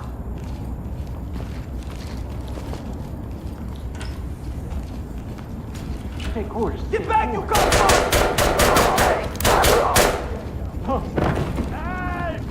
Talk. Suspect is down, but breathing. This is Talk. Make them stable and proceed with mission. Down now! Hands up high! Put your hands up and get police! Get down! Police! PD, don't move. Stay quiet and stay low. Civilian is cuffed and good to go. Good to go. Hands up, Talk don't to move. lead. Trailers incoming. Proceed with caution.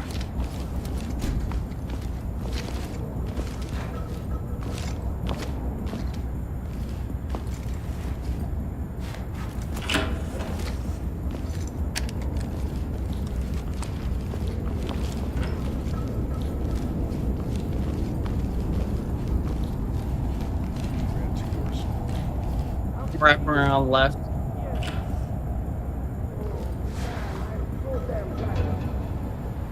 Alright, we're in the big facility now, by the way, guys.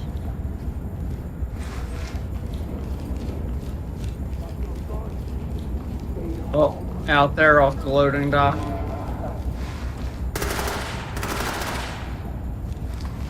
Dropped them. Entry team to Talk. Suspect down. Got him. Element, This is Talk. You are being actively monitored. Remember your ROE. Who just hurt a civilian? Not me. Oh shit. Hey, target. To me, at left. He's armed. I'm out. Going to the right.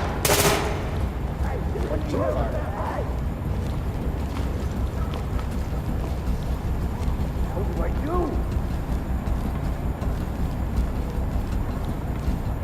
I hear him out to the left.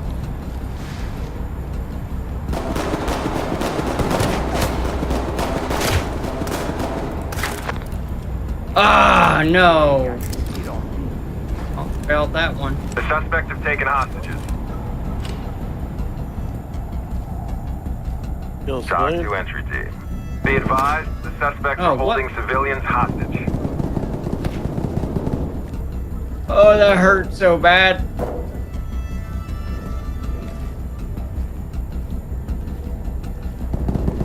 Hands up! Shit! LSPD, don't I move! can't! No fucking Police, way! hands up! I'm not Police, with them, don't I move! swear to God! Elements to Talk. Threat is down. Cuffs stay on until this Please, is this over. is Talk. Proceed with your mission. Cuffed and ready. Lead to Talk. Civilian is secured. Please, this is Talk. We're ready. Hey, come back!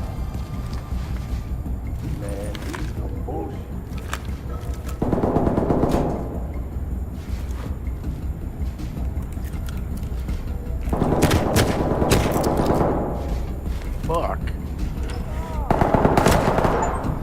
Fuck, man.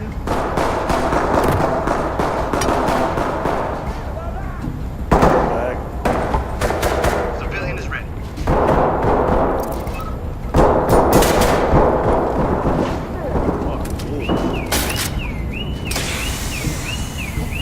Entry team to Talk. Suspect is down. Cuffs are good. Element, this is Talk. Down. Proceed with mission. Got him. Element to Talk. One suspect down. Breathing. Talk to lead. Notifying Tim. Making it safe. Tim's notified. Keep the Talk. Contact is down. Talk to Element. You are clear to proceed.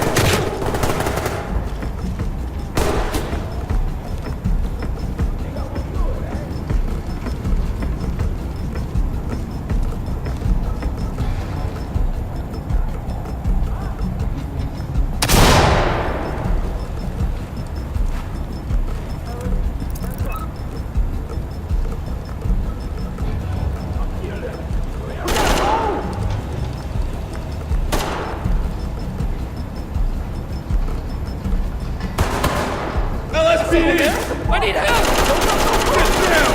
You couldn't pay me $1 million to stay here. God! Lead to Talk. One down. Talk to entry team. Notifying Tim. Lead to Talk. This is procedure. I'm not part of this! I'm a good person! Civilian is Talk cuffed. here. Notifying Tim. Talk. Civilian secure. Entry team, this is Talk. Trailer's ready.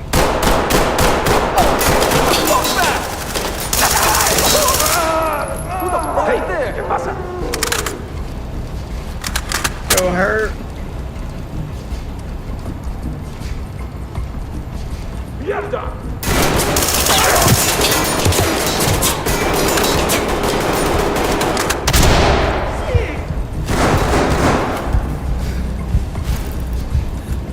Talia! Don't move.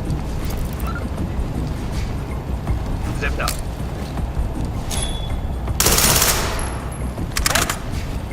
Elements to Talk. No way, Suspect bro! down in need of tents. This is Talk. Medical assistance is Ow. Put your hands up and get on the ground. He's dead. Make me! Get down and Get don't off. move. Okay, I'm down. Help! This is for everyone's safety. They're Don't good. leave me! Element to Talk. Civilian ready for transport. Talk here. Proceed with mission. Josh dead? Yep. Just you. Bet this makes Hey, you feel just real you. big, huh? Not for me.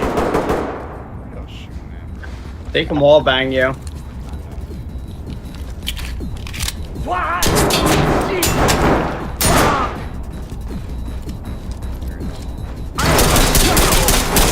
Fucking gun, fuck!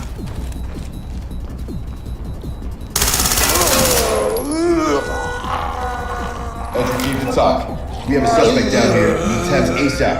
Entry team, this is talk. Stabilize them and we'll send EMT.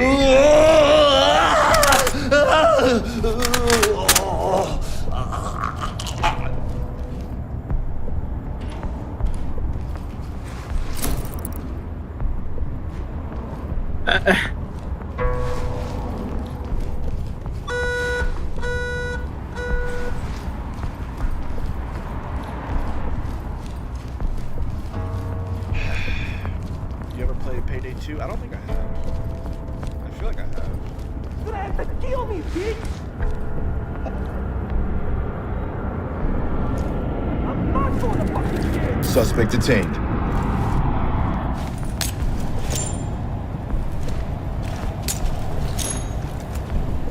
Fuck this hole! How do you know where I am? Hey, fuck you, man. You're not taking me home!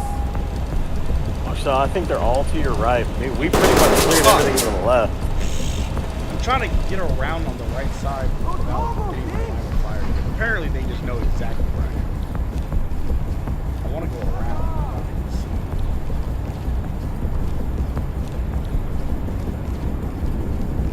seen. Maybe go out the loading dock on the way.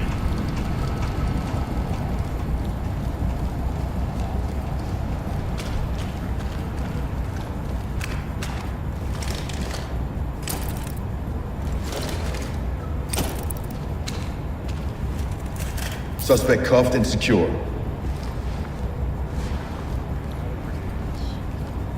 They're in the middle, I think. Oh. I already got the guys out there. That's what I'm just trying to go out and around. I don't want to be in there because there's too much shit blocking my phone. They have a clear shot at me there. I can't even see that. I didn't do anything, so just let it go, huh?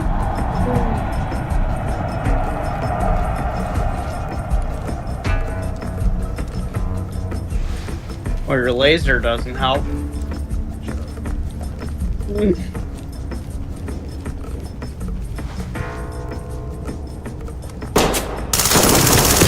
How did I?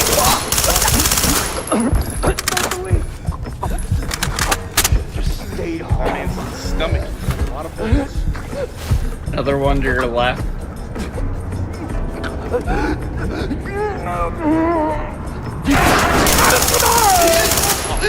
Oh, he was in the freaking way! He was in the way! Honestly, probably. Element to talk. Suspect down. Talk reporting. Notifying trailers. Oh man, is there more? They're buckled up and good to go. LSPD, don't move! I'm not gonna call it in.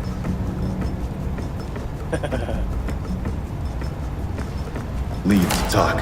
Suspect is down. This is talk. Proceed with Entry mission. team to talk. They're down, zipped up and good to go. Talk to lead. Notifying more. Ready.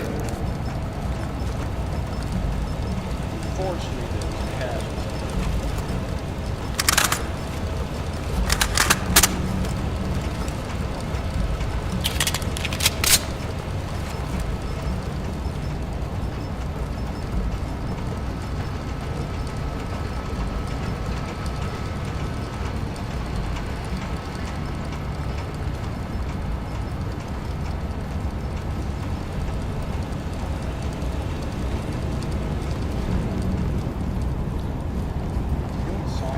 I have the worst luck in the world.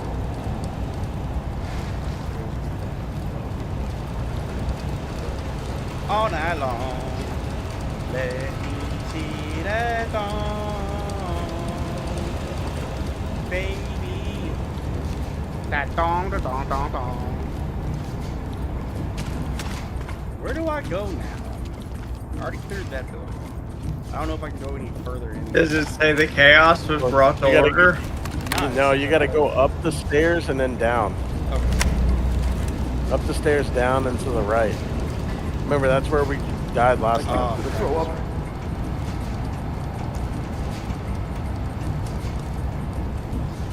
Big J said, I didn't know we were getting a concert.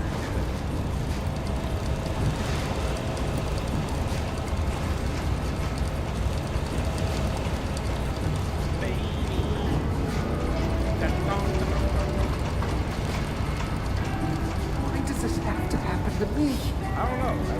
I think I'm in a dead end. You have to go around. So go out here, go to the right. Oh, it doesn't let you. It's off on that right side, though, inside the office.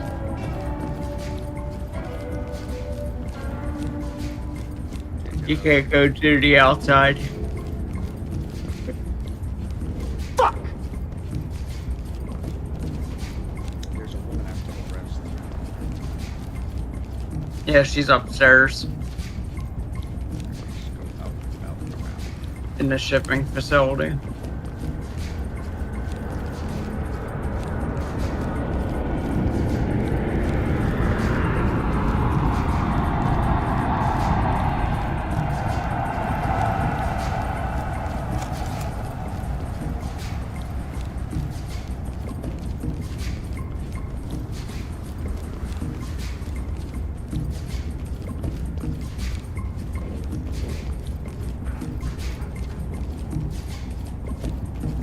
Go in through that gate.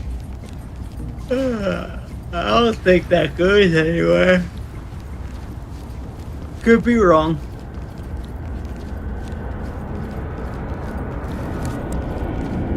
Oh! What? It said return to operations. Oh.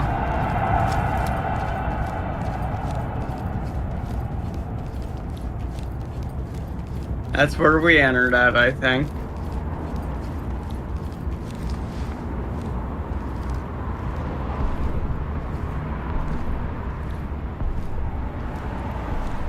Shoot my shot.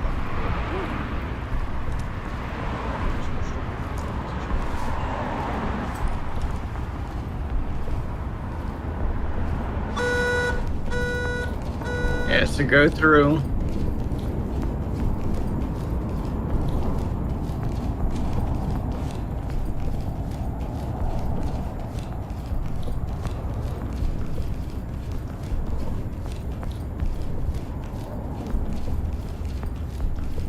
This can't be happening.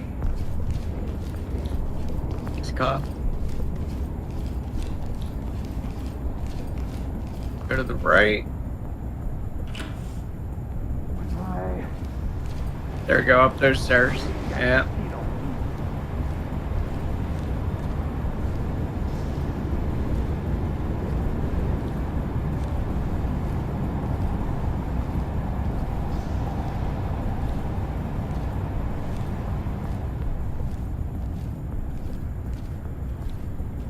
The hell do I do? I ain't going down for these.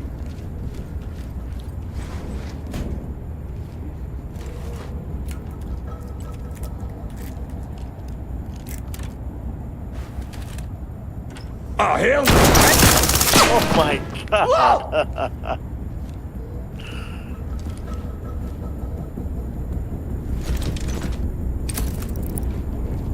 Talk. One down. Element, this Got is it. Doc. Continue with your mission. Hi, Anna. I have to talk to you about something right away in private. It's urgent. Come see me when you get this, please. Oh my gosh, there was a lot of objectives on this mission. Yep. Bring order to chaos, and I had to arrest a bunch of people. This Yeah. we were not going through.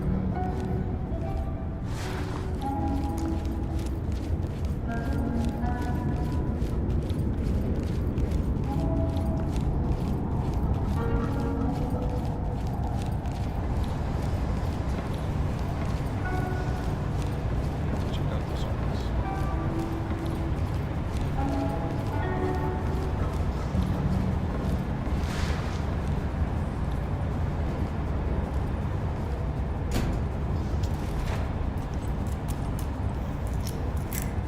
shot. It's where you get waxed.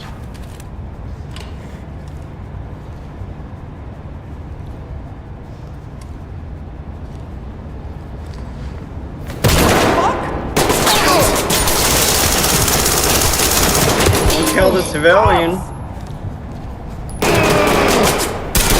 Oh my God, that was Federal's coming to take over. Wolf. Oh, he was the last fucking guy. That's rough.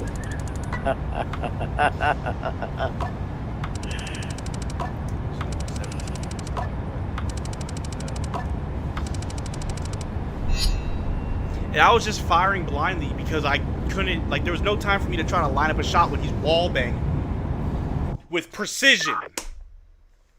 Like, oh yeah, you know where I'm at. What?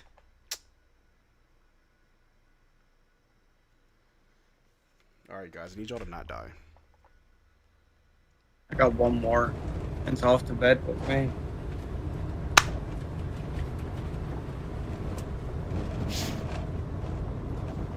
I can't help it.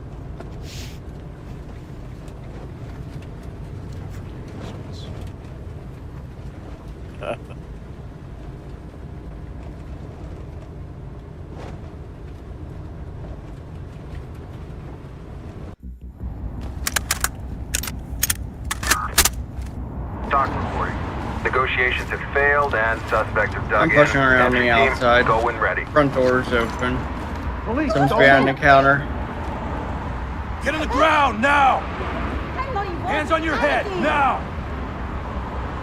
I don't want to die. Down on your goddamn knees, Please down, don't. and keep your hands Please, up! children.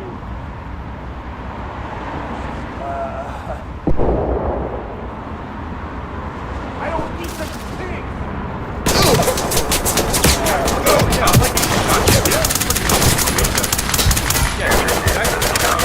You are clear to proceed. I'm about to We got a super chat from Dumb Rose saying, okay, going to sleep. Last thought, garble. No, I don't want Did you kill Marcel? I almost died. But I was getting, like, Entry team, this is Talk. Trailers are ready. Civilian ready to go. Entry team to talk. Talk reporting. Trailers incoming. Turn around. Proceed with Keep your caution. hands up. Stay here. Do not get in our way. I didn't do anything! Talk. We have a civilian in our custody. Alright, got one bad guy down. Two civilians in custody. Oh man, I'm so damn tired. Get down! Put your hands up! Turn around. Don't get up. You have the right to remain silent. Come on, down to the ground! Talk. Hands up! Drop to your knee! Hands up! Talk to entry team. Trailers en route. Hands up now! What do you think? I'm some kind of fucking animal? Get down! I want to see hands! Okay. Hands up! I'm not with them, I swear!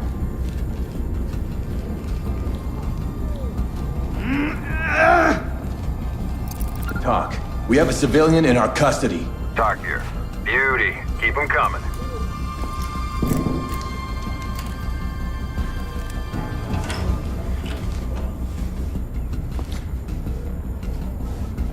Alright, I'm going left. Malpack.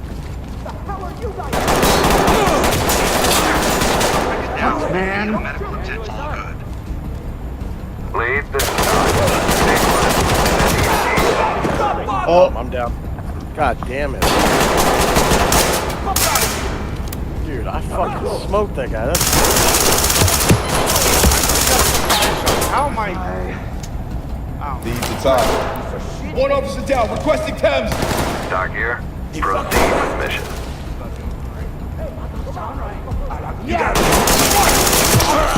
That same guy killed me. Yeah, and I laid hell of rounds. You, I ain't playing! Talk to element. Tag and keep moving. Things down. I'm not. Oh, damn, my bad. I may have to switch my lead. Game over P9.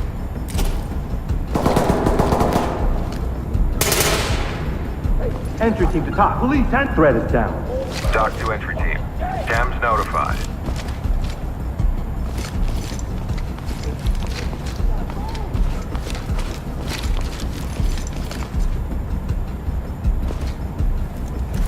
Good to go.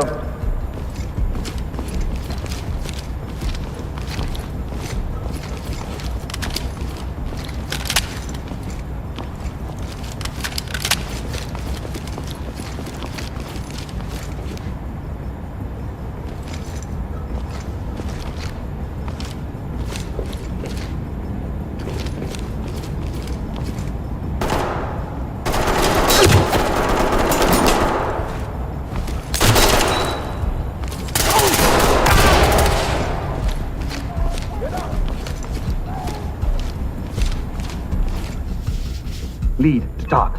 Down. This is Talk. Got him. Continue with your mission. I'll be right back, guys. Oh no, I'm alive.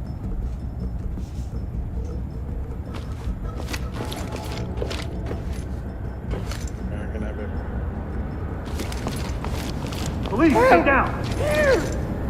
Put your hands up now. in the building. Get down and put your hands up. I want you to get down slowly.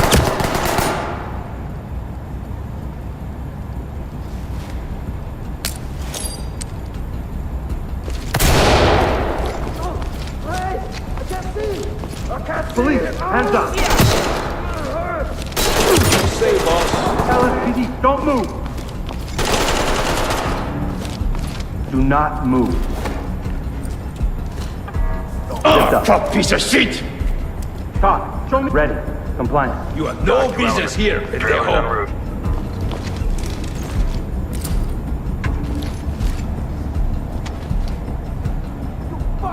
Crank is taking hella hits.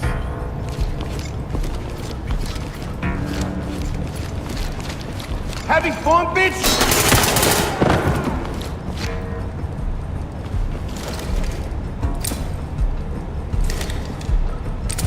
Element to talk. You don't Got a want suspect anyone down else here. back to fuck off. Restrained. Talk. Notifying temps.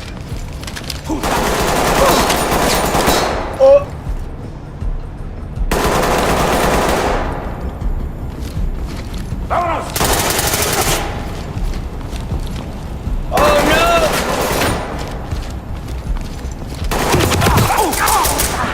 No seas tonto.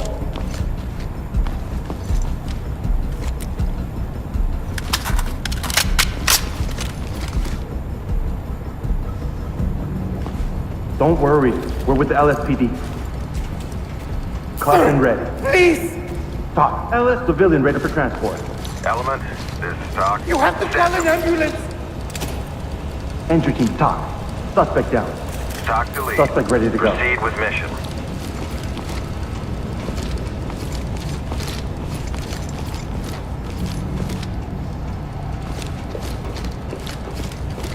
Put it down slowly. Stop it. Hey, come out, motherfucker. We gotta run. South Park. What the fuck? That's random. Enjoy the new season of South Park. Fuck you.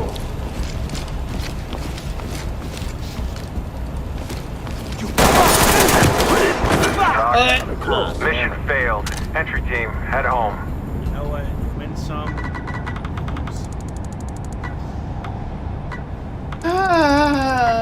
This might be one of the ones that we gotta put it down and come back later. Ah. 10 out of 16. I tried. I tried. So it's a big map. Yes, it is. Thank you, gents, for the games. Oh, good. I appreciate you. Josh, I'm about to Yep. have another guest on, so I'm going to switch over to that. Have a good night. Yeah, Have I'm a good rest of gonna the crash stream. out. See you, boys. Y'all take care. See y'all later. I holla. Dollar make me holla, honey boo boo. Shout out to Josh and Crankshaw, two really good friends of mine. Crankshaw I served in the military with. Josh is my the other manager I work with at my job. He's awesome. Some solid dudes. Unfortunately, that mission was too hard. Like the end of the South Park is awesome. Officer Kelly, I remember please when I report to was staff 2 years ago, I had training. surgery. I was in the Officer hospital Kelly, for like a few report days. to staff training. And all I watched was Comedy Central and South Park. Close. We got waxed. We certainly did. Is Hold My Latte still here?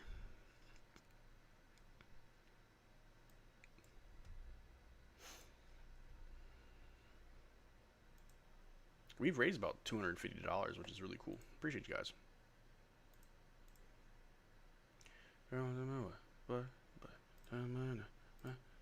All night long, let me see the dawn, baby. That dawn, that dawn, dawn, dawn.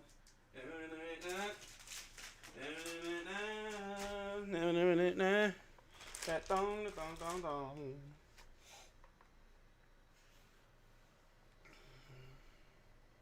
I use Lizzo a lot, JK. Ooh! Is that the South Park joke about Lizzo?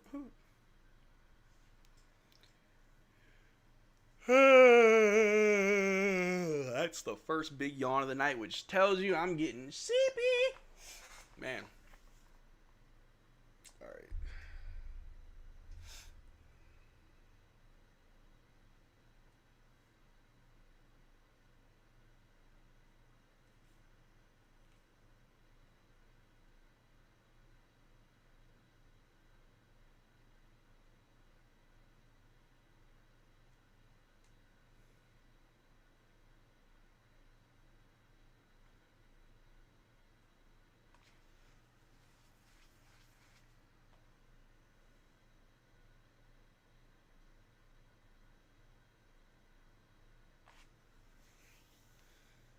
Alright, give me a second. I'm going to use the bathroom, come right back, and get set up for the next guest. Be right back.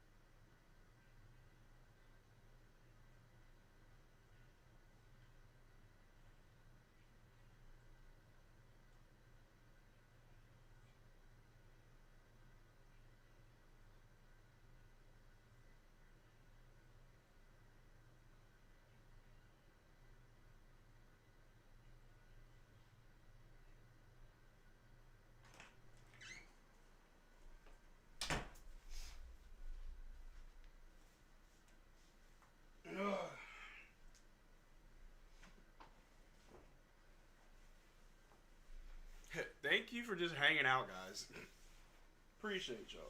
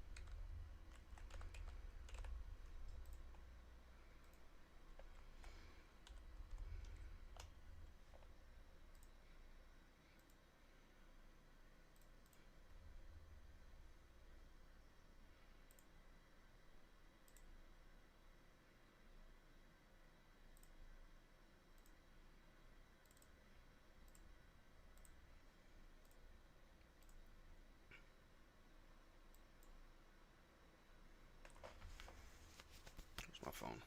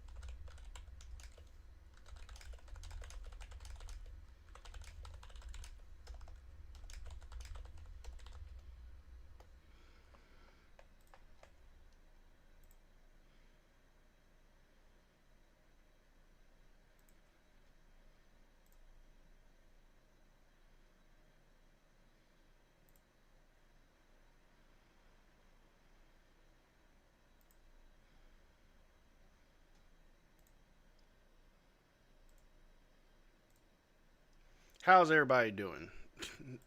How y'all living? How y'all are y'all wide awake? I'm apparently like y'all see I'm wide awake. I am about to close the stream and reopen it. We're on part 3 of our stream. I'm gonna text it in the chat. Part 3 coming up. Look at all this wonderful. And to the rest of you, the non-believers that are going crazy. Anyway, I'm gonna end the stream, start it back up for the final part.